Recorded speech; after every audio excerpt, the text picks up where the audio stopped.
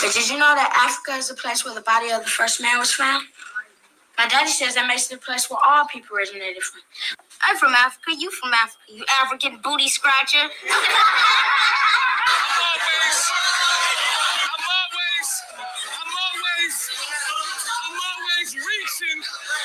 always reaching. We make niggas disappear like that triangle out Bermuda. They can't find his body, but they know that I'm the shooter. I say cut my sentence in half, and I spread a little rumor. Deal?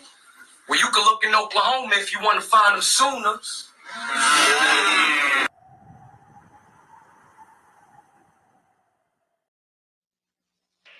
If I say to you, Columbus discovered America in 1492, if I was your teacher, you said, no, Columbus didn't discover America in 1492. There were Indians here. I tell you, you flunked the course. Strictly ghetto, nigga.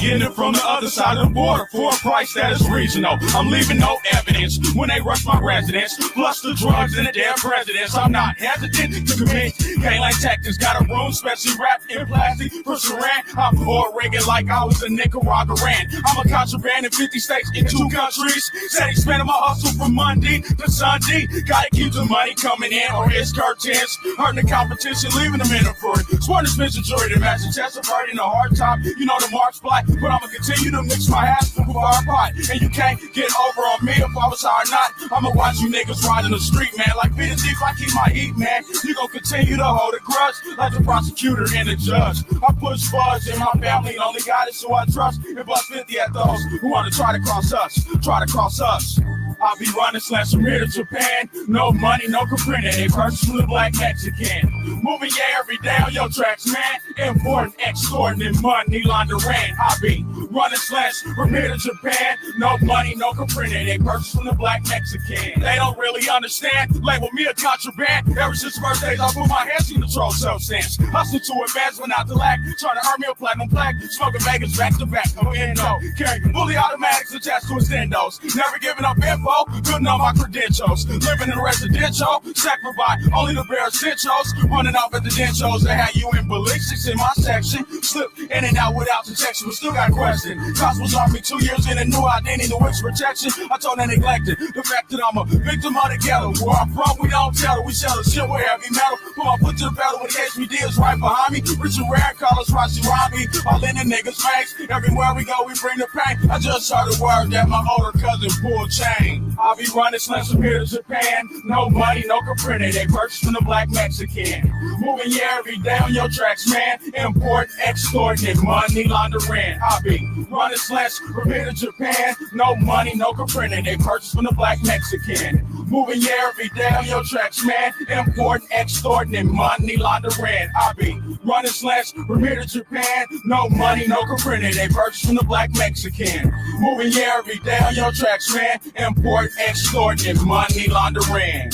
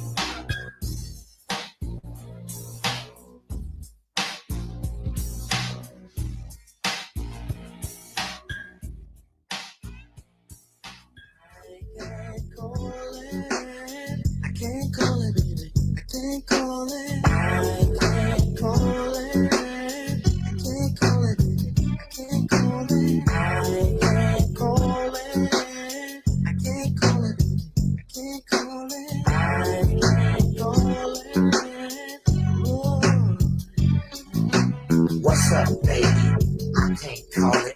Tell me what life's about. What's up, baby? I can't realize why you put my love in doubt. I can't call it. I can't call it. I can't call it. I can't call it. I can't call it. I can't call it. I can't call it. I can't call it.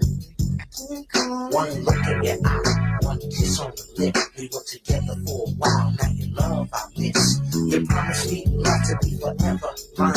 You said you never love another anytime.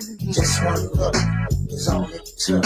From head to toe, Freddie Pete was hooked. Your eyes and smile, everything was proper. Young, tender, a straight showstopper.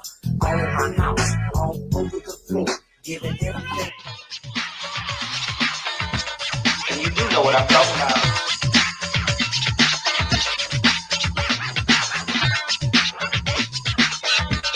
And you do know what I'm talking about. Never did like school. You know a young nigga never liked school. Learning all about white folks, this ain't cool. I remember this clear as a bell. Telling my third grade teacher, bitch, go to hell. Just like to make a young nigga square dance. Look, bitch, I'm black, so it don't stand a chance. So what the fuck do you expect? A young black child goes to white folks to get checked and educated by a system that disses us. And while we're learning about white folks, we're missing us. You wonder why a young brother says fuck school? Because the shit is racist. The shit ain't cool. You motherfuckers wanna know why brothers ain't going to your white ass school? Fuck going to school learning about George Washington and brothers being slaves. Fuck y'all. For a black man to have it going on, he needs to quit begging a white man and get his own. Cause the shit you know it never change. Begging a white man to be in this movie. Now that's this thing. We need to make our own movies like do the right thing. Black made, black brother, that's a black thing. And for you motherfuckers who don't want to face it, I got a 9 for your ass, so fuck you, race. Oh, they own it, man. Y'all need to think on something. Wait a minute. You motherfuckers want to say young black brothers is criminals and fucking up your good American society? Fuck you, motherfuckers. You the motherfuckers that's bringing over boatloads of dope from Colombia, dropping bombs on countries and shit, and then you want to turn around and say, we fucking up society. Fuck you, motherfuckers. Fuck y'all. Building your online business? Go to Wix.com and set up your store on a single integrated platform. Add products, showcase them dynamically, and seamlessly track your We are at historic St. Mary's City with Dr. Henry Miller, the Director of Research. It's so nice to have you on the program. Well, thank you. Oh my goodness. We have gotten an incredible tour of the chapel here at historic St. Mary's City and a real look into history. Before we start talking about that, I'd like to talk a little bit about you because you bring a very special perspective. Historic St. Mary's City dates back to the 1600s. Everybody knows that. And today we know what an incredible ground this is for history. There are many buildings, there are signs along the way, really directing you to the incredible history that is a part of Southern Maryland. The interesting thing about it is this history has really only come to light within the last 40 years. In 1969, historic St. Mary's City was designated a national landmark, a historical landmark. Right. Now, what makes you so poignant, your position so poignant and your information so vital is that you were here almost from the beginning of that time when the discoveries in historic St. Mary's City really started coming to light. That's true. I started in 1972 here as a digger and became enthused by the history of Maryland and the Chesapeake and especially this spot because here was an entire colonial city that had completely vanished. Goodness. And the museum began by hiring a historian, Dr. Lois Carr, who tried to find the maps and the written description so we could figure out what was here. What she discovered is there are no maps and very few written descriptions. So the only alternative, if we were to ever know what Maryland's first city was like, was to dig in the soil. Mm-hmm. So we began that process. And when I first came here, the only building was the State House, the reconstruction from the 1930s. Right. Everything else was pretty much fields. So we have started very carefully and laboriously over the decades to survey, to explore different places and buildings, and are finally beginning to get together a sense of what this very early city was like, because it really is a mystery. as to how the Marylanders shaped this urban place. And it was very different than what the few historical references indicated. It was actually an elaborately planned city that was based on the most sophisticated ideas of the time in Europe.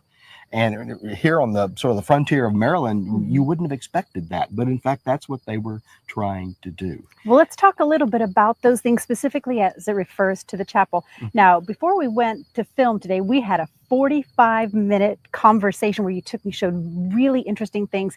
So the history with the chapel here and the grounds itself is rich, and it's unbelievable. We won't be able to cover it all, but let's do kind of a quick overview of what we know about this site, the chapel, and the people that were buried here. Sure.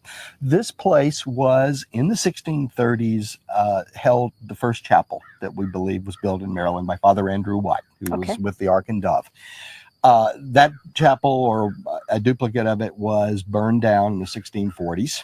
And we don't know what happened out here for another 10 or 15 years. But in the 1660s, they decided to begin the process of constructing the first major brick building in Maryland, and it would be a church. And so they came out here, they started making the bricks, they dug the foundations, and built this building in this location. What's unique about this structure is it could not have been built anywhere else in the English-speaking world at the time, because it was a Catholic church. That was forbidden in England. So this building is really a direct testament of perhaps Maryland's most important contribution is the idea of freedom of religion. Absolutely. The first experiment of that in a society on North America's shores occurred right here where we're standing. So this building was put up. It was an impressive piece of architecture, a costly piece. We don't know how costly because no records survive. And it clearly showed European influences there. It was how it was decorated and everything. The front of it would have been appropriate for churches of the era. But in 1704, the Calvert family's goal of freedom of religion ended. The sheriff of St. Mary's County was told to come down here, lock the door of this building, take the key with him, and it was no longer allowed to be used for worship. So a few years later, we don't know exactly when, it was dismantled. They recycled the brick in other buildings, and we were left with a plowed field. When we came out here in the 1980s, this was a cow pasture. And if you plowed it, you would see brick fragments and stuff. So we did that. Then we began in the 1980s, 88, in fact, to begin to dig this building. But we discovered, which I was surprised, that the walls, the foundations rather, are a full 3 foot in thickness. But what was really amazing, they went 5 feet in the ground. Goodness. That is really a rugged foundation, suggesting that it had quite high walls. We knew from our work that had glass windows. Then the glass windows were in the shape of diamonds, because we could find the fragments of them. It had a tile roof. We had a lot of the clues that we could extract from what was in the ground about this building. We also worked with buildings elsewhere that there was more data about, to get clues to the nature of the interior, for example. And in the early 2000s, we're able to begin reconstructing this building on the exact foundation where it was built in the 1660s, because its location was important in terms of the city plan. It was meant to be seen as you came from the town center. You would be looking at this incredible structure, because it's so tall, and the positioning of And its mate was built about a decade later, which was the brick State House at the other end of the town. So these were all part of an elaborate arrangement that laid out the first Capitol here. And it's amazing how over the course of a couple of 100 years, it completely was erased. And only beginning in the 70s did we really start to dig and understand the incredible amount of history that's located right here. Absolutely. And we've learned, of course, as we've done that how to decipher the clues more effectively. With every passing year, this really is more what we ought to be looking at, or maybe we ought to dig a little bit more there. So again, it's a huge puzzle. There's still vast unrecorded parts of it, buildings we don't know anything about. There's 100 years of research that could be done here by future generations. That's exciting. Yeah. And the buildings this is some important spot in another way. What we're standing on is also the largest cemetery in 17th century Maryland. There are literally hundreds of the founders of the colony, the men, the women, and the children who lie resting out here in unmarked graves. Wow. So we've done a few of them. We found the lead coffins inside. Right. We have cleared an area 10 foot out all around for drainage and things here. And we got about 65 graves in that area. Goodness. Okay. And they will all be returned and placed inside here eventually when we finish the building.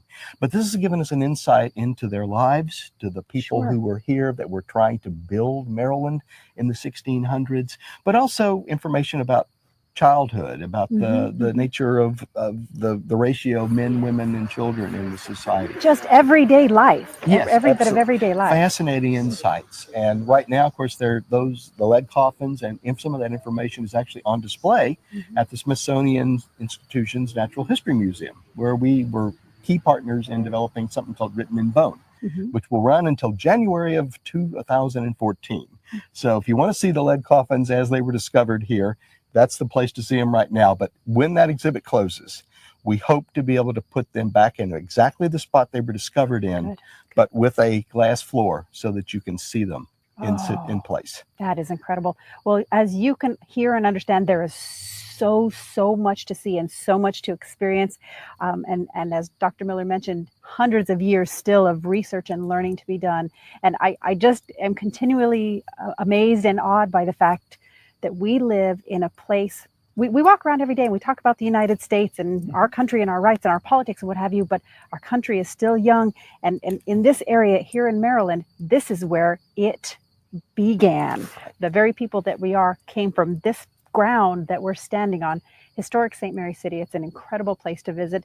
Dr. Miller, one of their most incredible resources. I'm sure if you come on the grounds and you see him, he'd be more than happy to answer your questions, because there are so many things we did not even scratch the surface about, the amazing things that have to do with this chapel. But Dr. Miller, thank you so much for sharing and being a part of this. Oh, my pleasure. Thank you.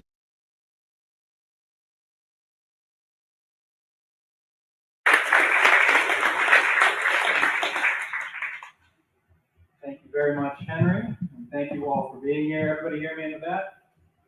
We're going to use you, school students.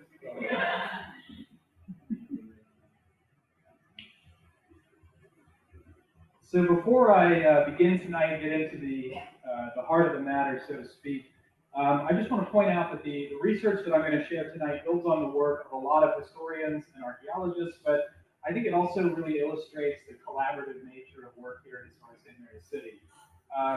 Some of the stories that I'm going to share with you this evening are the products of conversations I've had with Henry Miller, with Silas Curry, with Peter Friesen, DJ Lavery, and a lot of other folks at the institution who are doing this kind of research. So in the vein of standing on the shoulders of giants, this is certainly one of those kinds of things. So, let's make sure I know how to operate this. Okay, so tonight I'm going to tell you a story, and I'm going to tell it twice. It's the story of a man known to us only as Antonio, and of his murder at the hands of a Dutch merchant named Simon Overzee.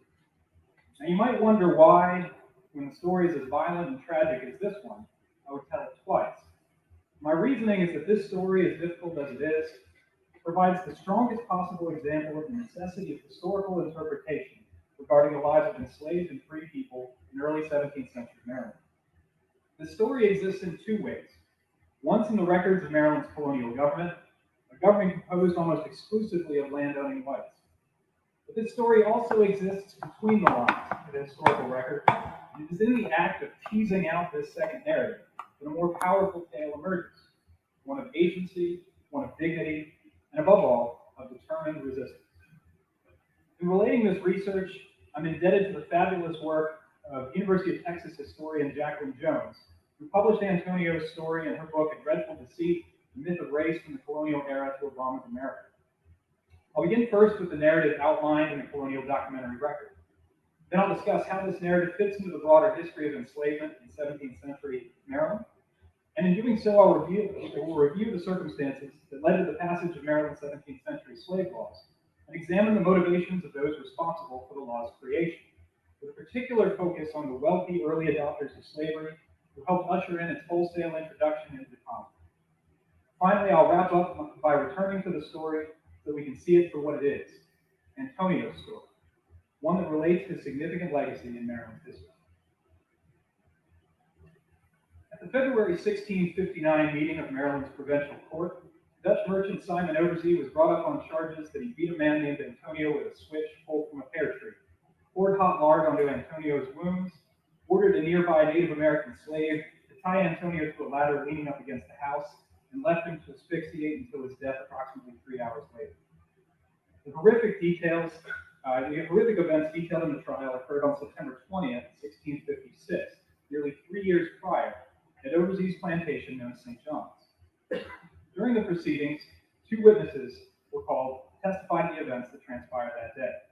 Hannah Littleworth, a servant indentured to Oversee, and William Hughes, a seasonal hired hand.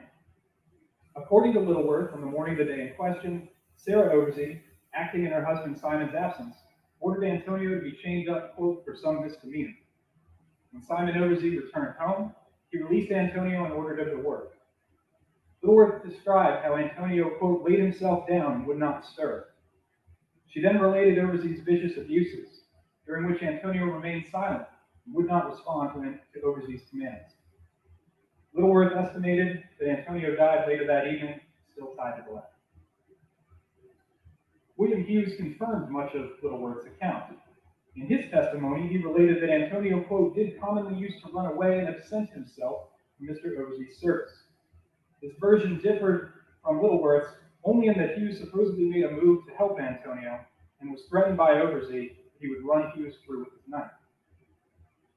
A few weeks later, on December 20th, 1658, the provincial court convened once more and demanded that Oversee post a massive bond of 100,000 pounds of tobacco prior to appearing in the next court session.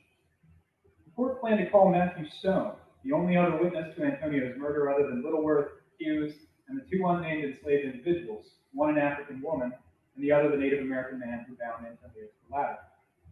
However, when the provincial court reconvened in February 1659, they called not William Stone, but Joe Chandler, a court counselor, receiver general of the colony, and Oversee's brother-in-law. Chandler was not present at St. John's on the day of Antonio's death, but as a relative and close business partner of Oversee's, Chandler testified to his impressions of Antonio prior to his murder. According to Chandler, not long after Antonio's arrival in Maryland, a frustrated Oversee sent Antonio to work on Chandler's plantation, where Chandler too had been frustrated by his inability to force Antonio to work. Chandler's language throughout his testimony made his impressions of Antonio clear. He referred to him at various times as, quote, a brute, an ugly, yelling brute beast, as ravenous as a hungry, starved dog, and a dangerous rogue. Chandler, it seemed, could not fathom Antonio's refusal to work. This made Antonio a threat.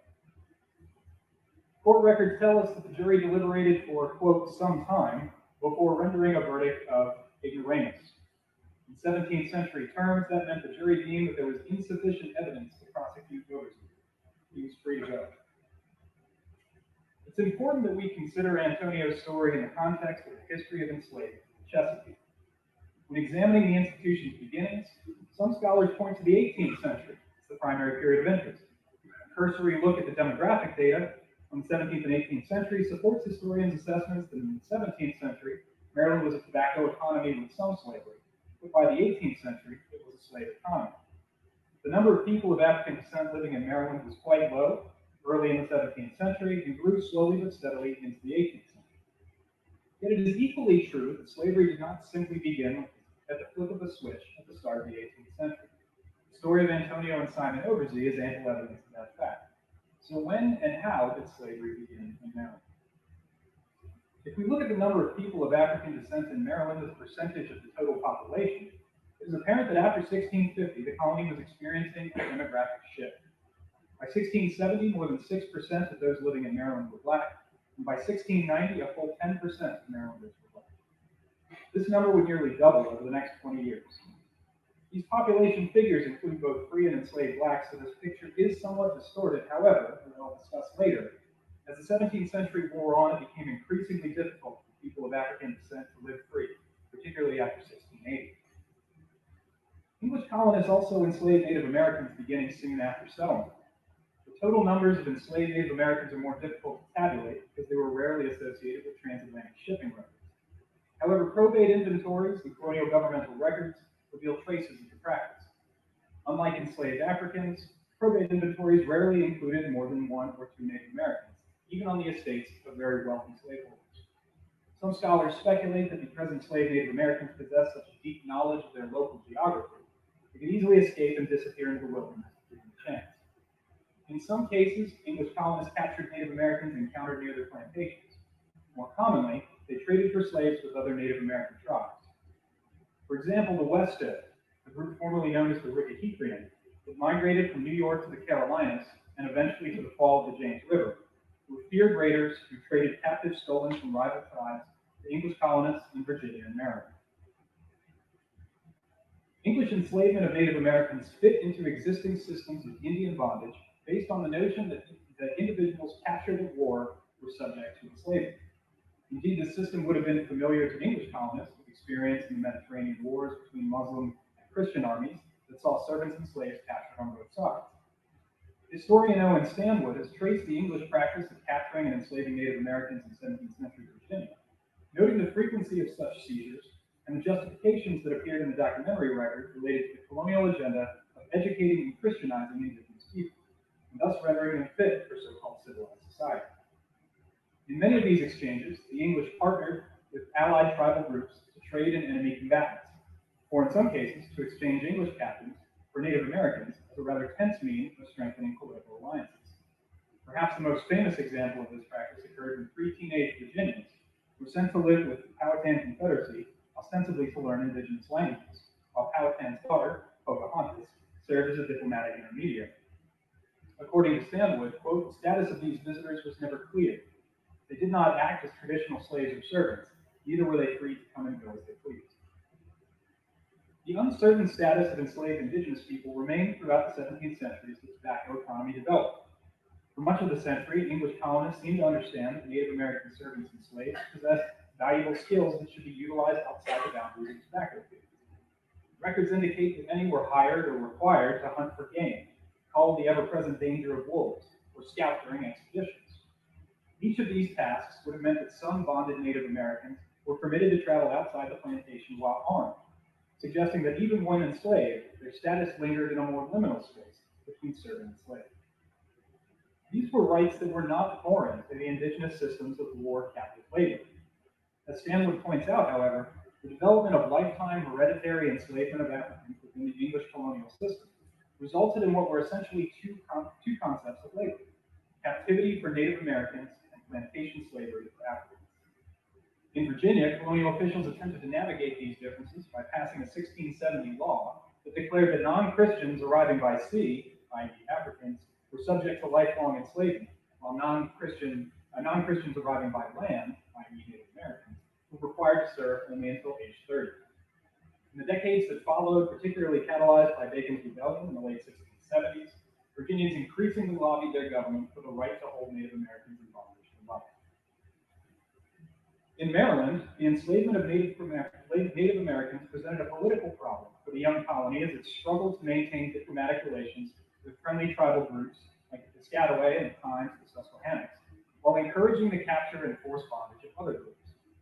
Based on the number of court and assembly records related to attacks perpetrated against friendly Native American groups, it seems that the average colonist could not or would not differentiate between friendly and enemy tribes. Evidence of this problem was written into a treaty that was signed in 1666 by Lord Baltimore and representatives from a group of local tribes. The document contains 14 statutes with a number of fascinating elements, and its implications are worthy of their own lecture, but I'll try to be brief. The second statute is the shortest, at 11 words. It states simply, quote, if an Indian kill an Englishman, he shall die. This is followed by a statute that begins with the admission that, quote, the English cannot easily distinguish one Indian from another, and follows with a complicated treatise stipulating when and how Native Americans encountering an English colonist must call out and lay down their arms. Failing to do so, he will, quote, be deemed as an enemy. No further text is supplied, but the implication hangs at the end of the statute that an enemy, Native American failing to follow the steps outlined in the document, was subject to capture, enslavement, or even death. This implication was made explicit in brutal fashion roughly 1 year later. At a meeting of the Governor's Council in August of 1667, the subject of the recent deaths of Captain John Auber and his servant, reportedly at the hands of a group identified by the council as the Weekamesas Indians, came before the group. The Weekamesas were not signatories on the 1666 treaty, thus rendering them, quote, enemies, according to the treaty's 13th statute. In response to the deaths, 4 Weekameses men, Tawakomoko, Osiko, Algert-Stano, and Aniawan, were captured and held in ransom until the tribe turned over those responsible for the deaths of Captain Auber and his servant. It was also demanded that the Weekameses sign the recently established treaty or be considered enemies. When these demands were brought forth, the Weekameses refused, alleging that a woman from their tribe had been killed by an Englishman. At this refusal, the governor's council declared that the 4 hostages would be executed as, quote, enemies to the inhabitants of this province. As the discussion continued, however, the ruling changed. It was determined that rather than execute the 3, quote, young Indians, that is, Osiko, Algert-Stano, and Aniawan, they would be given as slaves to Charles and Philip Calvert. Tawakomoko, the eldest man among the 4, however, would still be executed. Bear in mind that none of these 4 were the authors of the death of John Auber and his servant, yet they paid a heavy price for the deeds. English authorities in Maryland demonstrated a willingness to overcome challenges presented by the identification of tribal affiliation to continue the enslavement of Native Americans. The practice continued throughout the 17th century, although not at the same scale as the enslavement of Africans. Following the successful overthrow of the proprietary colonial rule at the end of the century, royal governorship, particularly that of Governor Francis Nicholson, marked an end to all of the most superficial differences in treatment between friendly and Indian tribes. By the 18th century, nearly all tribal groups were treated equally poorly. If we step backwards to the beginnings of the Maryland colony, it is clear that Native Americans and people of African descent were present from the earliest period of settlement, and the documentary record tells us that many of these people were enslaved. This might seem strange when we consider that the colony's first slave code was not passed until 1664, 5 years after the conclusion of Overseas trial and 8 years after Antonio's murder. It might also seem curious given that no slave codes existed in England at this time. Indeed, England had long since begun promoting itself as a country of liberty. For example, William Harrison, in his 1577 historical description of Britain, wrote, "As for slaves and bondsmen we have none, nay, such is the privilege of our country by the special grace of God and bounty of our princes, that if any come hither from other realms, as soon as they set foot on land, become so free of condition as their masters, whereby all note of servile bondage is utterly removed from them." The English did still debate appropriate methods of securing bond labor, and by the end of the 17th century, seemed to have settled on the concept of indentured servitude. Indentures were based in written documents, the formal contract between master and servant, that specified the terms of the arrangement and, perhaps most importantly, an end date for the indenture. This contract, from the perspective of the English conscience, offered the degree of freedom that was deemed appropriate for an English citizen within a bond labor system.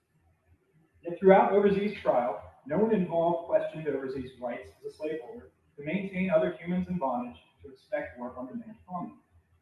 The same freedoms that were assumed to be the right of English people would not extend to most people of African descent in the English colony. Despite flowery declarations of the rights granted by England to those who dwelled within her territories, the English undoubtedly understood what the institution of slavery entailed. In Winthrop Jordan's seminal volume, White Over Black, he examined the works of 16th and 17th century English writers and assembled some of the most fundamental traits that the English associated with slavery during those periods. These traits included an enslaved person's total loss of freedom, that this loss of freedom was akin to a loss of humanity, the notion that enslavement was a lifelong condition that could be passed down to one's offspring, and that enslavement entailed captivity often associated with the defeat of foreigners or strangers in war. The English also had the example of the Portuguese and Spanish explorers who had been enslaving African, South American, and North American indigenous peoples for more than a century before the English began settling across the Atlantic. Thus, although the legal frameworks were not yet in place, the idea of slavery was present in the minds of English colonists from their earliest voyages. And it did not take long for some of Maryland's first English arrivals to begin sowing the seeds of slavery in the colony. Traces can be found in some of the colony's earliest legislation. For example, the rather ironically titled 1639 Act for the Liberties of the People declared that all Christian colonists were granted the same rights as Englishmen. The law, however, included a caveat that slaves were exempted from the legislation. The Similarly, the act limiting the time of service passed in the same year expressly referenced slaves as being excluded from the law. Colonial legislators felt the need to clarify the legal position of enslaved people in these laws, suggesting that the institution was already starting to take shape. In the 1640s, we see the first exchanges of enslaved people between colonists. The earliest of these involved the colony's proprietors, the Calvert family. In a letter dated January 5th, 1639, from Richard Kemp, the Secretary of Virginia, to Cecilius Calvert, the second Lord Baltimore, Kemp describes receiving Lord Baltimore's request for, quote, the buying of 40 lead cattle, 10 sows, 40 hens, and 10 Negroes to be transported to St. Mary's for your use. A letter from the same month, sent from Maryland Secretary John Lugar to Lord Baltimore, detailed the financial state of the colony's agricultural enterprises, but lamented that no enslaved individuals had been acquired that year. In March of 1642, it was recorded in the archives of the General Assembly that Colonial Governor Leonard Calvert had agreed to grant 3 pieces of property to one John Skinner in exchange for 17 enslaved Africans, 14 male and 3 female, in the ages of 16 and 26. This exchange never came to fruition, but it speaks to the Calvert's desire to bring enslaved people to the colony. Thomas Cornwallis, Maryland's leading investor and staunch ally to the Calverts, also featured prominently in the colony's early slave trade. His name is included on multiple exchanges throughout the 1650s and 1660s, involving both enslaved Africans and Native Americans. The Calverts and Cornwallises of the 17th century were what Dimitri Deave and Russell Menard called early plungers, a subset of wealthy Marylanders who introduced the institution of slavery into the colony years before it came to dominate the Chesapeake economy. These early plungers were, according to Deave and Menard, people with substantial land holdings and above-average inventoried wealth, Maryland's early one-percenters. They tended to hold at least 5 enslaved individuals along with numerous indentured servants. They also tended to occupy significant political positions which granted them the power to shape the colony's legal and economic institutions to suit their own interests. These men were also the most likely to have traveled throughout the English Atlantic, which meant they had commercial connections across the globe and likely witnessed the implementation of slavery in areas outside of Maryland. Members of this group, like the Calvert family and Thomas Cornwallis, demonstrated to their fellow colonists that the institution of slavery could bring profit. They then set about creating the legal structures that would ensure its growth into the future. One of the most significant steps toward the development of slavery in Maryland happened not in the Chesapeake, but much further south, in the island of Barbados. In September of 1661, Barbados passed the first comprehensive slave code in the English Atlantic. In the previous year, the African population on the island had reached a majority. By 1670, it was nearly double that of white colonists. Racial tensions were mounting, and so members of the island's colonial government leveraged their most powerful tool, the English legal structure, to formalize a system of inequality that would echo throughout the colony. The 1661 law contained many elements, but perhaps the 2 most important were the identification of enslaved people as property and the establishment of enslavement as a lifelong hereditary condition. The first declaration meant that not only the human beings could be bought and sold as chattel, but that they could be borrowed against, meaning slaveholders could leverage their enslaved population to acquire additional people. The second clause meant that enslaved people were forced into servitude for life and would pass down this condition to their offspring. While other differences existed between the Barbados slave code and the ones that would follow in other colonies, these 2 conditions featured prominently in all future English colonial slavery laws. It was only 3 years later, in September of 1664, that the Maryland General Assembly passed, quote, the Act Concerning Negroes and Other Slaves. Earlier that year, Governor Charles Calvert wrote to his father, Lord Baltimore, that his efforts to encourage the mass importation of enslaved people had thus far been in vain. He wrote that, quote, I've endeavored to see if I could find as many responsible men that would engage to take 100 or 200 Negroes every year from the Royal Company, but I find we are not men of good enough estates to undertake such a business. We could wish that we were, but we are naturally inclined to love Negroes if our purses would endure. Charles was attempting to continue the project his family had begun 30 years prior. These frustrations likely loomed large in his mind as he presided over the General Assembly meeting later that year.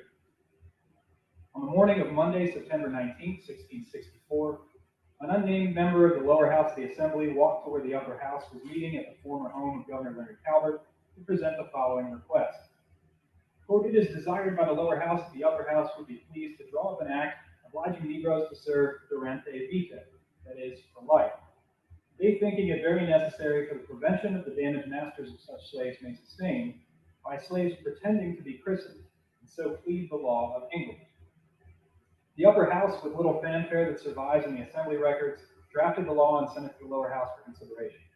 After some discussion, Maryland's first slave code was put into effect. A close reading of the 1664 law reveals the motivations of the assembly members who wrote it into being. The initial request from the lower house, the assembly referred to the issue of lifetime servitude, as well as the question of whether Christian baptism could erase one's designation as slave. The first of these issues was actually implied by an earlier law. The 1663, an act concerning English servants that run away in the company of Negroes and other slaves, referred to English servants running away with enslaved people, quote, who are incapable of making satisfactory by addition of time. In other words, enslaved individuals could not be punished by extending their term of servitude. It was already a lifetime sentence. The second element of the lower house's request would be a lingering question as Maryland's colonial government negotiated how to conscience the contradiction between Christian morality and slavery. This contradiction was addressed legally with the passage of the 1671 Act for the Encouraging of the Importation of Negroes and Slaves into this province, which declared that the sacrament of baptism in no way freed the enslaved from bondage. Indeed, the statute scolded those who would think to withhold the sacrament from their enslaved population, for this meant that they were shirking a moral obligation to quote the souls of those poor people. Both in the 1664 Act and in the legislation and debate that followed, Maryland's elite firmly and continuously constructed frameworks to maintain their ability to exploit enslaved labor. When we examine the membership of the 1664 General Assembly session, we see some common traits among those who laid out Maryland's first slavery law. Of the 28 members of the 1664 session, the estates of 20 of them were assigned probate inventories after their deaths. Of those 20 individuals, 12, or 60%, held enslaved people at the time of their passing. 6 of them, or 30%, held at least 5, and 5 assembly members, or a full 25%, held at least 10 enslaved people. It is important to note that probate inventories tell us about the assembly members holding at the times of their death, not at the time of the 1664 session. Yet it is readily apparent that the majority of the session's assembly members were invested in the future of slavery in Maryland. More than a quarter of them fit Eben Menard's description of early plungers, the powerful white colonists who introduced the system of enslavement into the colony and shaped it to ensure that their estates would continue to be profitable for years to come. There are also clear ties to Barbados and its large-scale system of slavery among the members of the 1664 Assembly and those that passed additional slave codes in the ensuing years. The most obvious of these is Thomas Notley, a representative of St. Mary's County in the lower house of the 1664 Assembly. Notley arrived in Maryland from Barbados in the early 1660s, after the Barbados Slave Code was passed and before Maryland's was written. He was a lawyer, serving as an attorney for Thomas Cornwallis and other members of the colony's elite. He also acted as deputy mayor from 1676 until his death in 1679. When his estate was inventoried, he held 29 enslaved applicants. In 1666, Notley acted as the speaker before the lower house, and another Barbadian transplant, Jesse Borden, acted as a proxy for the governor. During that session, the assembly adopted strict measures to punish those who stole their neighbors' enslaved persons or who assisted in their escape. Jesse Borden served as acting governor in 1676, and when he died suddenly later that year, his probate inventory included more than 3,000 acres of land and 11 enslaved applicants. 3 other former residents of Barbados, Benjamin Roser, Wenmont Christensen, and Edward Pye, all served in the General Assembly at various points. Roser and Christensen were part of the Assembly in 1678 when it passed the Act for Keeping of Register of Births, Marriages, and Burials in each respective county, a law that placed in the hands of Maryland's government that insidious colonial tool, the census. Censuses and the gathering of vital statistics rendered complex peoples into bureaucratically manipulable figures. In the words of historian Jenny Shaw, quote, by reducing human bodies to mere numbers on a page, colonial officials made the conceptual move of erasing the humanity of the populations under observation. The 1678 Act specified that births, marriages, and deaths in each Maryland county should be recorded, except those of, quote, Negroes, Indians, and mulattoes. This was the erasure of humanity that Shaw described. In the eyes of the colonial government, the birth, marriage, or death of a person of color was not an event worth inscribing in their records. In addition to their role in passing colonial legislation, The 5 men with ties both to Maryland and Barbados affirmed their common agendas by uniting their families and those of other prominent Marylanders in marriage. The web of interrelations became incredibly complex. For example, Jesse Wharton married Elizabeth Sewell, stepdaughter of Charles Calvert. Elizabeth had 3 sisters. The first, Jane, married Philip Calvert. The second, Anne, wed Benjamin Roser, and after Roser's death, Anne married Edward Pye. Elizabeth Sewell's third sister, Mary, wed William Chandler, son of Job Chandler, who was Simon Overseer's brother-in-law. We have no records of Thomas Notley's marriage or offspring, but he did serve as Charles Calvert's personal attorney. These interpersonal links through marriage or close association were tactics designed to bind those in power to one another, solidifying connections and aligning political, economic, and social interests with profit of all.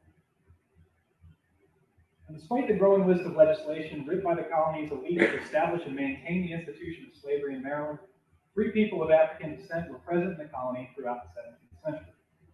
In the earliest period of settlement, some, like Matthias D'Souza, were able to build a future for themselves. D'Souza, a man of mixed Portuguese and African ancestry, came to Maryland as a servant indentured to Father Andrew White.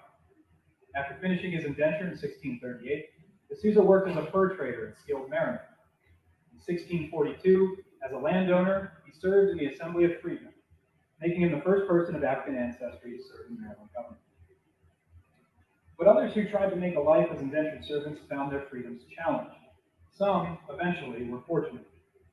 John Baptista, described in provincial court records as, quote, a Moor of Barbary, petitioned the court for his freedom in 1661. Baptista had worked at St. John's for Simon Oversee, but after Oversee's death in 1659, his lawyers attempted to settle his estate by selling off a valuable asset, John Baptista. Except Baptista was not enslaved. Rather, he was brought to Maryland by Oversee as an indentured servant. Baptista begged the court to affirm his status. Fortunately, Thomas Pritchard, an overseer from one of Oversee's estates, testified that Oversee had tried previously to convince Pritchard to purchase 2 years of Baptista's indenture, demonstrating to the satisfaction of the court that Baptista was in fact an indentured servant and was not enslaved. Charles Cave, however, was not so successful. Like John Baptista, Cave petitioned the provincial court for his freedom in 1679, arguing that he had been brought by Thomas Cornwallis from England as an indentured servant. However, none of the 4 witnesses called during the trial could corroborate Cave's claim as his status. Among the witnesses were servants of Cornwallis and multiple individuals who traveled aboard the ship to Maryland with Cornwallis and Cave. Each recalled hearing nothing of Cave's status, or recalled only hearing about his indenture from Cave himself. In the end, Cave's word was deemed insufficient, and the court declared, quote, Charles Cave is a slave. Unlike John Baptista's petition, no English colonists spoke up on Cave's behalf, and his freedom evaporated. In the 1680s and 1690s, slavery in Maryland was ramping up at an astonishing rate. By this time, nearly all people of African descent in the colony were enslaved. In the 3 decades between 1680 and 1710, the number of people of African descent in Maryland increased by more than 80% in the first decade, by nearly 70% in the second decade, and then by another 77% over the third decade. In the 50-year period between 1680 and 1730, Maryland's black population increased by more than 15,000 individuals, the vast majority of whom were enslaved. Allowing for the fact that this number is smaller than the number of human beings sold to Virginian or Barbadian planters of the same period, it is staggering that the percentage of people of African descent in Maryland's overall population tripled to more than 21% between 1680 and 1730. Studies of shipping records tell us that during the 17th and early 18th centuries, most enslaved Africans came to Maryland from West Africa, particularly Senegal and Ghana. By the second quarter of the 18th century, people captured from the Gulf Coast, Sierra Leone, and the Bights of Biafra and Benin were swept up in the transatlantic slave trade. These people, who originated from different cultures and spoke a variety of languages, were packed aboard ships and forced to endure the weeks and sometimes months at sea before they met their fates in the colonies. Yet for all we can piece together from tabulating the total numbers of humans that were forced across the Atlantic to Maryland, and for all we can parse from colonial records that are biased and economical, you're often left with little when trying to learn about the lives of individual enslaved people during the 17th century. So many who were brought to Maryland were not recorded in the documentary record, and when they were, they were often only referred to by a monetary value next to the word Negro. We occasionally get first names, either self-reported or assigned, like Samson or Jack, Mingo or Prince, Charles or Jupiter. Women's first names are less common and last names are even rarer. It is for this reason that the stories that do survive, the scattering of lines in court or assembly records, need to be examined closely to find what is implied and what exists between the lines. We have to read with empathy and with a thirst for detail. When we do, we can feel Charles Cave's anxiety when after 20 years of servitude, he begged the court for his freedom, and we mourn his despair when it is denied. We witness the emotional burden of those whose cases did not make it to court, but who suffered the daily stresses of wondering when someone might demand their life to help even out an account book. We shudder at the horror of the Native American man who tied Antonio to a ladder on the morning of September 20th, 1656. And we celebrate the triumph of John Baptista's relief upon learning that he need only serve as master for 2 more years rather than for the remainder of his life. Close reading also reveals the profound talents that Africans and African Americans brought to bear in a colonial environment dedicated to their oppression. For example, Robert Sly's 1671 probate inventory contains a section identified as, quote, plants the Negro's quarter. Listed among the items stored in the quarter plants occupied were a variety of tools used in cooperage, including axes, adze, compasses, and a drawing knife. Barrel production was a critical function on the colonial frontier, and Clancy's skills would have been in high demand. The level of responsibility that he held is also evidenced by the gun listed among the items in his quarter.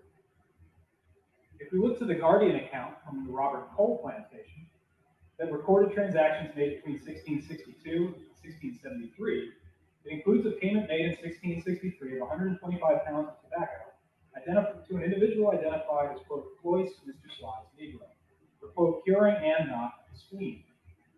It is not clear whether Cloyce and Plants were the same person.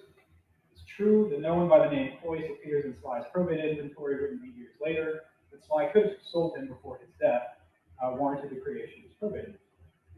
It is also worth noting that the inventory listing for Plants' quarters did not include any equipment or supplies typically associated with 17th century medical treatment.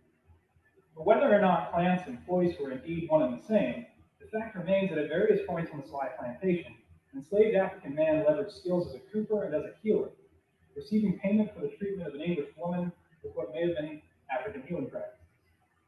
By examining the day-to-day and imagining the day-to-day tasks associated with cooperage, with the emotional journey taken from diagnosis to treatment to awaiting Ann Knott's recovery, we reveal stories far more personal and compelling than those told by an individual's name and a value assigned to it. When we return to the colonial transcriptions of Simon Overseas' trial and follow its narrative threads, we can find a different tale among the pages, Antonio's story. From his name, it is possible that Antonio was enslaved by Portuguese traders who were active in West and West Central Africa since the 16th century. Antonio was likely captured during a slaving raid designed to acquire prisoners to force into bondage. From there, he was marched to the sea and loaded onto a ship called the Vitapar, which had stopped at Port Luongo in the Congo-Angola region. From there, the Vitapar, with Antonio and hundreds of other people crammed into its holds, sailed to Amsterdam and remained in port for 7 frigid months. He was then brought across the Atlantic in March of 1656 and was soon taken to Overseas' home to labor alongside the merchant's other enslaved and indentured workers, performing agricultural tasks that were usually done by women in his homeland. Antonio waited for an opportune moment and then ran from the plantation. He survived in the swamps and in the woods, often returning to the plantation to steal food and supplies. After he was spotted and dragged back to St. John's, he waited again for the right time before running away a second time. He was caught once more, and once more he fled the plantation, at one time avoiding capture for nearly a month. His repeated escapes baffled the plantation's overseer, Job Chandler, who reported that Antonio managed to flee capture while tied up and suffering from an injured hand.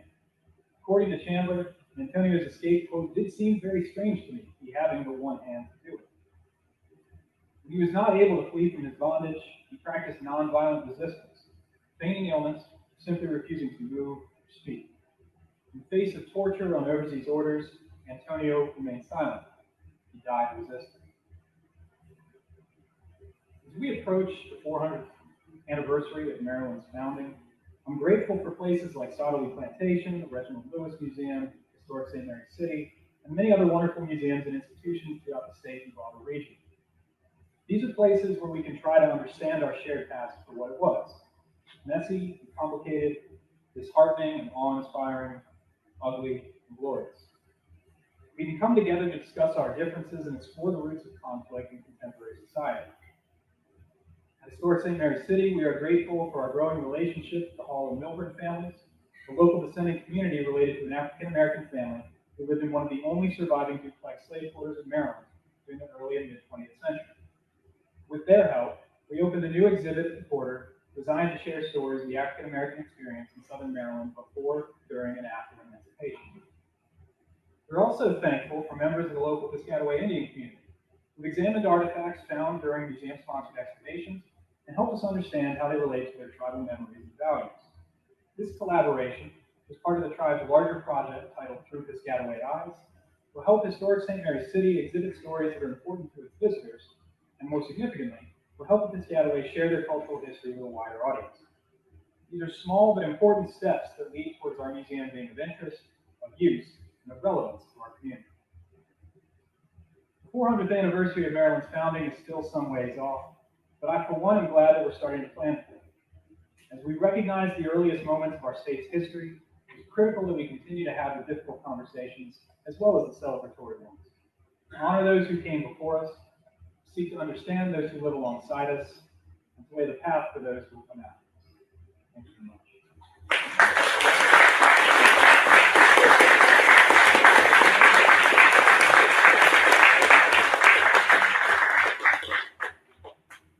Happy to take questions. At the beginning, Travis, you mentioned the enslavement of Native Americans, and you can quite continue that on and die off that, or what? As the African enslavement. The question was, did the enslavement of Native Americans continue into the 18th century? It did. It eventually starts to die off. The booming plantation economy takes over, but it did continue into the 18th century. The degree that it continued and was practiced is something that we're still working on researching both here and at other institutions to see what that impact was in Chesapeake. I know that as attitudes start to shift in terms of the royal governorship here in Maryland and certainly in Virginia following sort of the events, the unrest in the late 17th century, people started saying, even if they're war captives, we shouldn't have to return these individuals after they hit a certain age. We should be able to keep them for life. But the numbers are something that we're still kind of coming to grips with.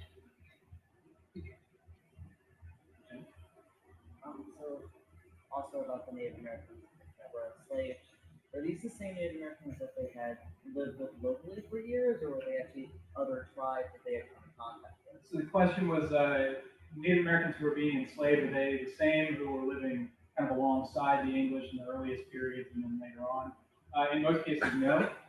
These are tended to be, as I tried to illustrate just briefly, you have these sort of complex diplomatic situations going on. And the English are trying to create alliances that would be profitable for them and also maintain their own degree of safety. And so most of the exchanges that are happening are with whoever happens to be an enemy at that time. But tribes like the Piscataway remain allies for most of them.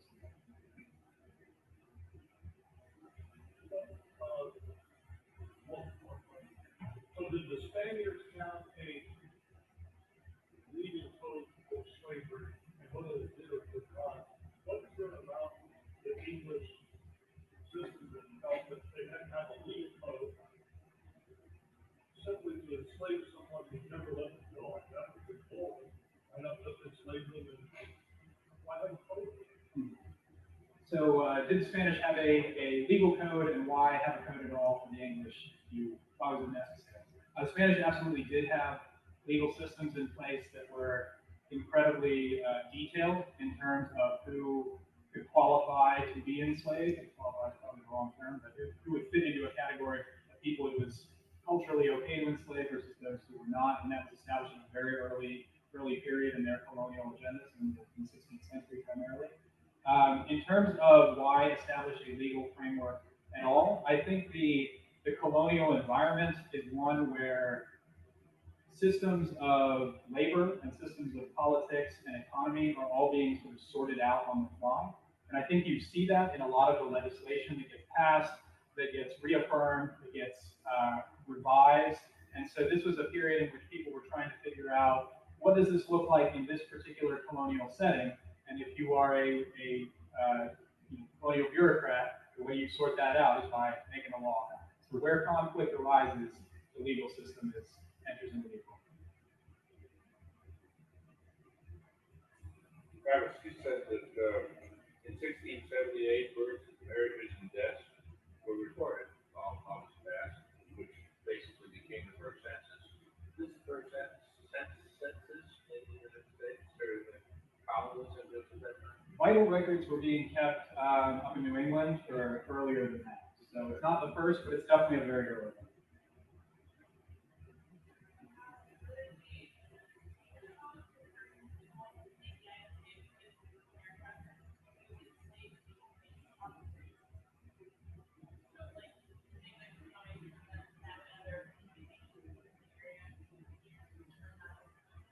So the question was, were they the first to enslave based on race?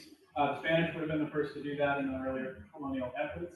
But at the time, this was the idea of enslavement of peoples, of the other peoples that you're encountering through your travels throughout the world, was something that dated back hundreds of years, thousands of years in most cultures around the world. So even for the Native American groups were used to, many of them had cultural backgrounds in this idea of war captives as being enslaved. But in a lot of those cases, particularly for Native American groups, the idea was to incorporate these people into your society. They still were your property. You still owned them. But it was not the kind of experience, I think, that Africans had to suffer, where you have people who are coming across the Atlantic who are not speaking any of the same languages and none of the cultural backgrounds. So it was a different experience, but this idea of race-based enslavement is something that, the idea of the concept of race is something that really develops throughout the 17th and into the 18th century. I think it's less about what a person's specific, slavery based on race, and it's more slavery based on color. They're not us, so it's okay.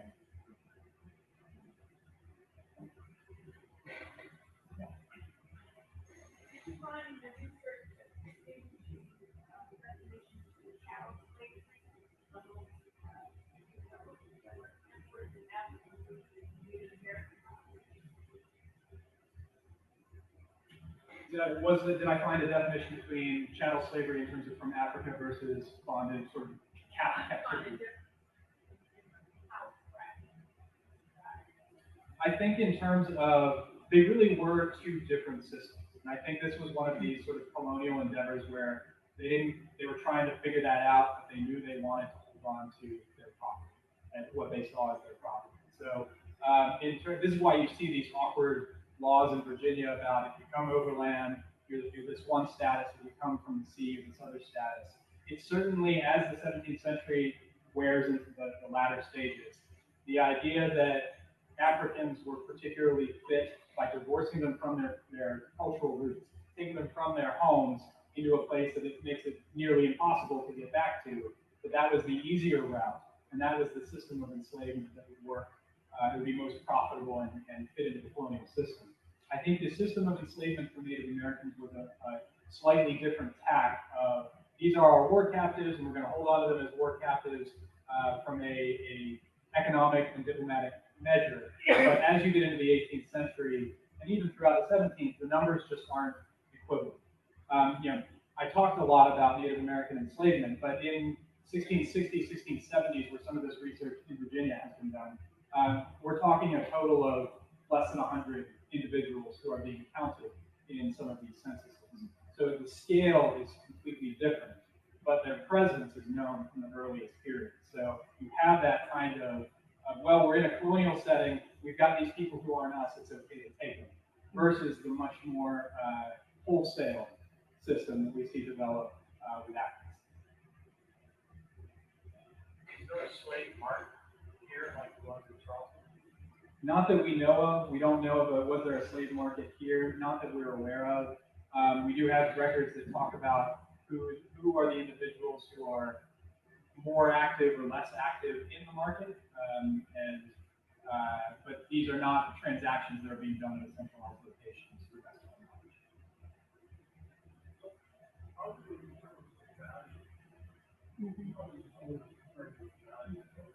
How is value determined? Yeah, how do you place a value on human life?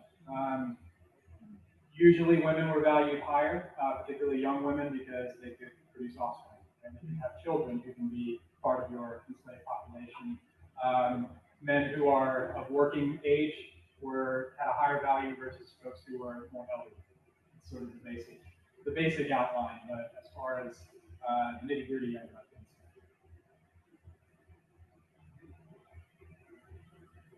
Has there been, this is kind of my question, has there been any pushback from some of these histories here at St. Mary's City and elsewhere in the Native Mysteries, slavery mysteries? I ask that because, as you know, I'm from Minnesota, we're wrestling with a lot of the same ideas. Renaming places, redistributing the lake, looking back and forth between community, and then this proposal about $7 million from our state historical society Century for Changing, for including the native name for an original area. So I'm just wondering if there's any pushback like that. I think when you introduce change in just about any environment, there's going to be pushback. And I hope I'm not speaking out of school for the administration here when I say we don't care. Pushback or no pushback, this is the right thing to do. It's something we've been doing, as Henry said, for years, and it's something we want to continue doing. And pushback or no, these are the stories that are going to be told.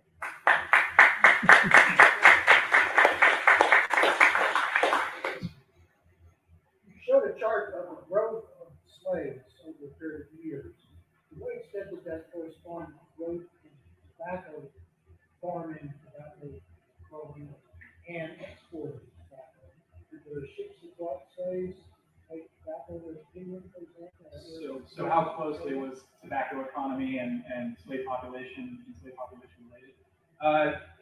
It's not a direct correlation, I would say. They weren't following identical trajectories, but they were following similar trajectories, I think it's fair to say. And if anything, as population is increasing, and you have more individuals here who are living in Maryland, living on large, trying to acquire land to have plantations, the need for labor increased in the minds of the English colonists. Now, how that labor, the question of indentured servitude versus enslaved labor is also something that gets hashed out throughout the 17th and into the 18th centuries.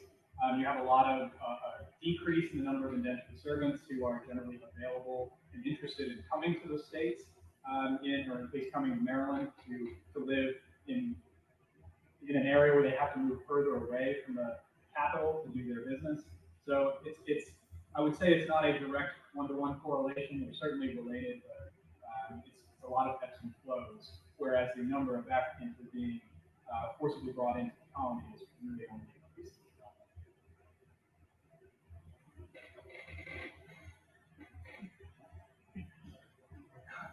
What are your research into this person in the next several years? Very nice of you to ask. I think that the issue of Native American slavery is something that is still has a lot of avenues to being understood. I think that it goes hand in glove with the idea of the cultural idea of enslavement in a colonial environment. But this idea of there being two separate systems or two related systems that are a little bit different is something that I think warrants further discussion. The article that I cited a lot tonight was written several years ago by a scholar researching 17th century Maryland. There aren't a lot of, or 17th century Virginia, there aren't a lot of equivalents in Maryland. So I think that's an avenue that's worth pursuing. I think that's the direction this research is.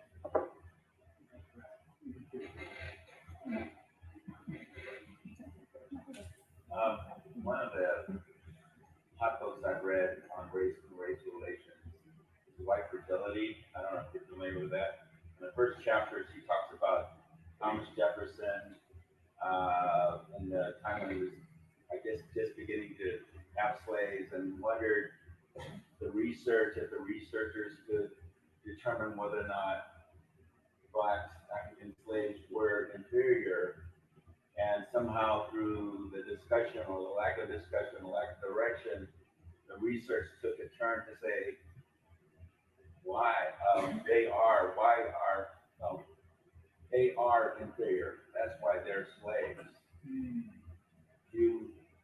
Have you heard about this, or is this the idea of sort of biological determinism as it comes to race? Right. One race is biologically equipped to do something, and the other isn't. right? And I found that when I'm reading the book, that's the first chapter. When you finish the book, then you figure out, wow, this is what set the tone for the next hundreds of years. Absolutely, and I think you see that a lot in folks like Thomas Jefferson in the 18th century, who are starting to have these kinds of moralistic debates with one another. In our documentary record, we don't see any of that. There is no discussion about, is this okay, is it not okay?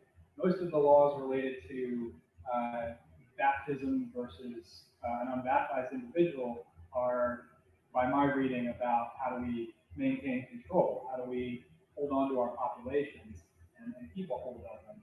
And it's less, you see less sort of self-reflection in a lot of the documentary record that I think you do as the system grows and grows.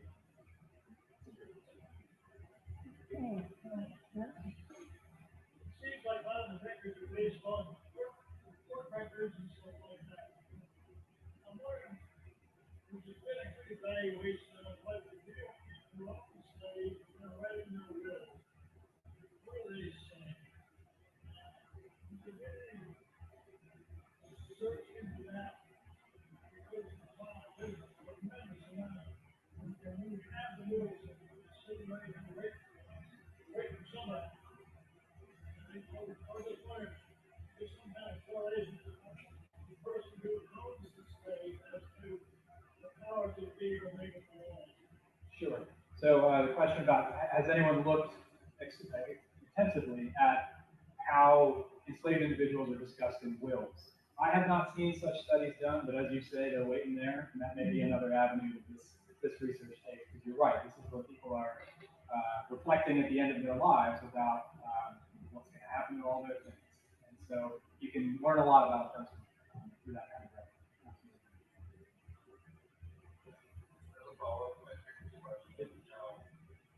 Are there any plans to further incorporate this research techniques elsewhere and Latin America and or as well? Do you have any suggestions for what to include and how to convey it?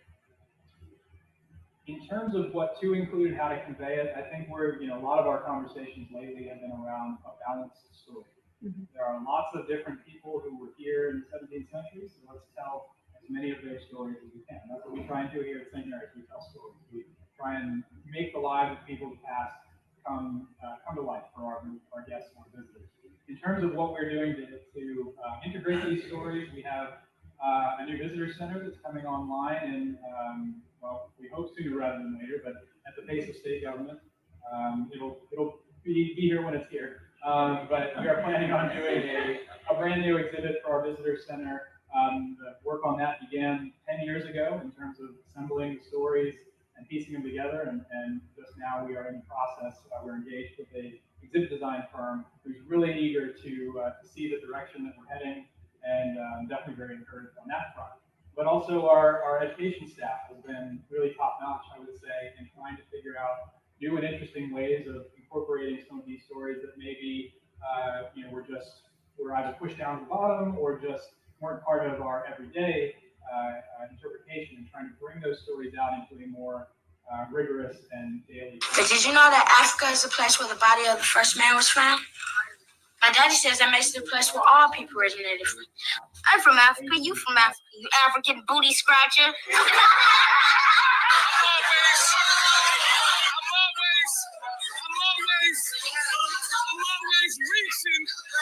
always reaching. We make niggas disappear like that triangle out Bermuda. They can't find his body, but they know that I'm the shooter. I say cut my sentence in half, and I spread a little rumor. Deal?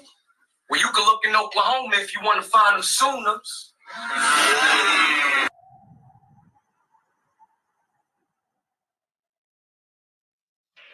If I say to you, Columbus discovered America in 1492, if I was your teacher, you said, no, Columbus didn't discover America in 1492, there were Indians here, I tell you, you flunked the course. Strictly ghetto, nigga.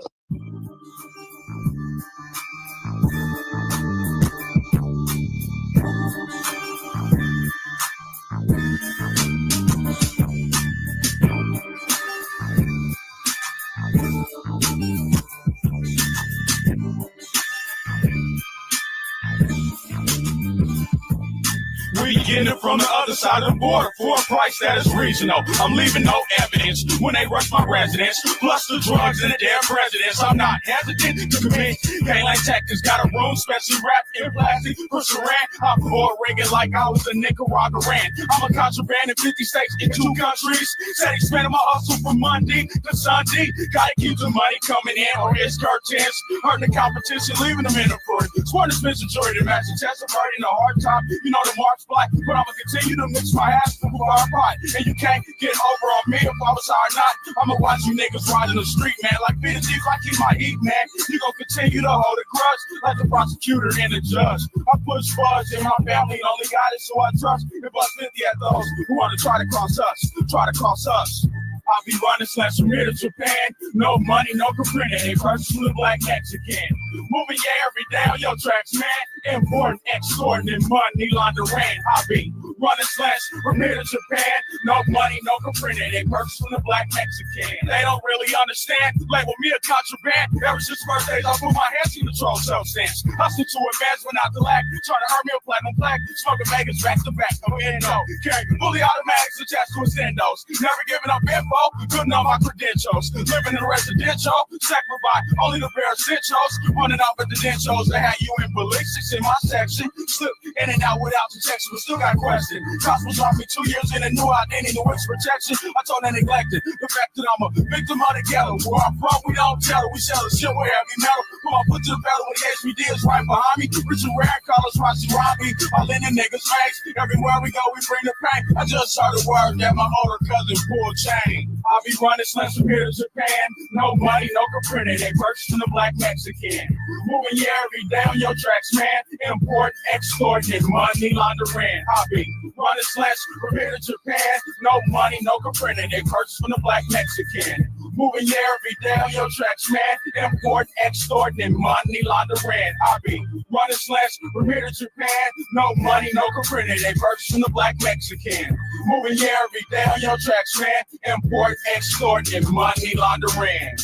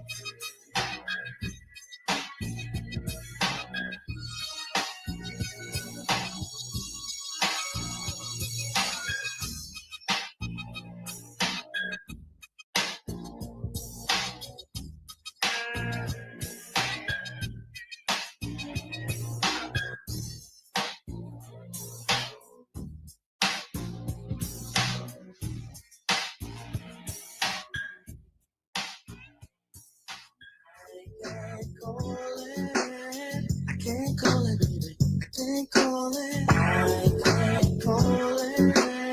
I can't call it. I can't call it. I can't call it.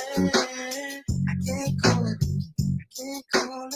I can't call it. Oh. What's up, baby? I can't call it.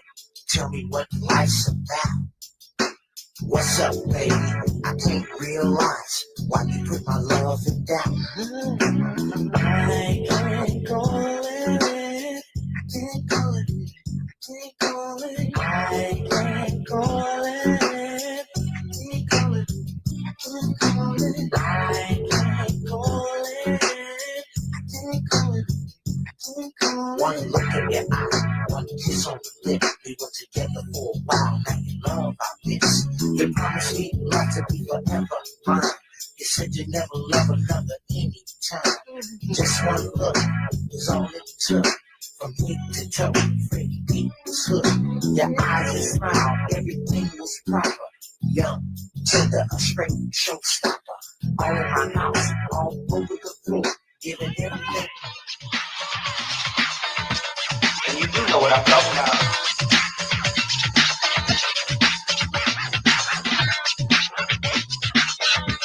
And you do know what I'm talking about.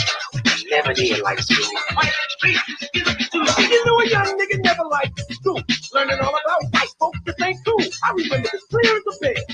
Telling my third grade teacher, bitch, go to hell. He's about to make a young nigga square then. Look, bitch, I'm black, so it don't stand a chance. So what the fuck do you expect? A young black child goes to white folks to get checked.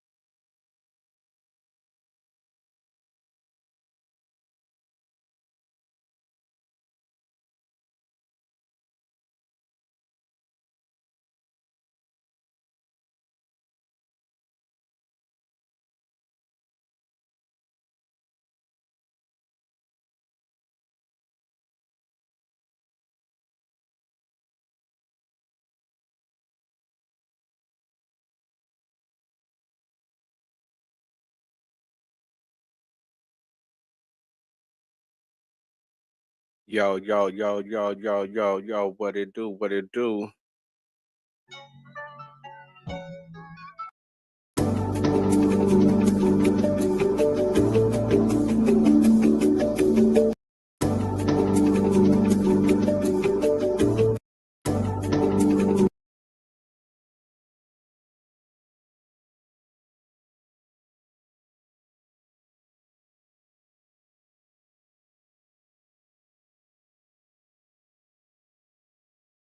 But did you know that Africa? Ain't nobody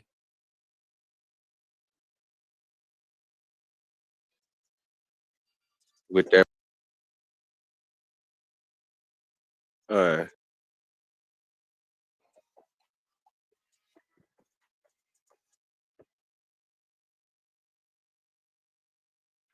so right here. One day I heard on Smoke messed up my little flow. Yo, yo, yo, yo, yo, yo, yo, what it do, what it do? I hope everybody can hear me. My thing just slipped out. Pause. Pause on that one. And it kind of messed up the flow of what was going to happen in the show. But it's definitely a time to pull up, roll up. I'm so glad that you showed up to comment, like, subscribe, tell a friend, and do it again. And just like I said, that the little thing just messed up my. I guess when the little mic just came out, it just messed up my little flow. What I had going on, so I do apologize for the small technical issues. Just make sure that my voice is okay. So my voice is Gucci. I'm good. I'm good. I'm good. I'm good.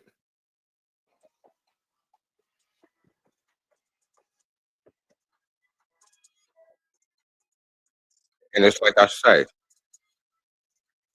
hope everybody having a good Wednesday. Hope everybody having a good Wednesday. And before I tap into the program for the night, uh, I do want to go over one little thing that came up one time in the community that I heard. Uh, and I just want to show the information of what I came across. So, one day I heard on Smoke Show, and shout out to Smoke. One day I heard on Smoke Show that over here, well, in India, it wasn't called India before they came over here to America. That it was called, uh, I guess, Hindu and some other names. Excuse me. And it's like I said, man, I'll be, man, man, I'll be checking out dudes. You know what I'm saying? I'll be trying to, get up on game, but some of the stuff be throwing me a loop. And this ain't no shot at nobody. You know what I'm saying? It's like I say, man, I ain't trying to go at nobody. I ain't trying to be tripping with nobody about the information. But I'm just gonna put this out there because this is a little information that I came across. I'm pretty sure they got some information, and I'm pretty sure that's why they said what they said. But I want to go on and show this. We can try to get some understanding. So right here is a map of before they came to America. So this right here is just showing Europe. We got Europe right there. Look like Germany right above that. France, Hispaniola, Italia. So they got that on there. Let me go to the different part of the map. So got Egypt, got Africa, Ethiopia, the interior. And another thing that was tripping me out about the Pan Africans, they was telling me that the Canary Islands wasn't black people, as you already know when I brought up the information about the blacks being found in Cuba. How I brought that information that that the Canary Island people was Africans, and how they try to paint it within history as they like some white people that came down from Europe or some people from Rome or some old crazy stuff. But we got the account from one of the first, well, from the first book that was written about the Canary Islands back in the 1600s from a Jesuit that stayed there before he went to the New World, and he ended up in Ecuador putting it down over there with them blacks from Ecuador, which he was writing. I guess the king or the pope and them for them, as far as the black people that was in Ecuador, for them to be able to get some type of rights, for them to be able to try to do something over there in Ecuador. But he was the one that was writing and stuff like that they say. But he wrote the book, and he said that from his being out there in the Canary Islands, that they was Africans. One side was light, and the other side was dark. So I just wanted to point that out there. Let's keep it going to the next spot on the map. And this is also too, you can see that they didn't even know about the bottom of Africa at this time. They really didn't even go down there at the time that this map was made. But we got Indic. We got Indic right here. I think that is for India, for India, India, whatever it is. India, because we got it right here. INDIA. We got Asia right here. And this is one of the first maps before they even came over to America. So it kind of threw me a loop when folks was like, yeah, it wasn't no, they wasn't saying Indian over there or India over there before they came over here because they say that Christopher Columbus was looking for India or was looking, you know what I'm saying, to do the trade. And, he thought he was in India. That's why he was naming everybody that he was so-called coming across as Indians. And the word was basically for all the inhabitants of the New World before the Europeans got there. So that's another reason why nigga pushed the Indian line. It's also another map. This one right here before they got to America. As you see, they got Asia right here, ASIA. So they got it on the land, but they got the Indian right here as far as in the water, the Indian Ocean. Look like Indian, INDIAN.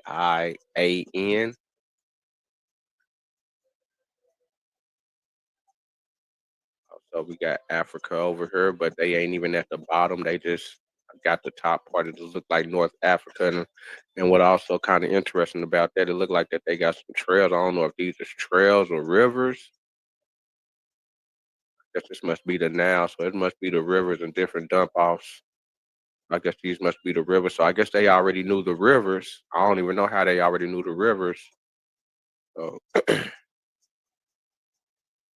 but this is definitely one of their maps before they got here. But I just want to point out the fact that Indian is on this map. Indian is on this map. Go to the next one and one more before we get to the program. Just a little up close on Africa. Close again, you see INDI. What's that? CUM. What it look like Indian to me. Some people might play with it, but that's what I took from it.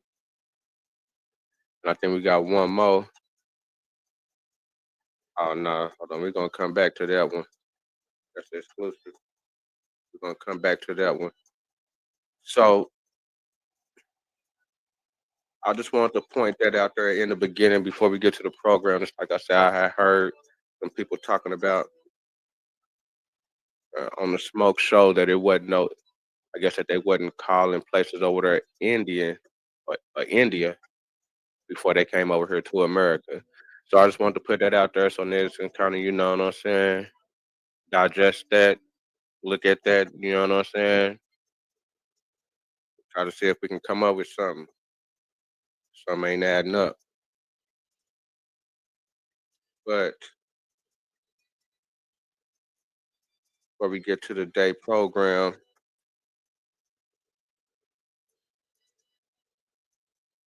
about Lope Martin.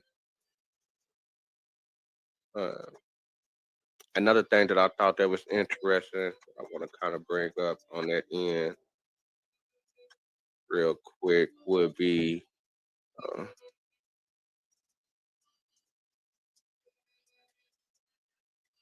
with that word Martin. I don't know if it's connected to the Moors over there, and they're gonna have to do a little bit more deep dive. According to that Martin word, but like what they say, two Moors conversating. Martin Moors in Germany, 1450 to 1491. So the reason that I brought that is because dude's last name was Martin. And when we get to learning a little bit more about them, when we get to learning a little bit more about them, uh,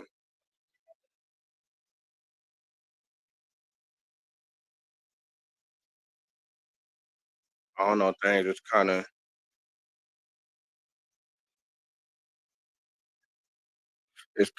it's kind of funny as far as his beginning and kind of what he accomplished. But I just thought that it was kind of funny as far as his story. But we first to get to it though. Uh, One moment and kind of going.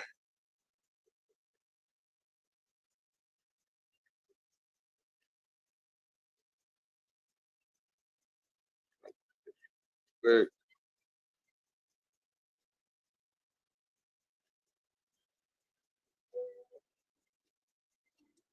Let me turn this down just a tad.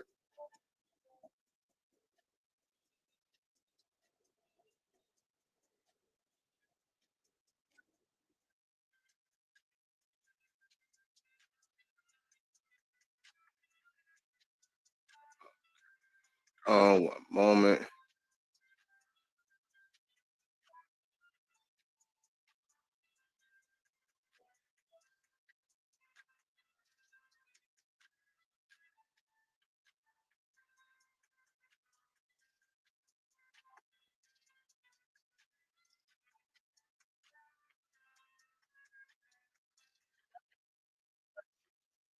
Okay, I'm tripping. My bad. Here we go.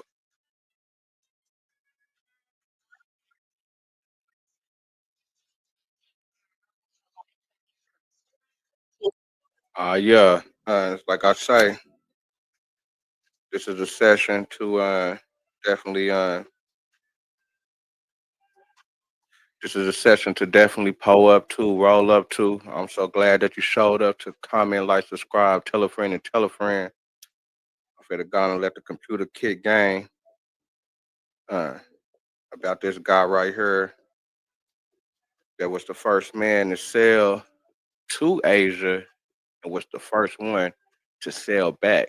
You know what I'm saying? To make that trip there and back to make, what I'm saying, to open up the eyes to the world of more of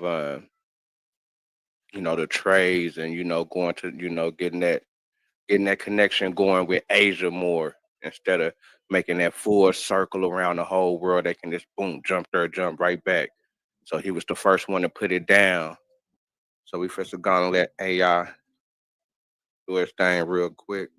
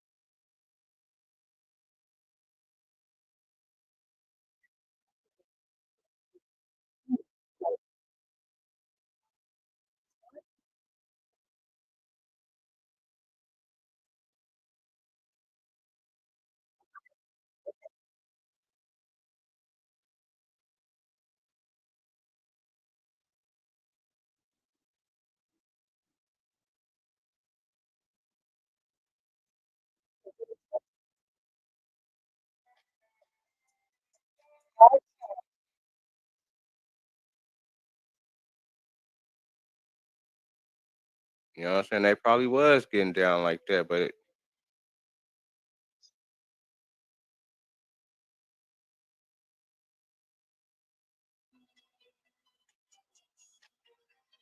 that's the type of boat he pushing from Mexico to the Philippines.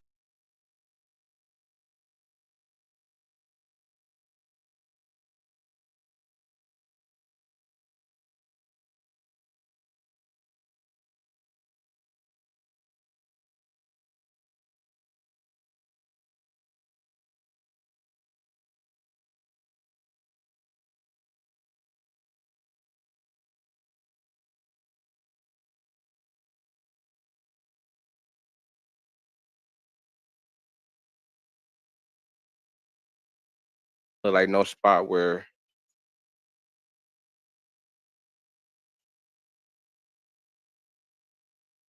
when niggas got hurt.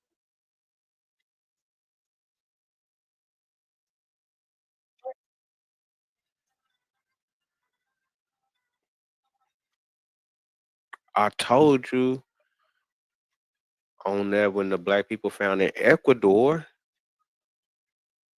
or before that.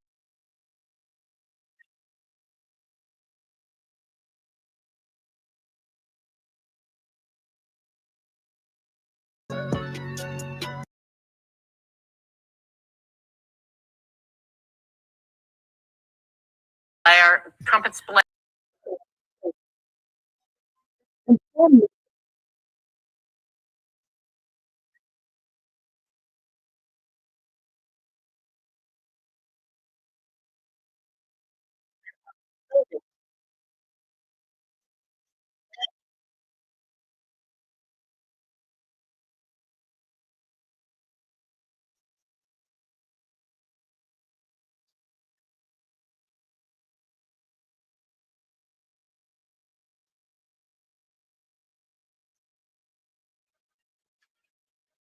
Hold on one moment.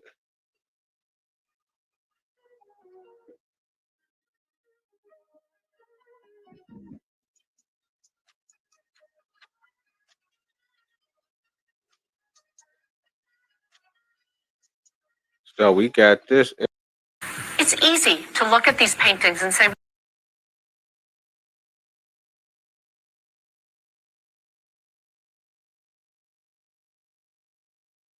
Throughout the years. Hip South America do come from America, and they do come from the Central America people, South America people, and also some people in the North America people that then got shipped around throughout America. This religious type society.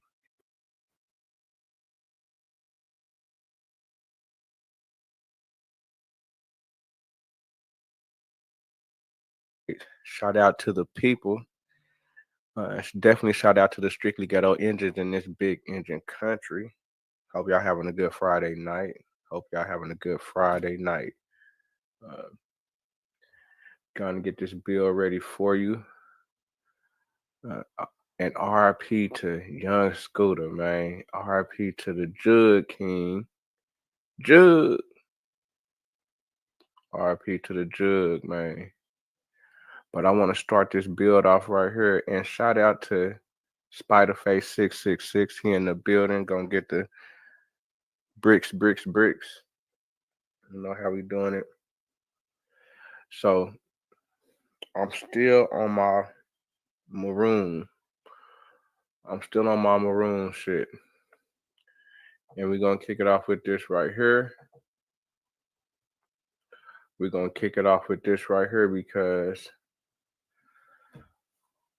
I really do believe that some of the black people in America is from America. And they come from the Mayans and that whole Central America. And I felt like that them people done got shitted on throughout history, and they've been covering the black people up in America because within this religious type society, when it was first built, the black man had to be in a certain position within their world. But I ain't gonna get too deep into that. I'm gonna get straight into what we're talking about. So we're gonna go into this right here.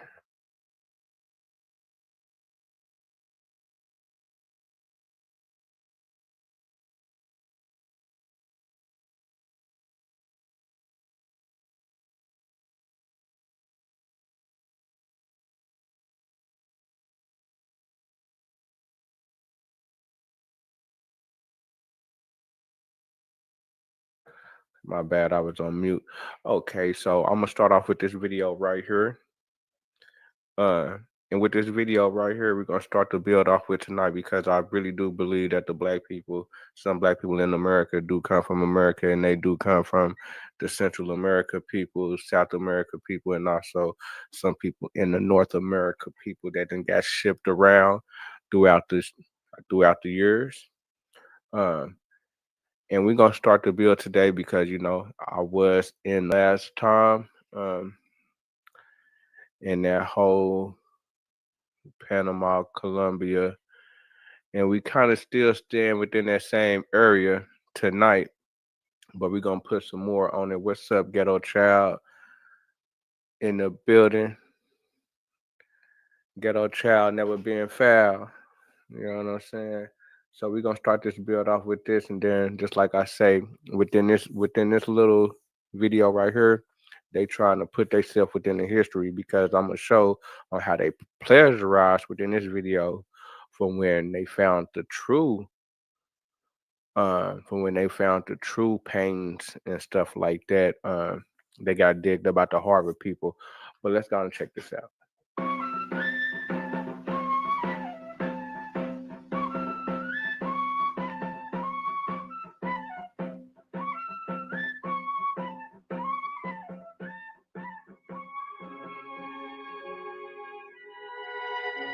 The origins of Maya civilization have been traced back to about 1,500 years before Christ.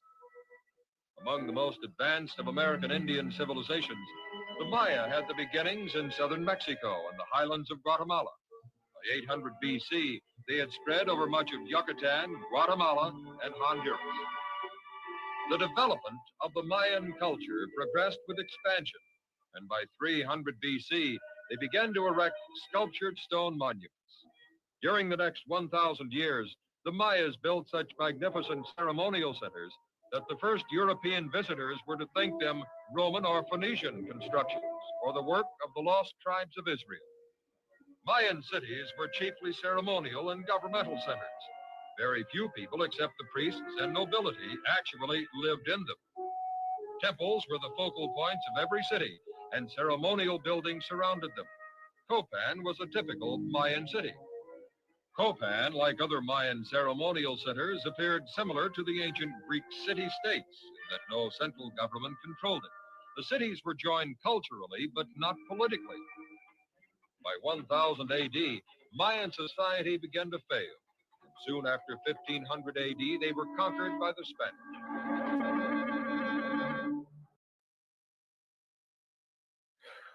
Those are fake, made-up images right there.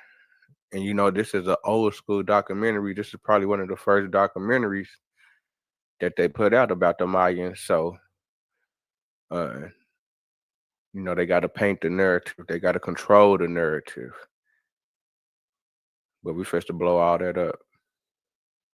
For hundreds of years, their abandoned cities lay forgotten, buried beneath dense jungle overgrowth.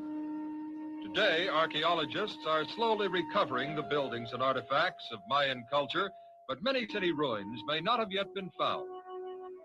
This carved stone preserves records showing that the Mayas had an almost perfect calendar, more accurate than those of Europe at that time. Corn was a foundation of Mayan society and their principal food. Mayas devoted their lives to growing crops and fields, temporarily wrested from the forests with stone axes and fires. In spite of the primitive farming methods, the lands produced abundantly. Peasants had to work only 6 weeks a year to produce surpluses of corn. Cotton was also raised and woven into cloth. Peasants lived outside the ceremonial centers in reed huts without furniture. To the Mayas, flat heads and crossed eyes were considered beautiful. They pressed children's heads with boards and hung balls between their eyes. Grinding corn into meal was always the duty of the Mayan wife. Although squash and chicle and some other crops were produced, failure of the corn crop meant starvation. Usually, the Mayas had plenty of food, but they did depend on regular harvests, so their religion was devoted to securing the favor of gods who they believed controlled the seasons and the weather. To this end, the Mayas built elaborate temples high on the rooftops of pyramids and spent much of their time in ceremonies and ritual sacrifices.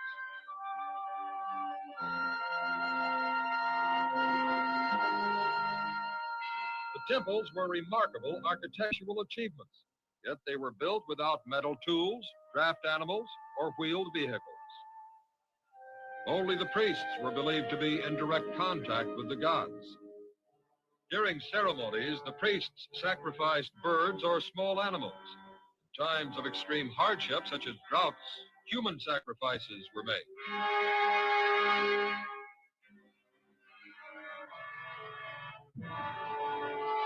If the priests reported that the offering had been accepted by the gods, the people rejoiced, assured that they would have a good harvest. Ball courts such as this were built to celebrate religious games. Also, the priests and nobles occasionally held games for amusement. Games, festivals, and musical pageants were all devoted to honoring the gods.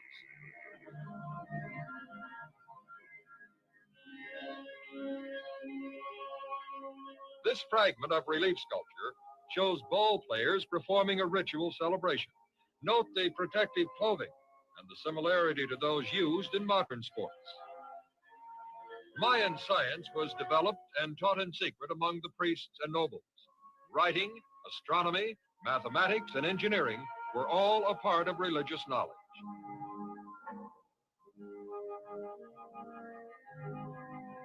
The priests developed a written language to record events such as droughts, wars, and seasons.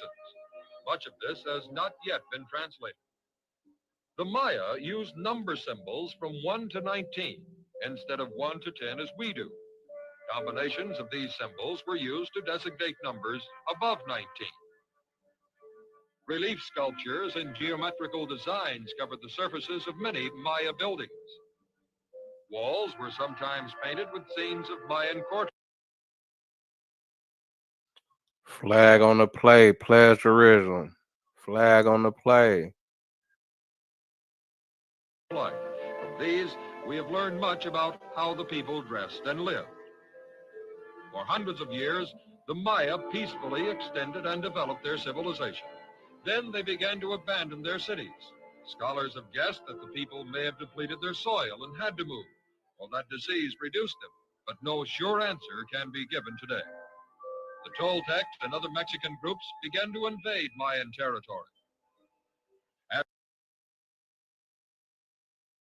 The Toltecs and Mexicans invaded the Mayans. As the Mayas sought to resist invasion, their armies increased theirs. More and more farmers were forced to leave their fields to fight the invaders. The leaders of the Maya city-states quarreled and began conflict among themselves. A great many prisoners were captured by the Mayas in battle. It became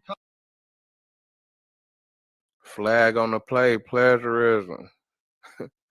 Flag on the play, plagiarism. This is a late in the game drawing. common then to use these prisoners in human sacrifice rituals. Soon, peasant revolts became widespread, and finally the warrior chiefs were overthrown. This brought the final collapse of Mayan civilization. The magnificent culture developed by the Mayas during thousands of years disintegrated in a few centuries.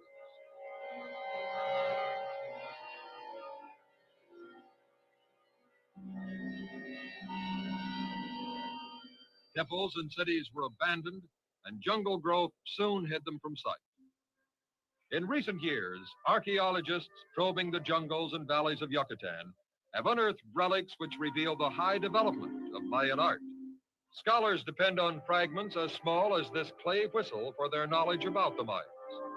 Bits of sculpture such as this jade relief show us the skill developed by Mayan artists. All carving was done without metal tools. Here is a strangely shaped flint knife, which was used in sacrifices. An intricate jade mask, carved and built up from tiny stones, was designed for a ceremonial offering. Fine pottery vessels have been discovered on religious sites. Elaborate handicraft products, such as this modeled clay incense burner, were used in temple ceremonies. Each piece recovered from the buried and forgotten past serves to shed some light on the ancient history of the Mayan civilization.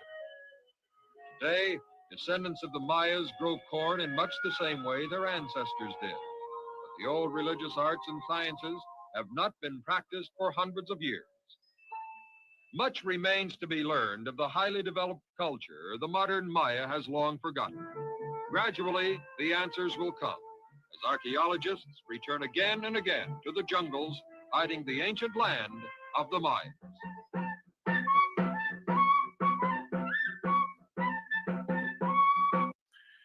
Now we're going to get to the real Mayans. Now it's time to get to the real Mayans.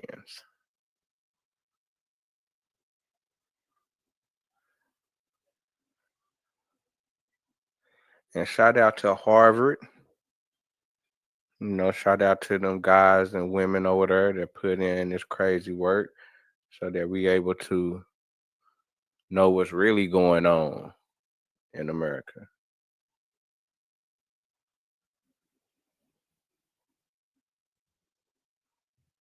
They go. Send some little funky shit. Yeah. Oh yeah, check it out. And you step into this room of battle. And my friend, Sir Eric Thompson, whom I mentioned earlier about the Plain Jane Clubwoman thing, he said, it's a little raid. The Maya didn't have war, so this must be a little raid. But in fact, it is one of the great battle paintings in all of art history. You see this, it unfolds across 3 walls, and it includes figures who repeat from place to place, figures who straddle particular parts of going from one wall to another, figures where in one case a hand reaches out of a scene it doesn't belong in and touches another. Now we just seen that image where they plagiarized this image right here, and they made them look a certain color. So when certain people do get that image, it's like, all right, them the OGs. Nah, these right here the OGs. These right here are the real OGs that they been mislabeling, are the Maroons that been having settlements and holding it down, and they said it was a lot of shipwrecks within their area, and to try to justify why these black people is in these areas and having big settlements, Maroons.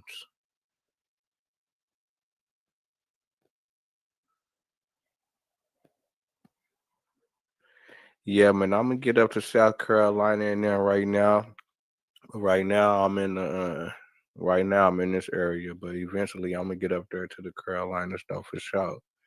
666 in the building. Violation of the wall, the notion that painting is artifice. It's easy to look at these paintings and say, well, it's a documentary photograph. The Maya had war. We all get that now. But in fact, it's all about artifice. Part of the artifice here is time again that is unfolding. The battle starts at the far left. Trumpets blare. We come to this little vignette here in the center where this captive actually seems to fly right out of the scene. If you stand in that room, his feet feel in your face. And then captives along the bottom edge of the battle scene are trussed up. 2 or 3 victorious warriors, sometimes 4 or 5, all ganging up on individuals to strip them of their finery and tie them up and bring them to some other location. Watching it all up above are ancestor figures, ancestors and even the captives of ancestors, as though they live on in the stars. And if we go back to the color here, I will simply say that there's no azurite ground into the blue here, but rather carbon to make it dark and potent, perhaps dawn, perhaps dusk. If you sit on the bench, you sit on top of the captives. You're part of it. You're now a victor. You sit on someone whose fingernails perhaps have been pulled, his lips have been trimmed, his fingers pulled out of joint. This is where you are. You sit on them. And if you sit on them, you then look back at the door through which you walked. You walk through, turn around, and this is what you see. And it's often held up as the greatest of all the walls in the Bonaparte paintings. Shout out to my folks over there at Yale, holding it down with this Mayan information in history, showing us that the Black Aborigines of America was already in America before Europeans came to America. As we look at the drawings and the paintings in the temples, the ancestors, dark brown, we know that the so-called Indians and Mexicans of today is not producing different shades, colors of brown people. It's not happening. It's only Black people that's producing that dark chocolate, that red, that yellow. That's only Black people that can do that. As you see, they're saying that we're going back to 1000 BC and up. We both read.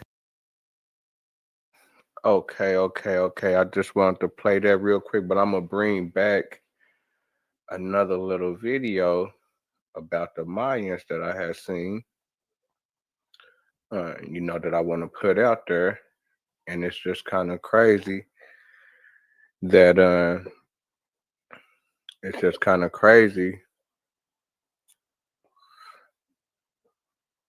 the little story on when they did find that little moral that they had to go through something, that the Mexicans didn't even know about it. They tried to fight them and try to get authority over. They didn't want nobody to know and stuff like that. But I just kind of wonder how this kind of stuff like this be happening, man. How the history be lost. And basically how they put in the history like this here.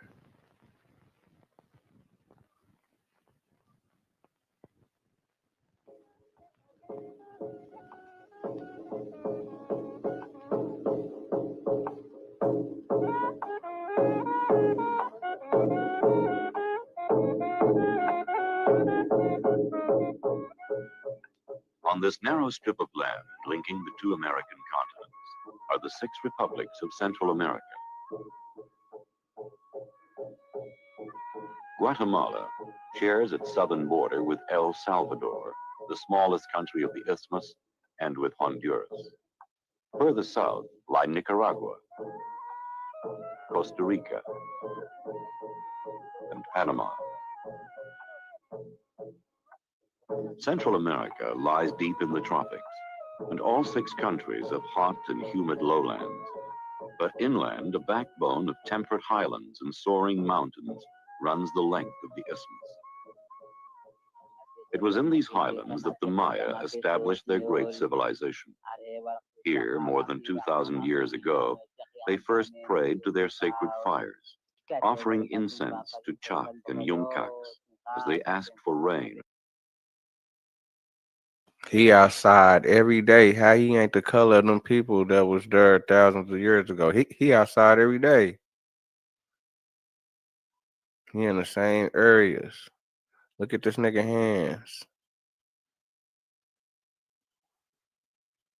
But I guess by this time, they mestizos. By this time, these ain't the real natives, or they done got mixed up. I don't know. Suspect. And a rich crop of maize. While Europe was still in the Dark Ages, the Maya were at the height of their powers, building cities and temples rich with sculpture, developing a written language, a system. Hold on, let me bring back that sculpture. Fires, offering incense to Chac and Yumcax as they asked for rain and a rich crop of maize. Is that a brother right there?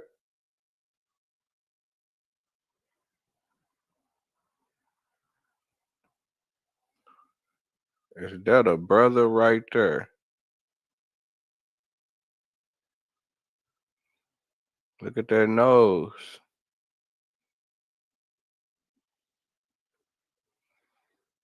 Look at that nose. Hmm. What they gonna say? That's the monkey.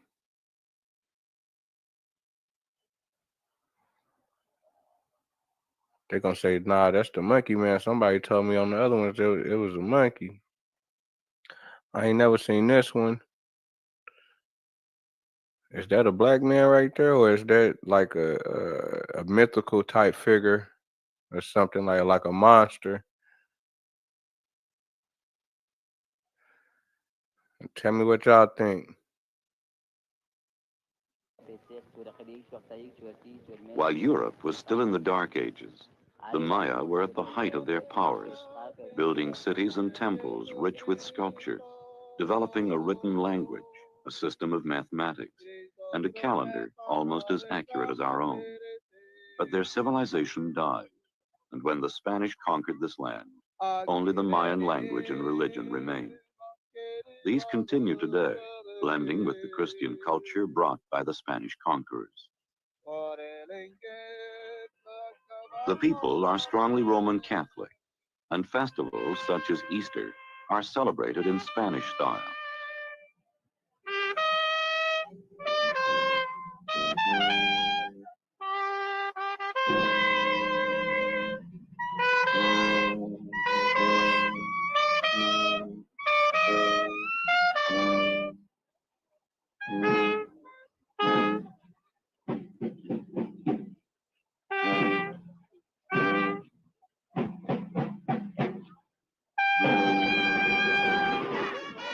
Most of the 16 million people of Central America are mestizo, a mixture of Spanish and Indian blood. But the Spanish culture dominates, for the Spanish ruled here for 300 years.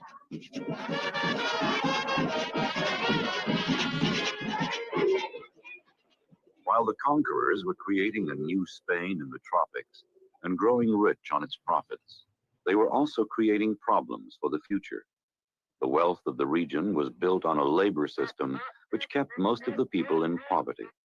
And today, that poverty remains. I'm gonna move it real quick because they showing a little nudity right now. I don't want them to flag it, but I'm gonna bring the video back up.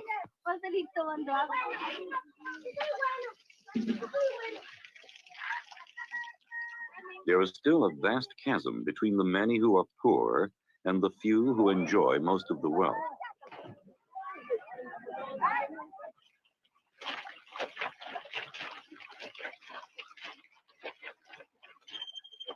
Women who are so poor that they only have one set of clothes seem to live in a different world from those who can shop for luxuries.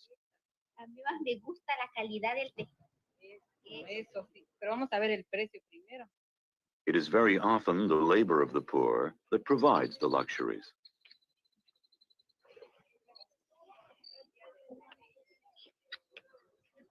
The heart of the problem lies in the land tenure system. The Spanish established a system of plantation agriculture based on slavery.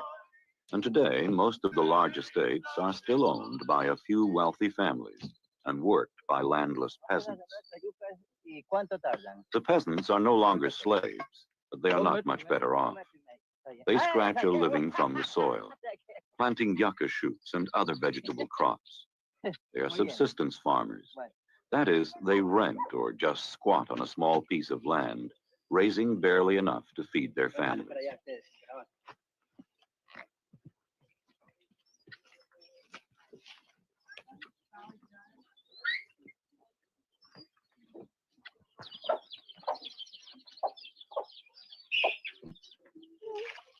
Such families must use the nearest stream as their water supply.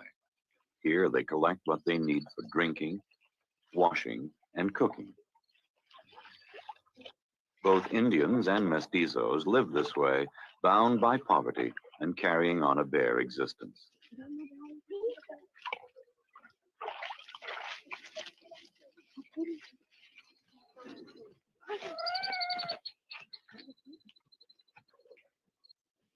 The Indians especially are caught in the past. They still follow their old ways, burning off the land each year though this degrades the soil. The Indian farmers still winnow their beans in the fields in the traditional manner.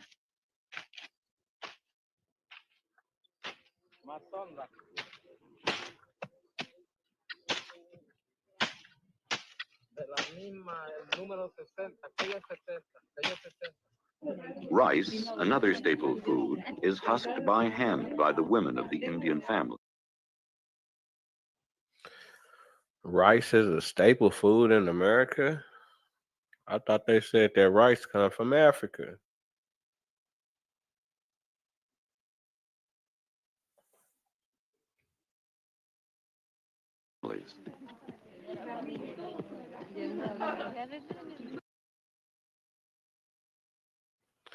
Is that the same stuff that they was showing that I guess they was lightweight saying that the black people was the only one that was doing stuff like this as far as like pounding the food like that with those type of materials. It look like this is a American thing.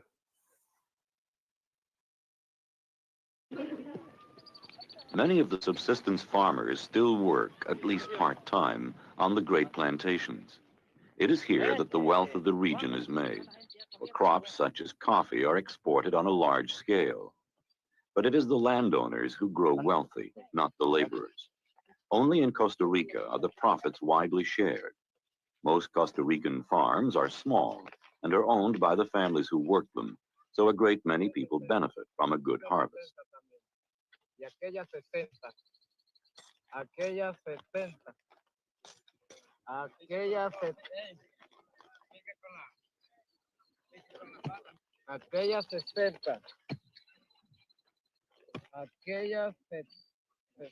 But in the other republics, farm workers receive very little in return for their long hours of labor.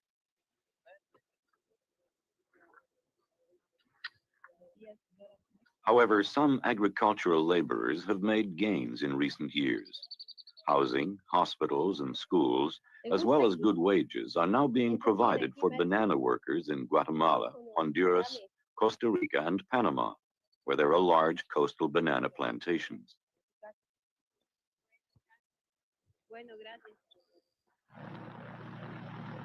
Bananas were once the chief product of these countries, and this earned them the name Banana Republics. The United States has been the principal market for the crop. The American companies handling the trade were once very powerful in Central America. But the banana trade has lost some of its importance, for dependence on two major crops, bananas and coffee, was disastrous. A slump in world prices or a bad harvest could upset the entire economy of the region.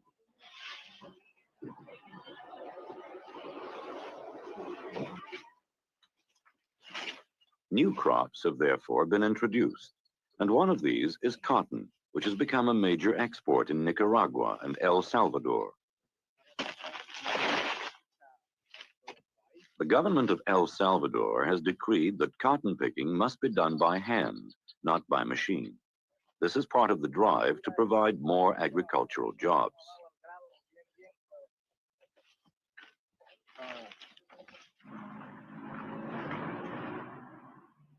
The growth of industry is also creating new employment opportunities, and many Central Americans are moving to the cities to take jobs in the new factories.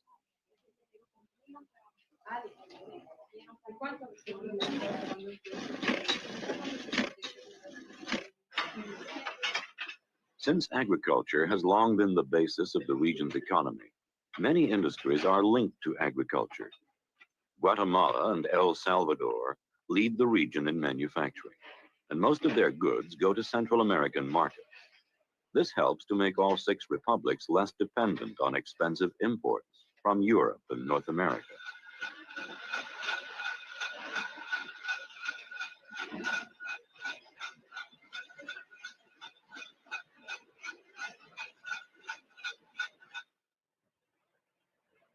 The natural resources of the region are also being developed. Dams are being built to produce electricity for the new industrial centers.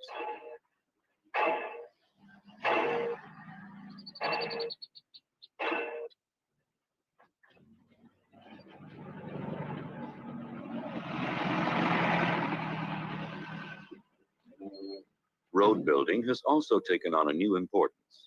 Roads are needed to service the hydro projects and the new mining sites. Large-scale mining is taking place in Panama, Nicaragua, El Salvador, Honduras, and Guatemala.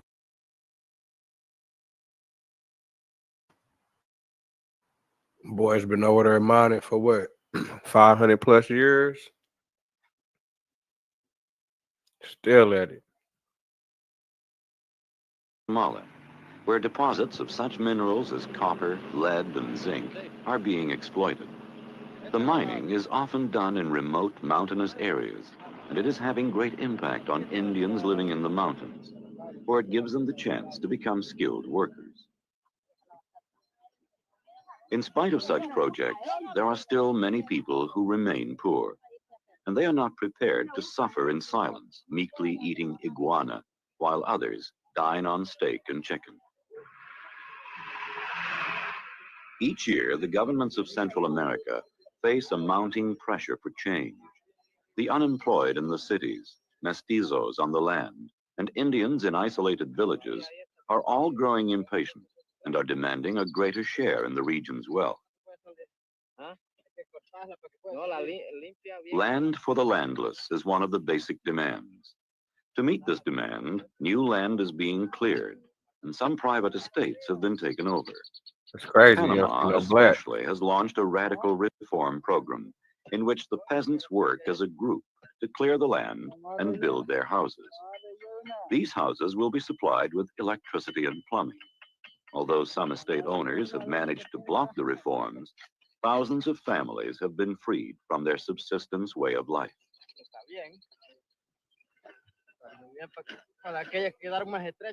It's crazy. You don't see no blacks at all. As the subsistence farmers had no real knowledge of agriculture, they are given instruction as well as land. Even the old are glad to learn new methods, for farming can now bring them a cash income. There has been an increasing emphasis on agricultural education throughout all 6 republics. Schools of agriculture in Costa Rica and Honduras teach a scientific and mechanized approach to farming.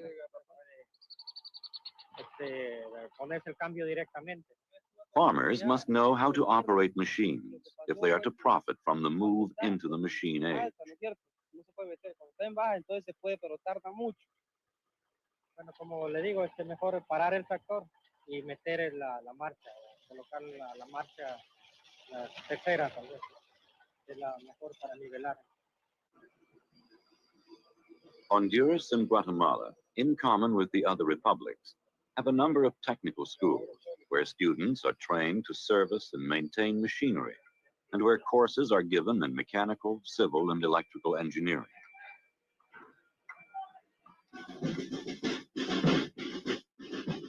The need for education, basic as well as technical education, has become a high priority of all 6 countries.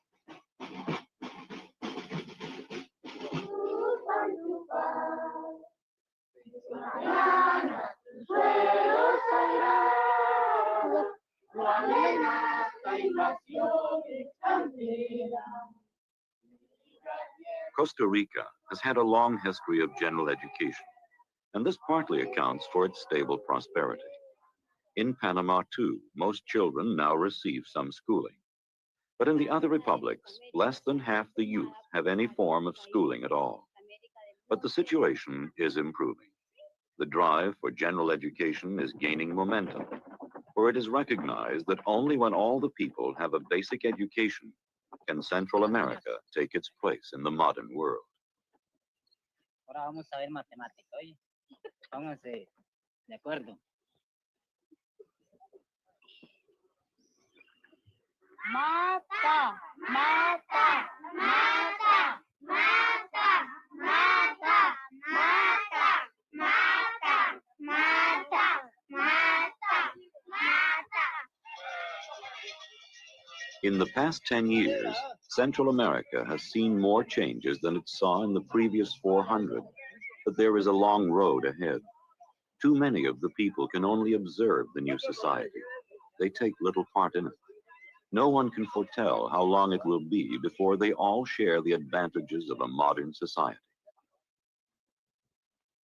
The future is with the young, and their hope is in education. Each year, more and more children are finding places at schools and universities.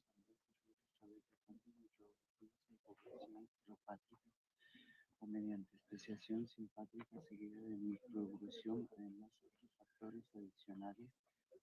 But if their hopes are to be fulfilled, wealth and opportunity must be far more widely shared.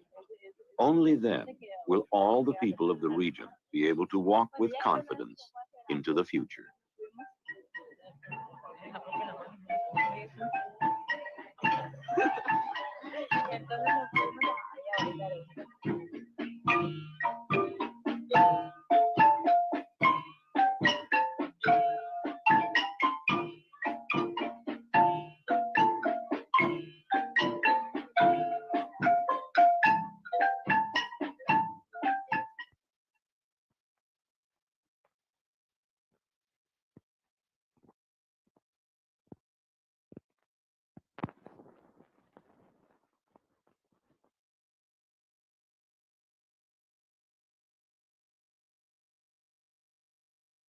Musk has been the target of much criticism from both Congress and the public.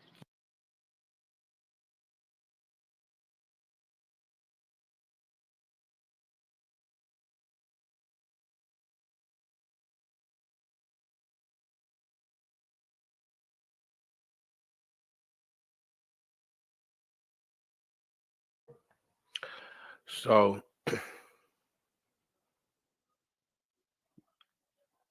we can see how they can plagiarize the drawings and the history and, put the images that they want to put in there. But when we look at the original images, you don't see them people nowhere in those images. And when they do try to show people, they try to show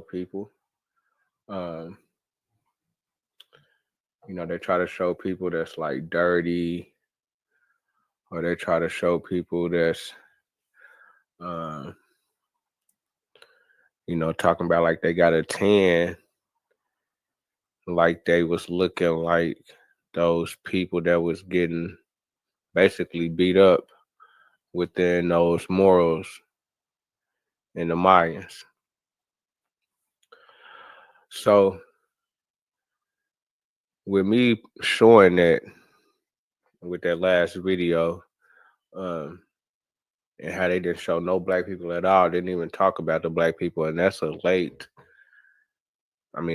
but that's a early documentary or whatever, a video that was probably done in I think that's probably done in the 80s, 70s, probably 60s, probably something. So it was racism back then. So that's probably why they didn't show no black people or nothing like that at all. And, they really not pushing that. But, we pushing that over here because that's what it's looking like. And yesterday, I did bring up the fact about Christopher Columbus, when he was with the Lycans. He said that they resembled the Canary Island people. We've seen that the first author to be able to, not to be able to, but wrote a book about Turf, which is the biggest island within the Canaries. And he was a Jesuit priest that lived over there before he came to America. And I think we're going to be able to probably get at him today and be able to see what he did for the people in Ecuador. But he did write about the Algonquins, I guess the Guatrans, or whatever they called, in the Canary Islands. And he said that they was Africans. They had brown brown and white skin though. You know what I'm saying? The people on the south had the brown skin, the people on the north had the white skin, but they Africans. So, and then also we showed that we showed the Panama, the three sources on how the black people was found within that Panama area. And then I also went into Bayona. And also, let me go on and fall back real quick. Okay, so with that Panama, we got the shipwreck. We got the shipwreck theme. That's the theme that I think that we're gonna run across a lot through history in certain areas.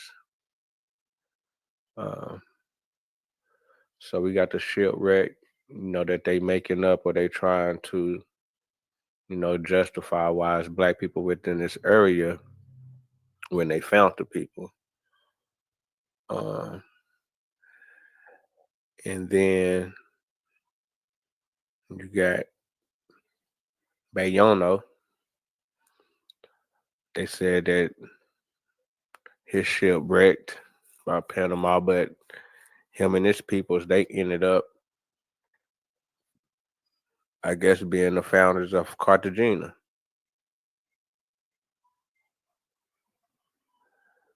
From being on the boat, so-called, in chains, and I guess to be able to get out the chains, to be able to, do what they did. It sounds like a fairy tale to me. It could be true, but it sounds like a fairy tale to me. We shedded some light on that.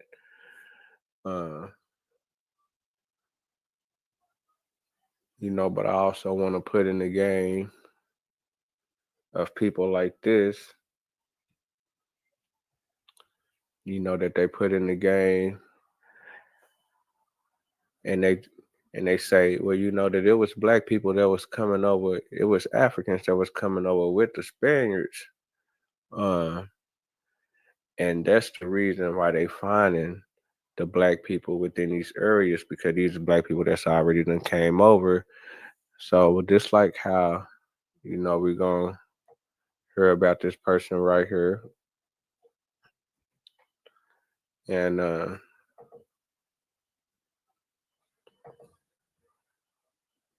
gonna, find out a little bit more about this character, but I'm not saying that he's maroon because he is a conquistador or, part of the Spanish team. He on their squad for sure, but they would call him a black person though. But these same guys would say, well, these, the Indians that y'all are coming across, or, the black tribes that they are coming across that's in South America, these ain't really nothing but the Africans that came over with the Spaniards, that was their partners that had basically got away or that ran away or something like that. And they ended up still being around. And I guess forming tribes and just doing it big within these areas. And, so we're going to listen to this real quick. Possibly the first man from the Old World to see the Pacific was Nuflo de Olano, a slave-turned-explorer, who was with Balboa in the expedition to Panama. Interestingly, there they came across a tribe of black people living in Panama. There is speculation that these were Ethiopian pirates who had gotten blown off course. It would be fascinating to know what their story was. Okay, so we got that theme again, but we got a black person that they saying is the first one from the old world. It ain't Balboa. It's this black man right here that's supposed to be his friend. you know, that has seen the Pacific Ocean first. And we're going to get a little bit more. Hold on. Real quick, one moment.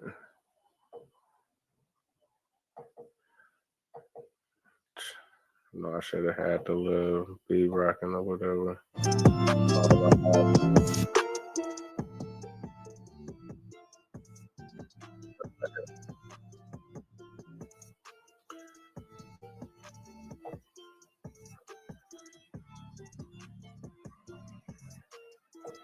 So we're gonna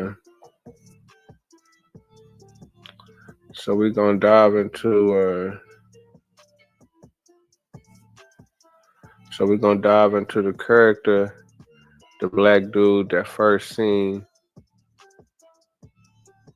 the Pacific Ocean. So we're gonna take a look at this right here. My bad. You can go check this out. So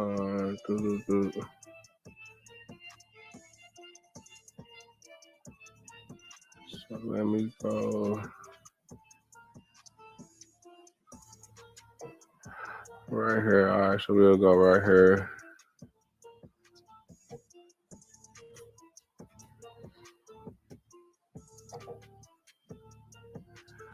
Let's see what they got to say. So it's gonna be kind of interesting a little bit about this character.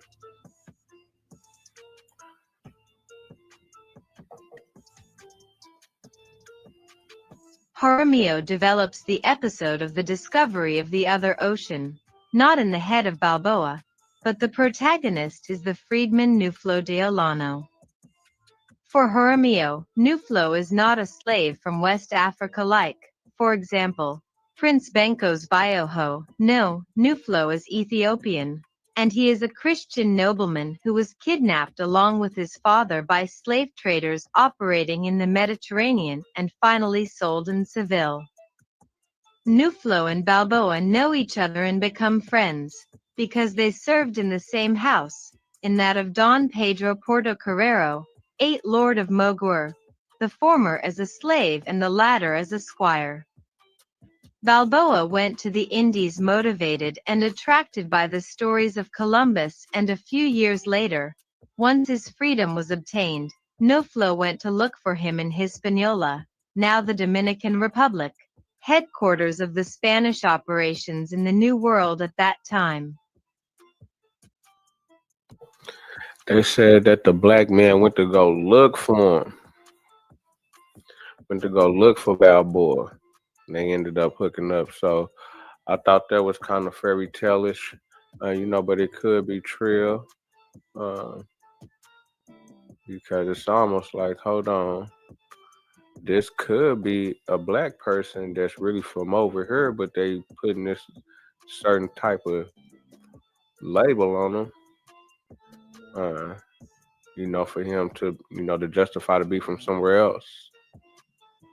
You know, this could be one of the people that he took, you know, to be one of his guides, you know, that ended up kind of basically staying down with Balboa throughout the years. But I just thought that was suspect that they say that when Balboa went to the New World, he ended up just following, was just able to just come over like that. I don't think it was just too easy for people to just come to the New World. I think he had to be sponsored or something was going on. And plus they saying that he a black person, so if he ain't coming over as a slave, he coming over as just like a free black person, just a free Spaniard. It seems like that the history is kind of tainted because you kind of get that, which we're gonna look at some other documentations about some of the conquistadors. And just like I say, I'm bringing this up because, you know, we just seen where they said that, which I'll go back to it, you know, where they said that, you know, this same person, you know, him and Balboa, they came across a tribe of black people in Panama. So they saying that right there. But you know, it was just kind of funny that they say that he followed Balboa to the New World within this little bill right here. But we're gonna keep this going a little bit.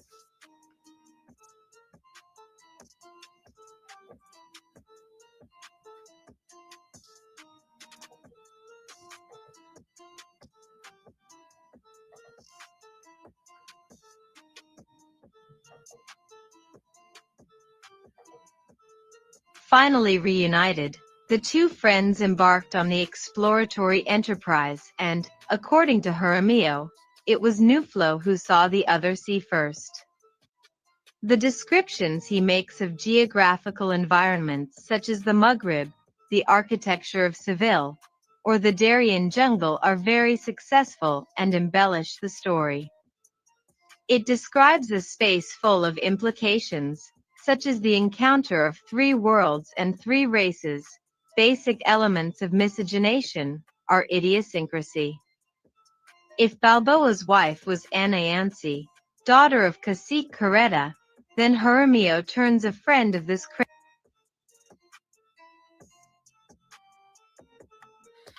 So we got them right here saying it describes space full of such as encounters of three worlds and three races. Three worlds, three races. So that definitely gotta, black gotta be in there. Ain't too many races on the world, but black definitely gotta be over there. So we got that popping up again.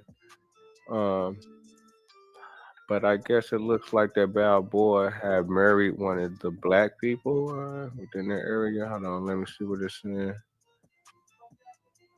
Hold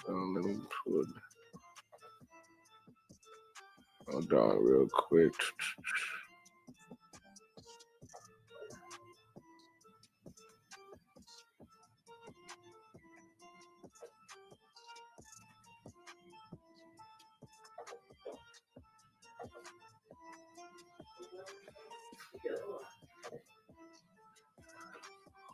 But I definitely think this is a,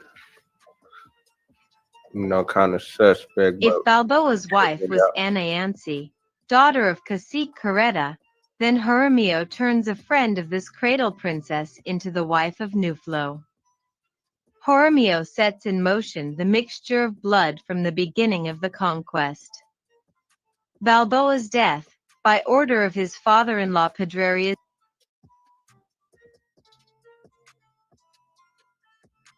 Hold on. Did I just hear that right? That he married Balboa's daughter that he had with the black woman from the black tribe within Curica, because in Curica, that's where they found the black tribe. Curica mean blackface.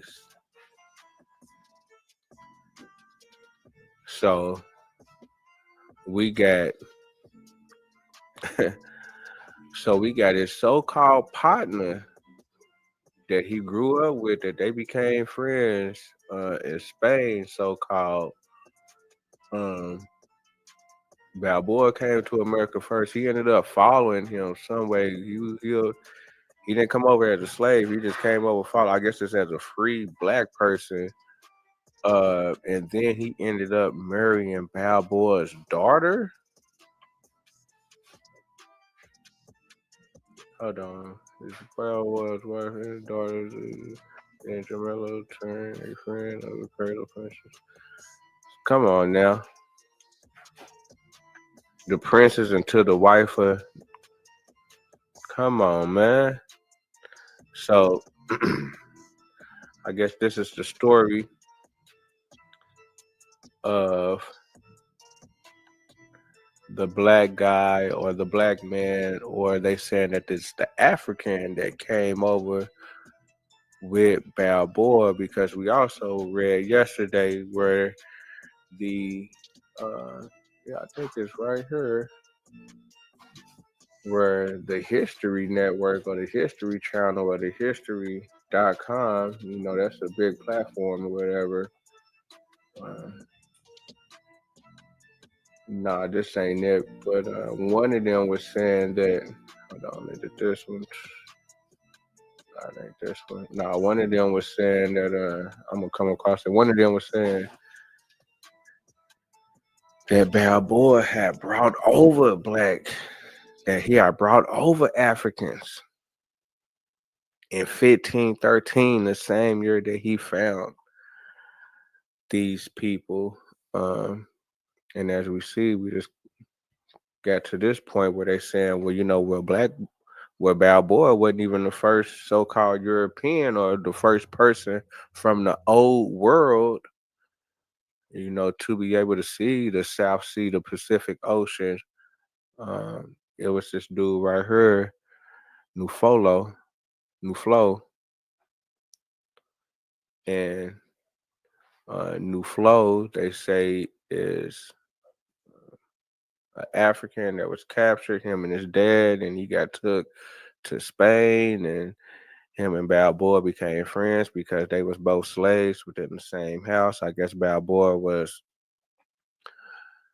in some type of training, I guess, something like that. Balboa came to America, but when Balboa came to America, he was a farmer, but he ended up being in debt and ended up sneaking on the ship. That's how he ended up getting to Colombia and Panama. But they said that this dude, because Balboa had to do all that to get on the ship, but this dude is right there with him when the dude that had financed, I guess, the boat trip for them to be able to go down there, because they was really going down there to go get somebody some supplies, but them people ended up getting killed. But this dude is with him, Balboa's friend. The story is very suspect. It's really all over the place, and we got people. The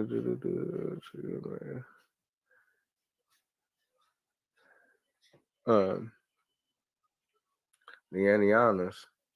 I don't think I heard of that one, but the story is definitely suspect. Basically, what I'm saying, from what I'm saying, and then on top of that, he married his friend and so-called the dude that he followed. He married his daughter. You know what I'm saying? Like, and he's supposed to be. I don't know.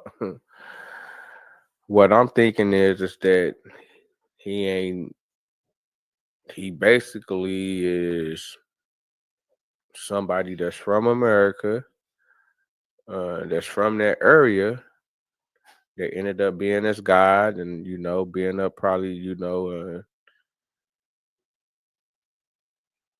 being right there with Balboa the whole time, and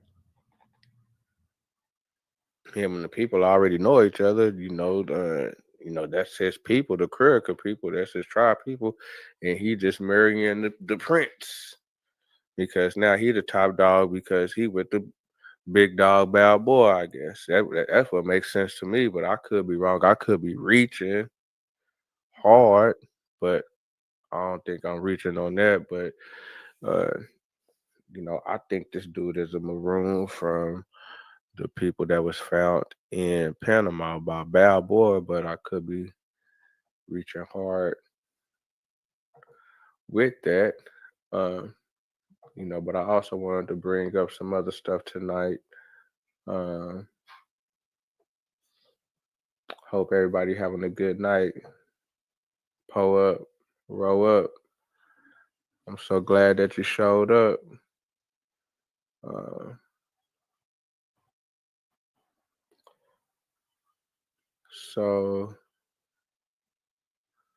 Yeah. Okay, so I wanted to bring this into the game too before we jump into, I guess, certain little characters or certain little situations where I'm seeing shipwrecks to try to justify why people is in a certain area. But we're gonna get back to this maroon talk, and let's see what this is talking about right here, because I thought definitely that second paragraph was kind of funny. But now we're gonna go on and check this out.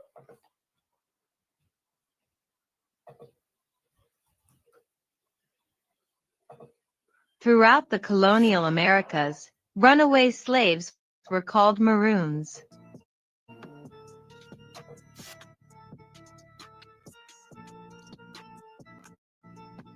The English word maroon comes from Spanish cimarron, itself based on a Taino Indian root.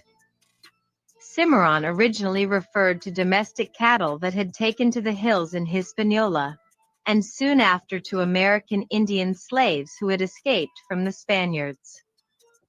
By the end of the 1530s, the word was being used primarily to refer to Afro-American runaways, and already had strong connotations of fierceness, of being wild and unbroken, of being indomitable.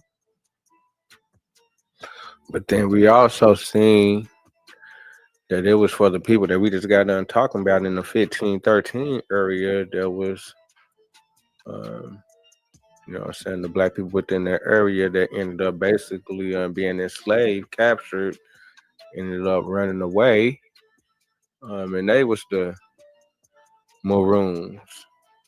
So they saying that the Maroons now started in the 1530s within the Panama area, which I feel is suspect because we did look at this right here, the slave voyage, and I think since we're just gonna go on and bring it up, so we're gonna go to the 1530. So we have from 1514 to 1530, and I think it's only one time that they go to hold on, is that right? Am I at 1530? Okay, I'm at 1530. And I don't see nothing going to Nombre de Dos. So I guess they could not have all the information. This could not be 100, but it is what they it is what they put out. But we're gonna go to this right here because I really thought that this was suspect when they said this 1502. And I ain't even gonna go through the whole thing because I ain't even really tripping on the whole thing like that. So really, this 1502, the man who would become the first Afro-American maroon arrived in the first ship carrying enslaved Africans in the New World. 1502. So I'm kind of tripping off that because when I go to this right here, I do apologize for what happened to my beat. Okay, it's loading up. There's too much going on.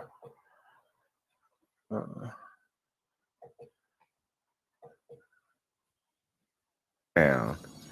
Okay, let me pause that.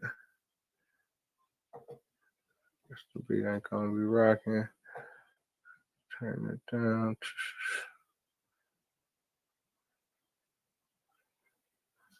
So once again, I gotta come over here. I gotta come to this once again, and I just gotta add this up. When they and they been on about that leaf, but I just want to add this up. So we got 1, 2. We got Young Juan, the Portuguese, and we got the doctor. Start at the hospital. 2. 1502, right? So I guess this dude right here, Pedro. So they saying Pedro 1501 because then nobody coming 1502, but they could be wrong. I could be wrong. So we got Pedro is the only person, because this is still the same dude right here. This is still the same dude. And then on top of that, it's something funny about this Marino, Morrow, Morin. There's something funny about that too. I'm gonna bring that out too tonight. We got time. It's definitely something funny, but we're gonna keep that going because that's still the same person. So it's still only two people.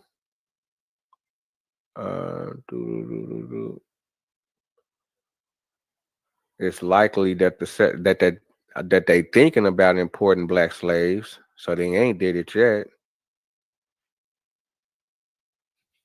And they said that they can't come. And then they saying that they can come. And now they sent Pedro, one dude that's gonna work for 2 years for gold. He gonna get paid, exchange for a salary and lodging as of meals and beverages during the period of the contract. The free black man. So this got me thinking, okay, is this the same type of person that came over with, or that came over looking for Balboa? And at the same time, when Balboa was here, he was basically a slave because he was working on a farm, and then he got in debt, and he couldn't pay his debt, and he had to sneak on the boat. So if he had to sneak on the boat, Balboa had to sneak on the boat. How did this guy ended up sneaking on the boat? But then on top of that, so that gotta be who they talking about, Pedro. That gotta be Pedro who they talking about. So in 1502, the man who would become the first Afro-American maroon arrived. So they tried to say that the first maroons on the islands were so-called the Indians. And then, as you see, within the 30s, that's when the I guess the blacks was called maroons. But then within the next sentence, they say within 1502, 28 years before that. Hold on, we already got a maroon over here. That's gonna be the first one. So are they saying that this maroon came over in 1502 and he didn't become a maroon until 1530? Is that what they're trying to say? Are they trying to say, well, he came over in 1502 and that is the person, that's the reason that they found these maroons in Panama? What these niggas trying to say, man? Because when I was bringing it up, they were saying, well, shoot, these is the black people that was brought over. They the slaves. And this is in the area that they found. This is in the area that they exploring. This is in the area where they have sent people down there. Some people that done got killed and people that done got ran up out of there.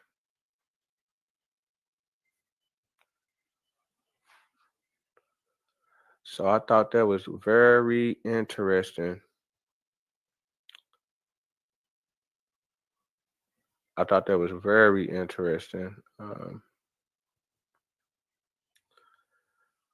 For that. And then on top of that, we got this right here. Come on and get this going. Hold on.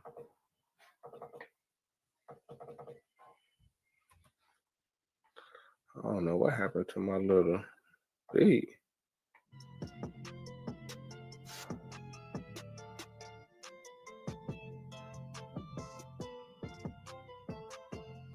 Hope everybody having a good night.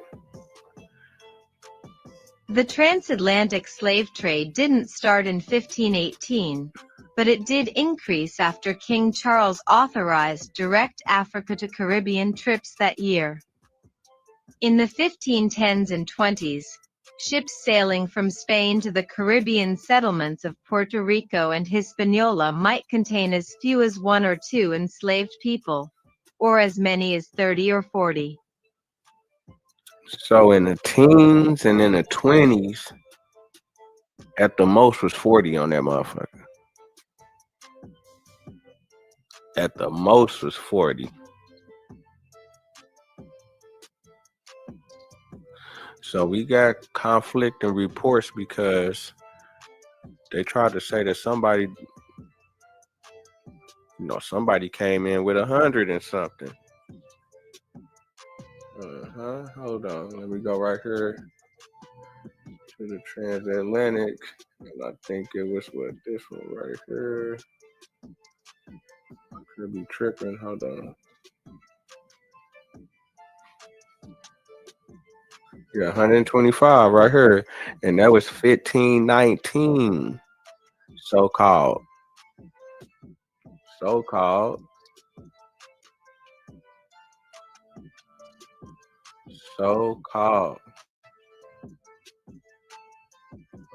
one was on?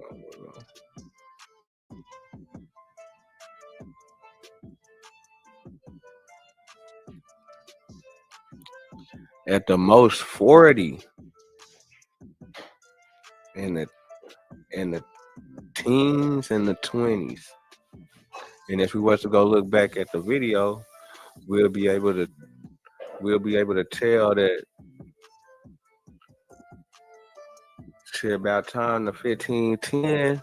I wouldn't say it was more than 200.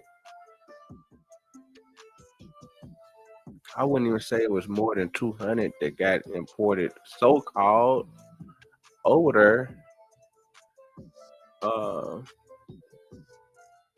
From the time they was there.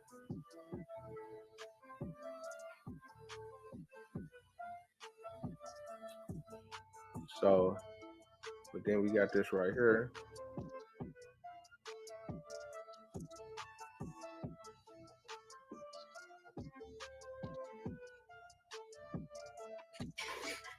By the mid-1520s, we're seeing 200, sometimes as many as almost 300, captives being brought on the same slave ship from Africa, says Wheat, a history professor at Michigan State University. It's difficult to trace what parts of Africa the captives on board came from, since many were captured on the mainland and shipped to island ports off the coast before Spanish boats took them to the Americas.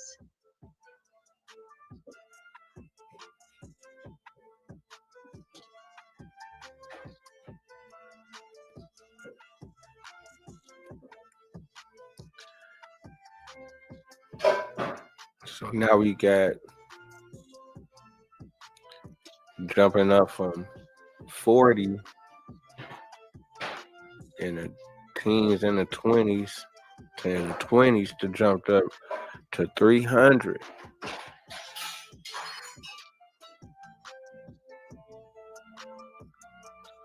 Jumped up to the 300s. And then on top of that, if we go back to the slave voyage and we go all the way up to the 1550s, I think they only went to Nombre de Dos one time. Now that could be wrong information. They could got we just gonna get them from somewhere within the Caribbean where they already dropped them off at or whatever. But this is supposed to be a major slave port. This is the first settlement in the New World on the mainland. It's not on the islands, it's the mainland. So it's definitely such, but when we get to, just like I brought up Boeing yesterday, whatever the dude name is. No disrespect. No disrespect to that man.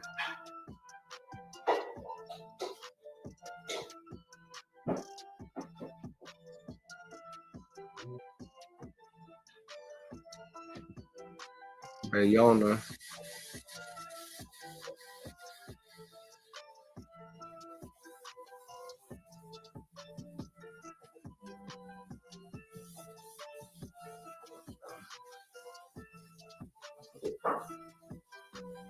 The Bayano Wars were armed conflicts in the Isthmus of Panama that occurred between the Bayano of Panama and the Spanish crown. The First War of the Bayano took place from 1548 to 1558, while the Second War took place from 1579 and 1582. 2. Slavery, practiced since the early 16th century in Panama, brought many enslaved people from Africa to Spanish America. This brought successive slave uprisings against the rulers of the time, which was the origin for the Bayano Wars.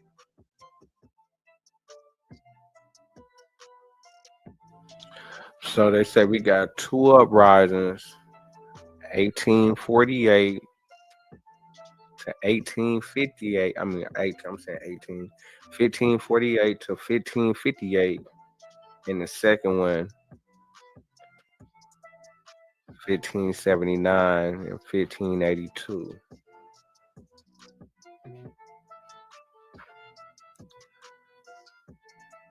And this dude right here,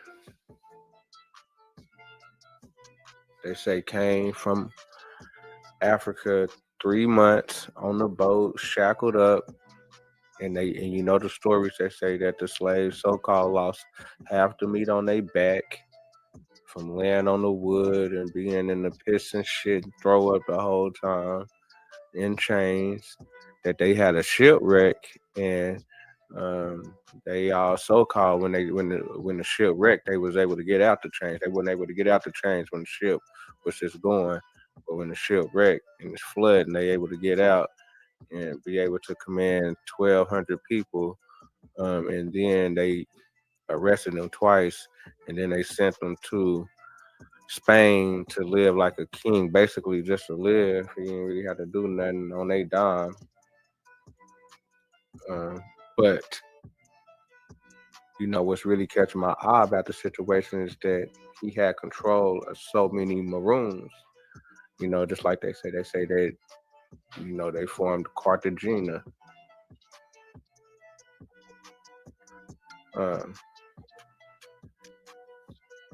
So I'm looking at the movement of the people.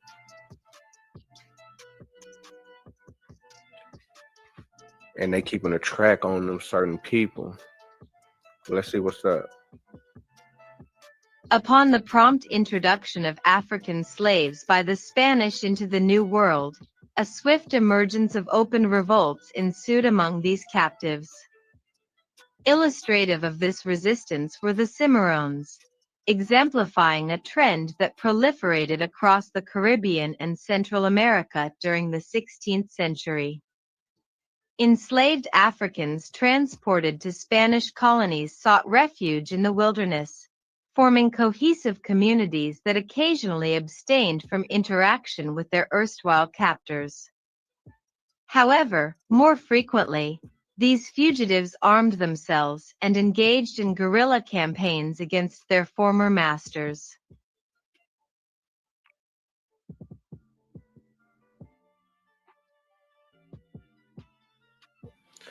So just like I say, the story is that they got off the boat and did their thing. So how did he even have a master?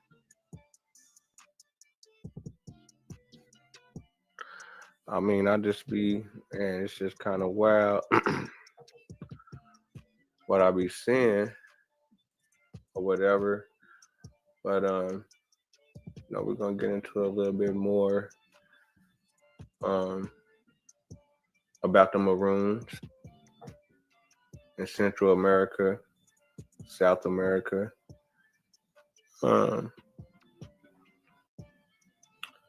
Definitely. We got Nunya and Abyss Nunya in the building.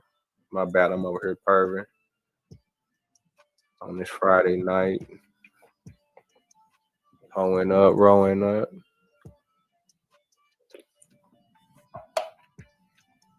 Like I say, man, glad y'all showed up for a real one. Trying to get this jumping off. Strictly information, strictly ghetto engine. I think I brought up this situation yesterday. I don't know. I don't want to bring that situation or bring up the same thing. Hold on. But I think it's something from this. That could be able to.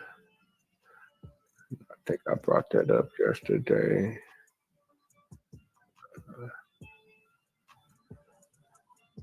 But it was something else before I get into this. Ecuador. Because I'm supposed to go into the Ecuador with it. Yeah, I'm finna go into the Ecuador with it. But there was some more stuff that I was trying to put on the table about the Maroons. And yeah, I mean, if anybody want to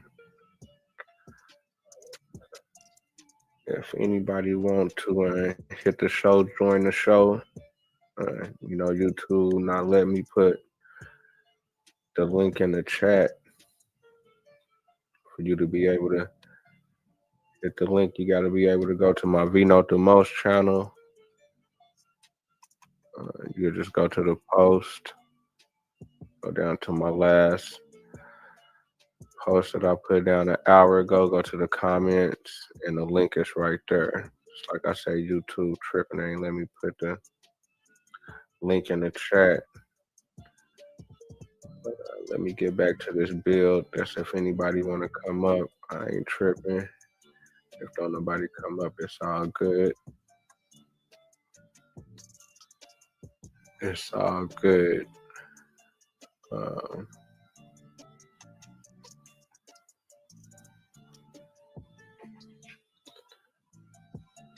What's up, man? Where y'all from out there? See, we got a couple people in the chat. Where y'all representing while I get this together? Hold on.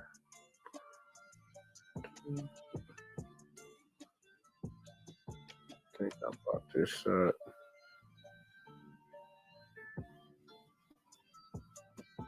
Oh yeah, I need to. Well, they was letting me drop links in the beginning, but since I ain't paid the little fee thing, but then when I did pay it though, they still didn't let me drop the link when I did pay it. So I'm like, shit, I ain't finna pay that shit if they ain't gonna let me drop the link. But it's all good. We gonna figure it out though. We gonna figure it out. So hold on, I think that's still that same situation. Want to make sure I really don't leave nothing out on this build tonight.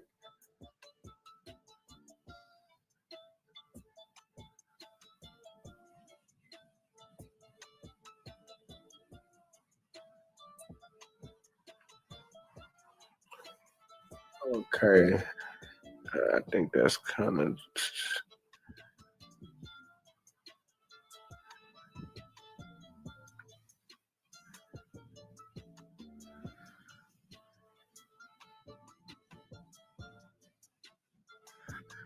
Okay.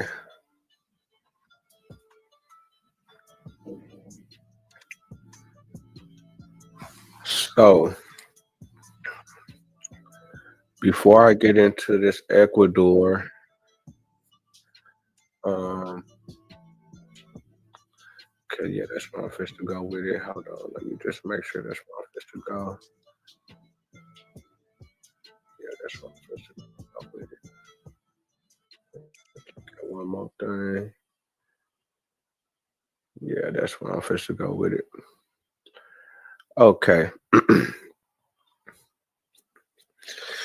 So before we get to Ecuador, matter of fact, before we even get to that, before we even get to this guy right here, we're gonna go to this list right here. We're gonna go to this list of viceroys in Peru. So we got the first one to really put it down, Pizarro. Matter of fact, let me scoot that over. Kind of see exactly what's going on. Pizarro put it down from 1529 to 1541. He was the one that basically was the big dog in the situation, that was commanding everybody, that pushed the line, and he pulled off the, you know what I'm saying, the craziest heist. I don't know how he put it off, but he ended up pulling it off. And out Texas, okay. I was like Tasha. And say we the caramel people. My man. But okay, so Pizarro was the big dog, so he was also down there with Balboa when Balboa was doing his thing in Durham. He was on the ship whenever they was in Colombia. Then they switched over, and went to Panama. He was part of that. He was also part of. He was also part of, you know, the Mexico City, you know, takeover with Cortez. So he a rider. You know, he been pushing the line since he got over here. So he pushed the line until 1541. We got a couple of more people, because what I'm really trying to get to is the dude that came, Antonio Mendoza. That's what I'm really trying to get to, Antonio Mendoza. But we're gonna take a look at these other guys. So they in Peru, and when we go into Ecuador, Ecuador is really at the top of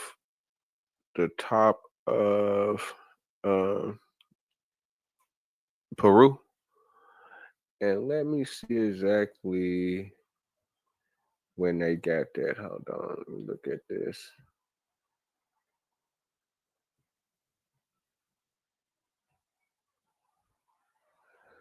So they're saying 1563, but it was something going on before that time. So I guess that's where they had to I guess something had to go on for them to be able to even kind of put this together anyway. But get back to the list. So you can definitely take a look at those folks, you know, do a deep dive on those guys, and see what you can see, because I'm pretty sure it's going to be, you know, some funny business going on. I think both of these guys got killed. I don't know. I think he the one that ended up going back to Spain. But some of the Pizarros got killed when they was over here. But I'm gonna go with Antonio Mendoza. So he came through 1551 through 1552. And the reason that I'm bringing him up is because within this certain build, bring back my beat. What's going on? Good.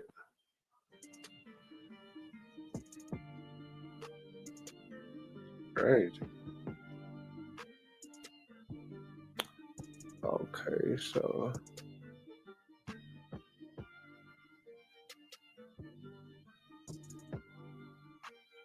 go to this right here, and this is the book if you want to check it out. Uh, this is the book right here.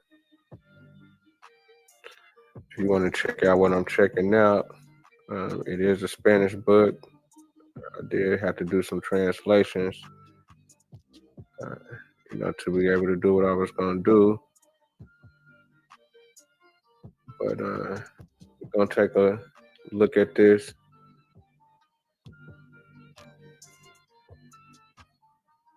And see what's going on with Mendoza whenever he hit the Panama area. So let me just copy this right here.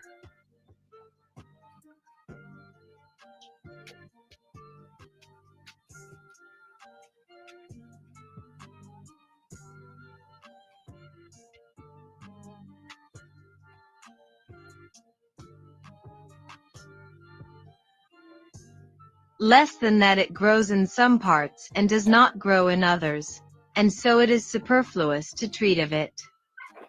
The account that I keep in the leagues and degrees is according to the letters of the king's cosmographers, and they do not receive or record any pilot without oath and witnesses.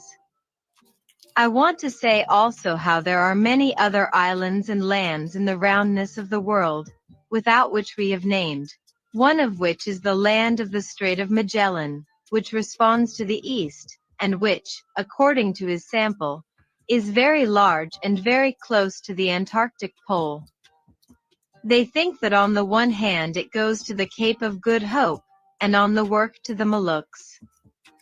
When those of the ships of the Viceroy Don Antonio de Mendoza came across a land of Negroes that lasted 500 lefafuas, and they thought that it was continuing with that of the aforesaid strait, so the greatness of the earth is not yet fully known. However, the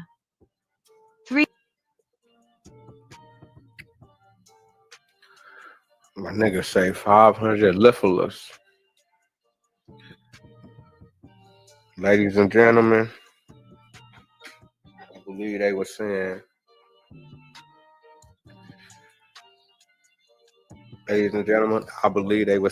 leagues.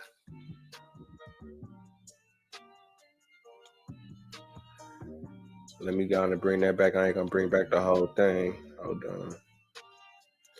Ladies and gentlemen, I'm thinking that they saying leagues.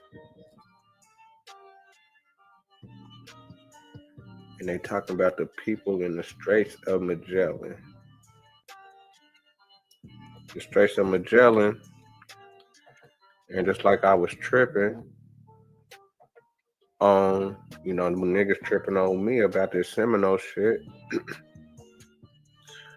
when they was finding black people, but more black people within the Straits of Magellan in the 1780s.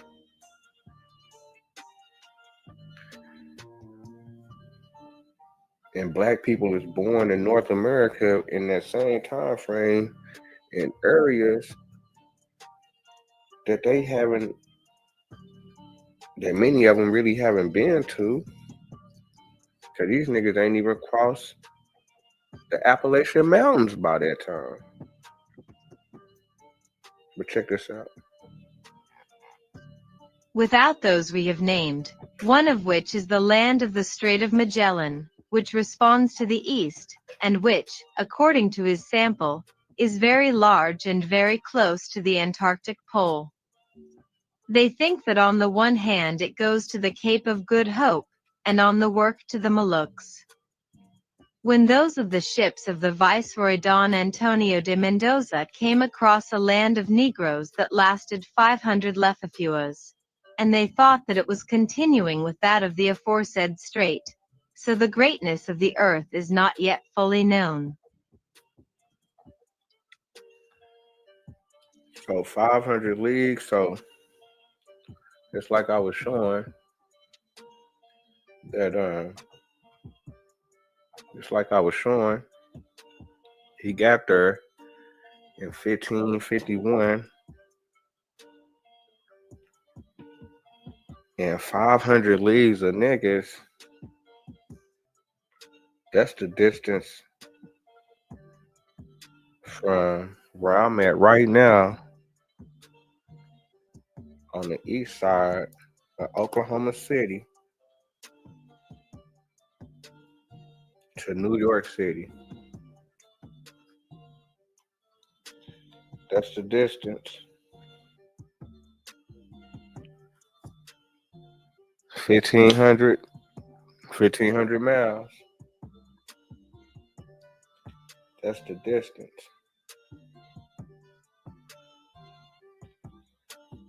So that's what they see in South America. So why I'm bringing it up is because we got another story about shipwrecks and black people being, that's the reason why black people is in this area. The first black people so-called within this area. And you know, we just got that same story, that same narrative.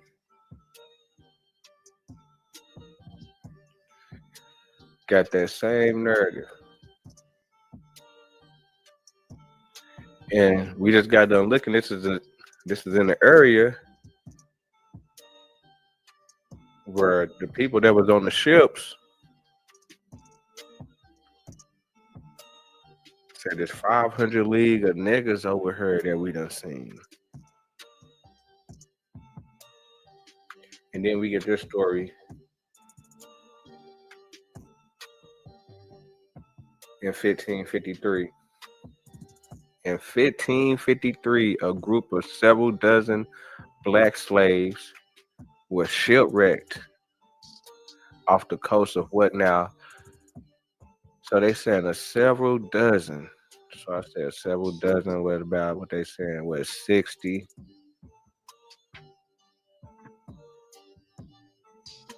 So they saying that 60.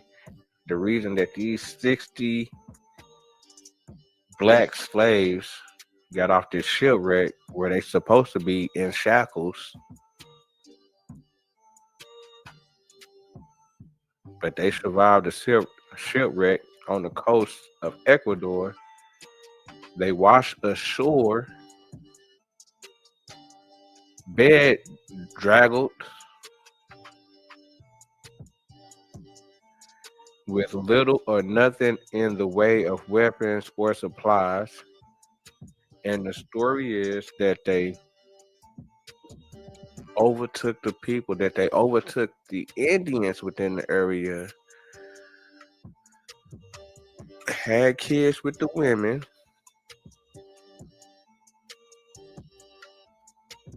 and started basically settlements and villages and cities, and they went against Spain, and they basically made Spain pay them all type of other stuff.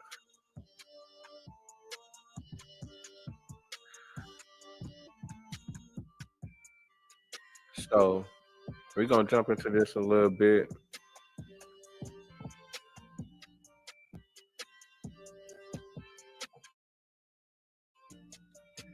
And this is the area, you know, this is the town. I don't know why I keep doing that. I should have just double tapped it.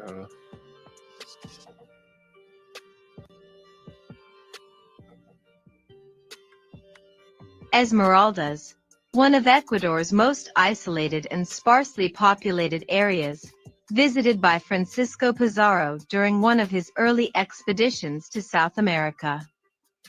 The province is located on the northwest coast of Ecuador and shares its northern border with Colombia.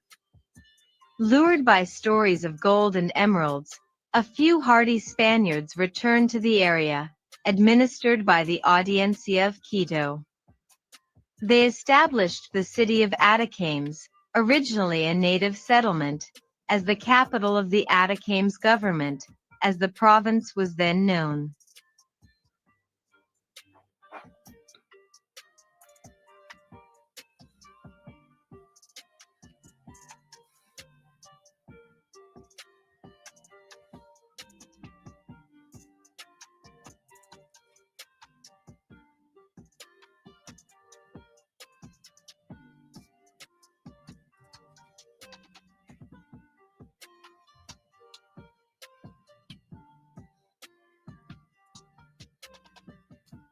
Historians hypothesize that blacks arrived in Ecuador in 1553, when a slave ship ran aground along the southern coast of the province.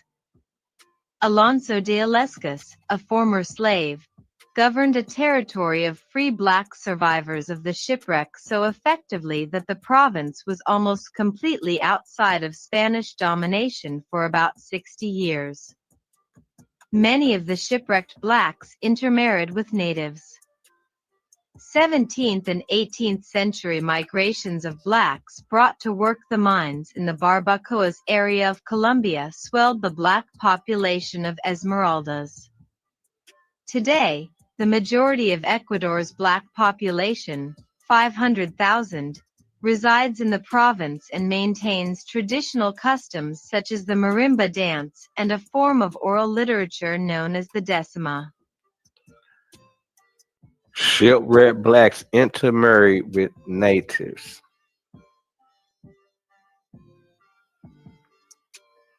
Come on now.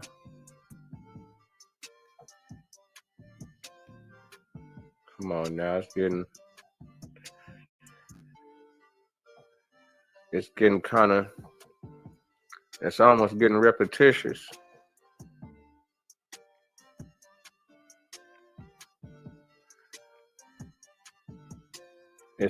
It's getting kind of repetitious.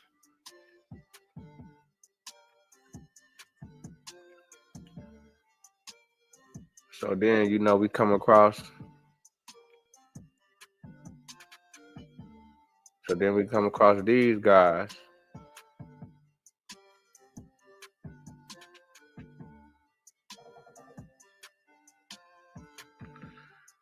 And let's see what these guys is talking about. These are the guys that ended up being in Ecuador.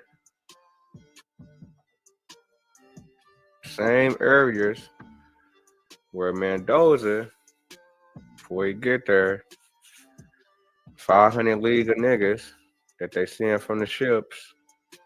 Then we got a story that a ship wrecked, and that's why it's black people over here. So let's see what they got to say about these people.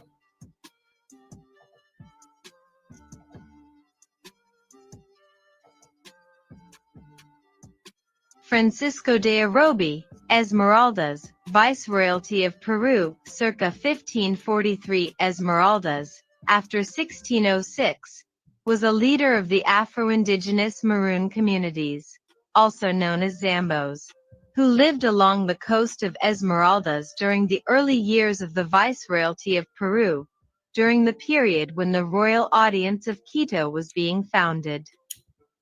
1. He was portrayed by E.S. Andrés Sánchez Galque in the famous painting known as The Mulattoes of Esmeraldas. That look like a mulatto to you? 2. 3. That look like a mulatto to you? Or are they saying, okay, yeah, he was a black person and his mama is an Indian, so his mama must be black too.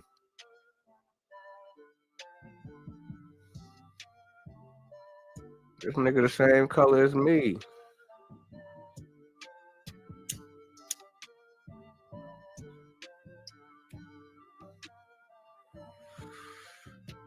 And on the real though, my mama and my daddy is lighter than me.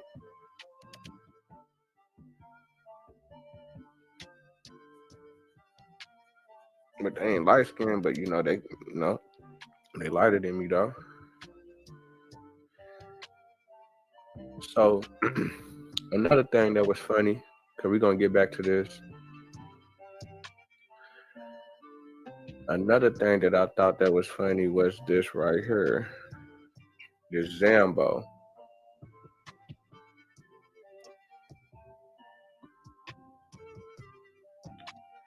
This Zambo. Very interesting. Zambo is a racial term historically used in the Spanish Empire to refer to people of mixed Amerindian and African ancestry. Occasionally in the 21st century, the term is used in the Americas to refer to persons who are of mixed African and Indigenous American ancestry. The term is also used in Latin America to describe someone who is bow-legged or bandy-legged. In some contexts, it is used colloquially or humorously to refer to a Negro or Sambo. Negro or Sambo. And when I brought up the river that was over there in the Panama area called Sambo River, nigga said I was reaching.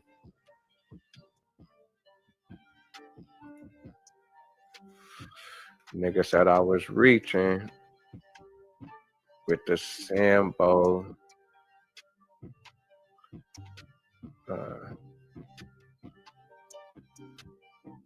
Hold on. Bring that back. Let me bring this. Hold on. I don't even need to bring that up because we already know what time it is. Hold on. Let me.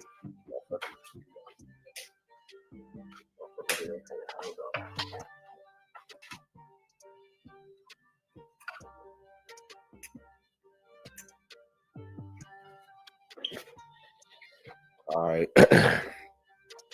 So on the Zambo. So we already know what that is. Matter of fact, we're gonna go into this right here real quick.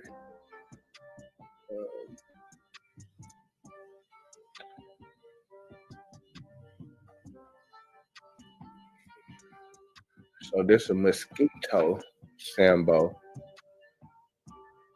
So let's see what they say about the mosquito Sambo, because I thought the Sambo was basically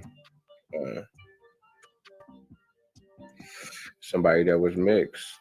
But I guess it's more of a mixture with it now. Hold on, I'm tripping.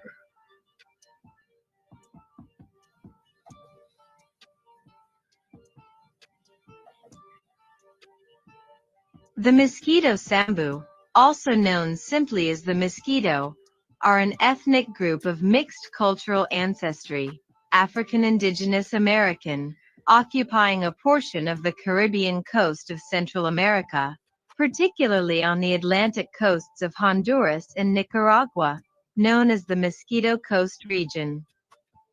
Although older records, beginning with Spanish documents of the early 18th century, refer to the group as Mosquito Zambos, modern ethnographic terminology uses the term mosquito.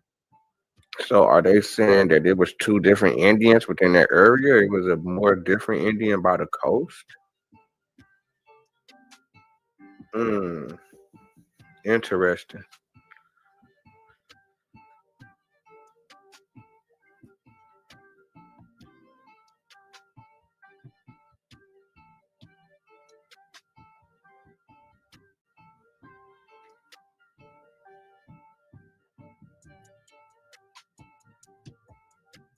According to early accounts, slaves traveling on a slave ship revolted and took the ship over, but wrecked it near Cape Gracias a Dios, though they disagree on the impact the arrival of these Africans had on the local people, and how they were received.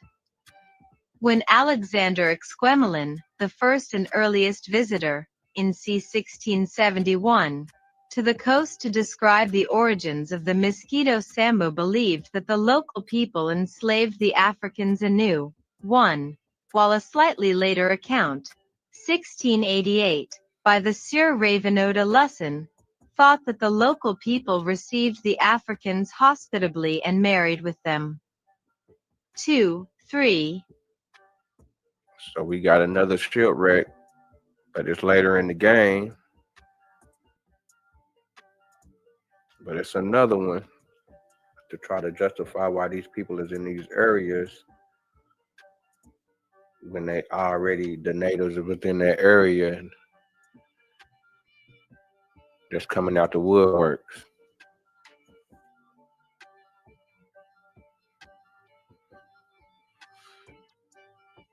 So now we got the Zamba.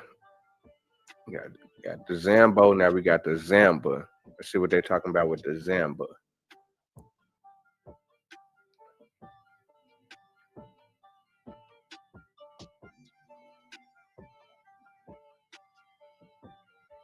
Zamba is a traditional dance of Argentina. It is a style of Argentine music and Argentine folk dance. Zamba is very different from its homophone, the samba, musically, rhythmically, temperamentally, in the steps of the dance and in its costume. It has 6 beats to the bar and is a majestic dance, performed by couples who circle each other waving white handkerchiefs very elegantly. It has common elements with the cueca. Okay. So hold on. Bring this up, the origins.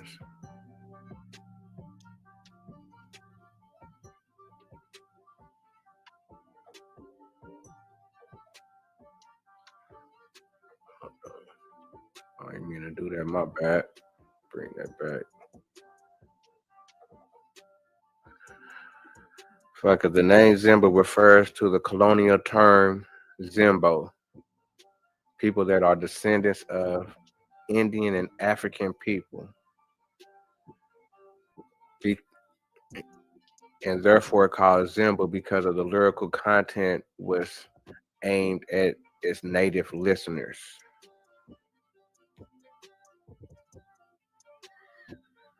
They got their own dance.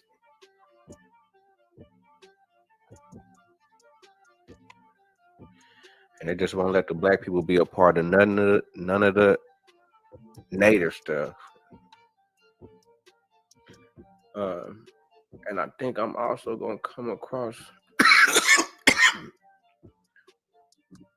think it was something. Hold on. I think it was something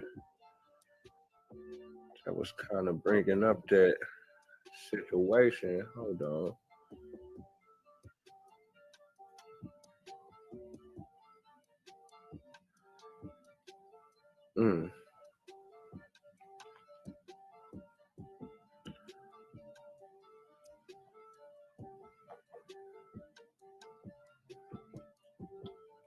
But let's kind of get back to it.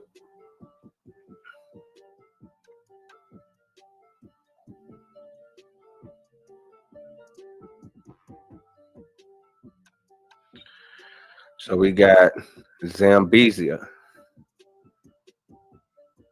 So let's see what they're talking about in Zambezia. Within the same area, Ecuador. See what they're talking about.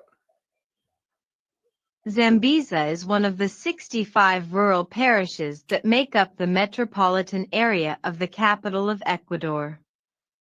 It is located northeast of the city of Quito, and its boundaries are made up of the parishes of Llano Chico and Calderon to the north, Jipijapa and Nayan to the south, Puembo and Tambaco to the west, and El Inca to the west. It is one of the oldest towns in the canton of Quito with 163 years of civil foundation, 441 years of religious foundation. It is the birthplace of the members of the folkloric group Jayak.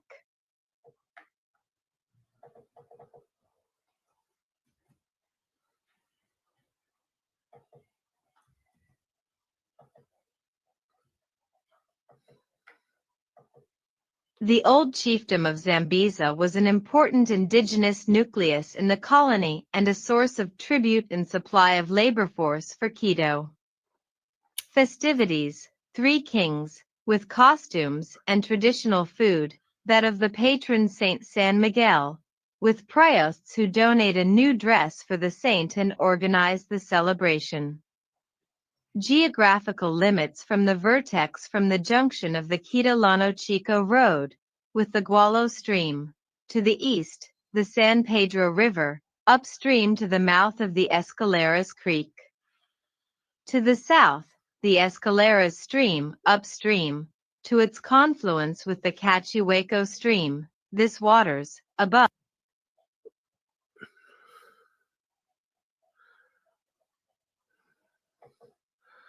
So I'm bringing this up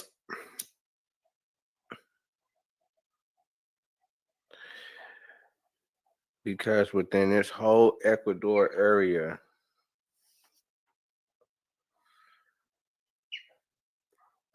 and in a lot of these areas, these are the indigenous people that was already there, and they naming the areas out of them. So just like earlier, how I kind of,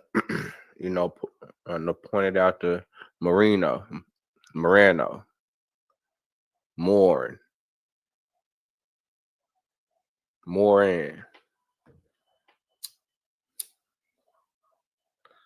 Zambo, words like that. So let's check this out. Oh, God. Oh, God. So Maroon and Moron is basically the same thing. It's basically the same thing.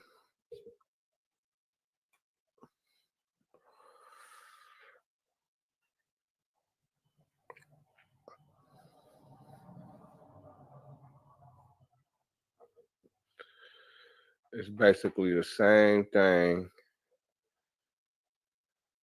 And also,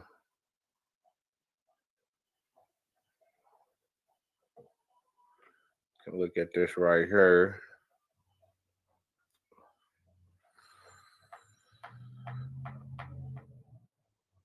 And basically what an idiot, a fool,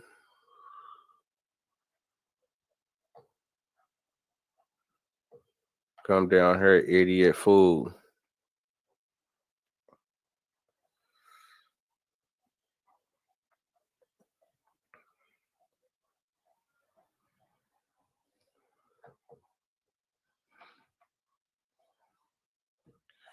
Gang. You already know what that is. You already know who they talking about right there.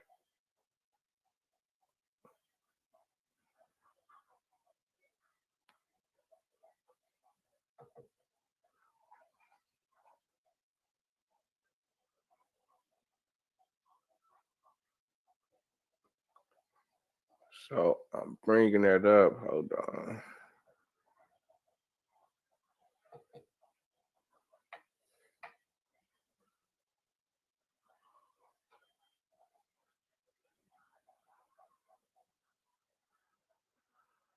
So we already got the city.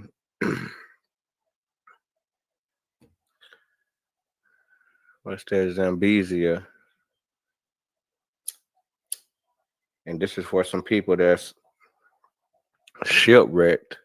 That's the reason that they're saying that black people is in Ecuador is because it was shipwrecked with 60 people. But somehow,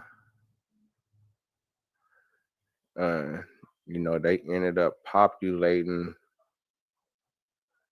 a lot. So it's like I say, we got that word again. We got that word again popping up. We got that word again popping up. Now it's representing this Providence. It's also representing some other areas also.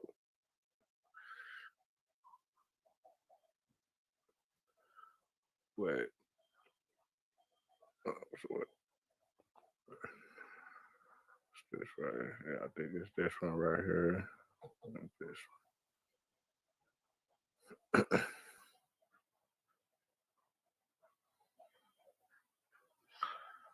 one. What? All down here.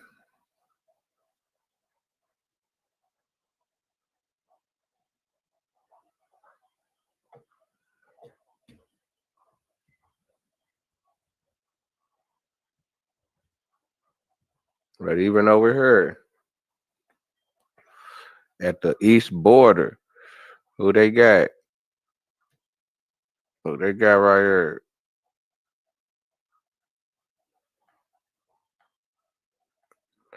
Why these words popping up in these certain areas for these so-called, it's supposed to be a term for certain people. Why is it popping up in these certain areas? And then over here, you got the Negro River. The niggas is saying, nah, the water black.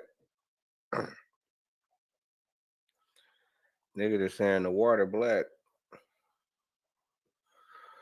But they ain't saying that the water black whenever they talking about the Negro River in Africa, which is the Senegal.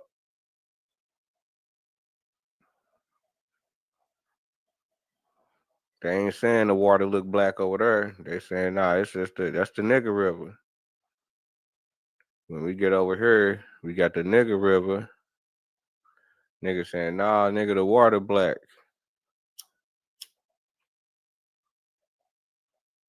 That's the type of niggas that we dealing with. And these is niggas. These ain't even the white boys. These is niggas saying this shit.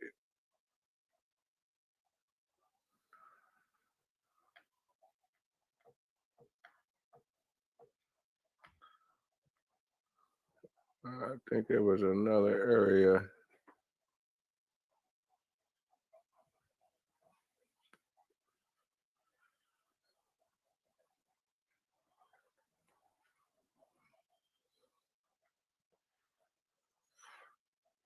It was something else. Hold on, it was something else on the map. I'm not sure if it's that map. Hold on.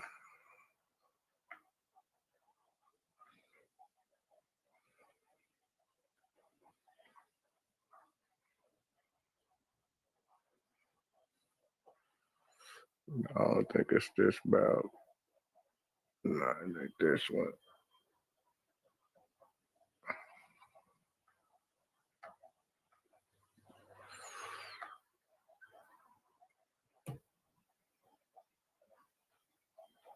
Why they naming these areas this?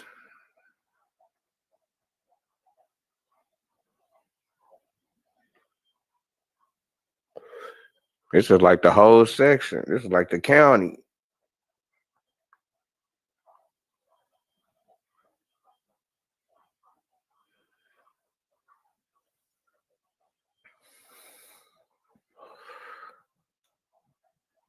Our niggas gonna say, oh yeah, if they did find some black people over there, it's because of the shipwreck.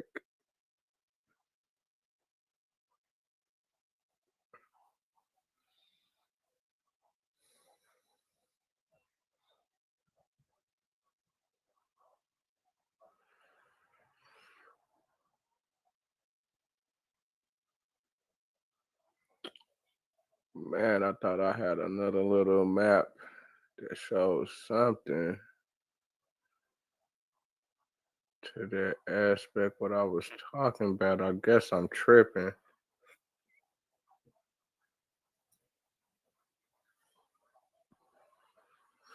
I guess I'm tripping, huh?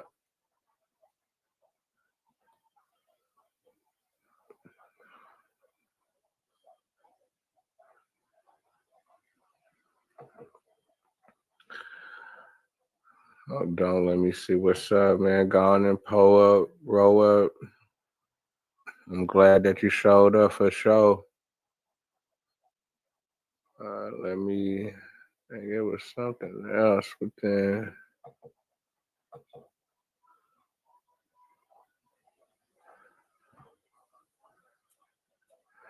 That's wicked. Thought it was another little map over there.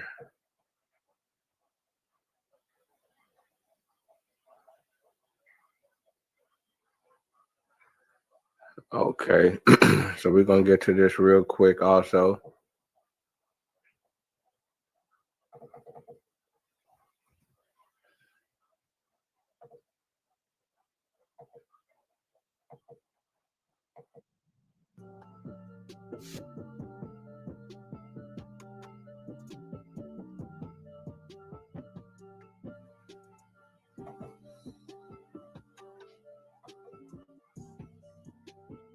Most Afro-Ecuadorians are the descendants of enslaved Africans who were transported by predominantly British slavers to Ecuador from the early 16th century. 3. In 1553, the first enslaved Africans reached Ecuador in Quito when a slave ship heading to Peru was stranded off the Ecuadorian coast. The enslaved Africans escaped and established maroon settlements in Esmeraldas, which became a safe haven as many Africans fleeing slave conditions either escaped to there or were forced to live there. Eventually, they started moving from their traditional homeland and were settling everywhere in Ecuador. 4. These, excuse me, these are the people that came off the ship. This is who they saying that populated.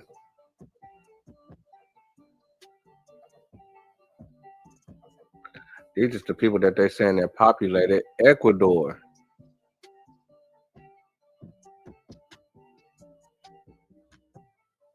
And I thought I'd be tripping because when I used to be seeing the soccer team, this was damn near like the only motherfucking team within South America. It was like damn near niggas, it looked like. I thought I used to be tripping off that.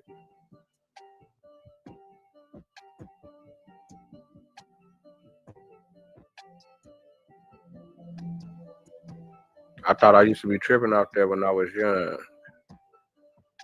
Like, damn, nigga, that whole soccer team look like some niggas.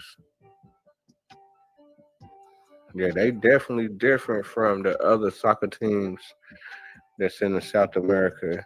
I think it's a couple of other more that's in the South America that they got a whole bunch of brothers on their team.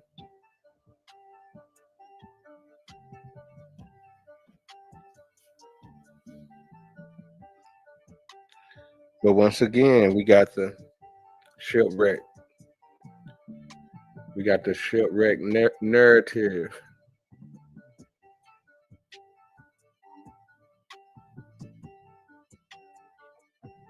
We got the shipwreck narrative. See what they're talking about.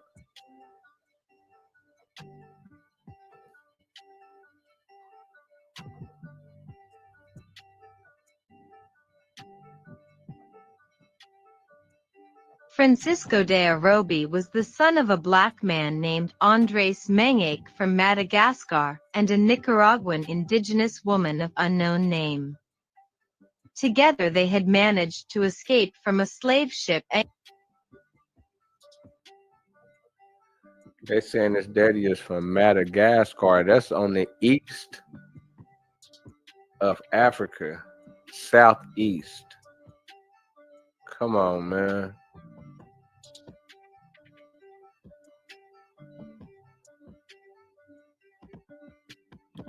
So they had to be one of the first ones to come through on the one that came through in 53.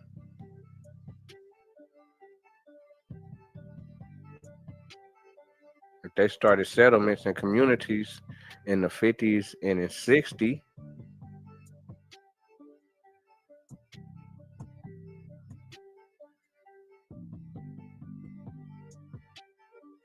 Come on, man.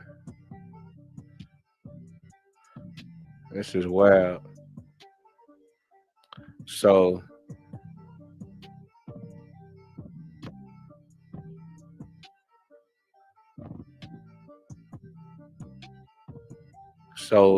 he was running things in the 1550s, but his daddy is from East Africa and his mother is from Nicaragua.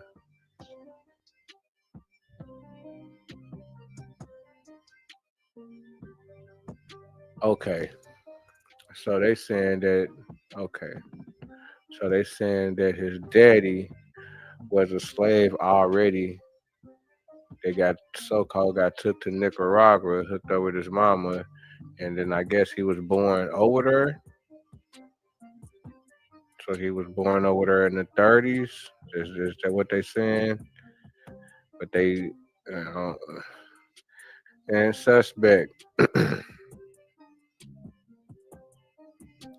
So then, what by his 20s and 30s,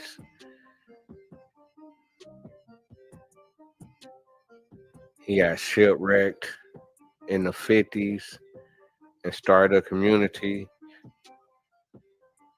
in a whole new. Come on, man. Come on, man. They trying real hard to justify why these black people is over here doing what, just living. This is crazy.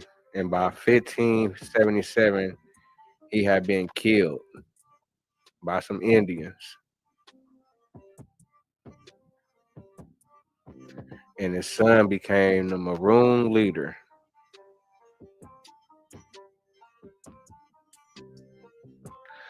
And he was getting into it with Alfonso, the other Maroon over there. And I guess they was beefing, those two families. Come on, man.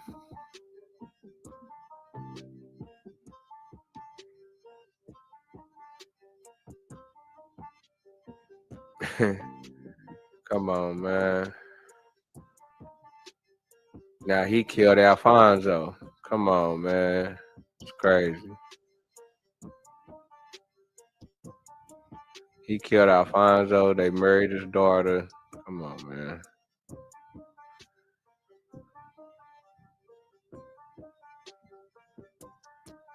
Let's see what's going on in the 70s.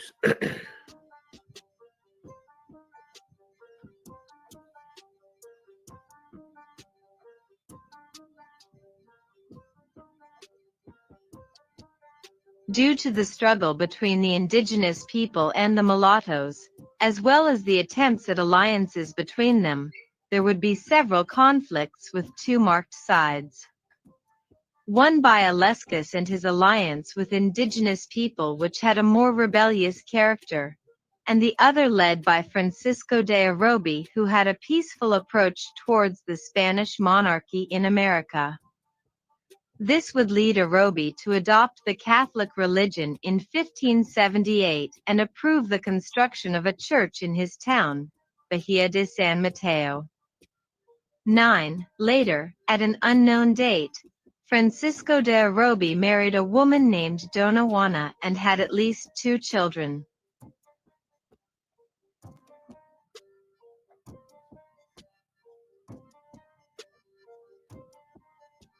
By the 1580s, Francisco and his brother Juan were already dealing directly with the Spanish colonizers. In 1586, Juan traveled repeatedly to Quito, where he received gifts from Governor Rodrigo Diaz de Ribadeneyra in exchange for help in establishing a colony of Spanish settlers in Esmeraldas. In 1589, Orobi placed his community under the religious instruction of the Mercedarian Fray Juan de Salas. Orobi is credited with establishing a church and the town of San Mateo that had been founded by Bartolomé Ruiz de Estrada in 1526. From 1587 to 1598, the Mercedarian friar Onofre Esteban would live in the region and would participate in the evangelization of San Mateo. Man, I'm still tripping out the fact that they said, yeah, that's crazy, man. It's just, we just gonna just keep coming across that. I'm just tripping out the fact they said that his daddy is from East Africa. Madagascar, and that's early in the game. Got to take a look into that. Hold on, let me.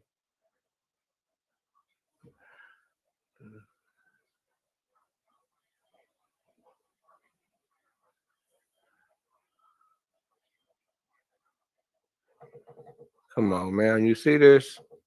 This is crazy.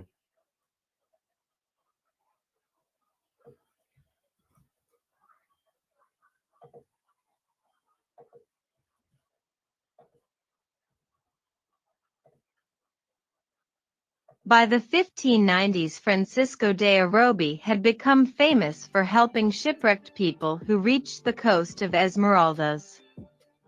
In 1597, Francisco and his community accepted Christianity and Spanish rule, following efforts by the royal judge Juan Barrio de Sepulveda, who had traveled to Esmeraldas.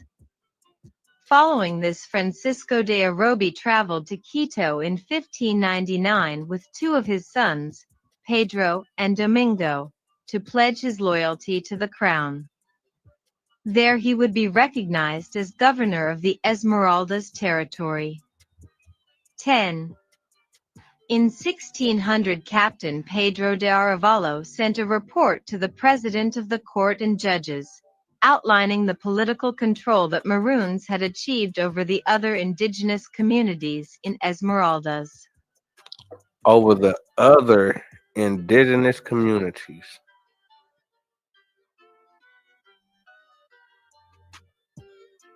The other.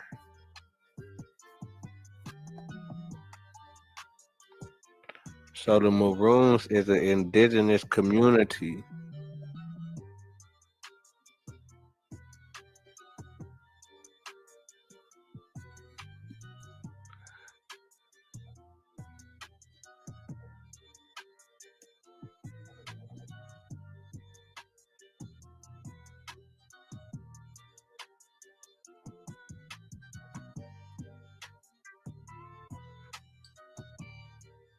Hope everybody having a good night. The blacks mixed among the Indians and took their rituals, ceremonies, and costumes, and the women, who seemed to them the most important, and chieftains, and they went about taking over and ruling that land and the Indians. They are absolute lords of it and of the said Indians, and they command and govern them, and no other chieftain or lord of them is known in the said province other than the said blacks, who have them divided among themselves by their factions. And what that sound like? That sound like what they said about the Seminoles in Florida. The same story. This is wild. This is wild.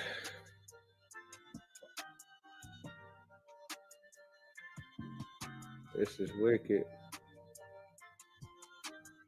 More wicked information, man. Wicked, wicked, wicked.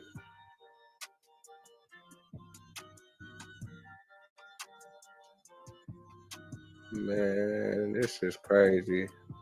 Hold on, man. There was something else that I wanted to put on the table about that situation. Because it was definitely a crazy fact. So they saying these niggas right here.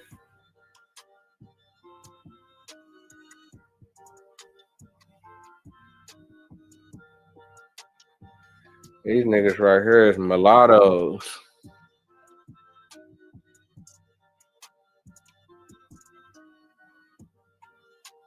Niggas with names like Don. They name not John. These niggas name is Don.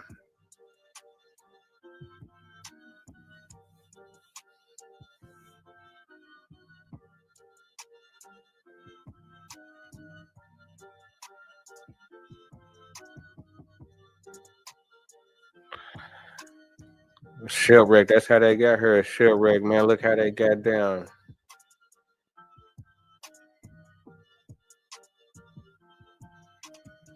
Look how they get down. It was something that I was looking for where somebody was saying that basically that the was saying that the so-called Africans that they saying that's coming over here as slaves, that they had no type of customs to Africa. It was all basically They was basically saying they were trying to say basically that they picked up all the customs that's American and that they lost their African customs. I'm gonna see if I can find that. Hold on, I don't think it's in this little piece right here. Hold on. Man, like, comment, subscribe, tell a friend, tell a friend, tell a friend, and do it again. It's your boy V Know the Most. Come through our riding ghosts. Man, hold up.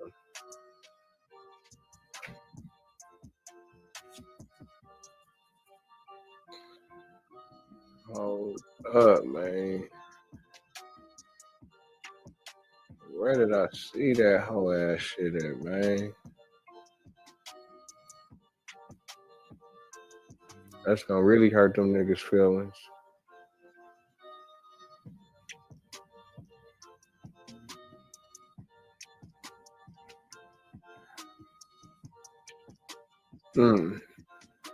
Damn, that's wicked.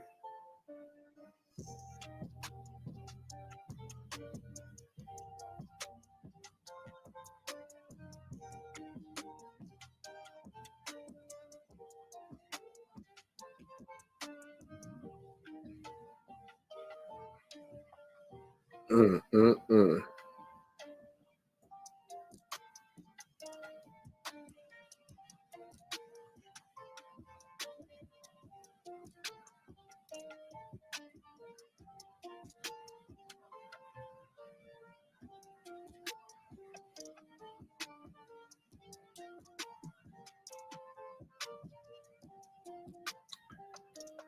Time maybe it was 12:30 out this way.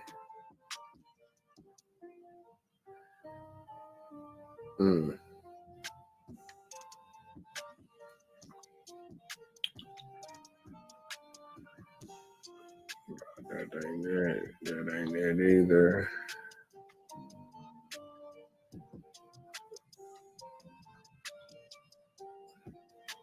Dang, where is that at? That's wicked.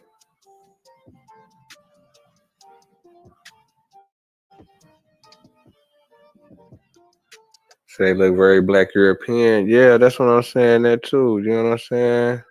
They could be that too. That's what I'm saying. Like, they could be like playing with the pains.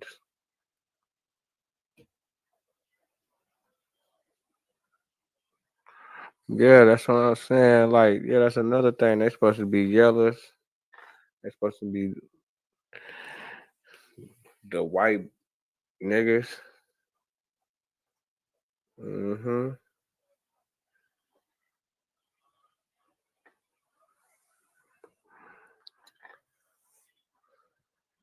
That's real, man. I feel you, Engine Radio. That's straight up. That's another little wave. Hold on. That's wicked. I can't believe that I think hold on.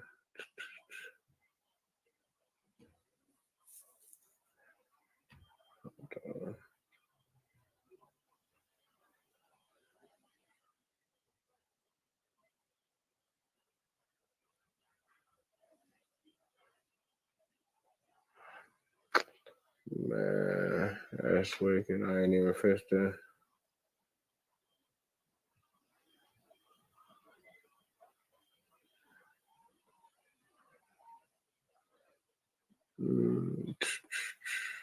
Dang.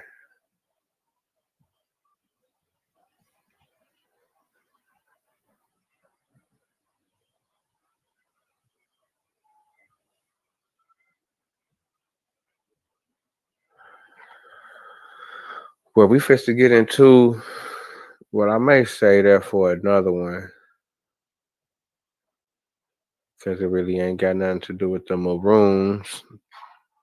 But then again, it do kind of got something to do with the Maroons because it's like how they tried to paint Balboa's partner. And I remember Sean P. had brought the dude up one time and was saying basically like, look, You know, they was bringing black people over here with the Spaniards. That was basically with the Spaniards. They wasn't basically slaves, but they was just basically with the Spaniards. And they was basically called a Spaniard, but they was a black person. They wasn't called a nigger until you kind of like break down the historic facts or whatever. And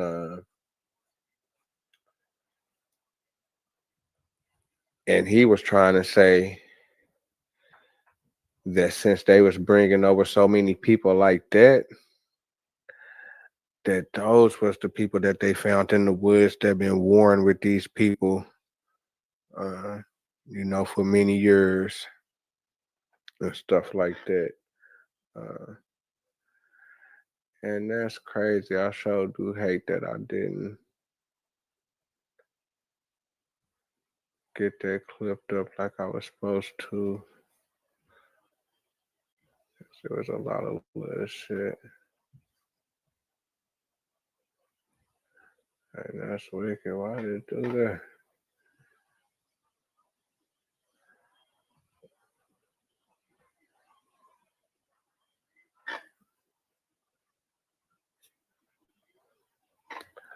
Yeah.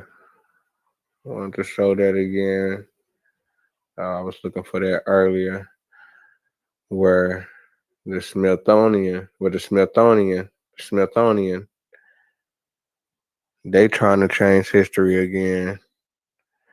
And now they trying to say that just like I said, that they were saying that Balboa had transported captured Africans to Panama in 1513 when we went through hella sources about them finding the black, and that's what I'm talking about.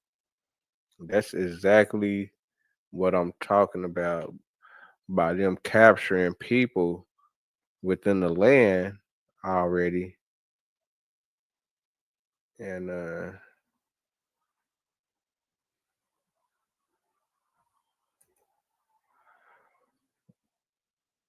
within the land already, but then gonna put the narrative behind them that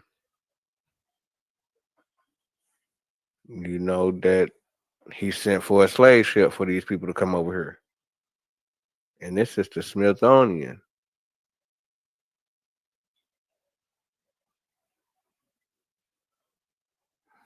This is and I think this is probably where they said that at too. Hold on.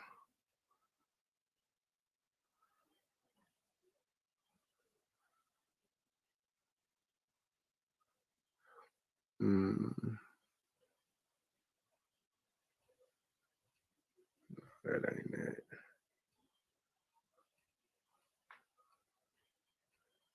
And you know, another thing that was kind of funny about the situation also is that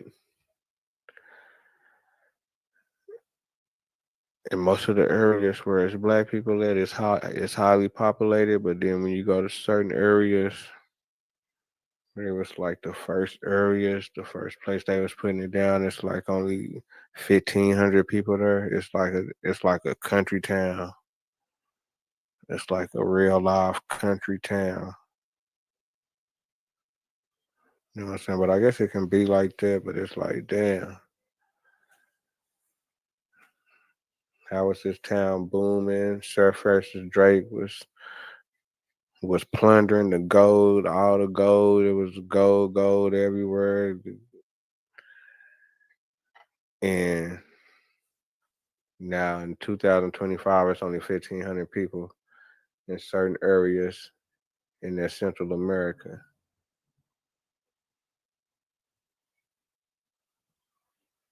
But then where the black people is at, it's really like popping, like tourism.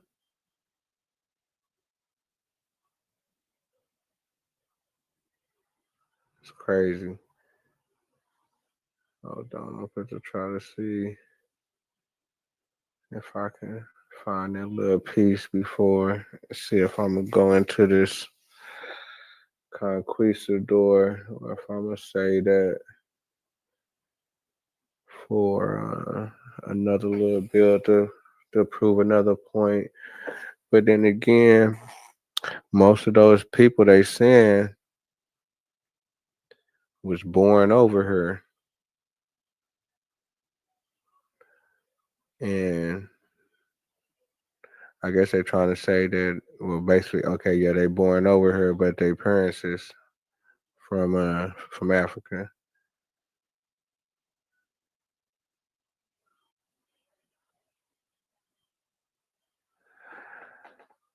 Yeah, and I know that South Carolina, y'all doing it big down there with the farming. I know y'all got big plants almost, big factories. South Carolina and Georgia with some black people doing stuff down there. Yeah, man, keep it going in the Carolinas, North Carolina too. I think that's where like them hair products and shit be coming from, huh?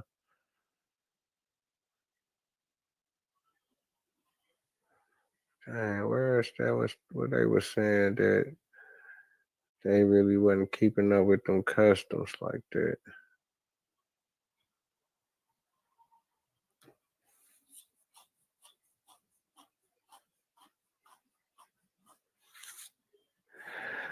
Okay, what this last? Okay, this is crazy. What this say? So this say it it was considered normal for enslaved people to be black, even though there were enslaved people that. Okay, well, no, it was something else that I was trying to. Man, I can't not believe I can't be finding the little stuff I be wanna get at. Then that shit just be popping up later on.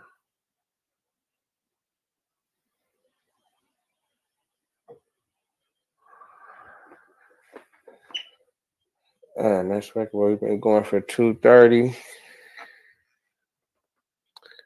We've been going for 2:30. What's up with y'all tonight, man? We got Spiderface 66 in the building. He say I live in South Carolina, and a lot of people don't know that the majority of the farmers are black people. We got Indian radio because a lot of outfits they got on is European. They look very black European to me. The blacks were pale men at that time, so it makes sense if you look at it like that way. Wikipedia, anyone can write, and there could be a professor, a student, and a doctorate center writing these. You right, you right. You sure is right, man.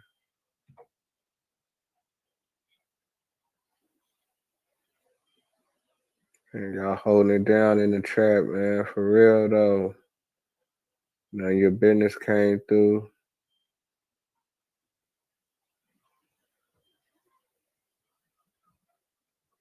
Mm-hmm. Good old child came through, man. Appreciate that, man. Much love. Might do a little bit of YouTube surfing, man. But do anybody got any questions about anything I done put down? Like I said, the link, if you do want to join the show. Let me show this one more time.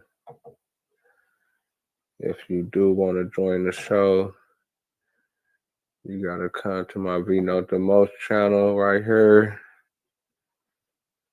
That's your boy. See that yellow? What's up to my kinfolk Cuddy?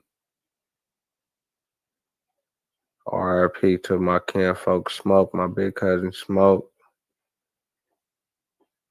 My nigga Butter Mac, my nigga Yellow. But come over here to the post. You just go down to my last little post I made 2 hours ago. Go to the comments. That's where the link is at if you want to join the show. If not, I ain't tripping. Because at the same time, I'm still trying to get this one little information out before I shut down this bill. But that's funny, though,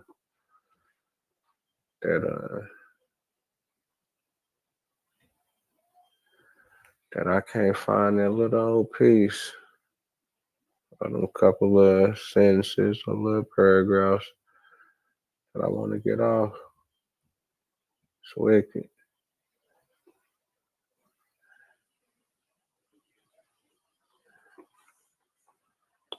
We ain't got no questions in the chat. Let me play the beat. I guess I'll turn the music up a little bit while I break.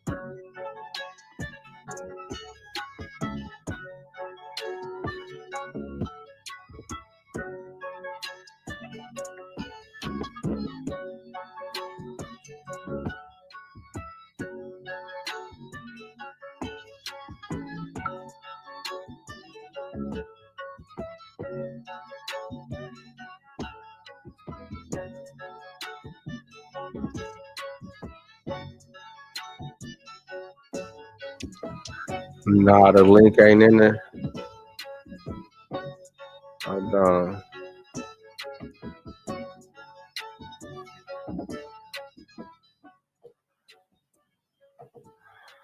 Nah, the link ain't in the chat, man. If you want to join the show, that's what you gotta do, man. YouTube tripping. They won't let me put the link in the chat. But to be able to join the show, if you want to join the show, before I go, but I don't plan on leaving no time soon. I'm still looking for this little piece. I'm for to roll up and pull up. I've been putting it down for about 2 hours and 45 minutes. So to have a, you know what I'm saying, if somebody want to come through, it's you go to this channel right here, you come to the post, and you go down to my last comment that I made 2 hours ago. You go to the comment, and the link is right there if you want to join the show. YouTube not let me put it in the chat. So hopefully you hit the link, it'll let you join the show. If not, I don't know what's going on. YouTube tripping. But just like I say, man, I ain't tripping. You know, I'm always solo bolo in the game. But just like I say, man, I'm looking for this other little piece so I can finish this build with. If you got any questions, put them in the chat. Just like I say, pop up. You can chop it up. For one moment, pull up, roll up. I'm glad that you showed up.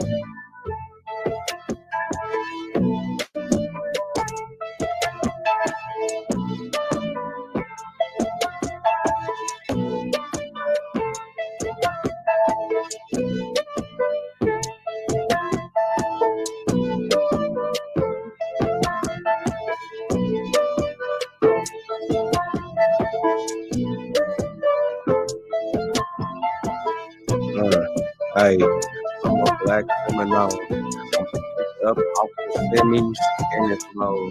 Been in Mexico, 1850. Now every day you can get an 8 to up to 5-0. Yeah, the 6-4 standing 6-4. Empty at the taking 6 out of 4.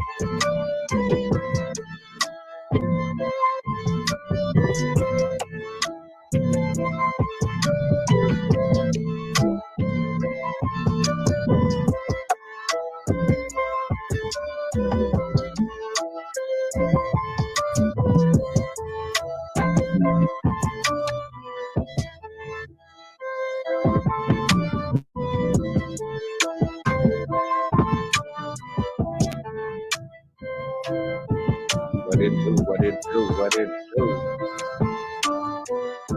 Man, appreciate everybody holding it down. Appreciate everybody still holding it down. And I did find that piece, and that's what we're gonna end the night on this piece. Where you got the archaeologist or whatever, however you call it, the archaeologist. He's saying, yeah, they resemble Africans, yeah, they look like Africans, but the traits and the traditions we're not finding. And I guess they were talking about the customs and the ancients, kind of, I guess, going back. But we're gonna look at it, I ain't saying I'm 100% right on none of this. I'm just giving my opinion, giving you the information that I'm coming across, and we just looking at it. That's it.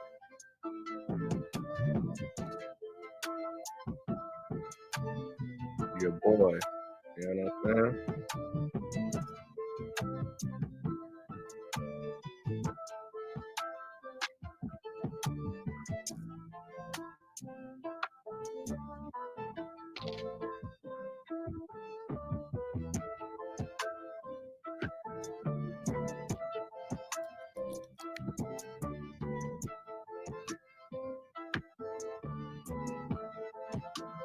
Let me get this ready. I already had it ready.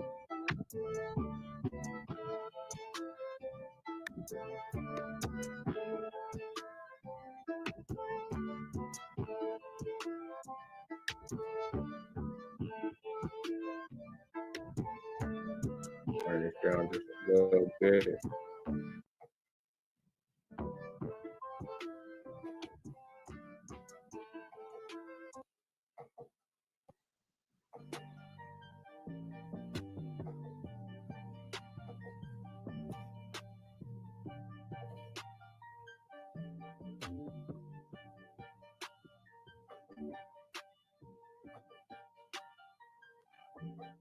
During the past several decades, anthropological fieldwork has underlined the strength of historical consciousness among the descendants of these rebel slaves and the dynamism and originality of their cultural institutions.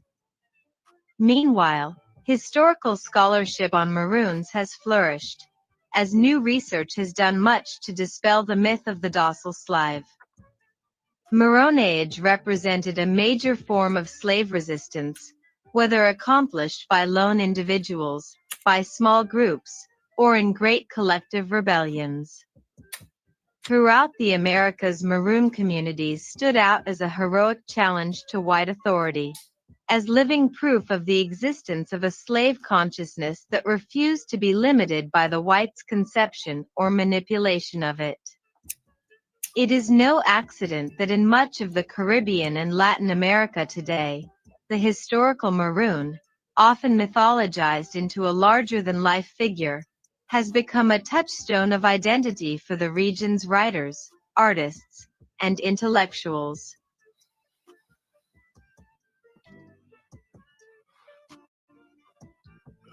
Okay.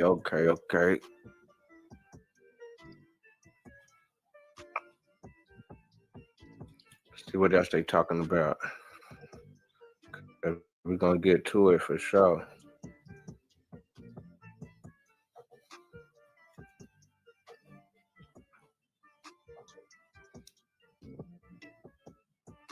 More generally, Maroons and their communities can be seen to hold a special significance for the study of Afro-American societies. For while they were, from one perspective, the antithesis of all that slavery stood for, they were also a widespread and embarrassingly visible part of this system.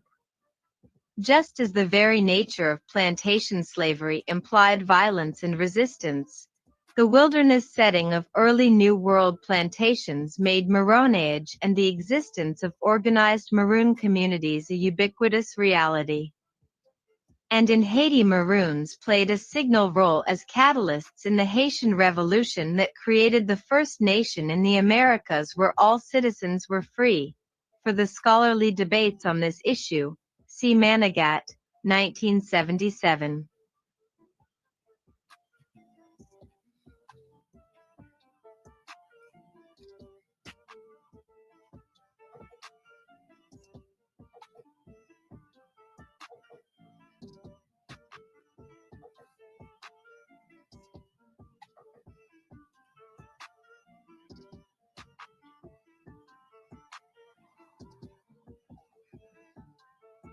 The meaning of Maroonage differed for enslaved people in different social positions, varying with their perception of themselves and their situation.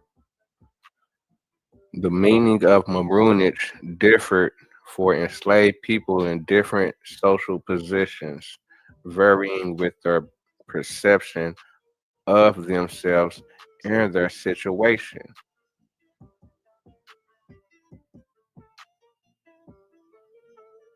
The meaning of Maroonage differed for enslaved people in different social positions, varying with their perception of themselves and their situation, which was influenced by such diverse factors as their country of birth, the period of time they had been in the New World, their task assignment as slaves, their family responsibilities, and the particular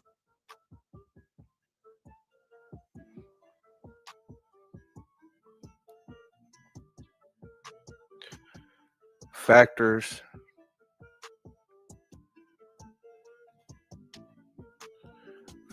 as their country of birth.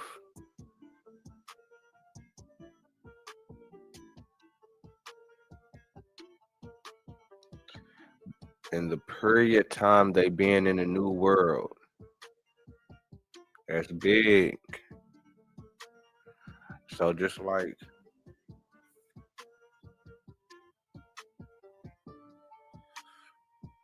niggas in Florida, like, hold on, it's black people already being born over here, but then these villages, they ain't never seen a plantation. They from out here.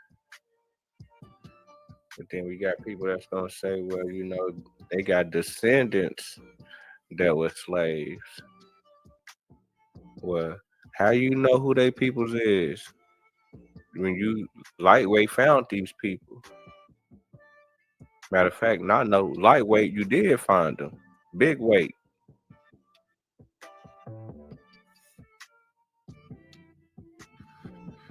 We're gonna finish this up though. The meaning of Maroonage differed for enslaved people in different social positions, varying with their perception of themselves and their situation, which was influenced by such diverse factors as their country of birth, the period of time they had been in the New World, their task assignment as slaves, their family responsibilities, and the particular treatment they were receiving from overseers or masters, as well as more general considerations such as the proportion of blacks to whites in the region, the proportion of freedmen in the population, and the opportunities for manumission. Many African runaways, particularly men, escaped during their first hours or days in the Americas. Enslaved Africans who had already spent some time in the New World seem to have been less prone to flight. But enslaved Africans or Creole slaves who were particularly acculturated, who had learned the ways of the plantation best, seem to have been highly represented among runaways, often escaping to Urba. Now that don't make sense. They're gonna say that the people that just came over here is the ones that's really, moving around. First day. They ain't wasting no time. They getting through there. But you got people that's already been here telling them what to do.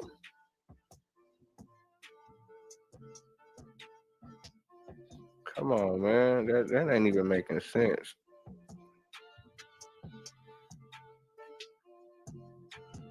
So what's the people that was, that knew the system more, they had to be the real runaway, the real runaways to be able to be somebody's leader. Come on now.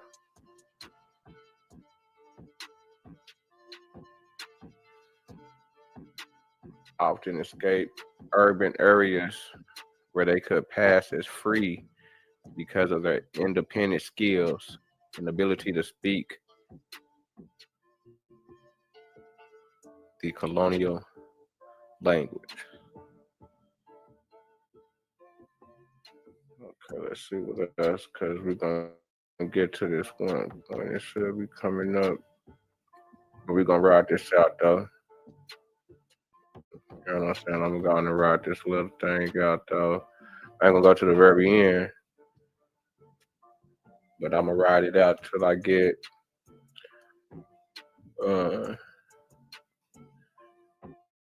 until I get right here. I'll ride it out till I get right there.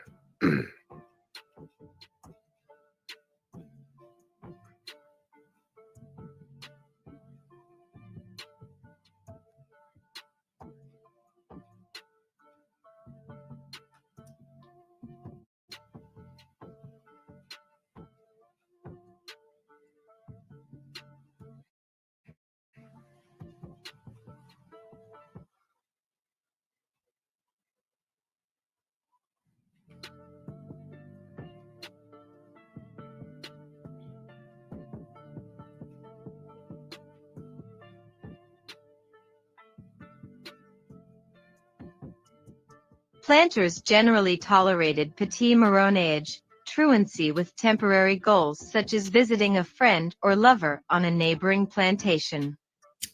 But in most slaveholding colonies, the most brutal punishments, amputation of a leg, castration, suspension from a meat hook through the ribs, slow roasting to death, were reserved for long-term recidivist maroons. And in many cases these were quickly written into law. Marronage on the grand scale, grand marronage, with individual fugitives banding together to create communities, struck directly at the foundations of the plantation system, presenting military and economic threats that often taxed the colonists to their very limits.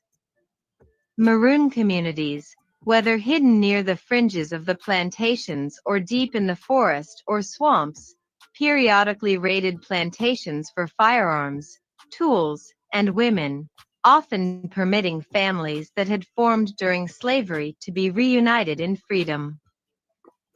Well, you got two types. You got the indigenous, and you got the people that did come over. I mean, point blank. They can try to paint it up how they wanted to.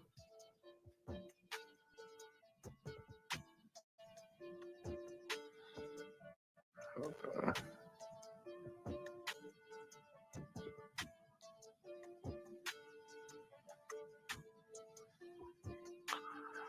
Let's see. Let me just go on in because hold on. I don't want to go into that yet.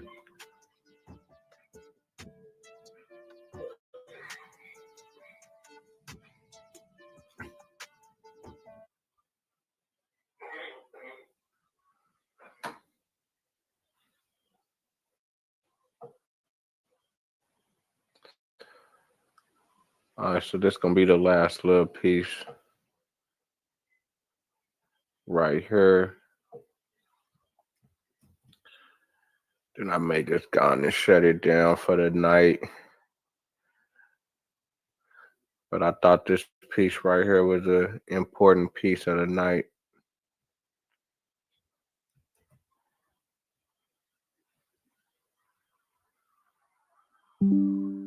African origins, New World creativity.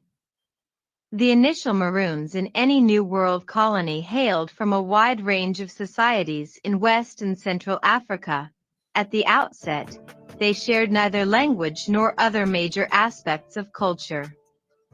Their collective task, once off in the forests or mountains or swamplands, was nothing less than to create new communities and institutions, largely via a process of inter-African cultural syncretism or blending. Those scholars, mainly anthropologists, who have examined contemporary Maroon life most closely seem to agree that such societies are often uncannily African in feeling but at the same time largely devoid of directly transplanted systems. However African in character, no Maroon social, political, religious, or aesthetic system can be reliably traced to a specific African ethnic provenience. They reveal rather their syncretistic composition, forged in the early meeting of peoples of diverse African, European, and Amerindian origins in the dynamic SETI. You heard that?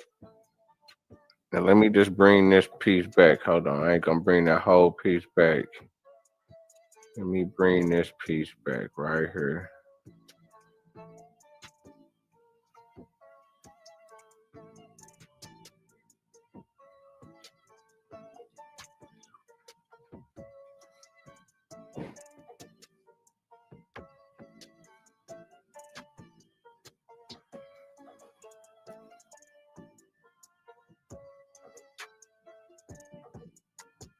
Those scholars, mainly anthropologists, who have examined contemporary Maroon life most closely seem to agree that such societies are often uncannily African in feeling but at the same time largely devoid of directly transplanted systems. However, African in character Say that they are uncannily in feeling. It feels like African. Look like it. But at the same time, largely devoid of transplanted systems. However, African in character, it's like I said, it look like it. Lookership is what they try to say. Lookership, how they can play the role. How they can go. How they gonna bomb. But no Maroon social, political, religious system can be reliable traced to a Pacific African ethnic providence. Why is that?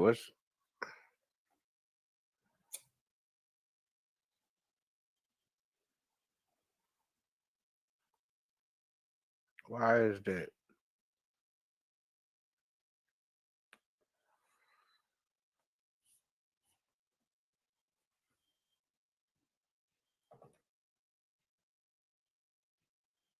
Why is that?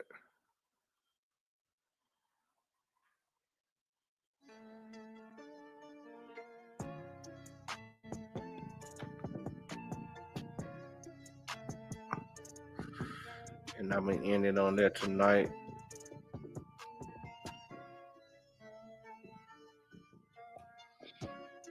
Another bill about the multi-maroon Americans that was found in America.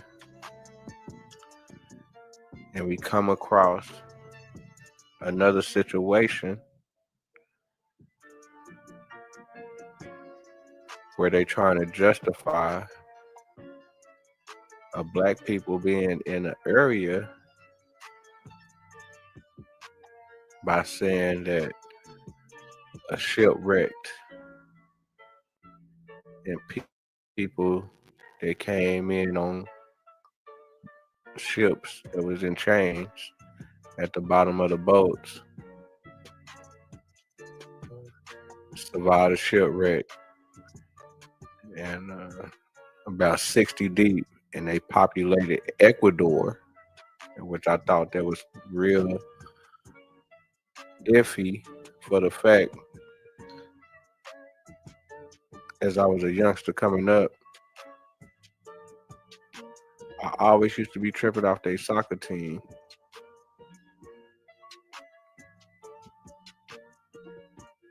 I always used to be tripping off their soccer team, man. Their soccer team, matter of fact, man, let me bring up their soccer team, man. Because I know I ain't tripping.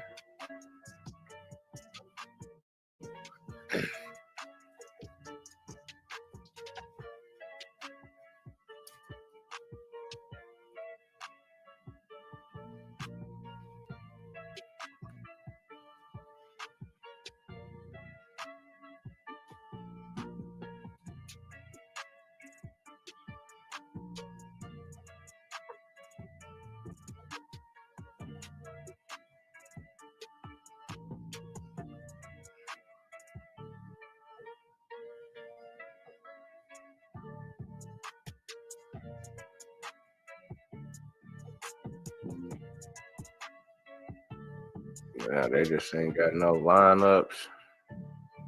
I don't know nothing about no soccer. And shout out to my folks that I used to run track with, that was from the islands. They was from Trinidad, Tobago.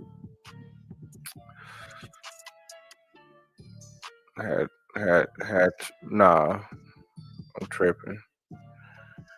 It was two folks from Barbados, one from Trinidad, Tobago. What's up to them folks? And you know what was so crazy about that situation? Is that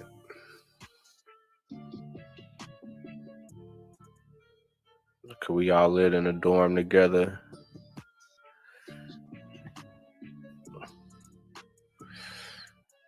And to me, everybody kind of had their own little look, but to me, two of them, I would say one did look African.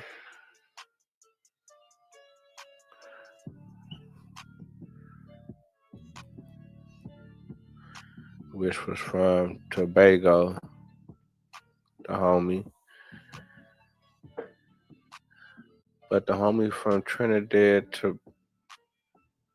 he was from Barbados, but the homie from Trinidad, Tobago, he looked like somebody from the islands, or somebody from, he didn't really look like an African, like a West African. Then my other nigga, he was more like a caramel. And he had like the little, his hair was a little bit more, like the saying, like the nigga that looked like the African. That nigga had the big head and shit. My nigga from Trinidad, my nigga that had a big head. But my other nigga that was like more caramel, that nigga was like, he didn't really have like no curly hair, but this shit was kind of wavy or whatever.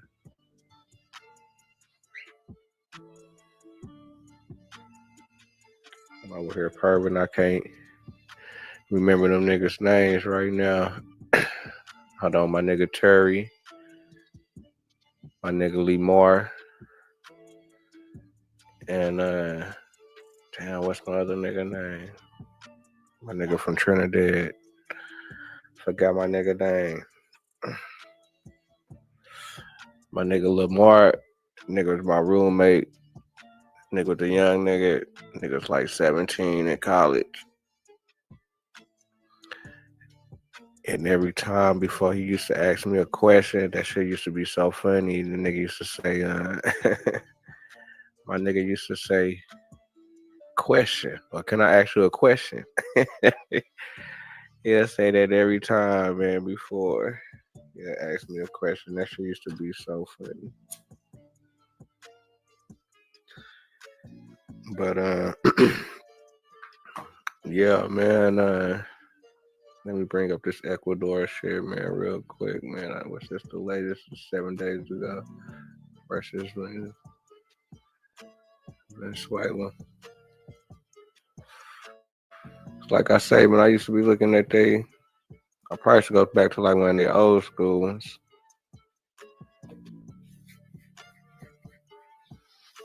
In like the 90s.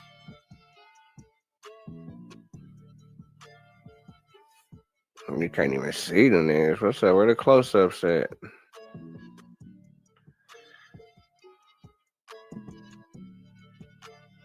They come out the gate. They come out the gate, huh?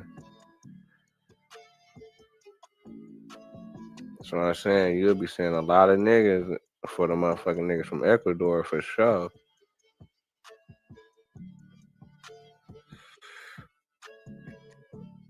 And I ain't finna just be. There's some niggas out there, man. Yeah, them some niggas. That's a nigga. He almost got it. Nigga made my nigga run into the pole. Let me go and get up out of here, man, before they do some old crazy stuff and hit me with all copyright.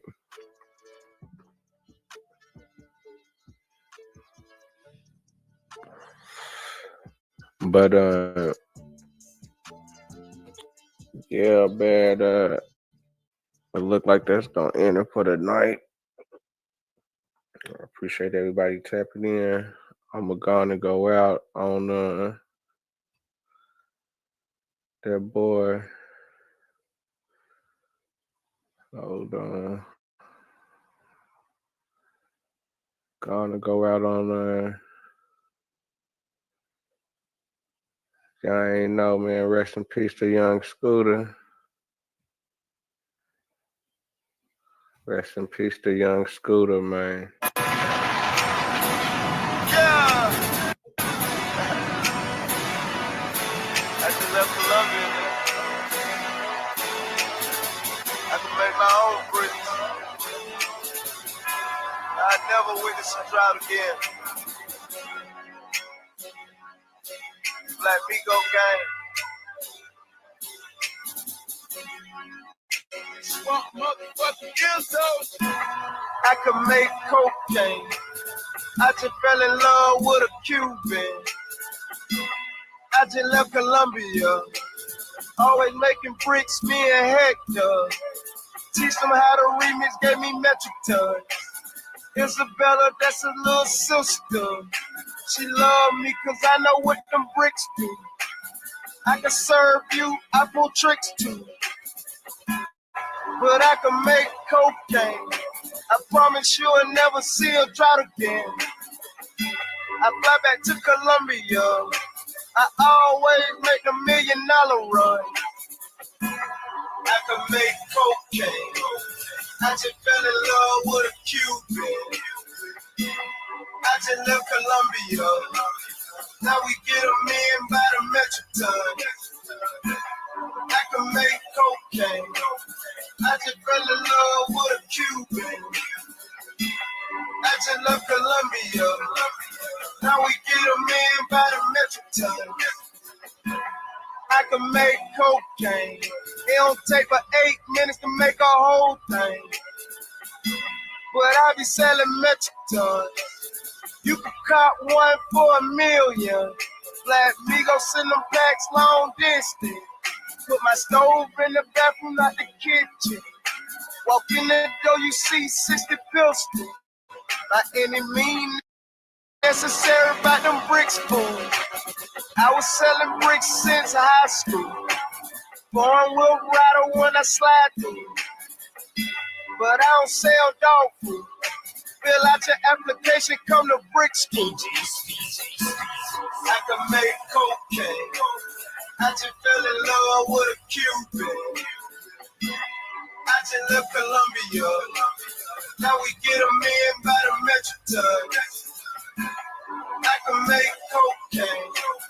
I just fell in love with a Cuban. I just left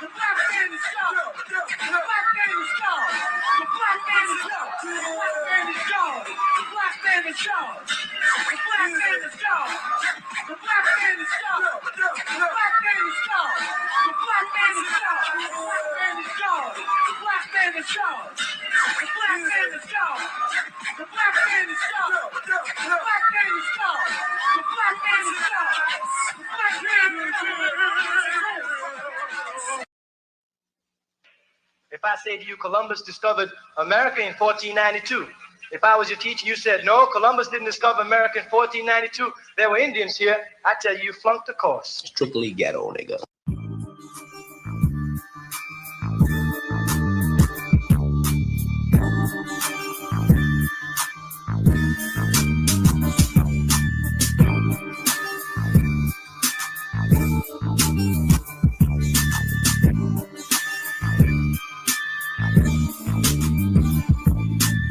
Getting it from the other side of the border for a price that is reasonable. I'm leaving no evidence when they rush my residence. Plus the drugs and the damn presidents. I'm not hesitant to commit gang-like tactics. Got a room specially wrapped in plastic for saran. I'm Puerto Rican like I was a Nicaraguan. I'm a contraband in 50 states in 2 countries. Steady spending my hustle from Monday to Sunday. Gotta keep the money coming in or it's curtains. Hurting the competition, leaving them in a furry. Sworn to Spencer Joy to match the test of in the hard top. You know the marks black. But I'ma continue to mix my ass with our pot. And you can't get over on me if I was hard not. I'ma watch you niggas ride in the street, man. Like me to see if I keep my heat, man. You gon' continue to hold a grudge like the prosecutor and the judge. I push fudge and my family only got it, so I trust and bust 50 at those who wanna try to cross us. I'll be running slash from here to Japan. No money, no Capri, a person with black Mexican. Moving yeah every day on your tracks, man. Important, extorting money laundering. I'll be running slash from here to Japan. No money, no Capri, a person with black Mexican. They don't really understand. Label me a contraband. Ever since birthdays, I put my hands in control substance. Hustling to advance when not to lack. Trying to earn me a platinum plaque. Smoking Vegas back to back. No endo. Carrying fully automatics attached to extendos. Never giving up info.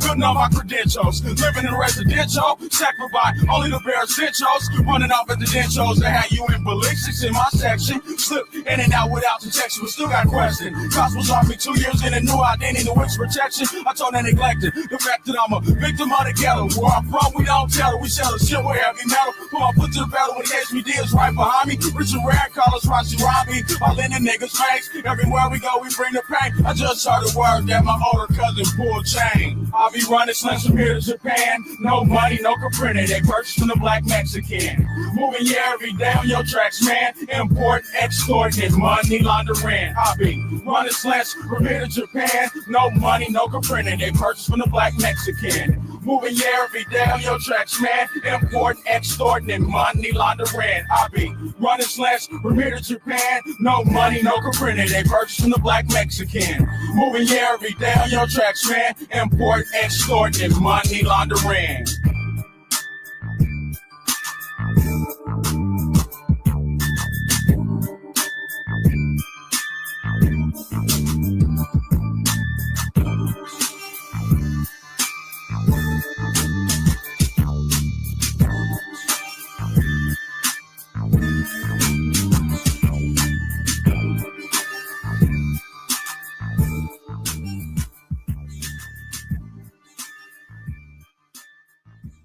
Crazy toothache that I had to go get pulled yesterday, and it was driving me crazy for about it been driving me crazy for about a month.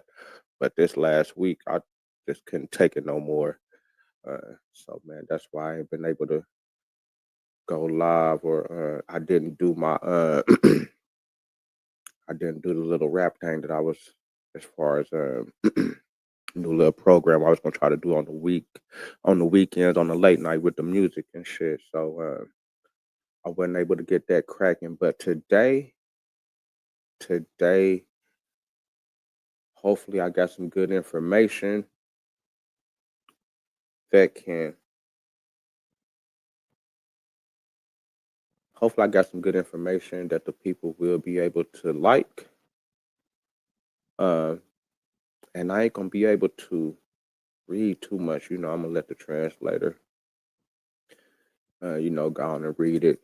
But today's special is about black. The word black. You know how we call people black. I'm a black person. I'm a black man. I'm a black Indian. I'm black. I'm a black Mexican. I'm black this. I'm black that. So that black term, it seemed like that it just applies for people in America, from what it looks like. Because you really don't really see nobody else in other countries, as far as other countries that's not America, countries that say that they are black African, or that they are black Australian, or that they're a black Chinese, or that they're black Indians, or that they're black Europeans. The word black, it seemed like that it only goes for American black people. And I thought that was very interesting. Just that word just applying to us. And as you know, that we've been under a lot of different terminologies over here for us. We got black, we got Negro, we got nigga, Indian, Aboriginal, colored, African American, African descent. So we have a lot of different terms, mulatto. We have a lot of different terms that is applied to just black people in America. So I thought it was interesting for me whenever I came across, because I came across some good information about black in the 1700s. I came across some good information about black in the 1700s, and I think that they're hiding about black people being found in America. So with all the videos that I do, it's about black people being found in America, giving my opinion on the small research that I have done, and with me seeing that I'm seeing that black people is being found in America from the little research that I'm doing. Now, with this, what I'm going to present right here, it's kind of going, I ain't going to say it's kind of, but it will, to me, it's stamping it. It's just giving more evidence of Black people being found in America and them and the Black people over here being called Black. Now, I don't want to speak too much on the introduction, but I'm going to start off with this right here. So we're going to start off with, I did a little small, just like I said, I came across a picture. I wouldn't say a picture, but it's a picture within, I would say, a book, a picture within the book. I wouldn't say it's like a learning book that was in Britain. It's a learning book that I came across a picture on how they was, on what the definition of Black was within their world at that time. And I'm going to show that picture, but first I'm going to try to show the origins of the people that was running the company, that was pushing this book. So let's get to that right now. So the Lumsdens. Let me go on and put the little music on. I'm tripping. I should have had the music. My bad. Turn it down just a little bit. So the Lumsdens.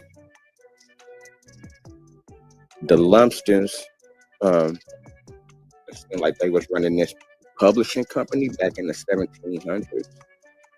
And as you see, they're very wealthy. At the time, they was very wealthy, around the castles, and they was around the kings.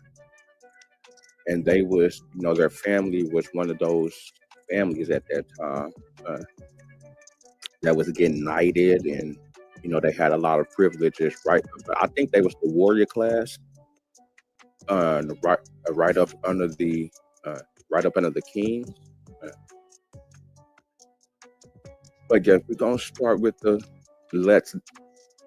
Lumsden. I think that's how you say their name, Lumsden. So the Lumsden clan, come on.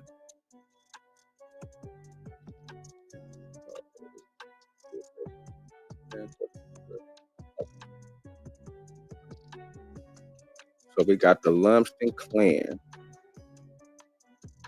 and small history. So I'm gonna go on and let the translator read this. Gonna get some good information. Gonna get some history about this company that was teaching Britain as far as when they putting out their books, and stuff like that. So let's try to get a little background on them.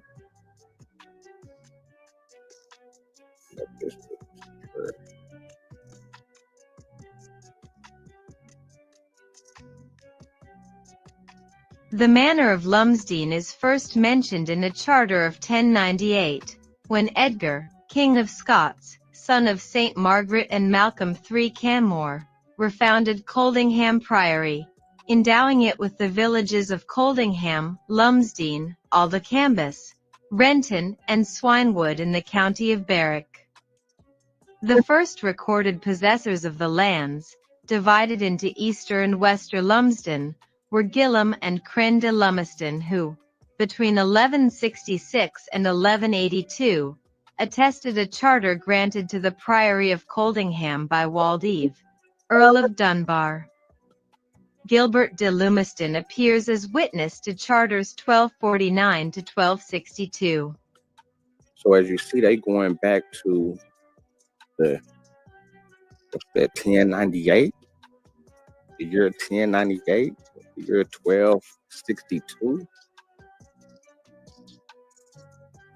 So they going back as far as their name.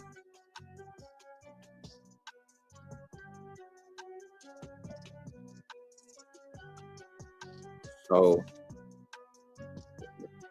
one moment. The name of the proven common ancestor of the Lumsdens comes into history through an event which occurred in 1286 and which led to the Wars of Scottish Independence. Even by this date, surnames were not common in Scotland, but as became a common practice, this family adopted the name of their estate as a surname. From this descend all the variations of spelling now used. Of course, not all those now bearing the surname are descended from this Berwickshire family, and the Lumsden DNA Project was set up to try to establish the present various lines. So it's some more information on how they kind of got their names more and getting established within the lands. See if I can pull up a little bit more information before I get to the bread and butter.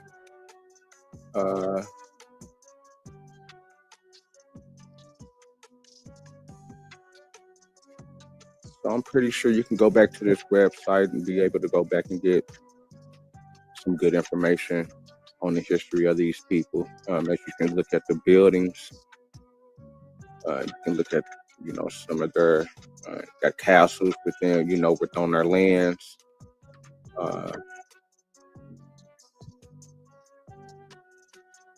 You can also go check this out. This is about, I guess, about their families' history.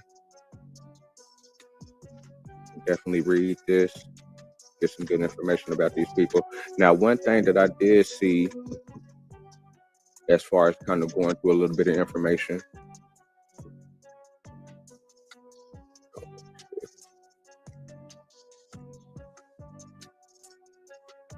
yeah, okay, matter of fact, before I go to this, they was connected with the Forbes. You know what the Forbes is? The Forbes is, you know, one of those, I think they was a company, they was, I think they was a slave type, a slave company or whatever. You know, there was transport. There was something like that was in South Carolina and Florida. I'm not really sure. I think I'm gonna have to look back into that Forbes thing. I think they was down in Florida. And they was part of the slave trade, and I think, but you know, Forbes is a wealthy family now. I think they did with the Forbes magazine, where they know all about the richest families in the world. They got connections. They can, you know, they're able to sit down with the richest families and get interviews and be able to, you know, rub shoulders with these people, rub elbows with these people. And as you see, who wrote the book? You see who wrote the book on the genealogy of the Forbes. Lumsden. So I'm bringing a lot of this history stuff up. As you can see, these is all their little flags, their arms, I guess. But I'm bringing all this stuff, and I'm gonna bring this history to the forefront, because these people know exactly what they're talking about when I bring this information. It ain't like they're dumb, they're reaching. It ain't like they don't really know what's going on. These people been around, and they're educated. They're part of the higher class, and they're putting out information about the Black people in America. Well, they did put out information about Black people in America. I think they got swept up under the rug. But let me go on in.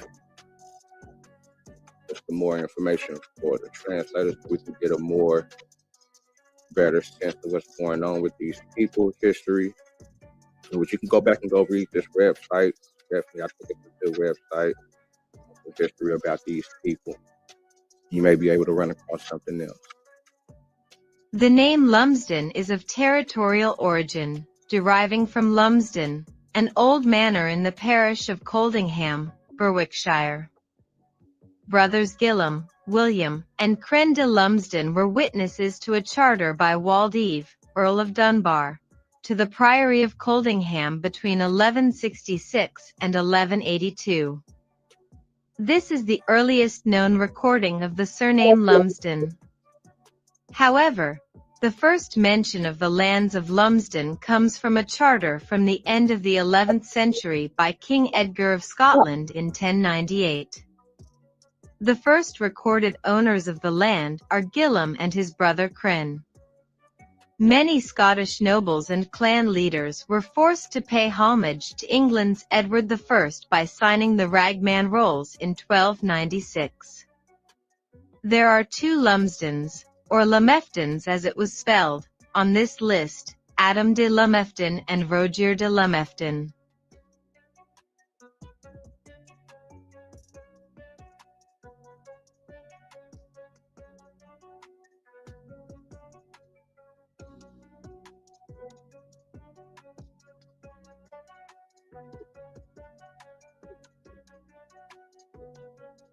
In 1329 Gilbert de Lumsden was given a charter by the Earl of Angus for the lands of Blenheim, after having married the heiress of Blenheim the previous year, in 1328. By the mid-1300s branches of the Lumsden clan had charters and lands confirmed to them in a number of places up and down the east coast of Scotland, including Conlon in Fife, and Medlar and Cushney in Aberdeenshire. During the 30 Years' War, 1618 to 1648, members of Clan Lumsden fought for the Swedish king Gustavus Adolphus. Their unit was called Lumsden's Musketeers. James Lumsden and his men returned to Scotland from the war in Europe to fight on the side of the Covenanters in the Civil War, which was taking place all over the British Isles. They fought at the 1644 Battle of Marston Moor in Yorkshire under Alexander Leslie, Earl of Leven, which saw a heavy defeat for the Royalist army of Charles I. They also fought at the Battle of Dunbar in 1650, this time under David Leslie, where Oliver Cromwell's parliamentarians defeated them.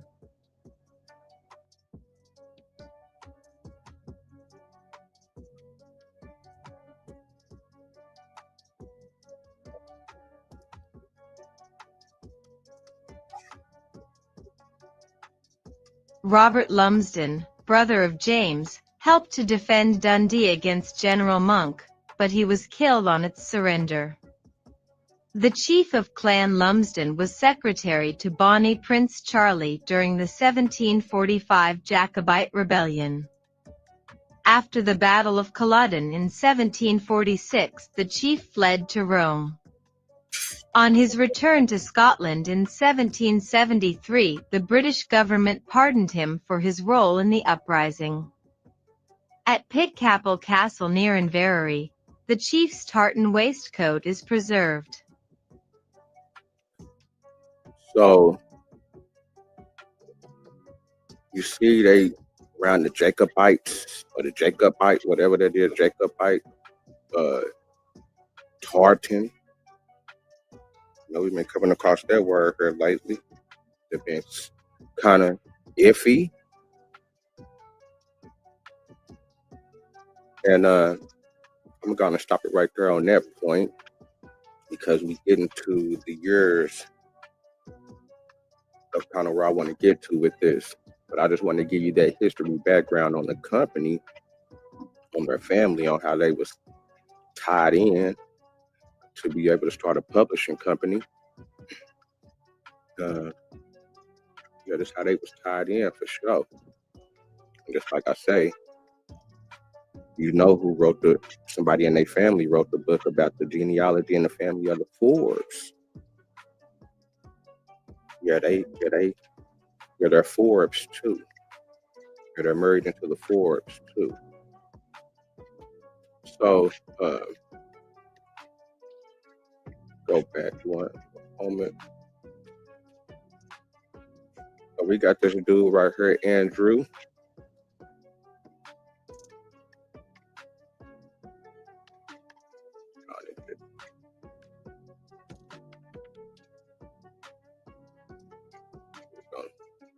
with it. I'll let the translator give it up. Andrew Lumsden, or Lumsden FRSE FSA, 1720 to 25 December 1801, was a Scottish Jacobite. He was personal secretary to Bonnie Prince Charlie during his exile in Rome. He was a joint founder of the Royal Society of Edinburgh in 1783. So I want to come down to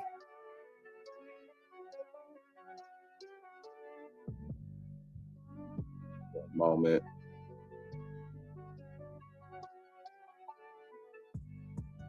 Okay, so I want to come right here to the death.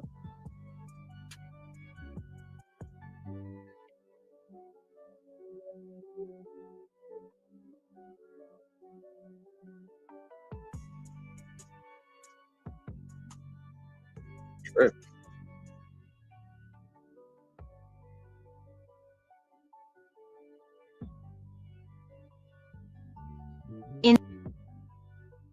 In 1783, Lumsden was in Edinburgh and was a joint founder of the Royal Society of Edinburgh. He appears to have lived at Thistle Court in the New Town, 3. Lumsden died in Edinburgh on 25 December 1801, 2. Okay, let me go back. I'll go back to James. I'll go to James now.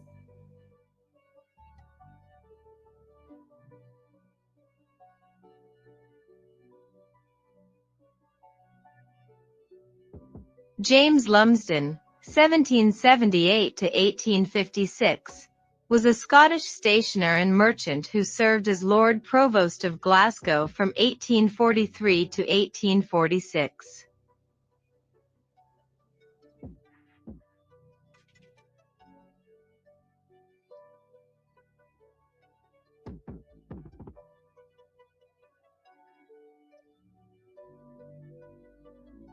He was born on November 13, 1778 in Glasgow, the son of James Lumsden, an engraver and publisher, and his wife, Jean Adamson. The family lived in a second-floor flat in Craig's Land at the head of the Old Wynd in central Glasgow. He was educated at Glasgow Grammar School. Their family publishing firm J. Lumsden and Son was founded in 1783 and specialized in children's books. 3. And that's exactly. So this is where I'm going with it. With the children's books. And with books that was just for the public. On how they was basically, teaching their citizens. So we got the broadside ballad, and this is one of the first type of, I would guess you would call it a newspaper, something kind of almost, I won't say a newspaper, but it's basically giving small information, small stories, for the people to read. But let me go on and let Wikipedia talk about it for a moment. But this is the history of, as far as the children's books and how they was teaching their citizens and stuff like that. As far as just the common, not just as far as like the common people. A broadside, also known as a broadsheet, is a single sheet of inexpensive paper printed on one side, often with a ballad, rhyme, news, and sometimes with woodcut illustrations.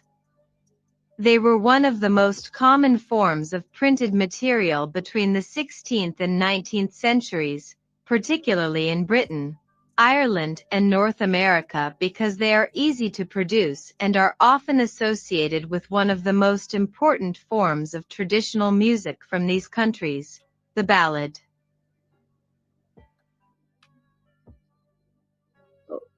A little bit more information. what we jumped into was crazy. Ballads developed out of minstrelsy from the 14th and 15th century. 1. These were narrative poems that had combined with French courtly romances and Germanic legends that were popular at the king's court, as well as in the halls of lords of the realm. 2. By the 17th century, minstrelsy had evolved into ballads whose authors wrote on a variety of topics. The authors could then have their ballads printed and distributed. Printers used a single piece of paper known as a broadside, hence the name broadside ballads. 3. It was common for ballads to have crude woodcuts at the top of a broadside. 3. Historians Fumerton and Gerini show just how popular broadsides had been in early modern England. The ballads printed numbered in the millions. 4. The ballads did not stay just in London but spread to the English countryside. 5. Owing to the printing press, publishing large amounts of broadsides became easier. Commoners were frequently exposed to ballads, either song or print, as they were ubiquitous in London. 6.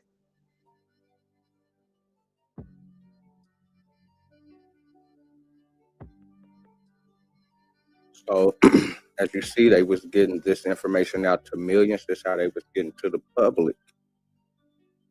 This is how they was getting to the public. Now, the next thing that I want to show is what it developed into was chapbooks. Developed into chapbooks. Let's get a rundown on this. Hold on.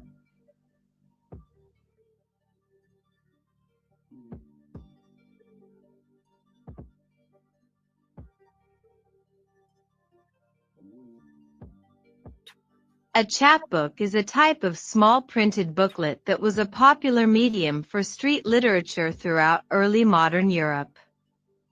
Chapbooks were usually produced cheaply, illustrated with crude woodcuts and printed on a single sheet folded into 8, 12, 16, or 24 pages, sometimes bound with a saddle stitch. Printers provided chapbooks on credit to chapmen, who sold them both from door to door and at markets and fairs, then paying for the stock they sold.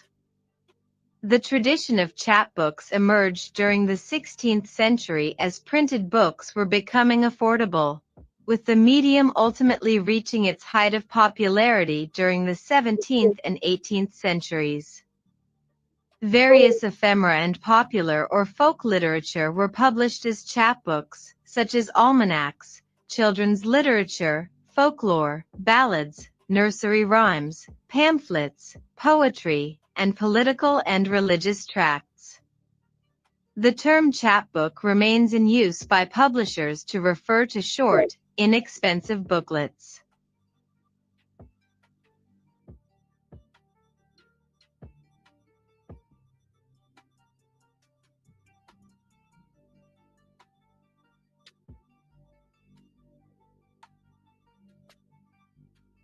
Chapbook is first attested in English in 1824, and seemingly derives from chapman, the word for the itinerant salesman who would sell such books. 1 and 2. The first element of chapman comes in turn from Old English seat barter, business, dealing, 3, from which the modern adjective cheap was ultimately derived.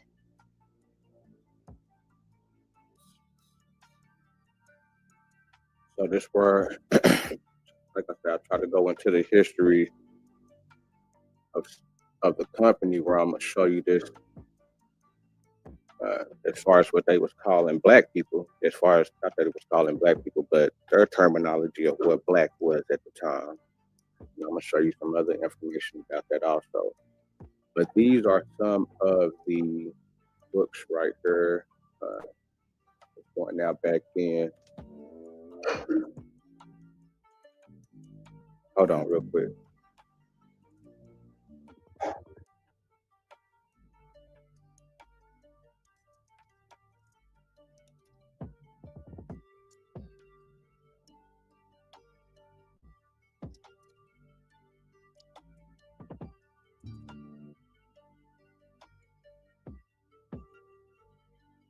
All right, so these are some of the.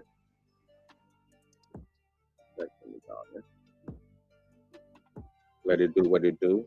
Hold on one moment.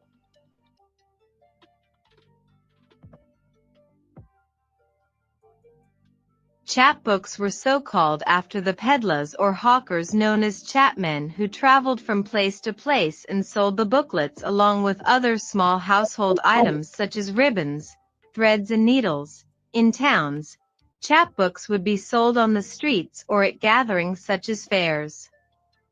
These small books had a varied subject matter including popular tales, accounts of marvels, fairy tales, religion, executions, and fortune-telling.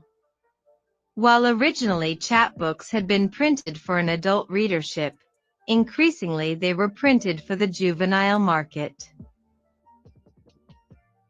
So just like I say, they just putting information out to the public. They putting information, whatever, like I say, marvels, fairy tales, religions, just a lot of news. So, one moment.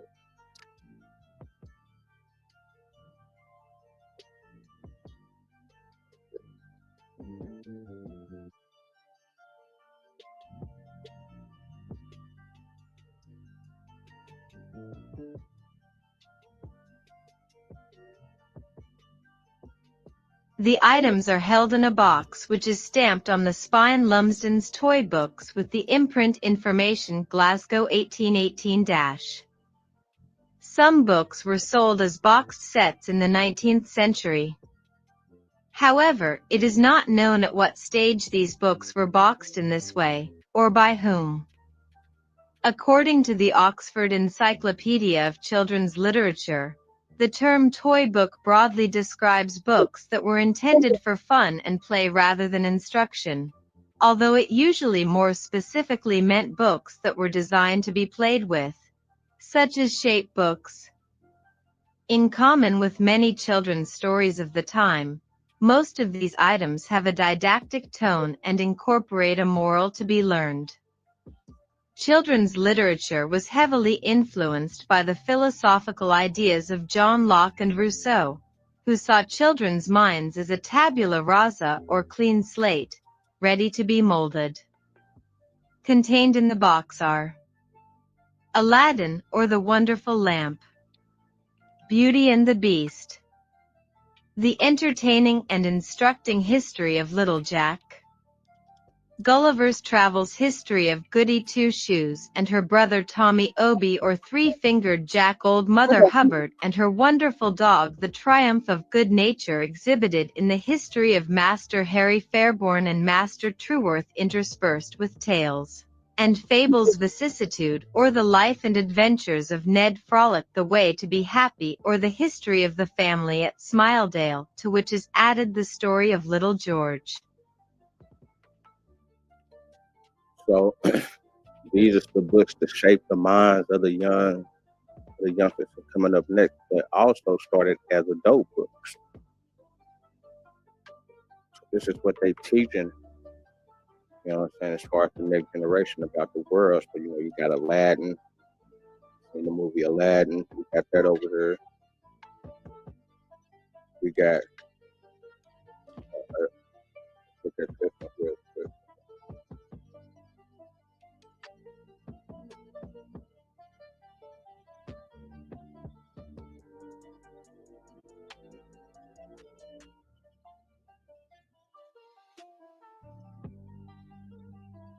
Not all the stories have remained as children's favorites.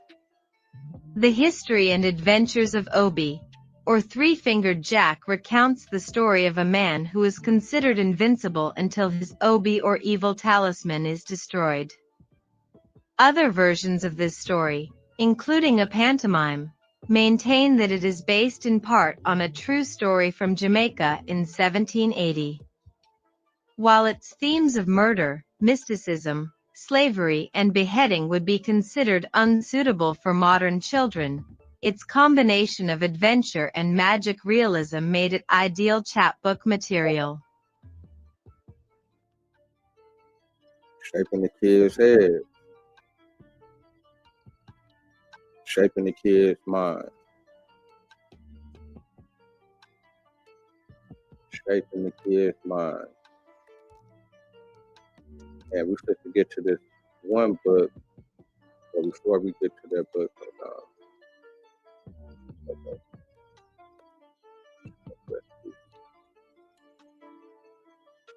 Yeah, probably. As you see, you know, we grew up on some books like this, you know, with the children's books, with the, you know, with the alphabet, and they got the picture, they got the big W, they got a, you know, how the W was this and the W is this, you know. We grew up on books like that also. You know, I did. I was young. And that's interesting that, when we get the information, just like with this book right here, the children's alphabet with pictures, which Jonathan Grout, this is 1815, 1882. Going back to these days, and children's alphabet with pictures. So, you know, we grew up on seeing little stuff like this. The A is for Alcorns or nuts and seeds. B is for buck. You know, we grew up on books like this. B is for cow. D is for dog. You know, we grew up on stuff like this. I did. They still make these books to this day to shape the young kids' minds about the world. To shape the young kids' minds about the world. Now, we're going to go to the books. So this is going back to 1753. The child's instructor or a picture alphabet, James Lunsdom and Sons Publisher. We just got done looking at their family. They know what's going on there. They're tied into kings and, you know, the higher class. They're tied into the higher class. So let's see what they're teaching their kids. So we got the child's instructor, picture and alphabet. We got A for angler. An angler is one who catches fishes with a hook. You know, you got the different, vowels. And what we got right here for black? What we have right here for black? Black man and woman are natives of warm countries. That's what they teaching their peoples over there. That black is a black man and woman are natives of warm countries. Now, we're going to also get a little bit of more information about this page. So one moment. Let me get this going real quick. One moment. Yeah, that's what they was teaching their people.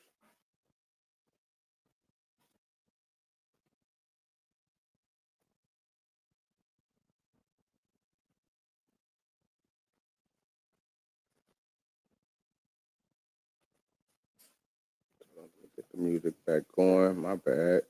A lot going on. Yeah, black mean what they was teaching the people in Britain, the British. Black become a warm country. Let me go and put some more information out there about how they was thinking about the black. Hold on.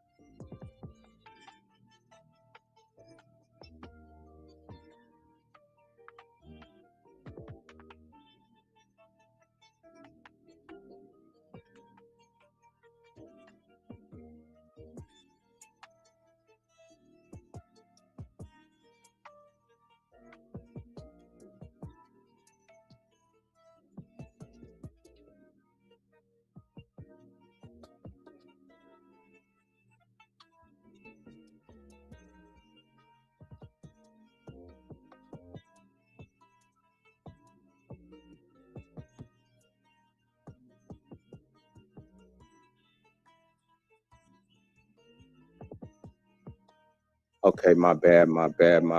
Okay. Now let me go on and give a little bit more information. The translation ain't working. But page 3 and 4 of the children's instructor, the child's instructor, or Picture Alphabet, Glasgow, published and sold wholesale by Lumsden and Sons, price 2 pence. B stands for the color black and is described by the text. Black men and women are natives of warm countries. The illustration depicts a dark-skinned man dressed in a lion cloth dressed in a lion cloth who is leaning on a large barrel, smoking a large pipe. Who was smoking tobacco? Where they find tobacco at? In the warm countries, huh? The black. This is the upper class. That's what they teaching the Britain. This is what they teaching the Britain in the 1700s.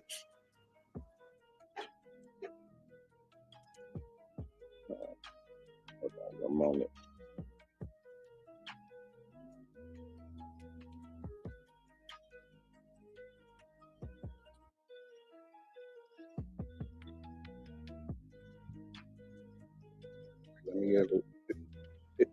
Let me translate this. Hold on.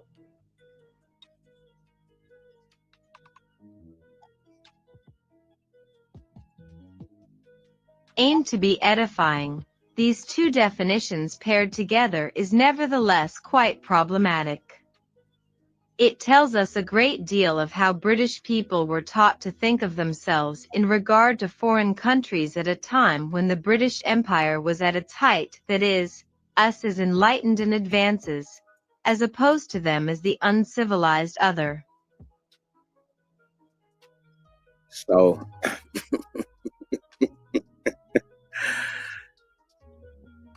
trying to tell you the black man is from warm countries. Tell your peoples that. But they switched it up. And with that African descent shit,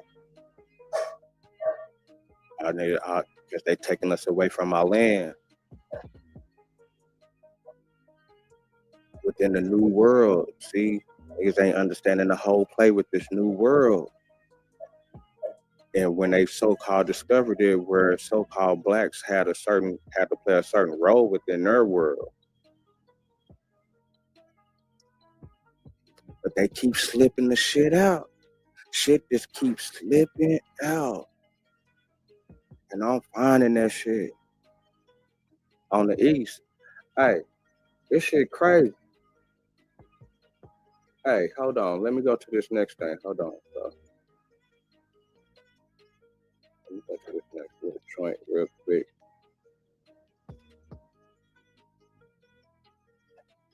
That is tripping.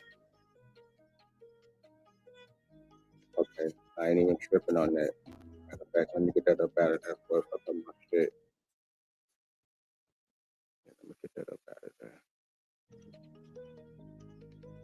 Out of there. Live. Okay.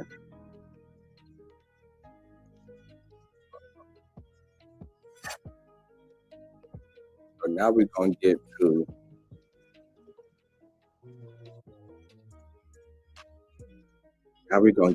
this story right here.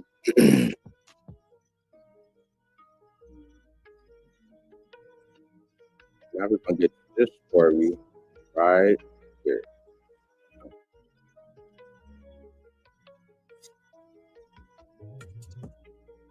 Hey man, comment, like, subscribe, tell a friend, and do it again on the road to 100 subscribers.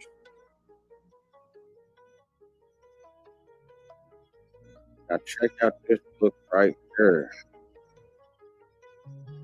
A highly popular tale, Goody Two Shoes, was printed by several chapbook publishers and remained a popular didactic tale into the 19th century. The copy here has a penciled note from an unknown reader on the inside front cover, attributing the story to Goldsmith.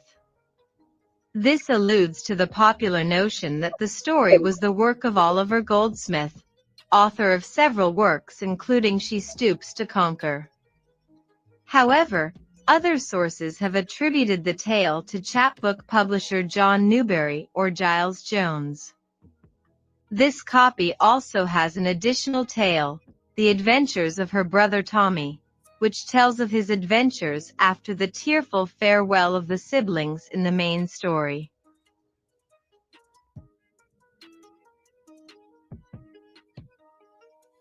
Now, we're going to get back to this picture right here. We're going to get back to this picture. We're going to get back to this picture right here, but we're going to go into a little bit more information about the book. About the book right here. So we're going to give it up real quick. Goody Two Shoes, its history in the 17 and 1800s.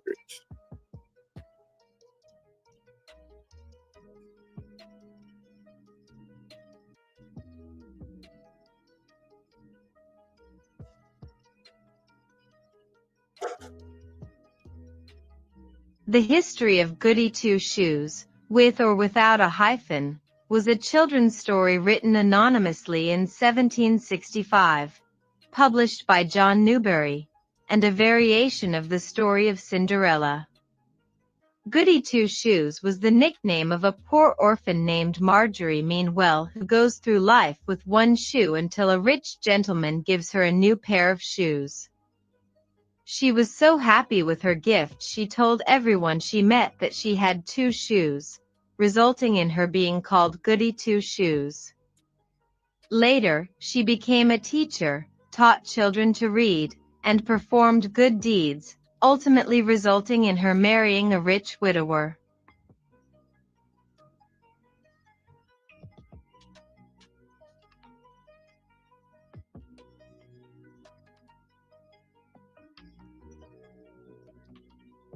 Although the history of Little Goody Two Shoes is credited with popularizing the term Goody Two Shoes, the actual origin of the phrase is unknown.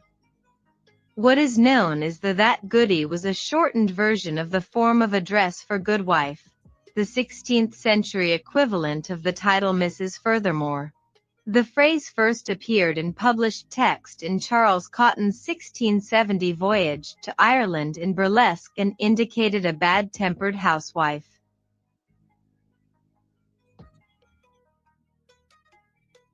So let me try to find, because they was tripping on who wrote the motherfucking book. Ain't nobody stamping. Hold on, ain't nobody stamping it that they wrote it, but hold on. We're supposed to get to this real quick.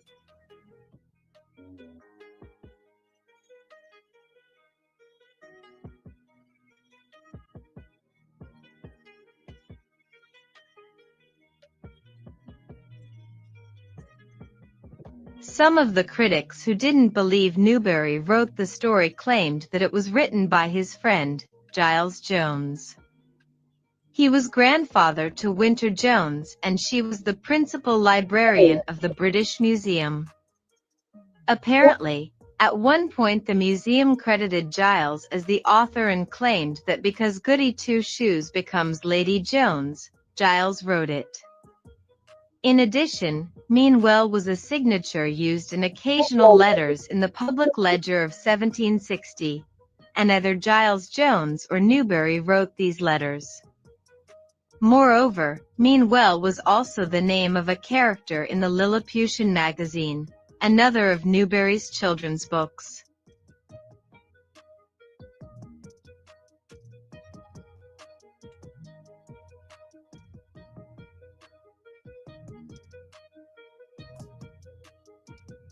Despite the idea that Newbery or Giles wrote it, many people discarded that thought and instead attributed authorship to the Irish author Oliver Goldsmith. Part of the reason that people suggested Goldsmith was because Newbery often paid authors for anonymous work, and Goldsmith frequently wrote for pay and was doing so industriously for Newbery in 1763 to 1764. Washington Irving, American short story writer, essayist, biographer, historian, and diplomat of the early 19th century, believed Goldsmith was the author.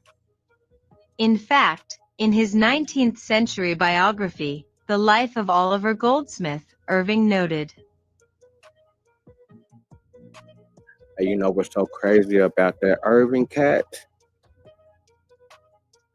He the one that wrote the history, and the life and voyages of Christopher Columbus, where I got it dealing with saying that Christopher Columbus was hollering at the people on Hispaniola. The people on Hispaniola said, well, he asked, had they ever seen a black man or some shit like that? The black man came up. They say that the black man come from the south with the gold tip javelin. That's what Washington Irving said. And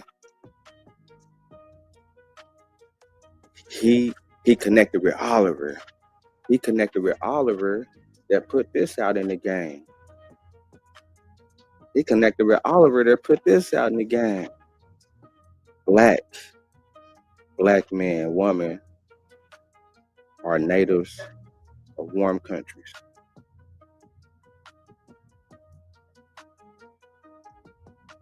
All right, so Pete, hold on. So we're going to get to the book.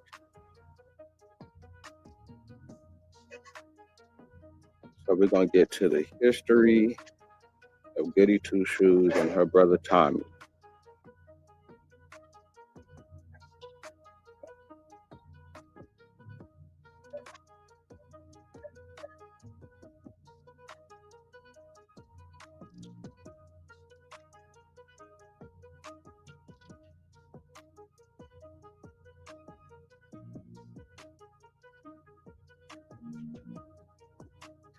So that's that picture again, right? It's that picture again, right? But hold on. We're going to do this right here.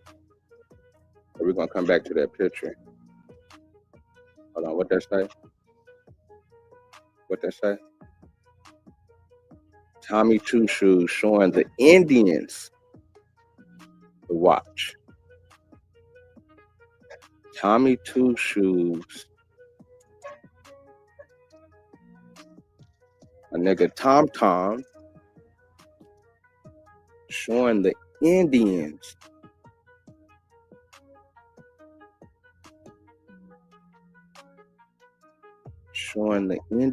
the watch.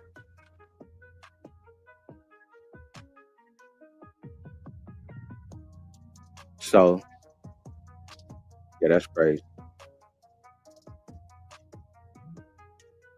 But before that, hold on, let me go back. Hold on, before that, hold on.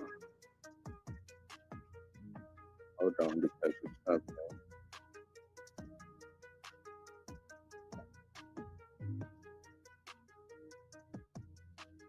Hold on. We gotta get down here to get to what I'm talking about.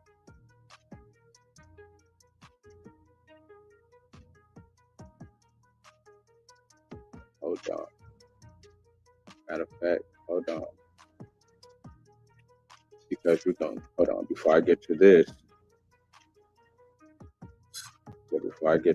hold on.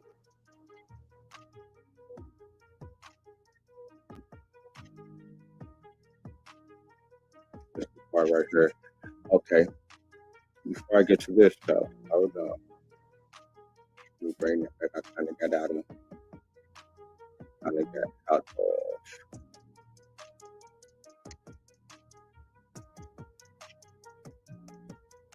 place real quick.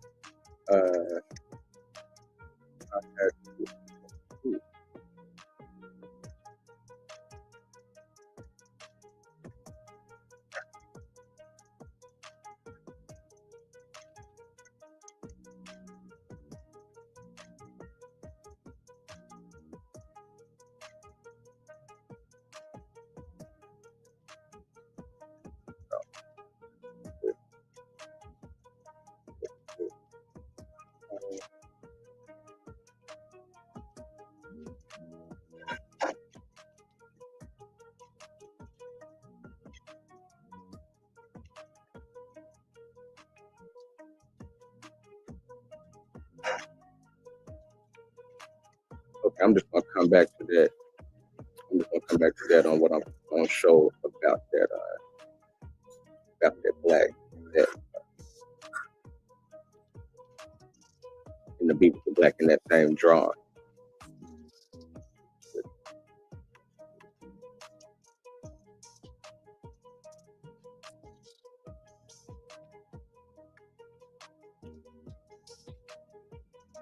So we can get to this stuff right here, but we get to right here. Get to page 40.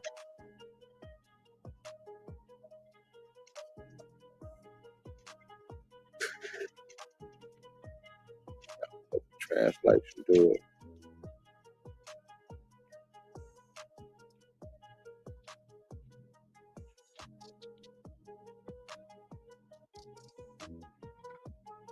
He told them that Mr. Smith's relation sent him to sea in a very fine ship CA-11 Ed the Co-11 RN again. After Tve had been at sea near 2 months, a sixplant Stone arose, ID the ship was cast, one way upon that part of the coast of Africa which is inhabited by wild Indians. Tommy was the only one of all the ship's crew who escaped with life. He swam to the shore with great difficulty, and for many days subsisted the shellfish be picked up on the sands. Here he was found by a party of Indians, who us 6p ped and bound him, and then carried him along with them to their wigwams, which is the name of the huts they live in. These niggas called the African Indians. Said these niggas live in wigwams. But then, no, hold on.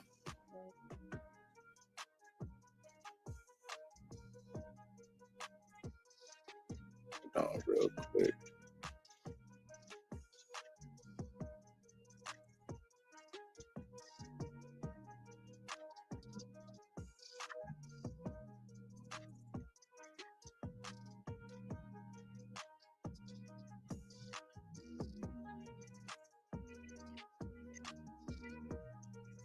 All right.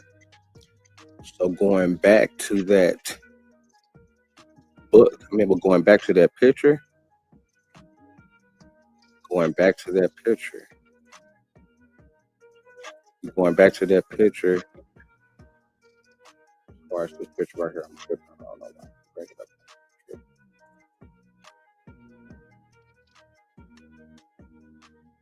Going back to this picture right here.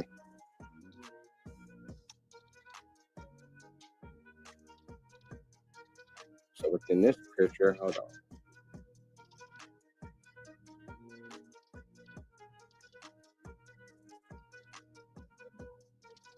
Here we go. Here we go, right here.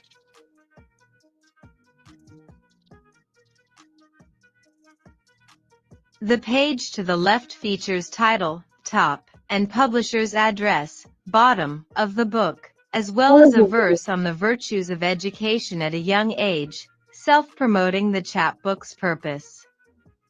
The oval, framed illustration on this page is set apart from the other, all square, illustrations throughout the narrative. We are shown the scantily clad figure of a black native of the South Seas. A black native of the South Seas.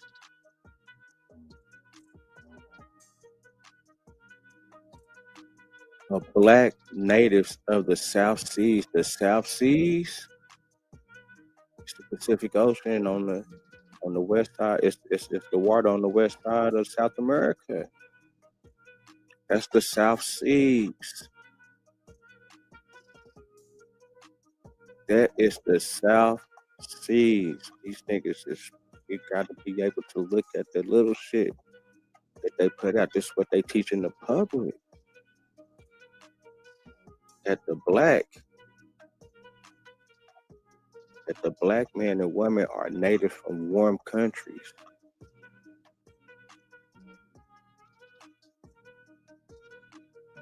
They're framing as far as this person right here, just like I was telling you about with this right here, in the warm countries, with this tobacco, smoking the tobacco, that's what the black people in South America do. They been fucking with that tobacco. That's why they got this nigga smoking the pipe.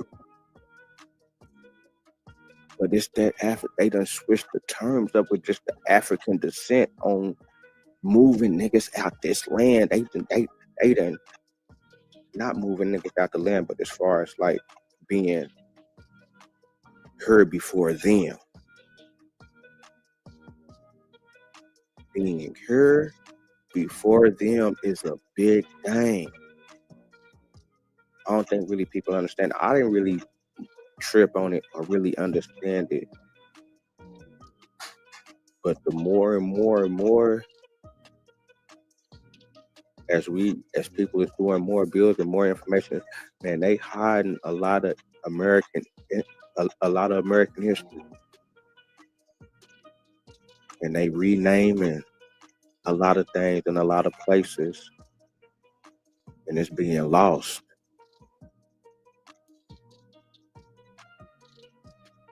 This image right here, which they was teaching their people when they first started putting out chapbooks in the mid 1700s to be able to teach their public.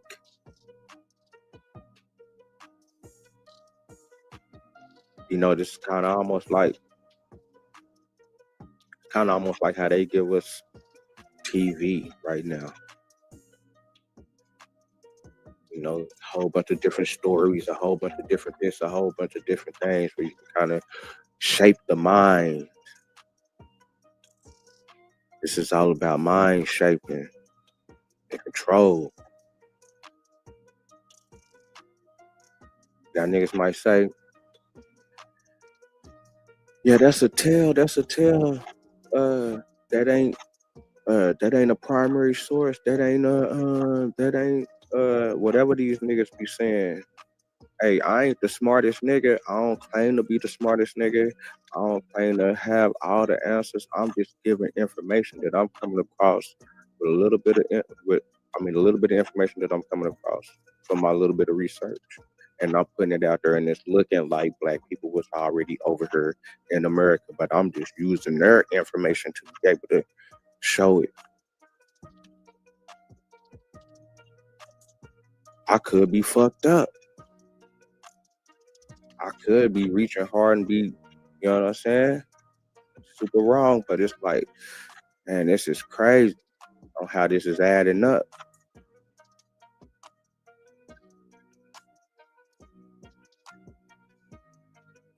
And I was tripping because I know that the word black was coming way before the 1700s, right? But the people up in England and Britain, they wasn't saying Negro, they saying black. They saying black. And for them to say, okay, the black men and the black women are natives that come from warm countries, but to use this portrait, smoking the pipe, that's American shit. And then on top of that, it's like I was said in the beginning, it seemed like we're the only place out of everyone in the world when it comes to black people in America where we black this, we black that, and everybody else is just from their country. It's not a black African or a black Chinese or a black Australian or a black European. They don't say I'm black over there. It's just all this black shit is for America.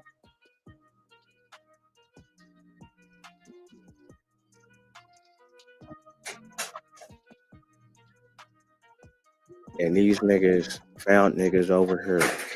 And just like how these niggas tried to twist up the game with this goofy shit, within the Goody Two Shoes story, where it's saying that a violent storm arose in their ship. We got another shipwreck. They like the shipwrecks. A ship cast a, away upon a part of a coast of Africa, which the inhabitants by wild Indians. See, but that's the whoop in the game on the dope, because also they pushing this to their peoples, which is this image right here, which they just talking about warm countries, but they smoking the pipe, which we know that comes from America. But then when they go to this book, the shipwrecked sailor boy, this figure to them, this is coming from the scholars to them. We are shown a scantily clad figure of a black native of the South Seas, leaning against a burrow, smoking a long pipe.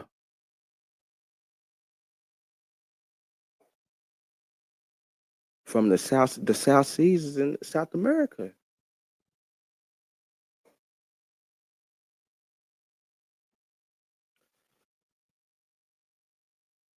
So I thought I'd bring that to the table today, showing that they went with the African descent and took the Indian term from the niggas over here and just put us as the African descent, even though they know they found black people over here. Because if that was the case, which they already know this, in the 1700s, they would have just named a particular country. They would have, not matter of fact, they would have just said Africa. They would have just said Africa. They said warm countries because they know it's black people all around this motherfucker that they found all around this motherfucker. This is by the time where this is 150 years after the fact since so-called Drake then got back from so-called going across the world. And another thing that I think that's spooky and that I think niggas probably need to, look into more is that fucking Antarctica shit. For real though, I think it's some land down there that motherfuckers is hiding. That shit crazy. But just like I was saying, it's starting from these people. I ain't gonna say it's starting from them, but there are the publishing company at this time that was putting out that was publishing these books and was getting this information out to millions. That's how they was teaching the common Britain about the world before they even came over. This is before the United States formed. This is before 1776. This is before Ellis Island.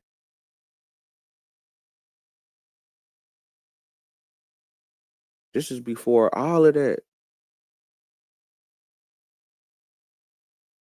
This is what they was pushing into their peoples, that the black man and woman are natives from warm countries. That's what black mean to them. Especially for the black people that's down there smoking that tobacco, that showed us about the tobacco. Especially them Mayans. You look at the Mayan shit, these motherfuckers from Harvard is saying that they were selling 20 packs tobacco on cigars, whatever they was doing with smoking, having sessions. This where they got the smoking from niggas over here in America. I'm fit to roll up one as soon as I get done with this. Might just gonna drop the link, let niggas come up. We can chop it up about this situation. Matter of fact, let me go on and do that. I don't even know if they'll let me drop the link. They've been tripping. I don't know what's up with YouTube. I be having to go to my other page and drop it. They still rejecting my link. Hold on, man. Let me go over here and see if I can do it like this. But yeah, these niggas been lying. A lot of, and they just never African descent. But that black shit, that's why that black shit is sticking. Because for some reason it's they not giving us any type of native over there lightweight. They just saying black. Right, niggas just black, but nigga ain't stamping. I think a nigga don't want to stamp us over here because they know that they gonna have to give us the land rights. They know that they owe big time. Niggas owe big time.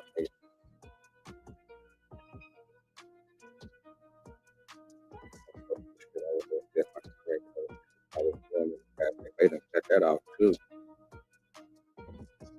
They cut that off too.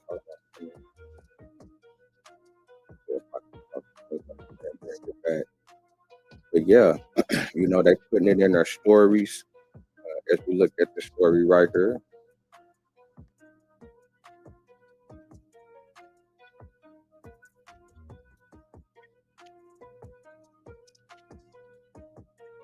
Look at this story right here. The history of Goody Two Shoes and her brother Tommy, where they tried to put the dope in the game, try to put the whoop.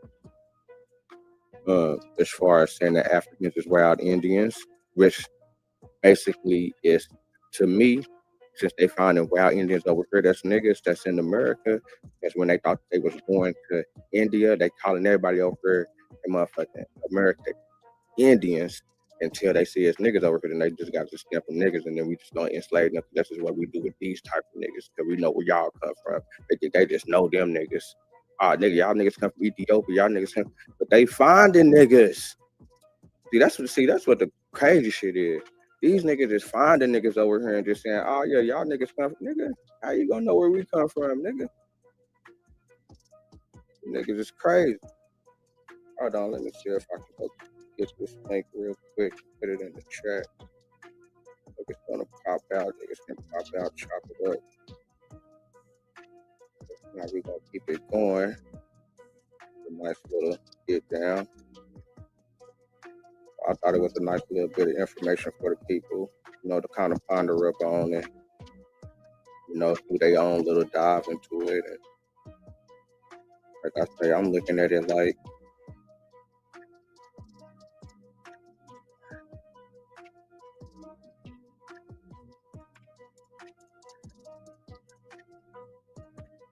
man, they didn't let me put it in the chat that way.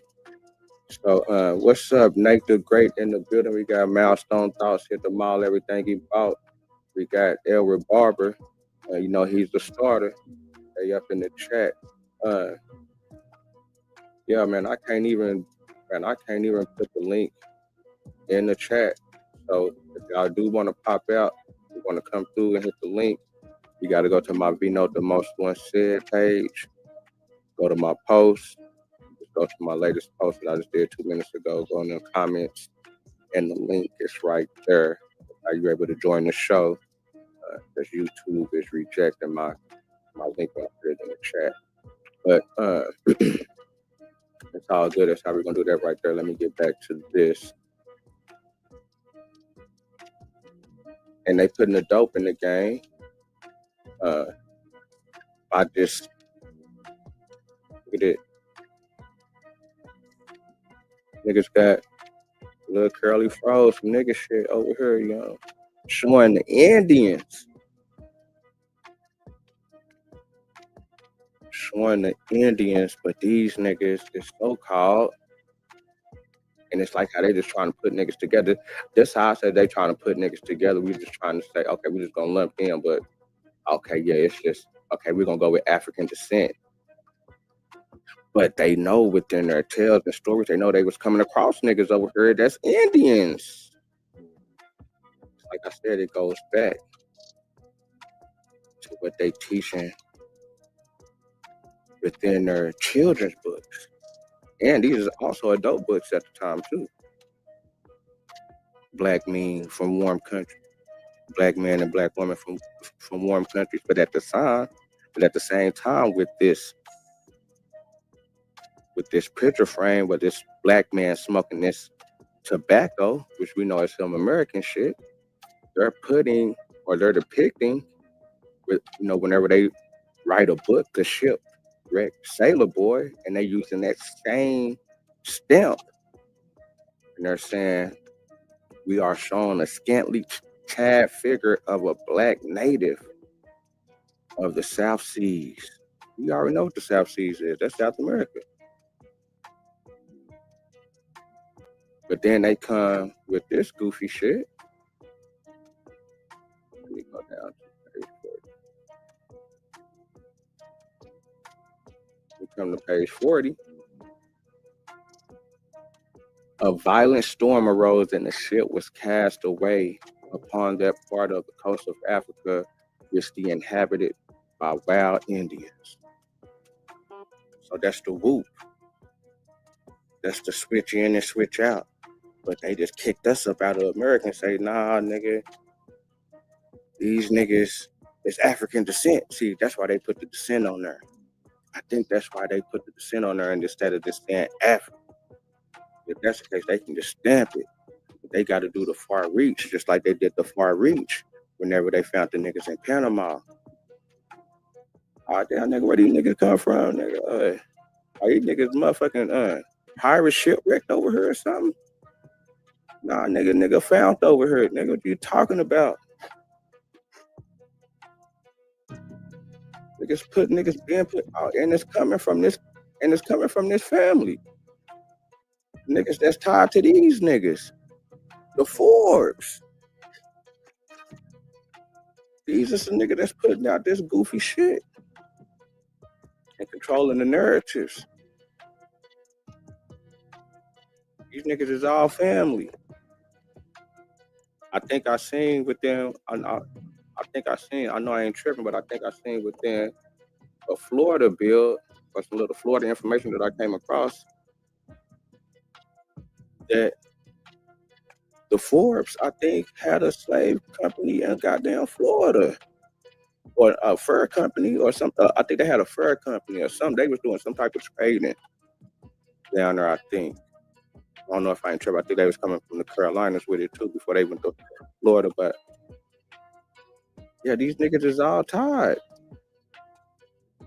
This shit go back to the goddamn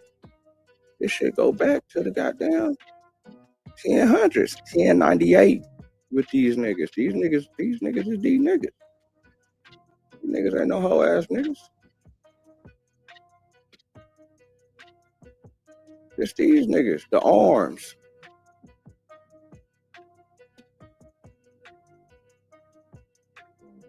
So I guess that's the warrior class, I think. These are niggas writing a book, or these are niggas that or within their family has a publishing company in the 1700s that was publishing these chapbooks that's going out to millions. We got the Barter Star in the building. We got E. Knots. You know he got Knots. They the ones that's putting the money behind these chapbooks and saying, yeah, it's okay to push them to the people. They right up under the kings. You niggas living in castles.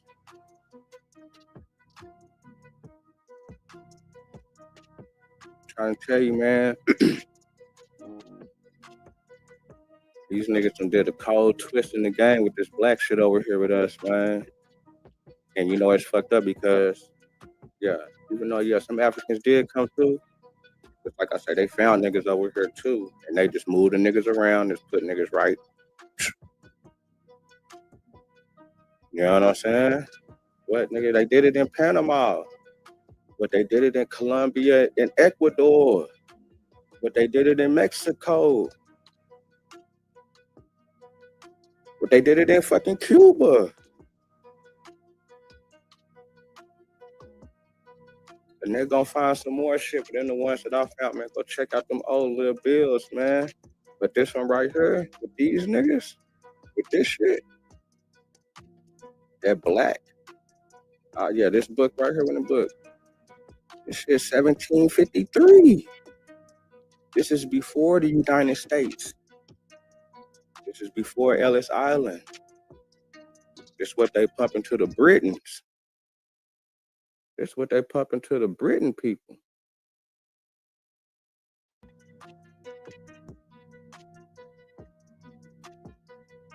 This is what they pump into the Britain people.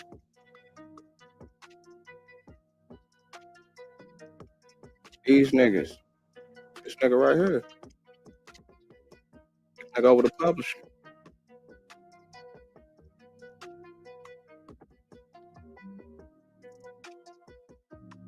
He took over the company from his father. Founded the company in 1753, which is after this man died. Or one at a time or something with this dude. Yeah. Well, whenever he became a joint founder of the Royal Society of Edinburgh, and they jumped off the publishing company.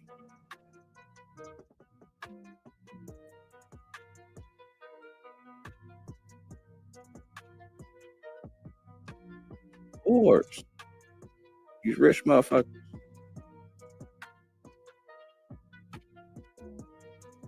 Producing these books, at first they started off with this type of shit.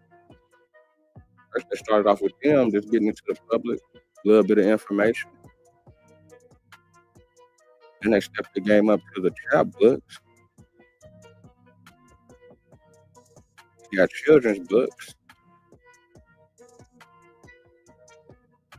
Y'all niggas got Aladdin, Obi, Lil Jack.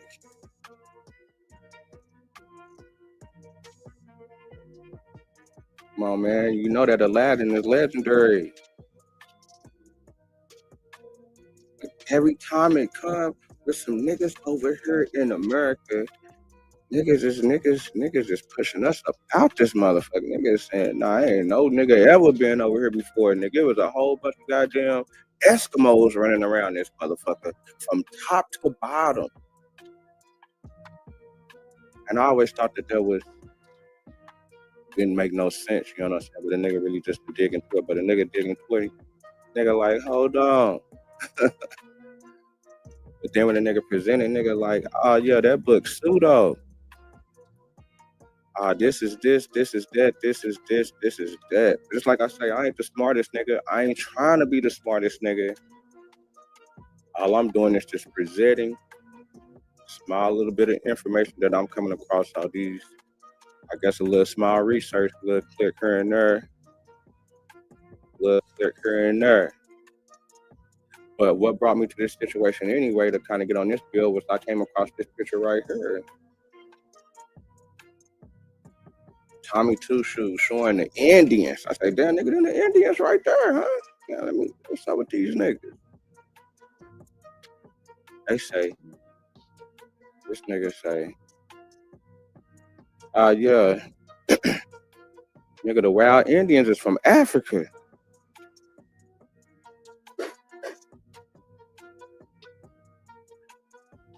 Nigga said, yeah, these niggas right here.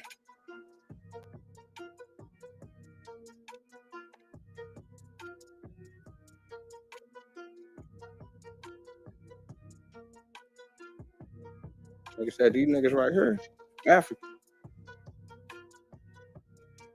These is wild Indians from Africa.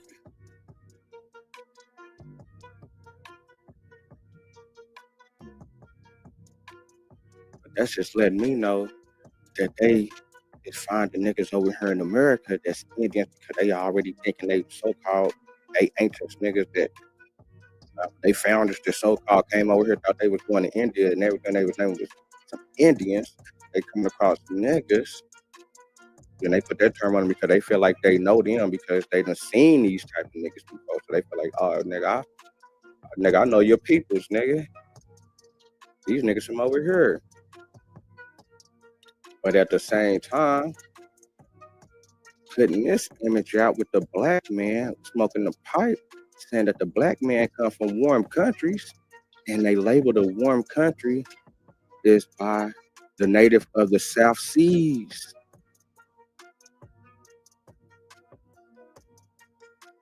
The South Sea is the Pacific Ocean.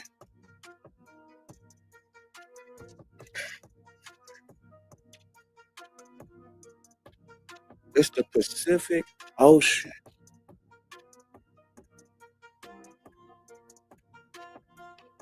Man.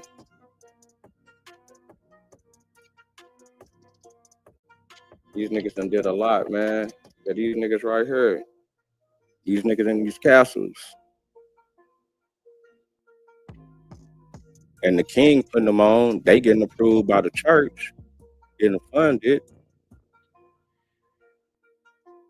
and also making that money back when they send it out to what? Niggas said.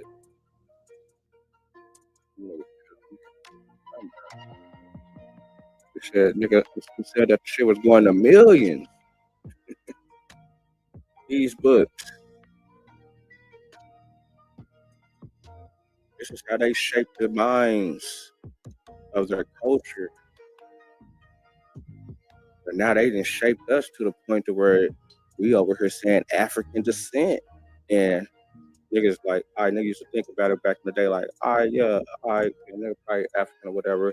But niggas say, niggas slaves and shit or whatever, but nigga never really just looked into it. Niggas start looking into it. Everybody looking into shit. Now can't nobody find no slave records. Can't nobody find no boat records. Now, didn't nobody have no records. Now when we ask these niggas, nigga, where the African records? Nigga, Matad, nigga. Oh, man.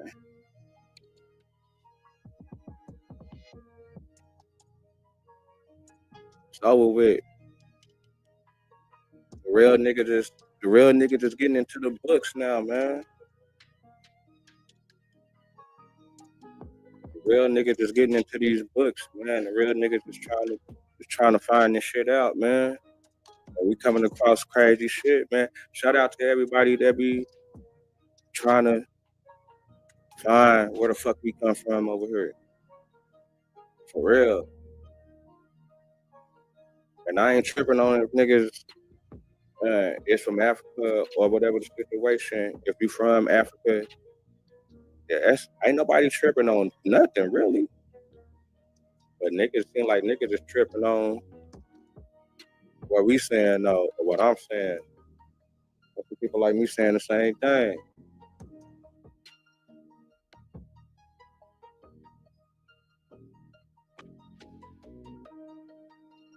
But hopefully this information can get out. You know, hopefully this was kid friendly. Hopefully that, you know, somebody else can put some pieces together and make more sense out of it. But the Loosers, they play a big part. They play a big part with their publishing.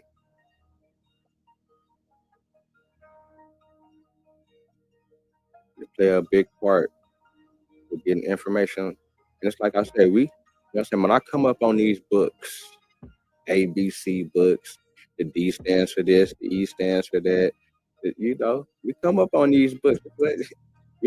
We come up on these. Appreciate that. Midwest. Hey, what's that, Potterham? What's that, Potterden? I really don't know how to pronounce it. Hayton in the building, but I know it's Ralph Savage, all about his cabbage. We got Midwest representing, okay, down in the city. But yeah, though, just like I say, we come up on these books. I mean, not these books, but we come up on these same type of books.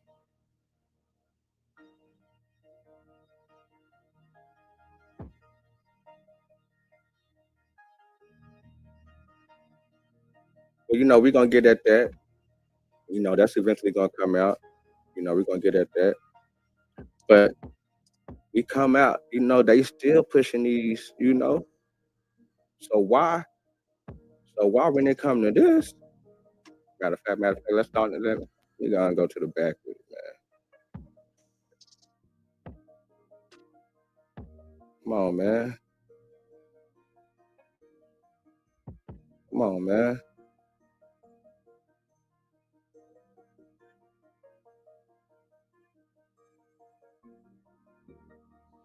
Why they saying this within they shit though? The child's instructor. Instruct. Yeah. You got. Oh yeah. Oh yeah. I'm gonna do a show on that. You know, I'm gonna do a show on that for sure. You know, I'm gonna do a show on that. Don't worry about that. Nah, nigga definitely ain't coming up here pump faking at all. I ain't that type of guy that be pump faking about my name and where I come from and who my peoples is. But yeah, man, I'm a gonna bust all that down. And like I say, all my peoples is Barkus and Brunas. In which you know that the Barkus and Brunas is it's the two Freeman bands. So yeah, them is all my peoples off the rip. Off the rip.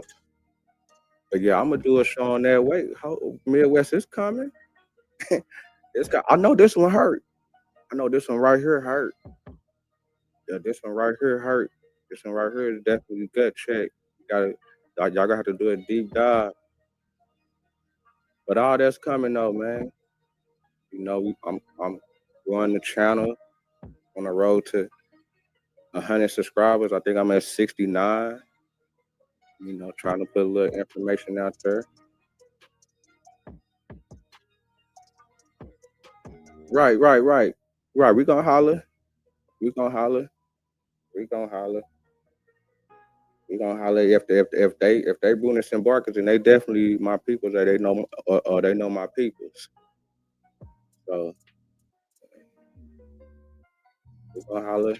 You know how to get at me on Facebook. They can get at me on Facebook. It's easy. Matter of fact, when you get at me, I got it on my Facebook. But yeah, you get at me on Facebook. All good. But this how they coming with it. And what? This black. The black man from the South. I mean, from not the South, but from America. Smoking on that good. Niggas been blowing. Niggas been having sessions.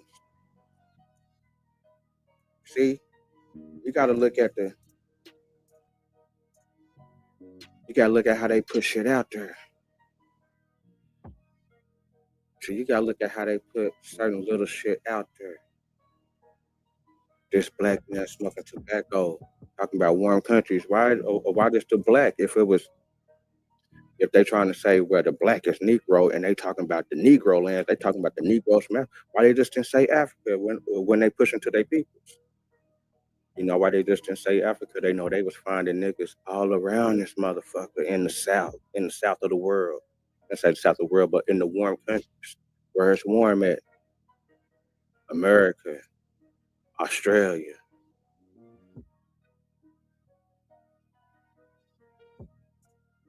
With the Pacific Islands. Hey, nigga, them niggas didn't know nothing about none of that. I'm gonna do a build on Australia for sure.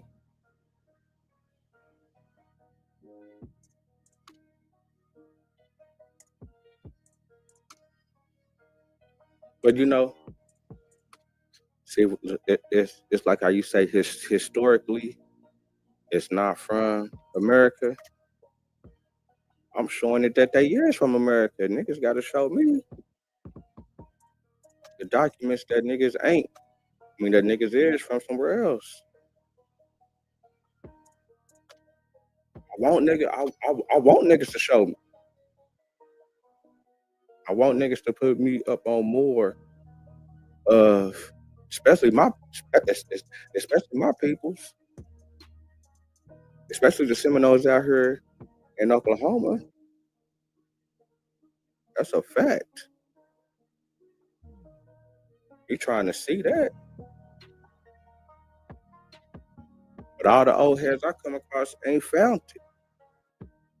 You know, we steady looking. You know, it's the information world, and you know, it's getting better.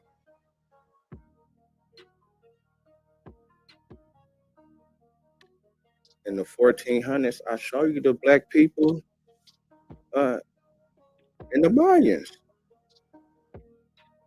Now, if you trying to tell me that y'all are the Mayans, which hold on. We got Midwest in the building. He got some questions.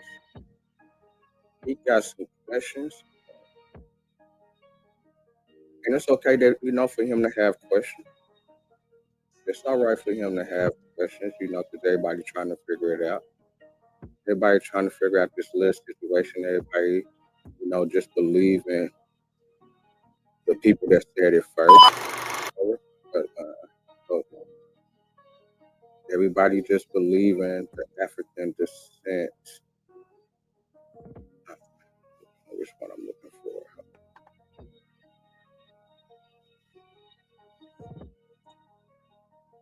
for? Black folks.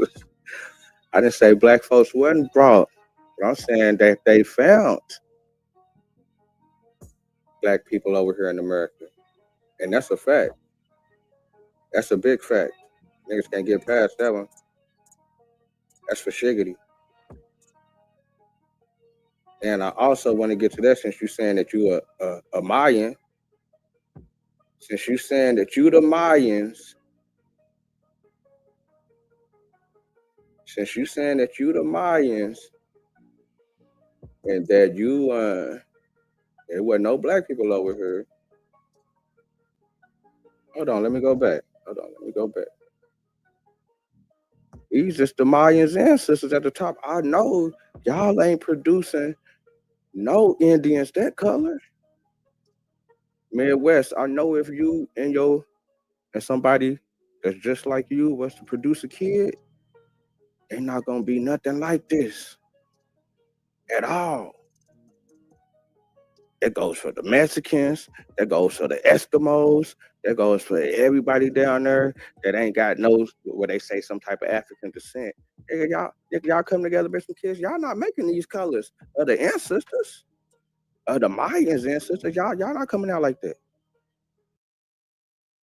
Y'all not coming out different shades of brown, homie. And I understand that you believe the main narrative story. I used to believe the main narrative story because the nigga really had nothing else. Nigga really never did really care. But it's just as far as just the story, like, okay, yeah, that's the story. Yeah, that's the story. Ain't nobody really tripping. You know what I'm saying? Ain't nobody tripping. But once niggas start tripping, once niggas really start looking and start doing their own little thing, start looking into their own little genealogy and start trying to find those African records, they can say, all right, I'm from Africa. I'm from over here in Africa. I used to be like shit, nigga, I want to be from somewhere in Africa, shit. I'm looking at the homies. I'm looking at like, all right, nigga, where this nigga could be from? Where this nigga could be from?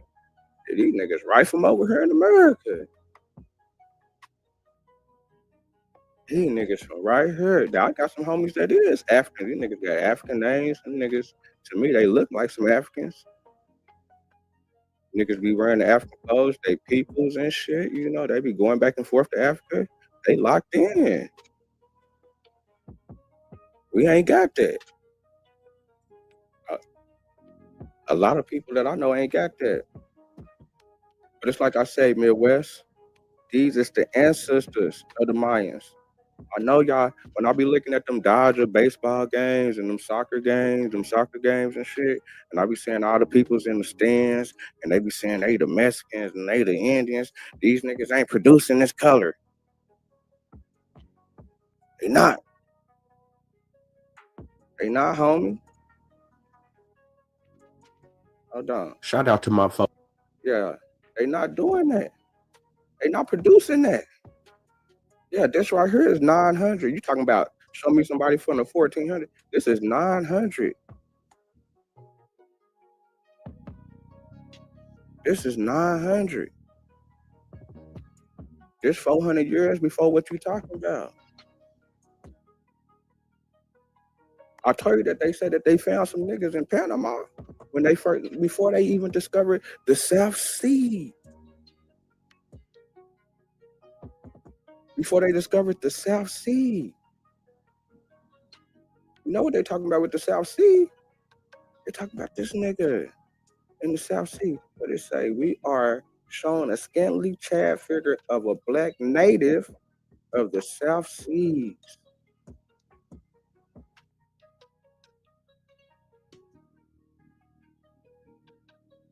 You can't get past that.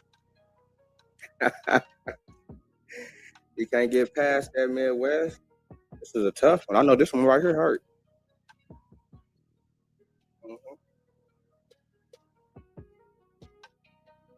You know what else I'm gonna do, Midwest? I'm gonna be able to connect going all the way back to motherfucking Panama to the niggas in Florida. Watch me. Watch how I put it together. The niggas all Seminoles.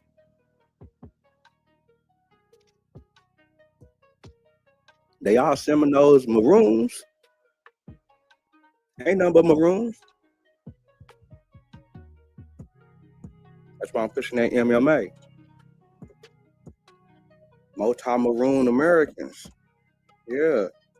That's what I'm pushing. Multi-Maroon American. When did the black people come from? I don't know when they came. I know they was here before the Europeans. That's all I know.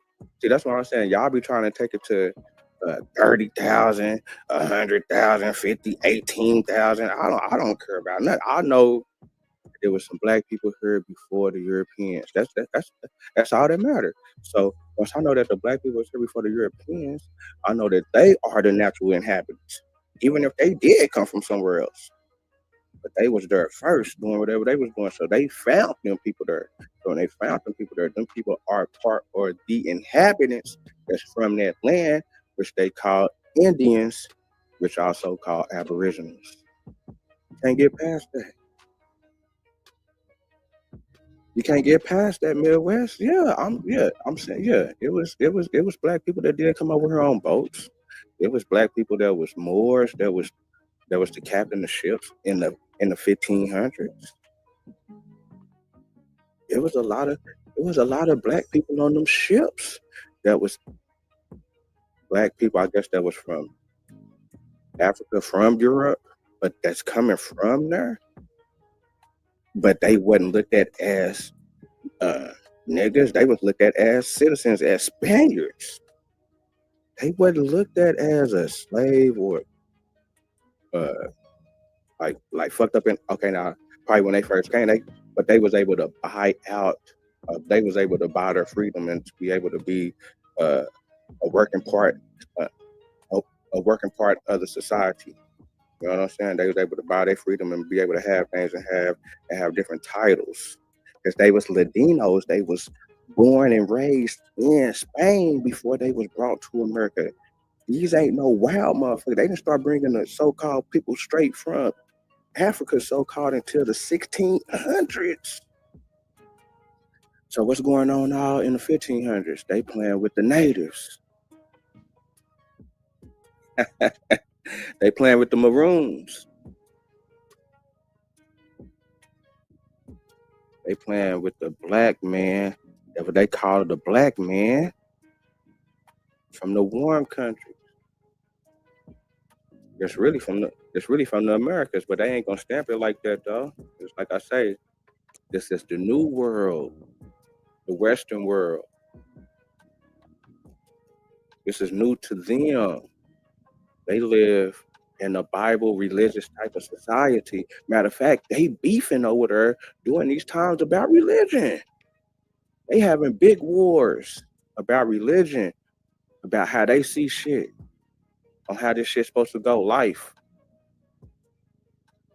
But at the same time, they looking at certain people that look a certain way and label them as beasts, as they can be mastered, that they need a master. They automatically slaves, that the church said it's okay that somebody can buy this person from you. They can be a servant, they can be all this old type of shit.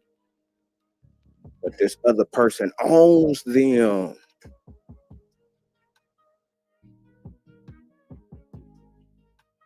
What you mean I won't speak that around the real seminary? You crazy. Tell them to check out my channel and tell them to hit me up. Tell them to hit me up. Yeah, I'm that one. I'm the one. Yeah, West, I'm that one.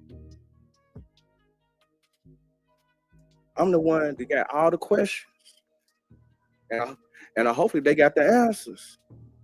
There's going to be more questions. If they did have the answer, I don't know why they ain't already put it out. But they just ain't depending on the wood. After all the goofy shit they done did to niggas.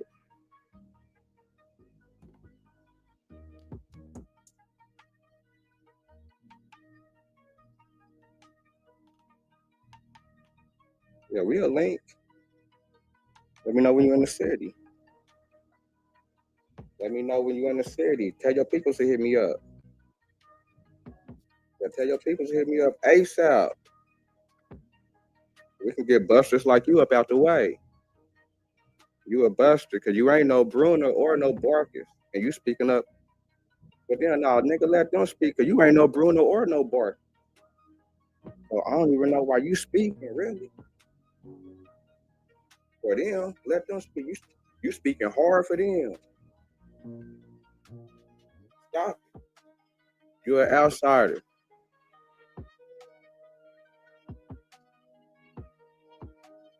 Matter of fact, meet me on the east in Prince Hall. Yeah, that's where we're gonna meet at. We ain't gonna meet on the side, we're gonna meet up on the east. Nigga, you ain't no Bruno Barkus on paper, nigga. Stop.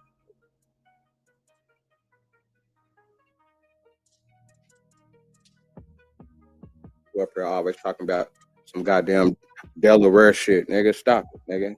You put some Delaware shit, nigga. Yeah, tell them Brunos and them Barkus to hit up Vino the most. They know how to get at me. Yeah, tell them to hit me up ASAP. Midwest. Yeah, this one right here hurt, huh? Yeah, this one right here hurt, huh? Yeah, this one right here hurt your little feelings, huh? Yeah, this hurt your little feelings right here, huh? Yeah, this build. It ain't all good for you. I ain't gotta look up nothing. I ain't gotta look up nothing.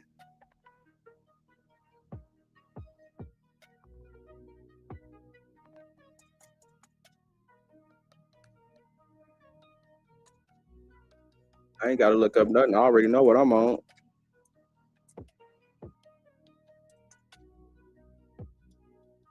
All I just need for you to keep hating. Just keep hating. Just keep putting that battery in my back. Mm-hmm.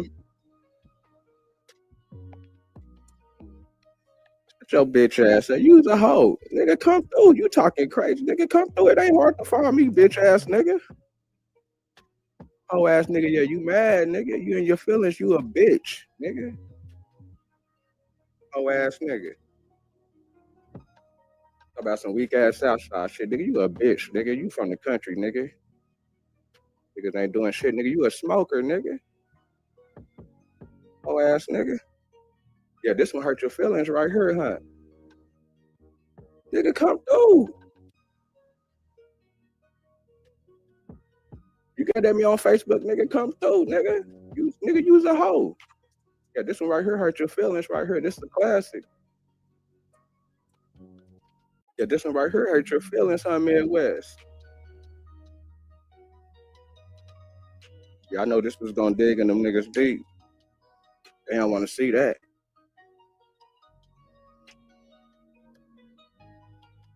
They don't want to see that. They don't want to see that. You ain't even no Seminole. This nigga ain't even no Seminole. You ain't even no Seminole.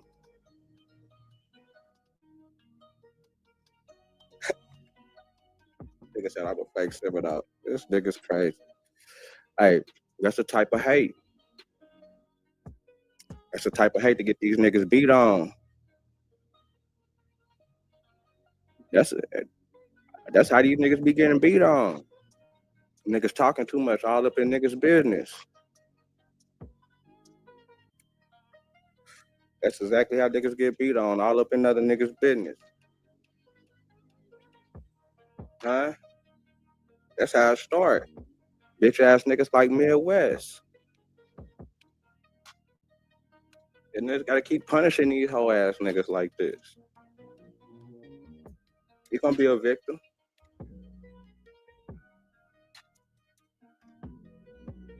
Yeah, this one right here hurt you, nigga. Yeah, this one right here hurt you, Midwest. I know this one hurt you. You didn't already gave it up.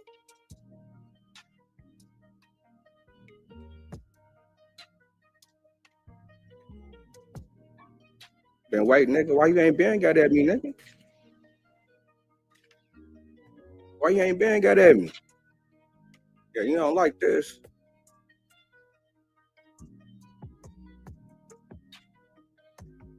Yeah, the black man is from warm countries. But really they saying from the South Seas. You keep putting it in your face.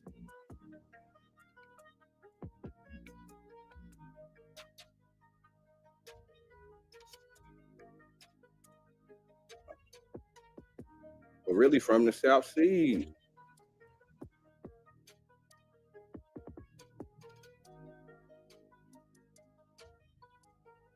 Nigga said I wish I was a nigga said I wish I was a brood and a Barkus. Boy, I'm born into it. We still got the name, nigga. You ain't even got the name, nigga. That's how I know you were off brand. And you always pushing some Delaware Indian shit, nigga. You's a bitch, nigga.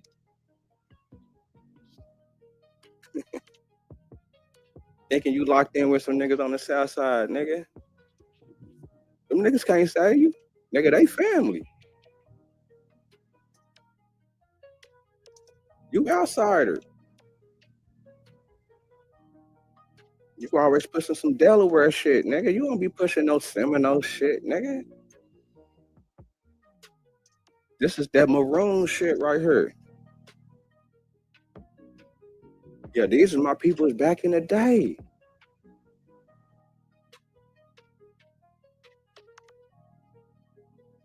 Yeah, but these are the ancestors right here.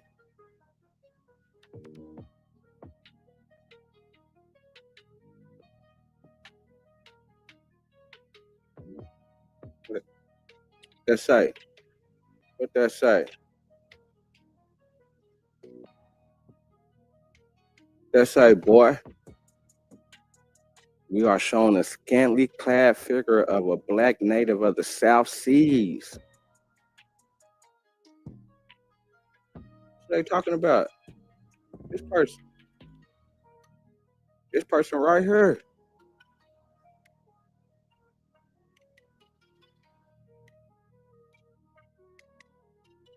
This person right here.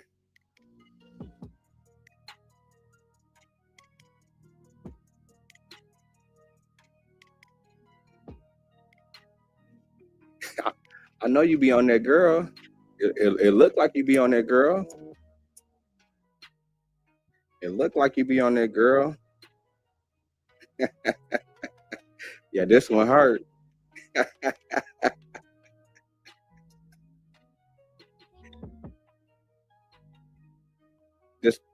This one right here hurt. This video right, this live right here hurt you. Yeah, they gonna have to give it up. You know what's so crazy? So many other black people gonna get put on. See, that's what they really don't want. See, and that's what the Chiefs and them was. Yeah, and that's what the Chiefs and them was hating on, saying that it's gonna be too many. It's gonna be too many black people saying they Seminoles.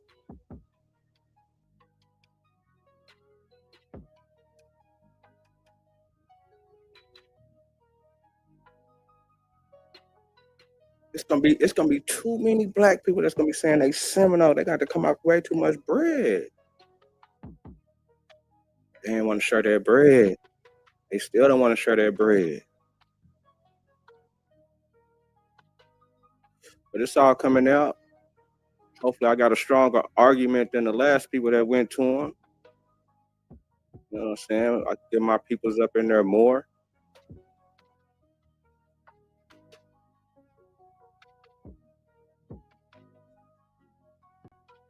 Look at my kids in the chat. Look at my fans. That's what I do. That's what I do. Got him in his feelings. He's showing all feelings.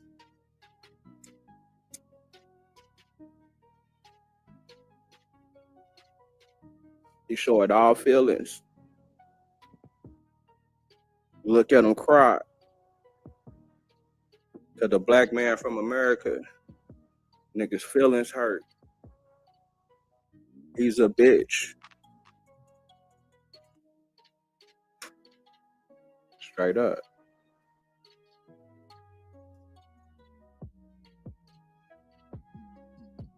Hating on the black man again. This one right here hurt. This one right here hurt him. Yeah, that's who put the money behind it. They loosed them. Oh yeah, they tied into the money.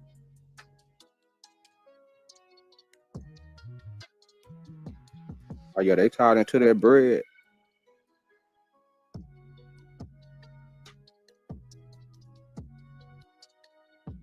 Yeah, they tied into it. They know what's going on. They know who out there. They didn't. No, they got many accounts. They family members going to different parts of the world. You know, they was part of that high class. But that family even wrote the book. Their family even wrote the book. Look at him. He got another nigga dick in his mouth. And I fuck with Sean P. Not like that though, because I know he going against what I'm saying, but I know he a real nigga though. Look at him ride another nigga shit, nigga. That's all you can do is ride our information, nigga. What's nigga like not a coincidence that Sean P put out, nigga. You ain't got no information, nigga. You can't fuck with me, nigga. On nothing, nigga. You can't fuck with me on nothing, nigga. You better use all they points, nigga. And they still ain't debunked none of the shit that I brought. Shout out to Sean P, man, that did the 144 hours trying to figure out that Panama shit. Try to figure out, damn, them niggas did find them niggas in Panama, huh?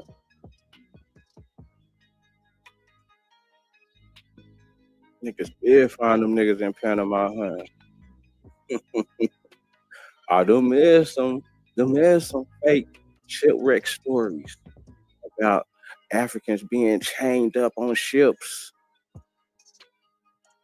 and able to escape from the ship during the shipwreck and able to start a whole village and City.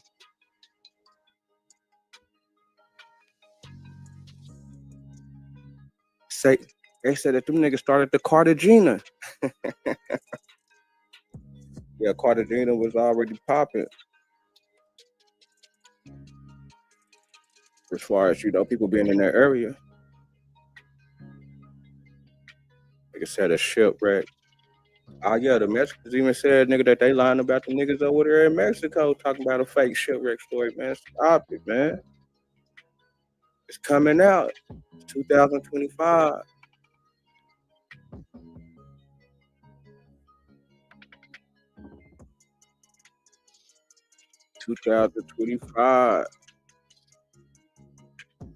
Information is right there. It's like I say, I ain't the smartest. I ain't the doldest. I'm just bringing you what I'm seeing. I'm just bringing my peoples what I'm seeing and say, hey, shit, man. Niggas from here. I know niggas was already thinking it, but shit, look at this right here. And I got a nigga like Midwestern type the whole book of rebuttals, but with no evidence. He ain't got no sources. He went straight to my peoples.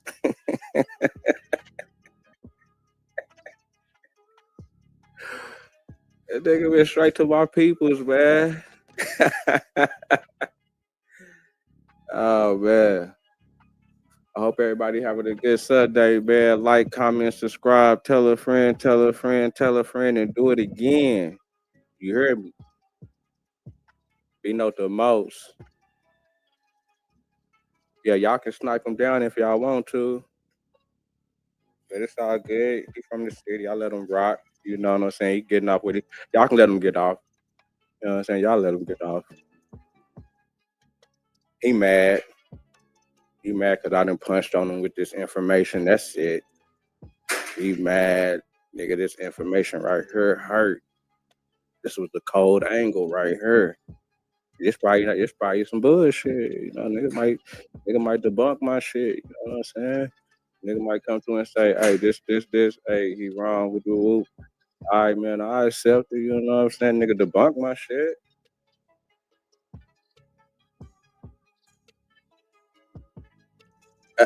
Yeah. My boy Milestone Thoughts in the building. It's all good. You know, we let him, trying to build the channel up. You know what I'm saying? It's all good. Like I say, I know he heard about the information about, a nigga saying that niggas is from America, that niggas didn't come from Africa. You know, a lot of people be mad about that shit, and I don't know why. And I really don't know why black people be mad about it. I would think that it would be interesting to them, to kind of look forward more into it, other than just accepting, the main narrative. And that's why I like when Sean P. debunked or try to, say, nah, that ain't true. Look at this. I like when people, shit, go back and forth about it. You know what I'm saying? So niggas can try to, sharpen this shit up and get to a point. On the for real, though. You know what I'm saying?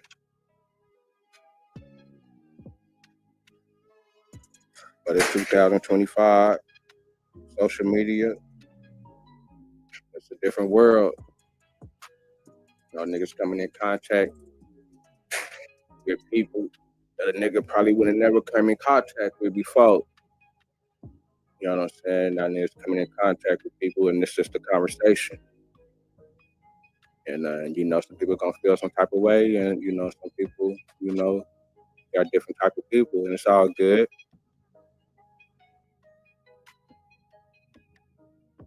All good, man.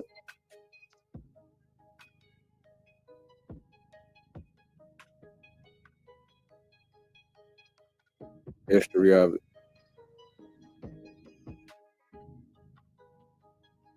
Started with the children's books and the ballads. I mean, started with the broadsides.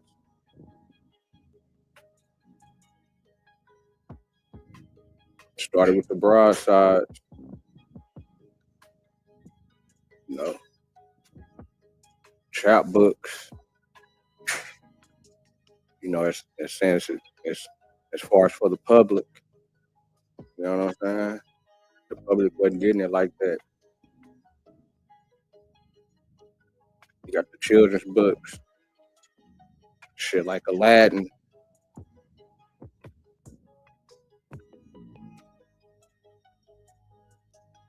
You know what I'm saying?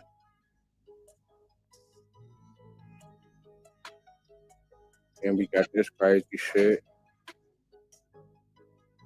Like I said, they putting the whoop into the game.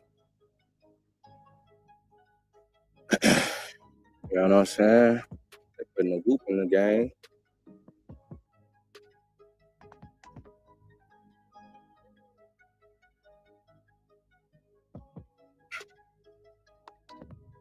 My nigga Tom Tom, Two Shoes, showing the Indians to watch. So when people in Britain is coming up and they never explored the world, and, you know, they learning, and you know, this is a teaching experience. Also, it's a story. They see this is an Indian.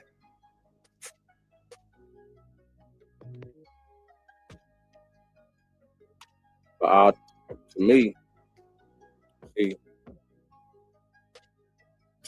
it's that psychological shit. So they already is putting the African and wild Indian together, right? So they putting the African and wild Indian together because they know, even though they know that, okay, yeah, they saying wild Indians in Africa, you know, but they really just calling them Africans or whatever. But they so-called saying wild Indian for the simple fact they done went over here to this new world and done found black people, which they done already done labeled everybody over there Indians. And when when these motherfuckers get around motherfuckers that's living like Indians, that's out here doing Indians, you know what I'm saying? It's like, okay, shit, these is wild Indians, and it's kind of just saying, okay, yeah, they can be the Africans too. See, that's that African descent shit where they try to put so much twist into this American black man and the African man, even though they finding the black man in America. See, that's the thing, they finding black people in America. And that's the thing, okay, so niggas saying, oh yeah, niggas don't want to be African, nigga ain't tripping on that fact. But niggas is tripping on the fact of the labeling. So even if niggas did come from Africa before they got there, and niggas did come from Africa, okay, that's okay. But the thing is, when they got there, they put the label on those people for this new world.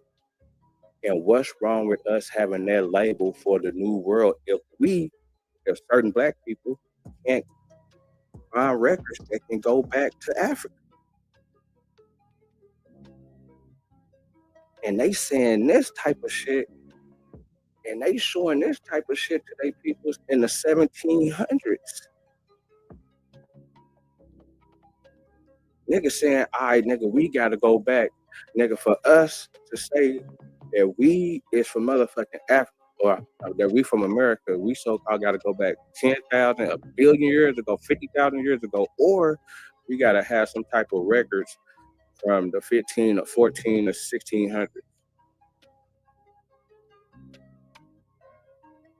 When we know they were still discovering shit in the 1700s. And so-called niggas is telling me in 2025, I done asked a couple people in 2025, these niggas is telling me that they ain't found all the tribes in South America, that there's still some lost tribes in South America. But these niggas so-called knew everybody when these niggas stepped off the ship, who was there, north to top, I mean, from the bottom to the top. And they still in 2025 don't know all the indigenous people. And then if they do find some fucking black people, they're gonna say, oh yeah, them is some runaways that they're either running away from a plantation and they just ended up being in the woods forever, but they came from Africa on a slave. That's the whole thing. It's like, damn, that's some, come on now. That can't be for everybody. That can't be for every nigga in America. Come on, stop that. And then at the same time, in this motherfucking book, goddamn 1753, these niggas was still finding niggas in South America in the Straits of Magellan. In the 1780s.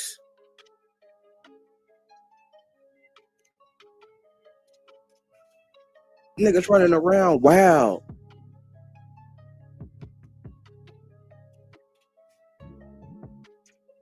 Come on, man. Niggas just saying, all right, yeah, man.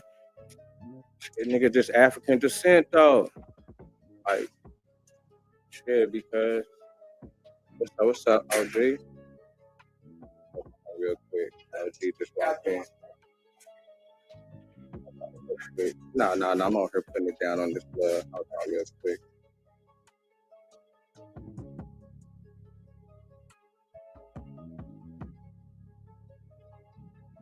Yeah, my bad. OG come through. Yeah. But yeah. You know what I'm saying? Yeah, this is what they pushing to their peoples, man. What I'm saying, it's coming from these motherfuckers right here. Niggas that's running a publishing company. Niggas that's tied in with these niggas.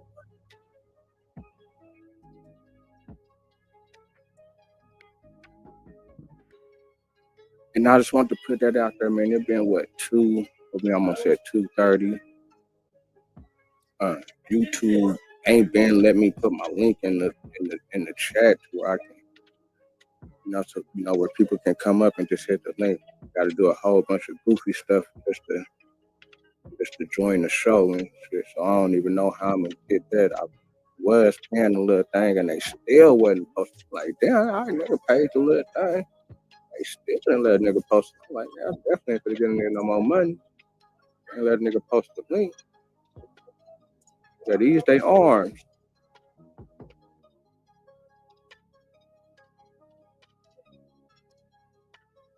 Yeah, this is the family. This is the publishing company that's pushing these books.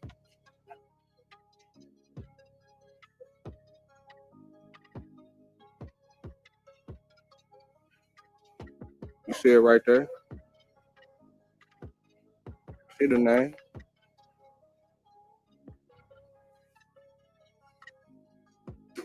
See the name? See the name?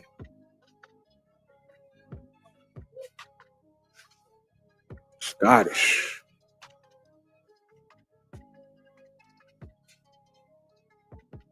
Glasgow. Hey, to tell you the truth, I think the Glasgow got a lot to do with their tarts and stuff, man. I ain't even gonna front. This Glasgow place, this Glasgow place, man, got some crazy history, man. Got some crazy history that's kind of giving a lot. I ain't gonna say it's giving a lot of answers, but you just don't, they could be taking stuff, foraging. So, they just kind of got to do deep dives or whatever. But I guess this is as far as like the surface level and shit. And so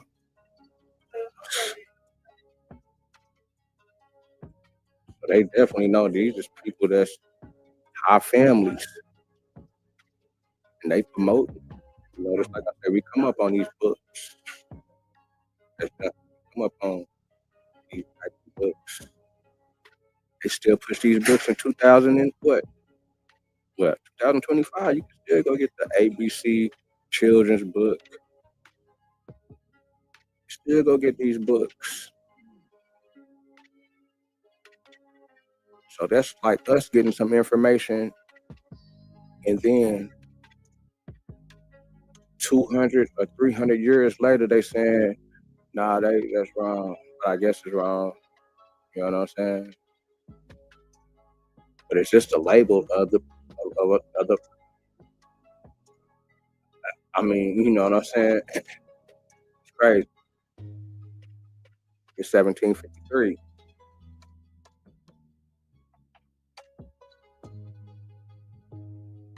It's 1753. See, Glasgow. No, I'm talking Glasgow in Scotland. But see, that's what I'm saying. They connected in Kentucky. This nigga, that Glasgow shit. Nigga been having a university for a cool little minute up there too. They been doing a lot of shit. They into that architect shit and everything. I appreciate that perfectly impact, definitely.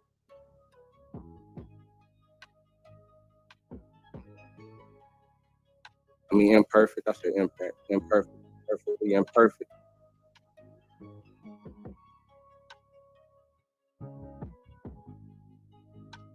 Yeah. Yeah, this was a crazy angle right here that I thought that was great. I'm like, damn, hold on. They pushing this in the 1750s? Yeah. That Mississippi? Yeah. MP, what's that? I don't know what that is. Black man and woman are the natives of the warm countries. But check and see. They're smoking that tobacco. They're smoking that tobacco just like these niggas. Oh yeah, these niggas having a smoking session. Hold on. Let me show you the smoking session. Hold on, I always go past the smoking session. They're having a smoking session. Look at them dreads. Look at them braids. Hold on. They having a look. He passing it to him. This is a smoking session. Look, smoking thin cigarettes. This is a smoking session. He passing it to him.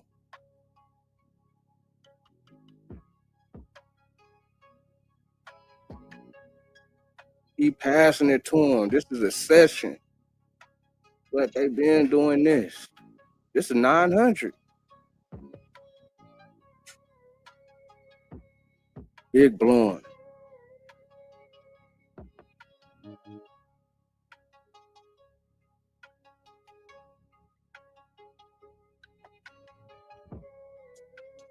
Ain't nothing but these motherfuckers right here. Same motherfucker. Same motherfucker, huh? And they're using the same image for the book. What? They like. Okay.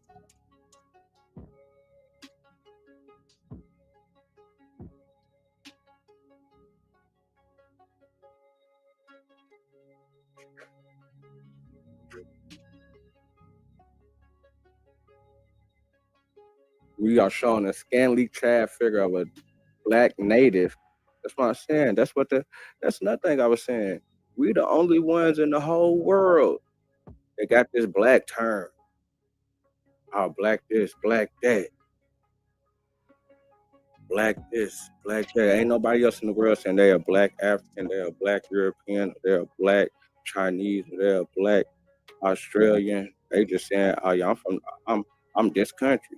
I'm Australian. I'm a Nigerian. I'm a whatever they are in. That's what they are. Or You know what I'm saying? But we the only ones over here that get that black or, you know what I'm saying? I guess with the Spanish down there, you know what I'm saying? A Negro. But a black this or a black that. Why is that? Nigga come from a native of the South Seas. A native of the South Seas. You know what the South Seas is?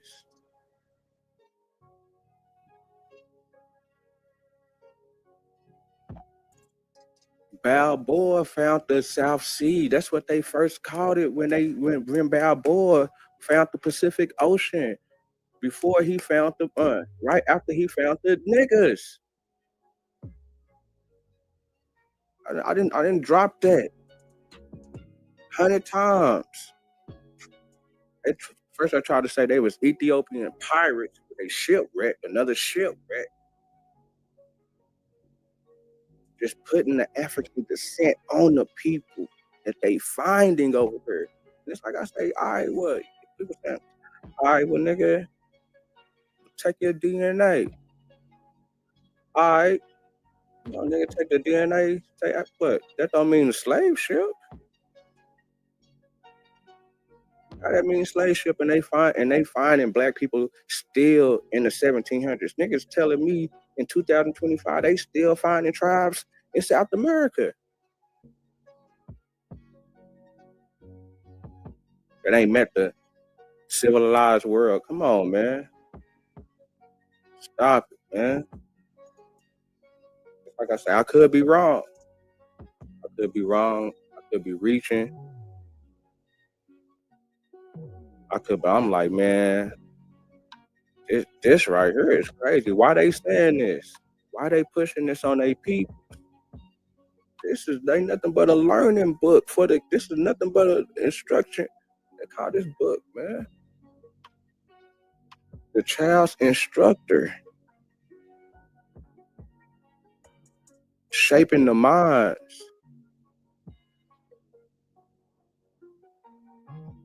They saying, nah, niggas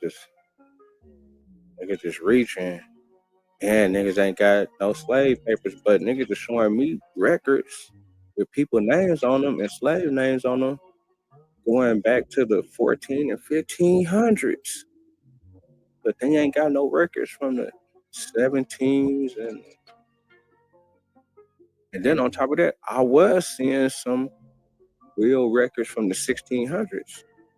They were saying this and this. There was just real records. There's only like a couple though.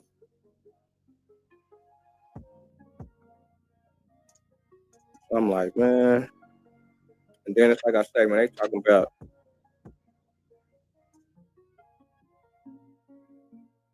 so with this maroon shit though, I'm talking about people that they finding over here, but they labeling them maroons because they is getting away, or they are the bad Indians. They are the devils. You know, that's what I'm saying. They putting them type of terms on them. When you go back and go look at, they calling them the devils and all these type of things where you know who they talking about. You know what I'm saying? Yeah, they definitely playing on the words. That's a fact. And then they come with this book to really put the oo-wop in the game. Then they come with this book right here, The History of Goody Two Shoes and her brother Tommy.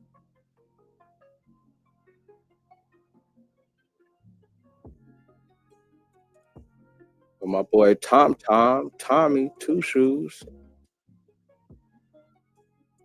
is showing the Indians a watch. These are the Indians.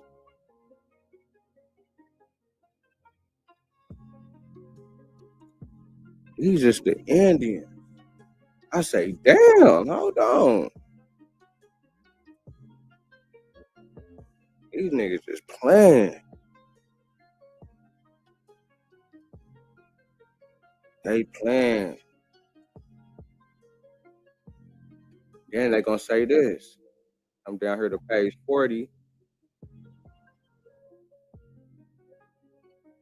Get the little Tommy Two Shoes. I'm down here to page 40.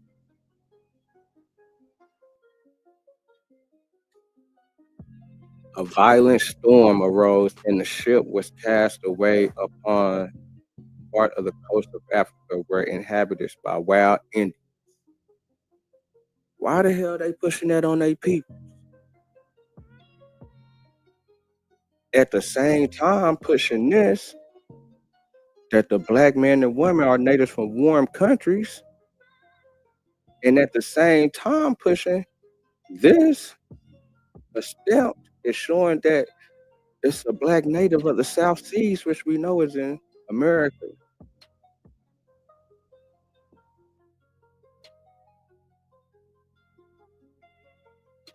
And they living in wigwams.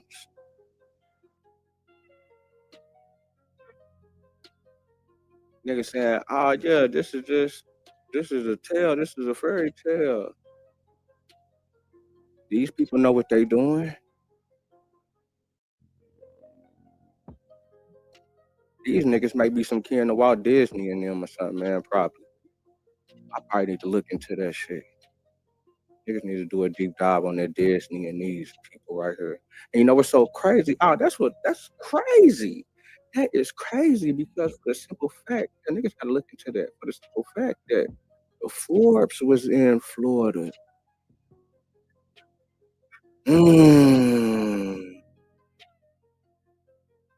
See, man, you see how this shit be going? That's how this shit be going for me, man. I just be looking at shit, and then shit just be connecting. Like, hold on.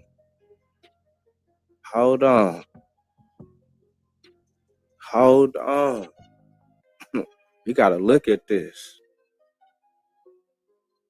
Forbes in Florida. I wonder if the Forbes is connected to Disney some type of way. Because the Forbes was running a little fur trade, I think, down there, or fur company, I think, or some type of company. They was part of some type of either some furs or some slave trade, or say it was part of some type of company in Florida. And then once they ran all the Seminoles, the black people up out of there, that was really what it was really about. When you really just bust everything down, when you just kind of looking on the outside, really the outside as a kid coming up, or you just really just dumb to the fact you really don't give a fuck about the shit.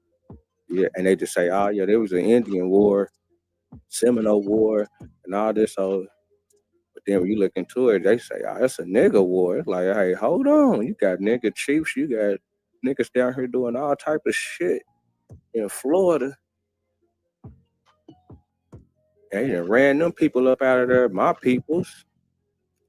And Disney World was Disneyland was, I guess it was one of the first spots to really kind of get cracking. That's crazy. We got Engine Radio in the building.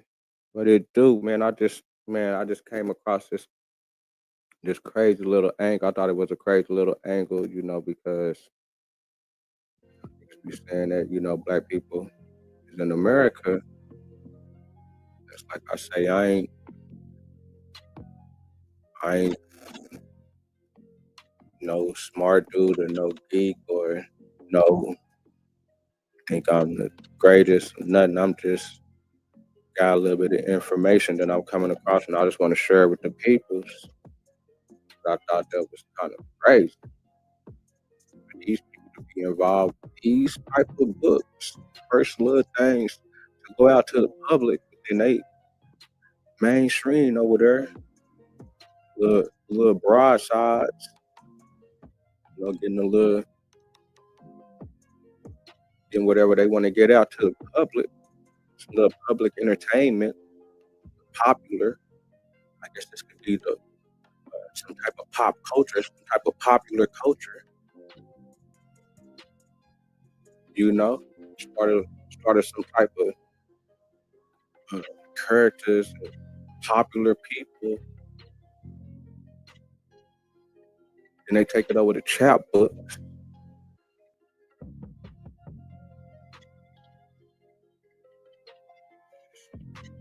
And basically, these type of books, Aladdin,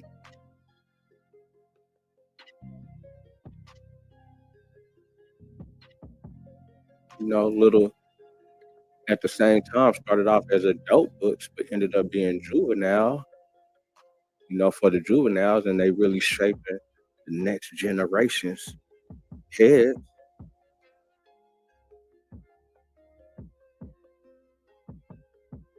We come up on these books. I'm pretty sure y'all got a book at y'all house like this right now that your kid or reading at school.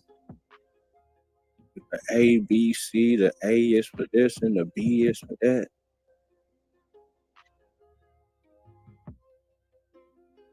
This isn't in the 18, but when they put this one down, 1815.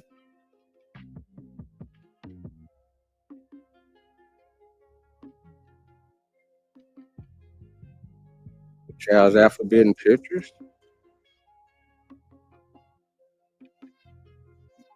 Yeah, he Midwest dude. Yeah, he from out here in Oklahoma, and he going against, black people, cause he really like a. He say he really like one of them Indians, and niggas really don't like the fact that niggas are saying that niggas is from America, point blank. Nigga think that all black people was brought on the slave ship. And I don't think that all black people came on a slave ship. Straight up. You know what I'm saying? Straight up. Now niggas can think that, but I try to bring little bitty shit or little bitty research shit that I'm coming across that, kind of make a nigga sway, that can sway the main narrative. It definitely made me think. So I know it's gonna make the next folks be like, hey, hold on. Cause I'm a realist. You know what I'm saying? I ain't fucked up about it, but I am biased about the situation because I really don't believe it. Niggas really gotta show me for real. And niggas, that's what I'm saying. If I was connected to that, like that, niggas like, yeah, man, niggas got the record. It's all good. Ain't nobody tripping. But niggas is trying to figure it out. This is part of me figuring out where I'm from too. Ghetto child got another ghetto kid in the building. What it do? So you know what I'm saying? I'm just putting out my little twos and fews, my little kibbles and bits. You know what I'm saying? Hopefully that it turn in hunks and chunks. You know what I'm saying? Hopefully that somebody can connect something, put something together, probably the next generation, and take my little relay and probably dig a little deeper and really, you know what I'm saying? But I feel like this is great. Why they pushing this? And this is before this one. This is the later in the game. This is the first. This is the early in the game. This is the first edition. Yeah, this that first edition shit right here, man. But then it just, they got a African descent. Nigga need to find out when that African descent first came out in the game. When they start just putting that out there like this. They need to get some dates. That's crazy. We're gonna have more questions. That's with this labeling. We done got so many labels. And this nigga Smoke pull up the motherfucking thing yesterday. The motherfucker said nigga. And the motherfucker said American Indian. I said, damn. That nigga Sachi told that nigga Sachi told the nigga to go here and push this. Nigga came up. Goddamn. Nigga is an American Indian. I say, damn, I ain't seen that one. Why they saying this? And why they be scrubbing shit like that?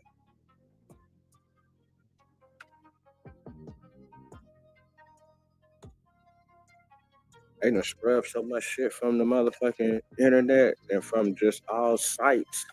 It's like they scrub. It's like they and they tell you that they scrubbed it over there in Australia, where they basically renamed a lot of the places where they was calling nigga this, nigga bounce, nigga town, nigga river, nigga pond, nigga street, just like all type of crazy nigga. But they didn't rename everything over there, but they done swiped all that shit. Like from the, you know what I'm saying? You gotta do a deep dive to go see this crazy shit over there. Calling them the same thing what they calling us.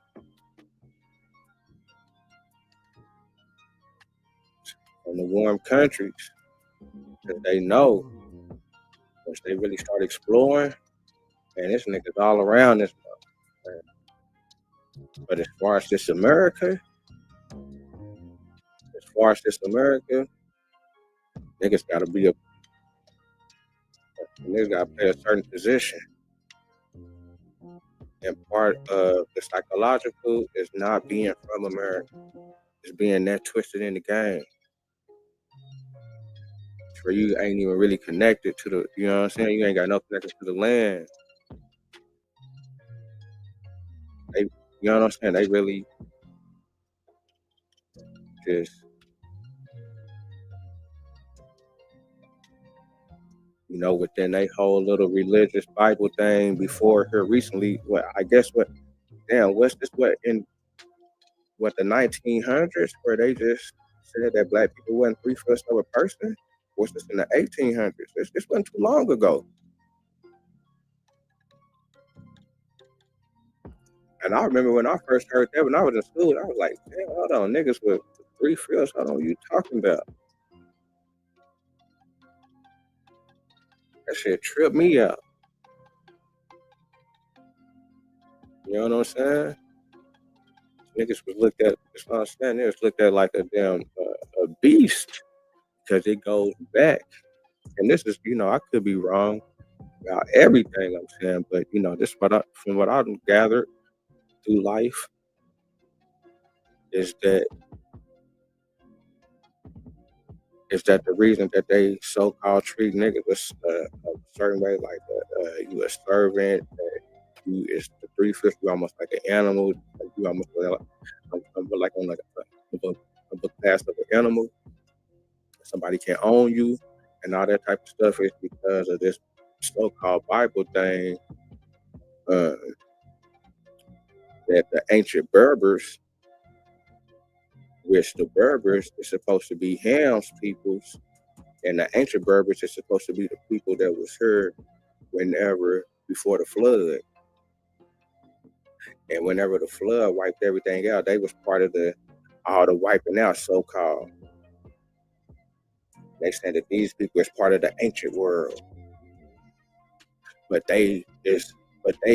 within their little religious thing, these people, it's like animals. They third worldish. They can't be, we gotta civilize them. We gotta get their souls.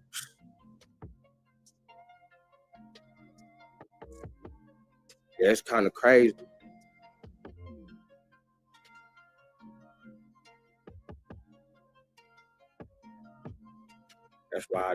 That's why they saying that black people, there wasn't no black people over here because this is a new world. When they found this new world, this was new to them, like within the Bible. Like the Bible didn't write about this, so-called. There wasn't no writings, so-called, within their world, so-called. They could be lying about that and really had the writings on some other stuff. You know what I'm saying? There's so much stuff coming out. It's like, damn, we gotta look at everything. And the real ones is looking at everything. I know I am. And somebody can prove me wrong, just prove me wrong. They just want to know really what's going on and what I'm looking at. And what I'm seeing. What I'm seeing, black people being found in America. You know, when I'm seeing fake stories as far as like shipwrecks. And niggas able to get out chains, bottom of the ships to be able to form whole villages. Getting at the bottom of the ship. On top of that, they said niggas was traveling over here. That all the skin was coming off their back. They was pissing and shit on each other. It was a 3-month travel. And they was the people that populated the whole America with black people. But half of them was dying. And most of them that was coming off really wasn't able to work like that. Like, come on, man.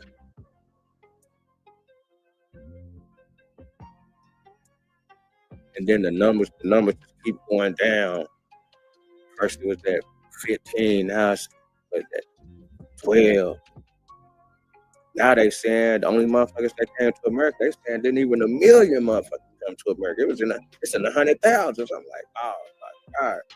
I done seen that number change so much. Why they keep doing it? I'm gonna do a build on that. Got these niggas playing with the numbers, niggas saying crazy stuff with the numbers, but I thought that this was very interesting for these people right here. From the castles, they got deep history that's going back. Got deep history that's going back to 1098. But they connected to the king of Scots. His family. They also connected with the Forbes.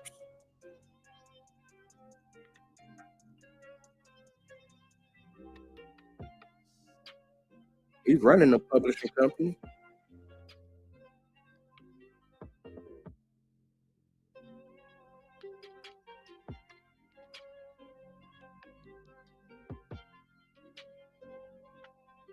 Teach this to our people. Then they gonna switch it up. Now it's African descent.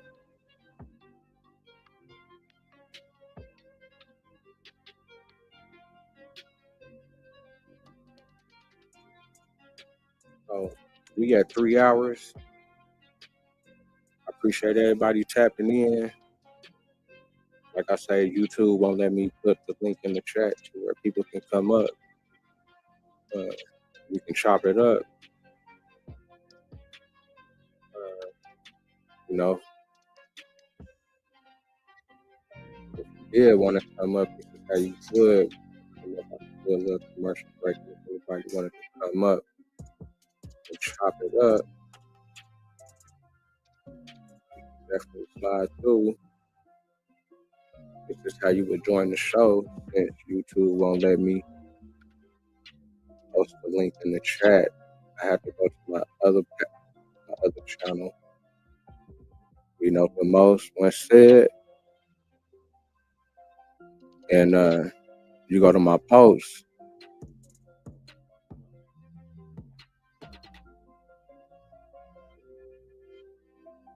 You go to the last post I linked an hour ago. You can go to the comments. You can click on the link there if you want to join the show. But just to have a little commercial break real quick and see if anybody want to pop up.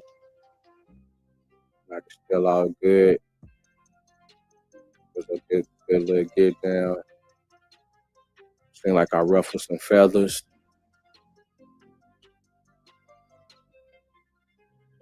Just got the hating, bringing my folks into the game.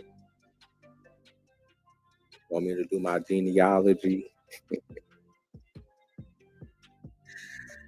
Captain, man, I'm connected, man. I can't get around it, man. Last name Abraham, Bruna Caesar, Cudjoe. It's all what Bowleg. That's all there, man. That's all the folks. That's all the kin folks. That's all I know. That's all I know. Them are my folks. On the for real. That's on my mama's side. We ain't gonna get on my daddy's side with the chicken shades. I gotta tap into that chicken shade thing on my daddy's side. So yeah, man, yeah, they hate this one. Yeah, this one hurt. Yeah, this one right here, the black man from the warm countries. Oh, this one right here hurt.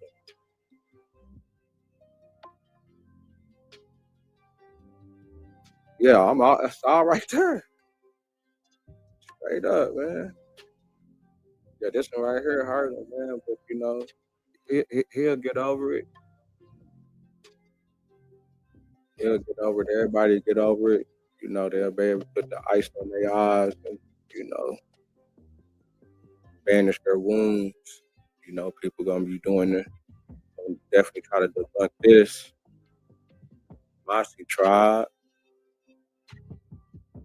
He tried to debunk my Panama.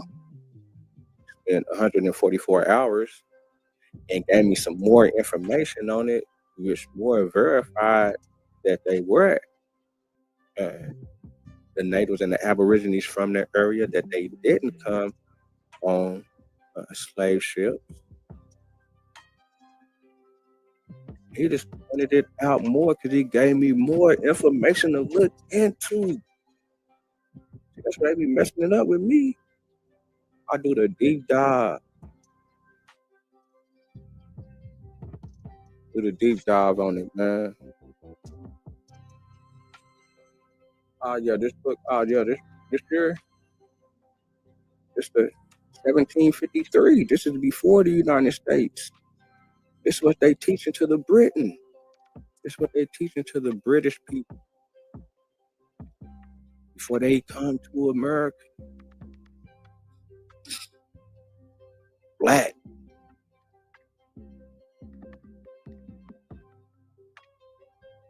And then these niggas is the only niggas, it's the native niggas that be blowing. The black people from America is the only ones that be blowing. That taught the world how to smoke. America taught the world how to smoke. Why you gotta look at their labels. They be doing little stuff. This is that secret society stuff, man. It's like when they be putting it's like how they be putting little stuff in the movies to make a connection back to something. You know what I'm saying? The same way they was doing whenever they was doing them the minstrel shows. They had them people going up, you know what I'm saying? But they started off and that was like the start of the popular culture. That was start of rap music. That was the start of these niggas was the ones writing that shit, nigga painting their faces and doing all and imitating what they was seeing lightweight what niggas was doing and putting it out there to the world and getting paid off of it.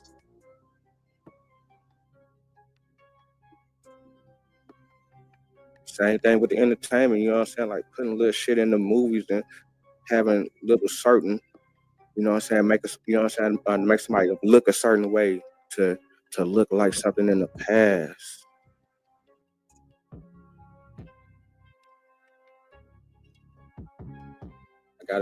Understanding conspiracies, I gotta check that out.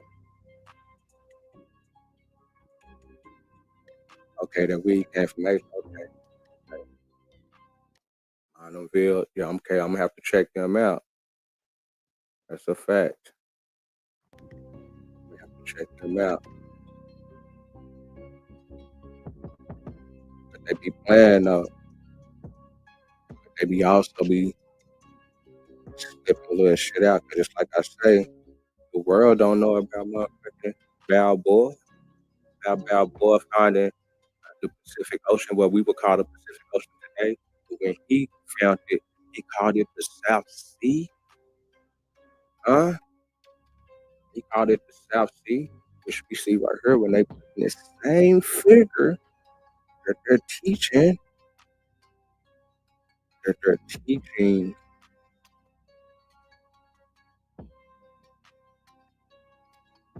understand that this is a black native of the South Seas.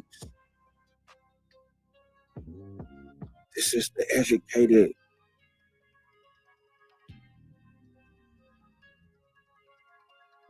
They done slipped up.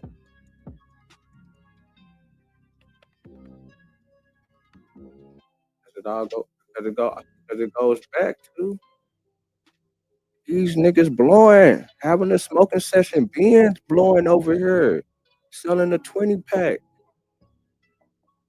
I'm just a 20 pack. I'm through. Niggas having a session, you see them passing it to the homie.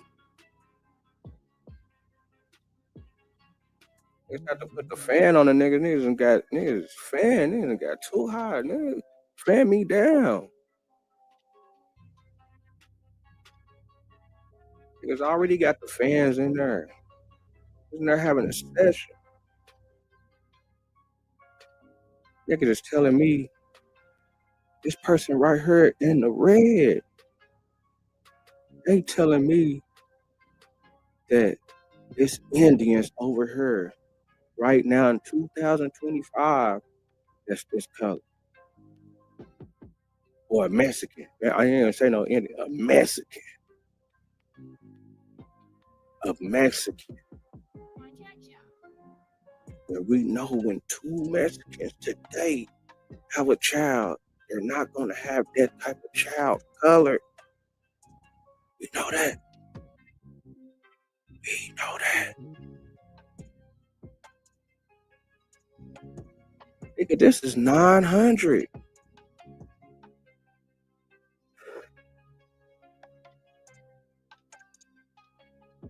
And they was hiding this. This didn't come out until the 1900s. They been hiding this. I'ma also show on another build. We get more into this little Mayan shit or whatever.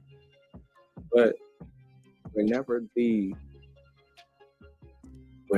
Spanish Jesuits, the Jesuit priests that was coming over here, and they was really the main ones that was really causing destruction on the for real though. They really the for real. But once they kind of figured out something within those temples, they would destroy the temples. Once they figured out that these was, you know what I'm saying? That they really pushed this ideology and their ancestors was black. Turned it up.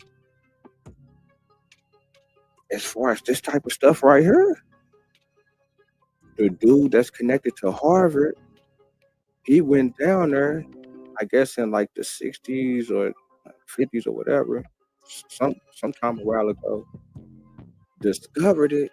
Mexico didn't even know nothing about the place. Mexico tried to fight them to be able to have rights over it, but dude ended up having rights over the situation, and they ended up bringing those pictures back. That's how we know the color. Shout out to Harvard. Shout out to Harvard. Shout out to these people right here.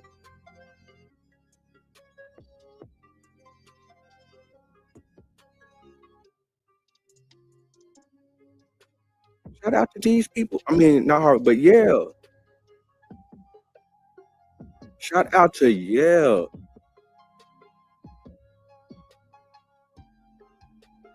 Shout out to Yale for bringing it back and not being biased,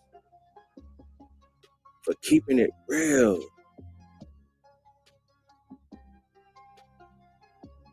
For keeping it real.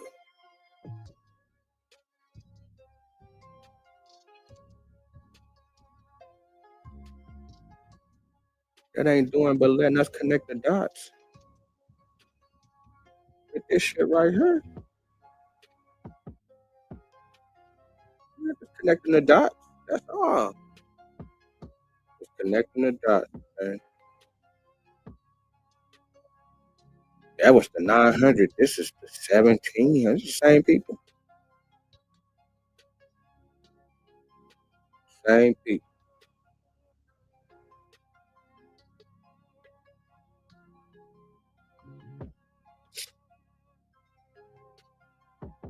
Same people.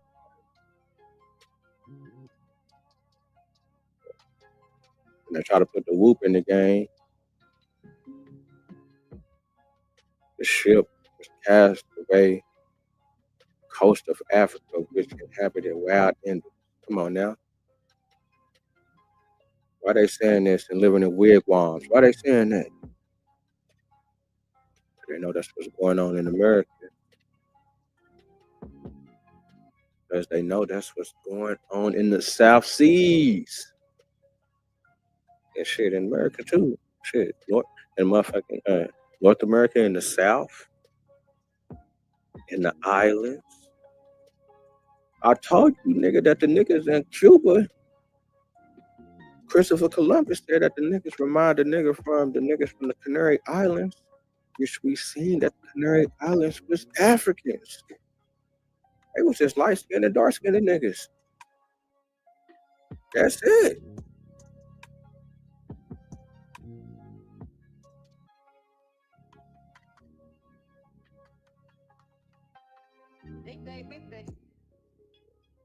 Shit crazy.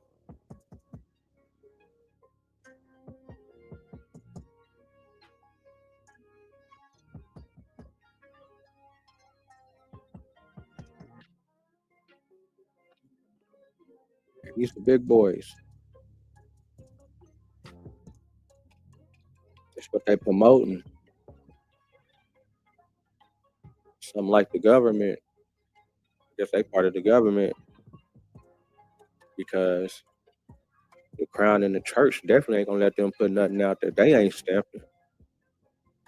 At that time, probably nowadays, over here niggas got certain look over there. Nah, I ain't putting nothing out. You listening to us. What you mean? They been tripping.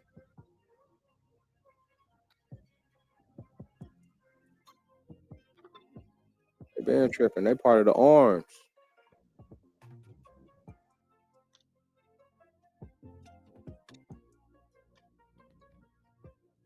$15.82.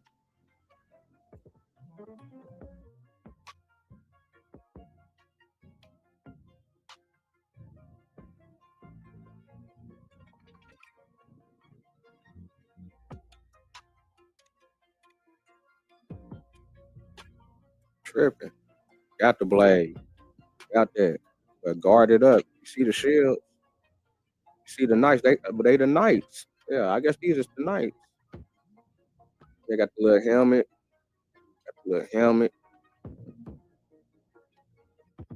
What's up with this? What's up with this American bird? What's up with that eagle? We got the eagle over here. Did they start that?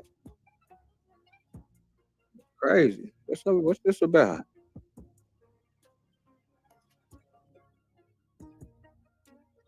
What's this about? The knights. Cross on their face. Swinging. Gonna run up on something. They playing defense, but they ready though. Shield.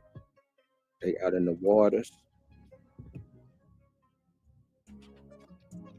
They think they hogs in the game. They must think they hogs in the game.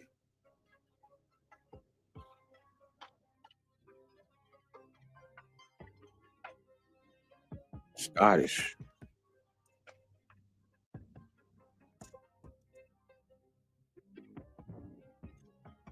He's Scottish.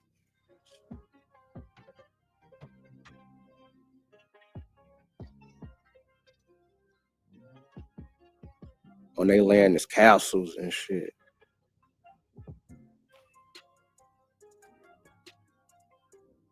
Got the family book.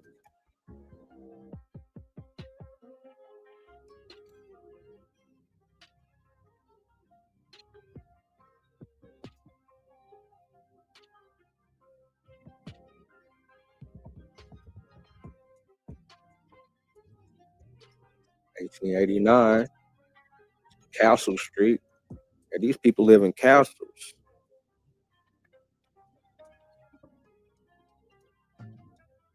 Lumsden. Shit, the Lumsden wrote these niggas' book.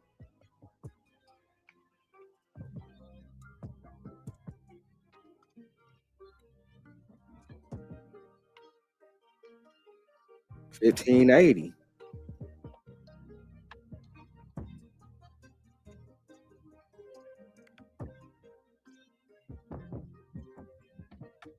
Yeah, be wearing time. Yeah, that's what I'm saying. They tripping, huh? Forrest, we know they tapped into they done came out with the Richest People magazine. Forbes, they know what everybody got. They know what everybody worth. Come on, man. These niggas was writing about these niggas in 1580. And the Forrest was down there in Florida doing fur trades and doing Indian slave trade also. They part of that Indian slave trade. They part of them Indian slave trade too.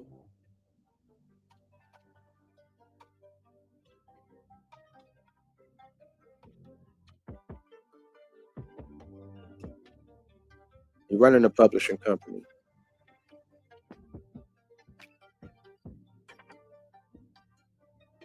We've been looking at what the Tartans. So with the Tartans.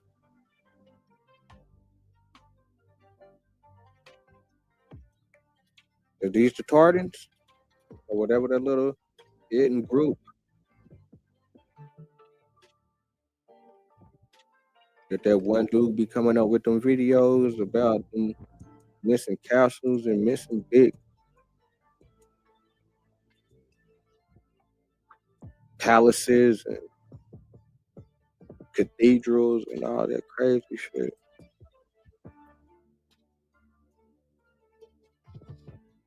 Tartan.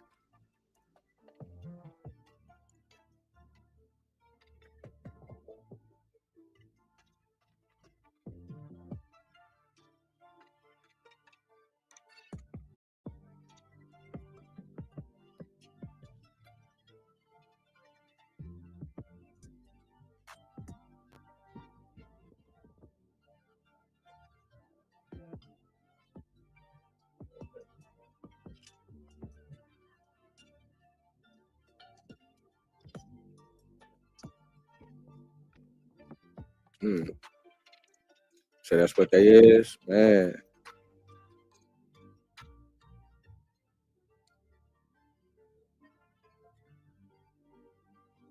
Hold on, that's that motherfucking Bush. Nah, that's King Charles. Oh, these niggas connected to the fucking King Charles? These niggas, boy. These niggas doing a lot.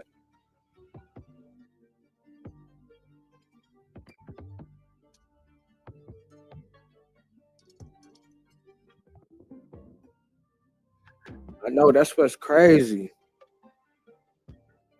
Ain't nobody really got it then within my time frame. I really ain't never seen them sweat about nothing. I mean, I guess now they seem like they kind of mad at Trump right now.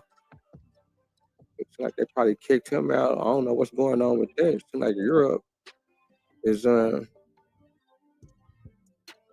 like Europe is mad at America right now. I don't know, it's getting crazy though. But they definitely need to go on in. They need to come out with some more. They need to let them. They need to release some more of the information they've been hiding. I guess they've been releasing it. Niggas just gotta just find it. Now they the mascots, son. Somebody overrunning them now. Got them playing Front Street. Damn. Yeah, this shit is crazy, man. This shit crazy. Yeah.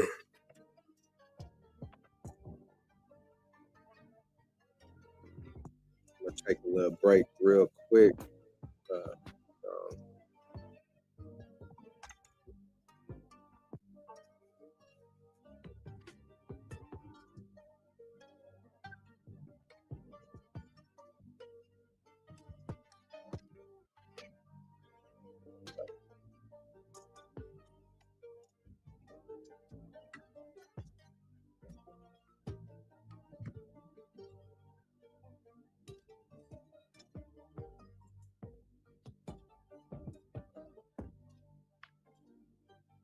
Castle.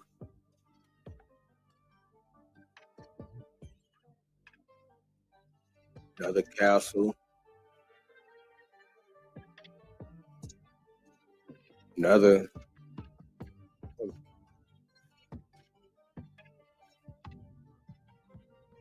What they on? Who these? The house. Right by the water.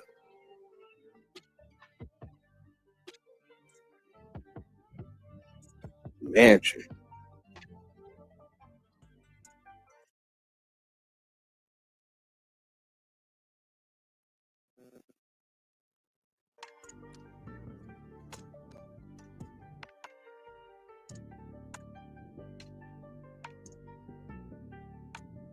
Oh man, who these people, man? That big land back there.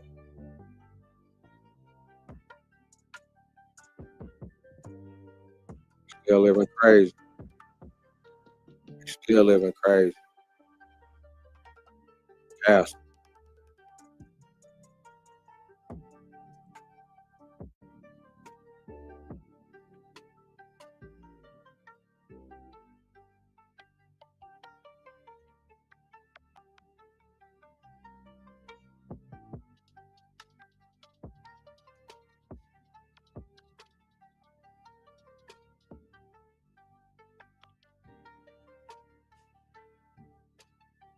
Stable.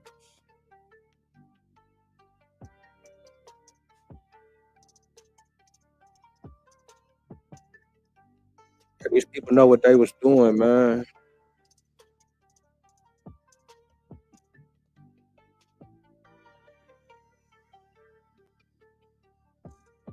They know exactly what they was doing.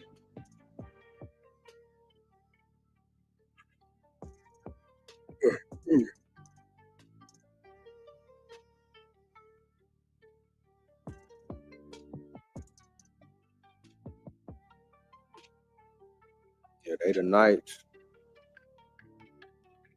General, colonel, lieutenant.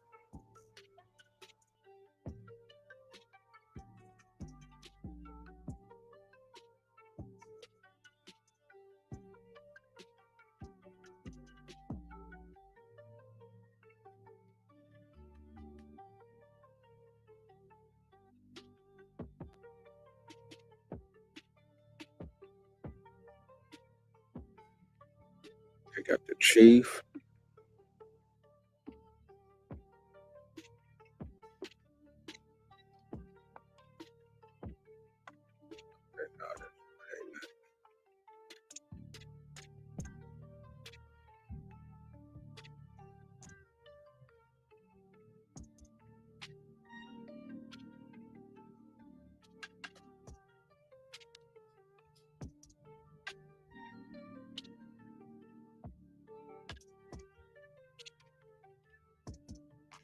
The origins of the name. Two distinct families. The West, the East.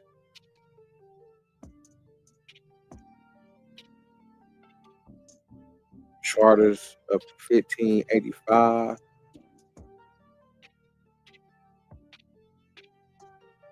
Sir James. Colonel Williams.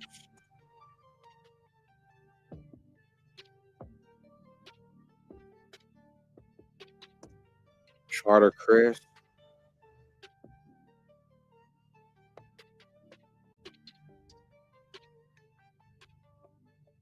What it do, Philly OG?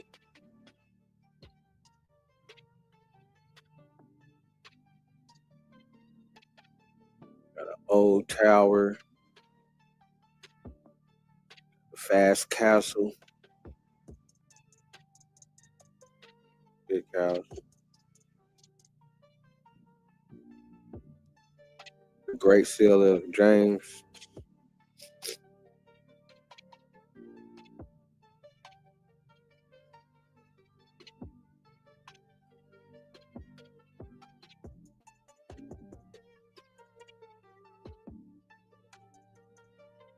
Yeah, 98. Yeah, they say they go back that far. And they've been manipulating. So I'm saying they part, I think they part of the background crew. They part of that background crew for real. They gotta be. They some of the first.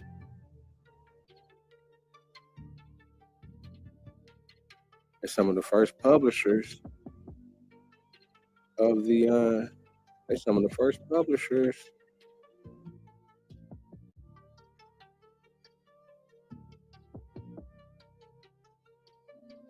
Founded 1783, specialized in children's books.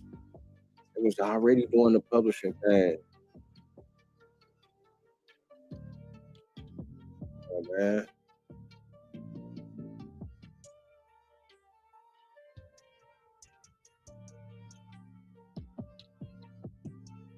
And they part of the police. So I'm saying they part of the police and how the police is made up over here too. We're gonna do a build on that too. How that shit's still leading up to this day. I'm trying to tell you, this is how they've been shaping their people's minds.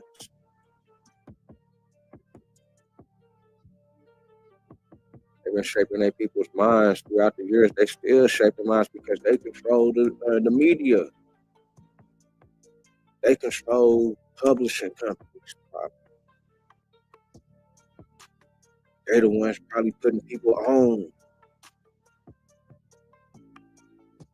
They beat them families, man.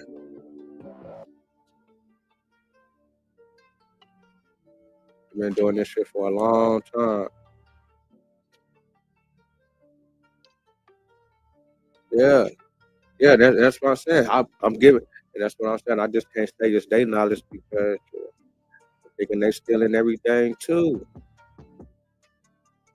And that's why I was going. That's why I was tripping on them going back to 10. I'm like, man, there's some nigga shit going on. There's some shit going on back then that niggas is leaving out. Niggas got to tap in into them worlds to see what was going on.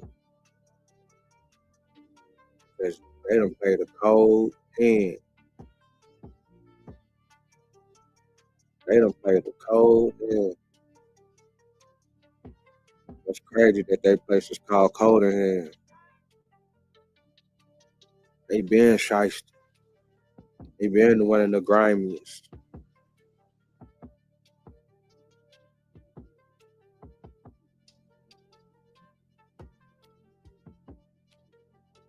For real. That's what they were saying about us at first. They was calling us black. They knew what African was at that time. This was 1753. They could have just said African. They know they just can't do that. But now they doing it. For niggas over here in America. Now my niggas tripping.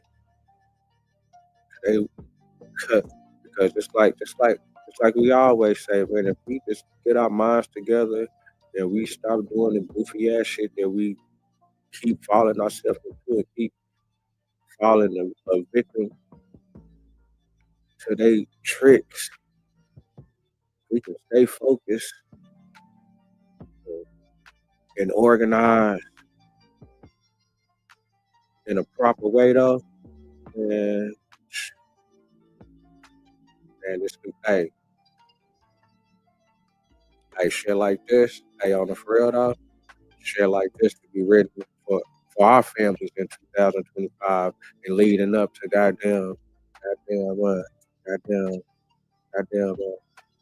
let's say 22, year 2200 or 2300.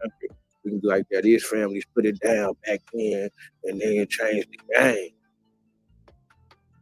For real.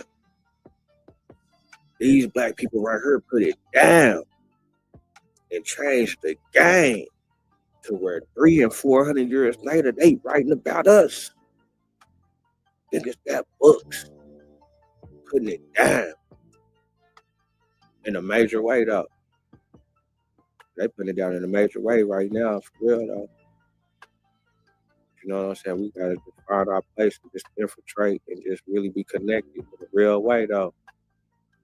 We gotta play two ways, man. We lightweight gotta be double faced it with them because you know it's a dirty game. We gotta get control. We ain't in control at all. Nowhere on earth. I don't know no nigga on earth, nigga calling shit, nigga. Doing what the fuck they want to do. Nigga got an army, nigga really pushing they line. And it ain't answering to nobody. Nigga, where they at? Every nigga get shut down. Even the niggas in Africa get shut down. You know, because they label them a crazy nigga. Nigga put a crazy label on them. Terrorists, thug. Are they gathering up all the kids? You know what I'm saying? They try to conform the villages. Yeah, these niggas trying to get their shit together. Nigga, they be taking niggas out for real. There's some niggas over here try to conform up and really just we can't do it like that, man. You gotta be strategic with these people. You can't be playing in their face with it. You gotta trick these people out. These are the tricksters. For real, we gotta step our game all the way up, man. As a people, together. For real, we gotta step our game all the way up, man. So hopefully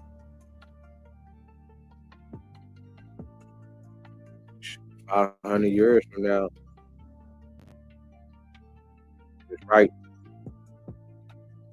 That's certain black families in a real way, though. Certain black communities in a real way, though. Communities. That's the only way. You see how the motherfuckers, man, you see how those niggas ran up in that Capitol building, them weak people. They was weak. Can you imagine there's some real niggas coming through, going their particulars? Come on, man. I don't even want to be talking like that, man. Shit get crazy. But yo, on the for real though, how about like, we ain't gonna see it now. You ain't gonna see it now, man. But hopefully, you know, our lineage within the future, you know what I'm saying, to be able to be on top one day, for real.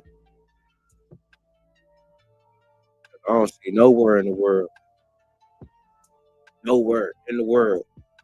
at all. Niggas just doing whatever the fuck they want to do. Ain't answering to nobody. I ain't seeing it in 2025. They almost getting close to this one world thing, and it's just with this technology and this that may be our way.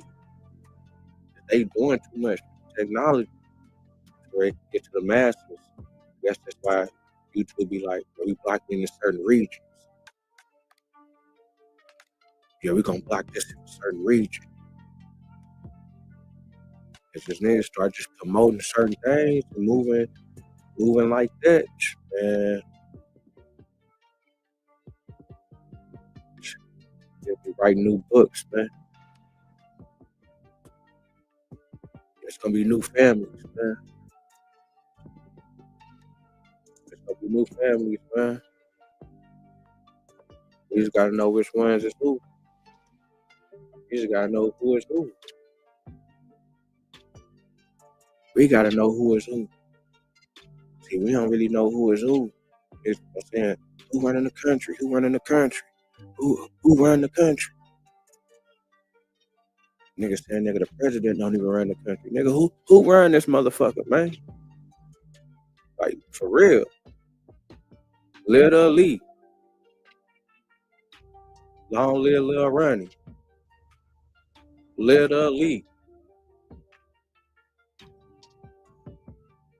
Who run America and been running it on the under?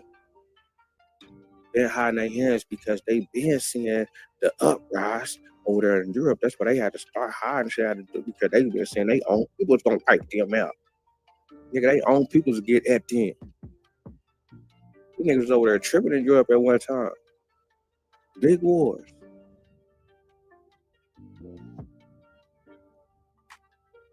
And sometimes they was just pushing the religion line. We pushing a whole different line. No, that's what I'm saying. It's kind of crazy because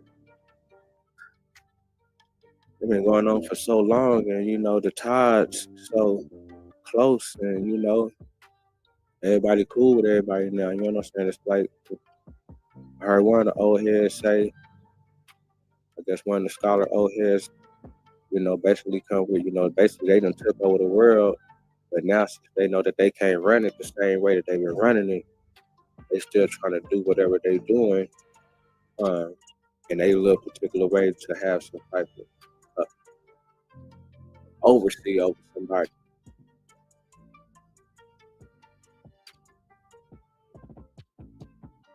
So they doing little shit, man. Still.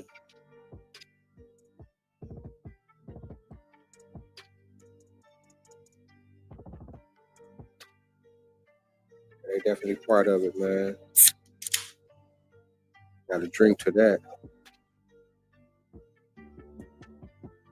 Gotta drink to that.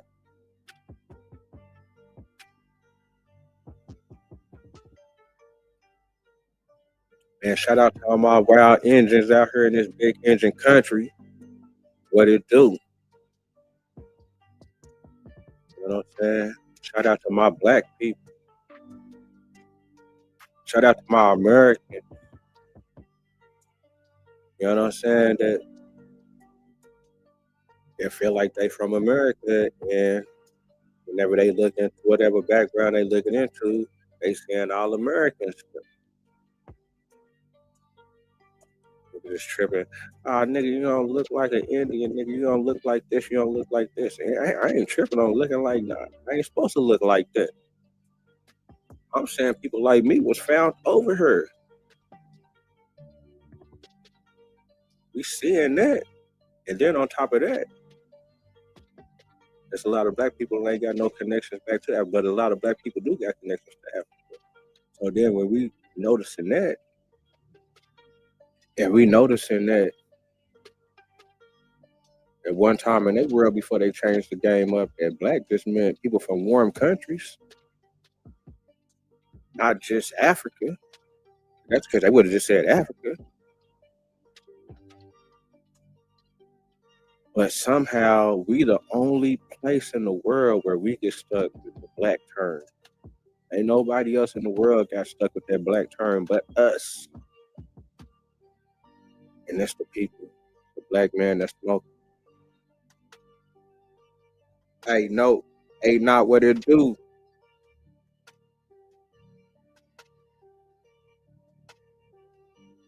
Right, that's what I'm saying. Niggas was found over here.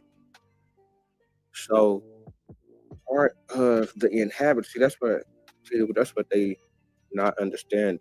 Ain't nobody tripping on looking like no Eskimo or looking like no Mexican. We saying that black people was found over here that look just like us. And they putting the game out to their people. But they done switched the game up now. Because now it's this. They also putting out shit like motherfuckers go to Africa and the inhabitants is wild Indians because they know for the fact that when they go to America, seeing black people as Indians that's moving like Indians, but they putting the African descent on them. Not really knowing where they from, just saying that, oh yeah, a slave ship wrecked on that coast over there, and that's why it's a whole bunch of niggas over there. Man, stop. Some niggas that was chained up on the boat. As a matter of fact, let me show you the crazy shit. Let me show you the crazy shit on how these niggas so-called trained up on the boat. And this is coming from so-called one of the first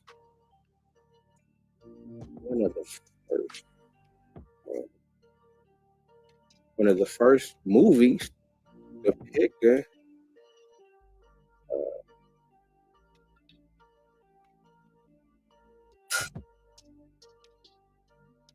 this is one of the first movies depicting hold on one moment.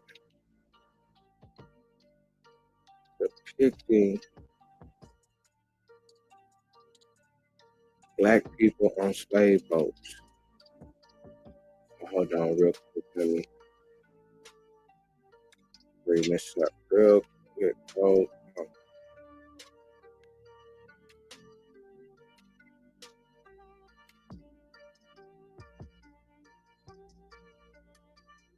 I wish I had that right on deck. It kind of just came about, but I wanted to show that image.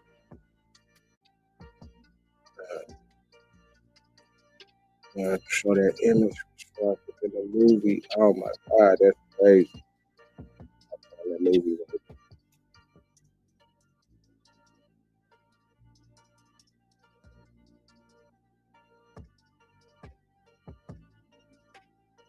But I think this may be it. Hold on real quick. Comment, like, subscribe, tell a friend, and do it again.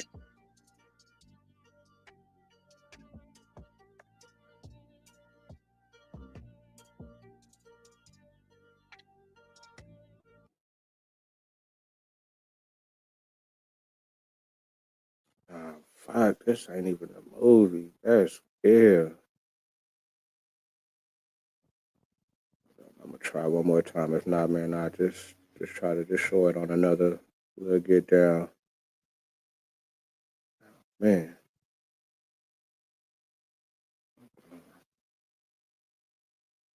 That's crazy. That is crazy.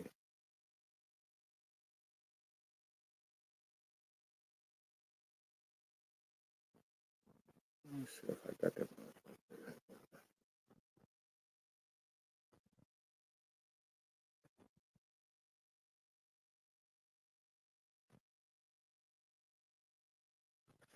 I ain't supposed to stop doing all that to look for that damn movie. It's all good. But yeah, the way they had them on the boats here, that didn't even make sense for it. If the ship was going down, they at the bottom of the boats. So you know the water gonna go there first. But somehow but they should surviving these shipwrecks and starting villages. Or that's why they're justifying the reason why it's black people over there in those areas. Like, this is what they putting out there. And I'm just saying that they taking the black men and women away from America and just saying African descent and not letting us and did a cold twist on the game to where the descendants of those people that they find in America say, but can't go back and say, well, these people, well, you know, they owe us because they took us from over here. They got our land, you know, probably, you know, have some type of rights to go back to the courts to be able to say something. And, you know, that part is lost. That part is lost. And we're trying to connect that. We're trying to connect that to where, even though, yeah, you know, one day it may have to go to whatever. But we can still put certain things within the course to, push our agenda within the course to say, okay, this is wrong. Y'all got to look at it like this, and now y'all owe us. You know what I'm saying? Let's make this right, and hopefully.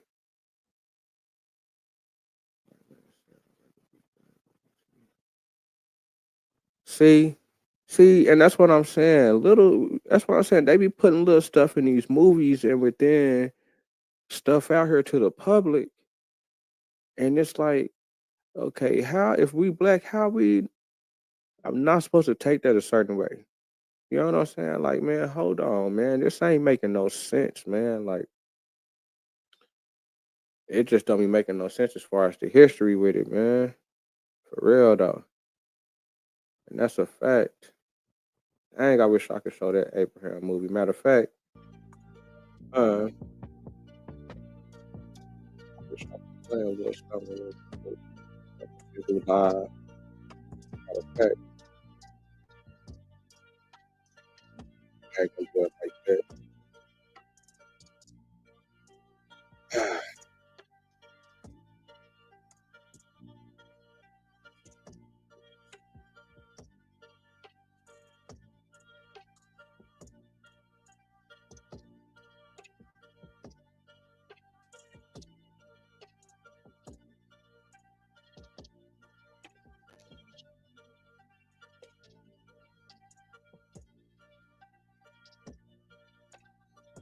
One moment.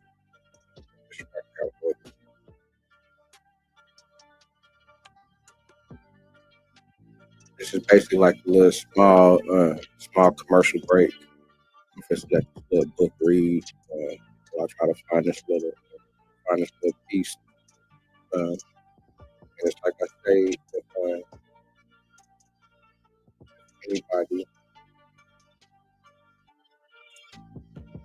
anybody did want to come on to the show and ask a couple questions about what I'm doing, for some reason YouTube ain't let me put the link in the chat. If you did want to join the show, if not, it's all good. Just sit back, pull up, roll up. I'm glad that you showed up. You know what I'm saying? Comment, like, subscribe, tell a friend, and do it again. If you did want to come up and ask a question, you just go to my Vino Promotional Share page, go to the post. Go to my last post I put down 2 hours ago. It's that link. You just go to the comments, and the link is right there. But it's all good.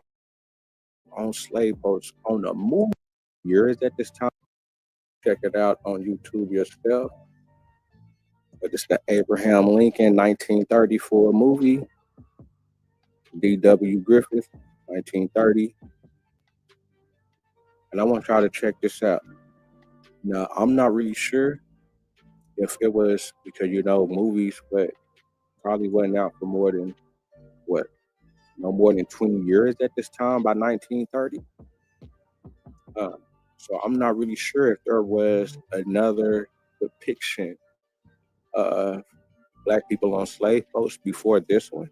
So I'm thinking that this one may be the first depiction of black people on slave boats on a movie.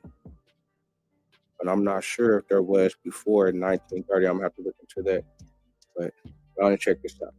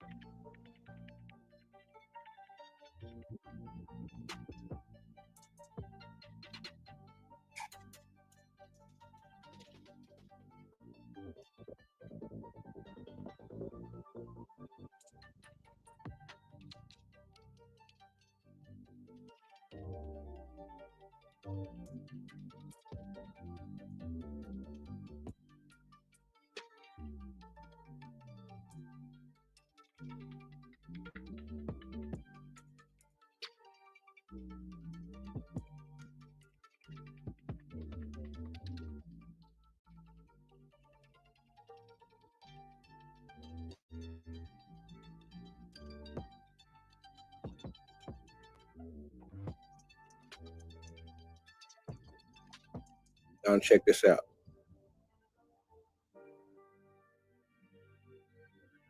So that's the boat right there. They so-called going to Salem, Massachusetts, 1809, and so-called 1808. Well, this might be just where the boat is from. I'm not saying they're going to Salem, Massachusetts, but what was that in 1808? Is that when they banned slavery, so-called, in America, so-called? So we talk about 1809. So I guess they're talking about the underground slavery that they push. So let's check this out. It's supposed to be 1809. Go down, Moses. Set my peoples free. So I guess that's what they saying from the bottom. Set my peoples free. So they down here at the bottom of this boat. And it's like I say, they at the bottom of the boat. And they saying because these were so-called people that they just got from villages and they was warriors and they was fighters. So they had to train them up on the boat. But they was able to, whenever the shipwrecks, they was able to get away during the shipwrecks and start villages in South America and Colombia and in Ecuador. Stop it. Look at this.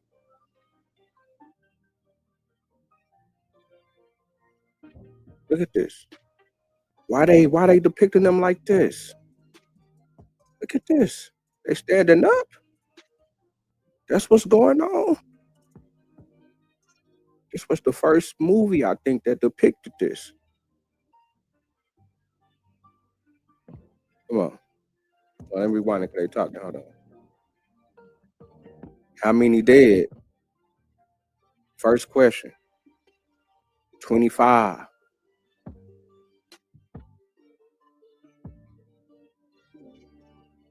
They saying 3 to 4 or 5 months niggas was like this and came over here and they populated the United States of America. Come on, man. This 1809. This is 1809, so you know it had to be worse than before.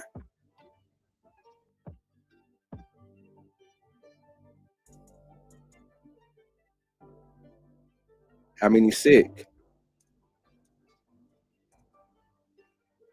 42. So we got 25 dead, 42. What's that, 67?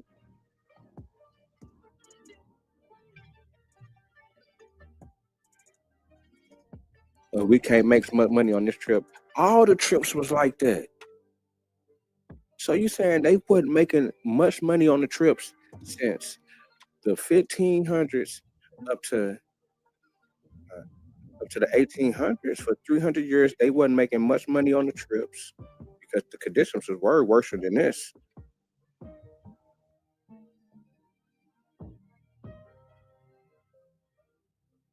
But these people populated the Americas with black people. When we seeing that they teaching their peoples that the black people come from the warm countries, which come from the South Seas, is what they really talking about. They talking about the black man smoking tobacco.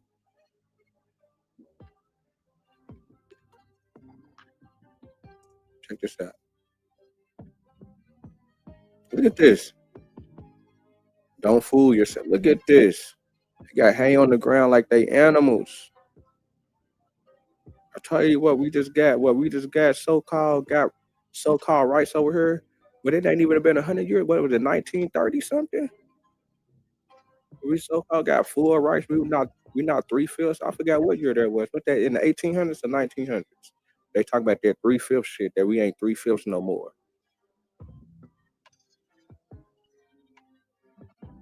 Right. They the runaways. Right.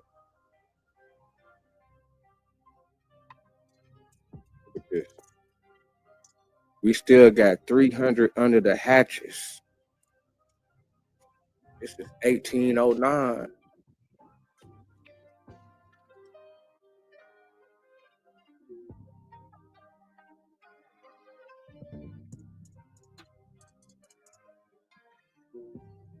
and they got them standing up on one little bar going across, and their hands is changed up to that one chain, and they all just, I guess, just chained up to that one chain.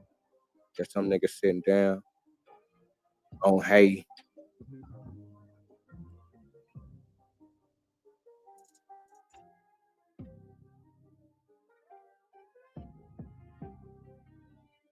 Batting them down. Whatever that mean. Let me see what that mean real quick. Batting.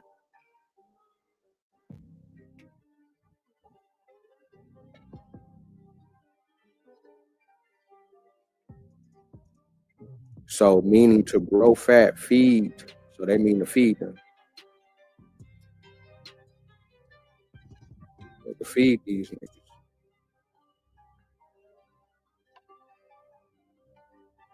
Come on, man. That's how they brought them over?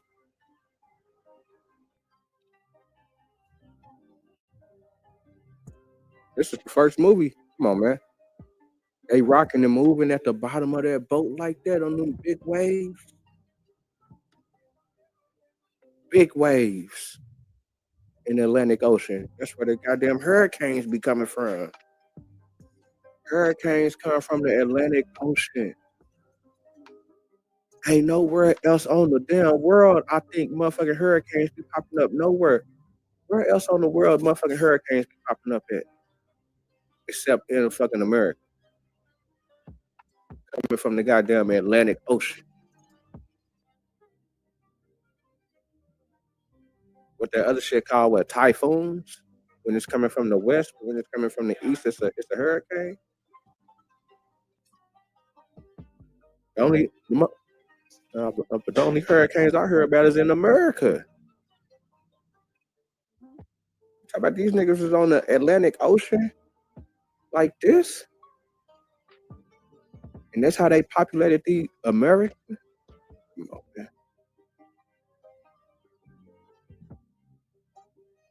Come on, man. He dead. That's what they was doing. That's what it looked like. That's what it looked like. Just what it looked like, man. Long live, man. RIP to my brother, man. That's crazy.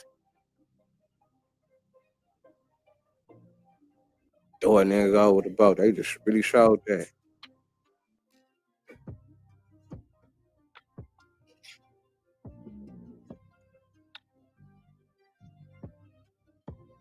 Niggas back, man. It's crazy.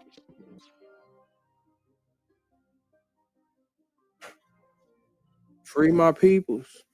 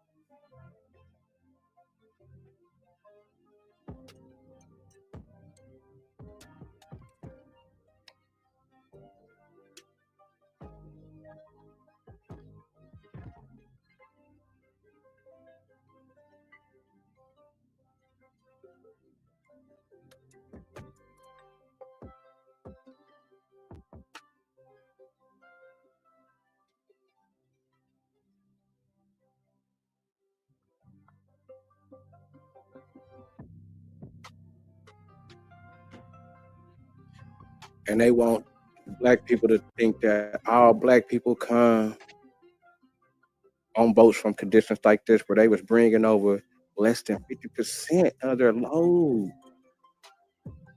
They were bringing over less than 50% of their load, but they populated the states.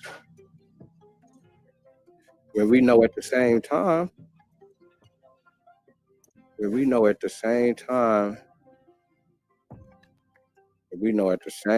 they pushing this.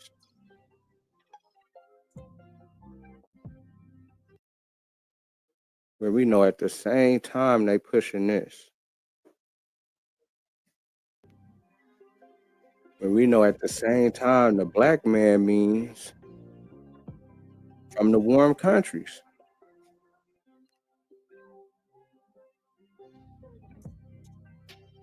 The people that be fucking with the boats.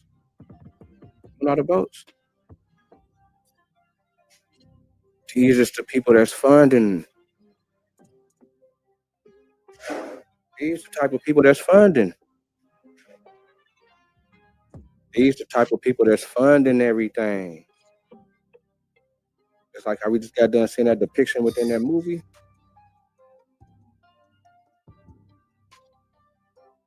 They part of that. They part of that whole world. Of them boats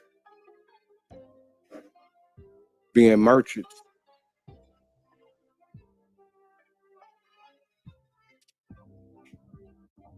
You know, coming from the merchants' family. Yeah, the merchants, yeah.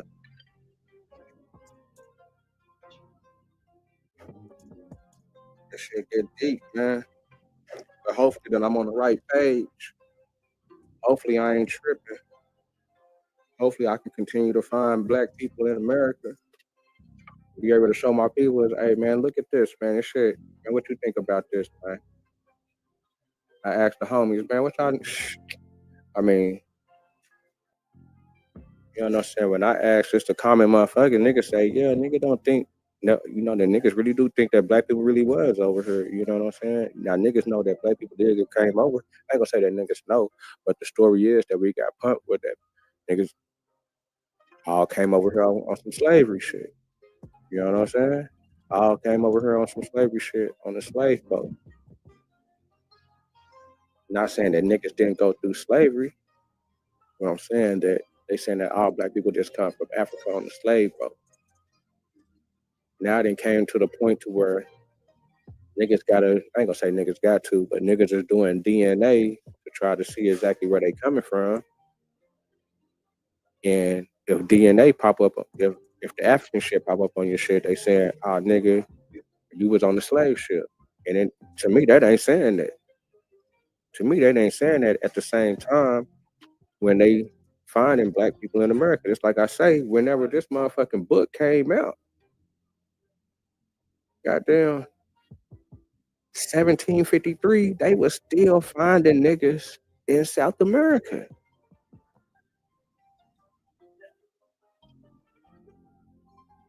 They was still finding niggas in South America, and niggas are still telling me this day in 2025 that it's still lost tribes in South America that they ain't found. But then if they do find a black people tribe over there, they're gonna say, oh, them ain't nothing but some runaways that been in the woods since woo woo woo woo. Not giving us the land rights to say, okay, these people is from here. Now I gotta be to where well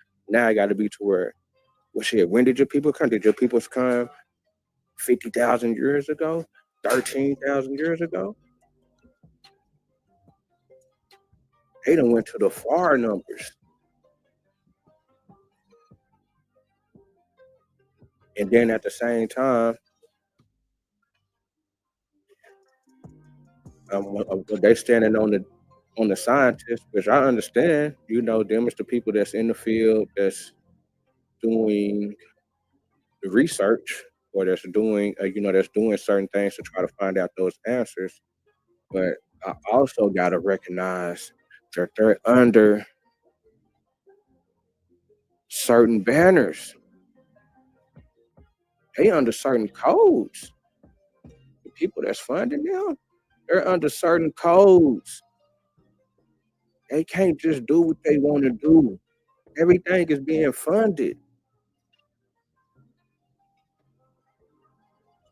Where the hell you think them niggas got all them damn machines from to be able to say, oh yeah, this shit go back 15 billion years ago? We can look at the rocks and we can say it went back 100,000. Man, come on, man. I don't believe none of that shit, but that's what they saying that these machines can do. They not making them damn machines. It's people like these motherfuckers that's funding the shit, man. And the shit gotta go across these niggas' desks before this shit hit the airwaves.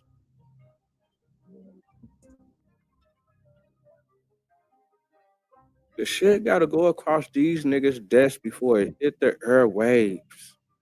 But back then, that's a fact.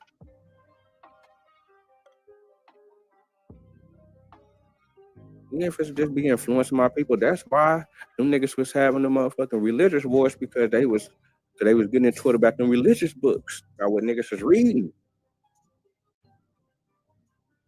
Niggas that overthrew thrones about their religion book over there.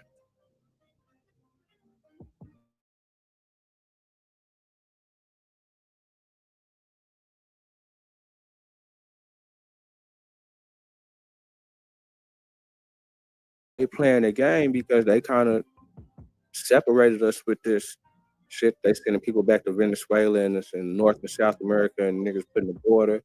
And you know, niggas is playing this North and South, playing this whole white man game with this North-South shit, this whole fake border shit. And can't nobody move around unless, you know what I'm saying? So they trying to tighten up on this world order. Because it's so easy to get information out there to the masses now. And if certain shit get out there, they can have more what they call what happened on January 6th. And there was scrubs. Come on, there was the scrubs. There was JV. Literally. Matter of fact, them was the JV parents. Them ain't even the real ones. That's a whole nother level down. And you see what they did? Imagine niggas focus, legit, stand ups. Tell you, man, we go down in the history, man. Just writing books. Niggas be writing books. Niggas be reading about niggas in the year of 2500. What went on back in 2050? Niggas took over America. They started tripping. Now they running it. Yeah, these people right here. They reading about that 500 years later. About this family. See how they putting it down? We got to get out this little thing we in.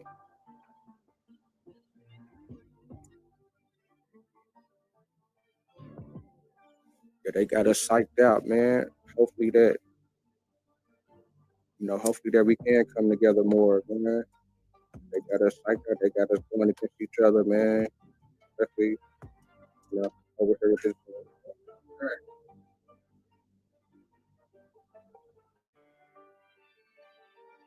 Yeah, money started getting involved. Start buying people out. It's hard to get up out of that.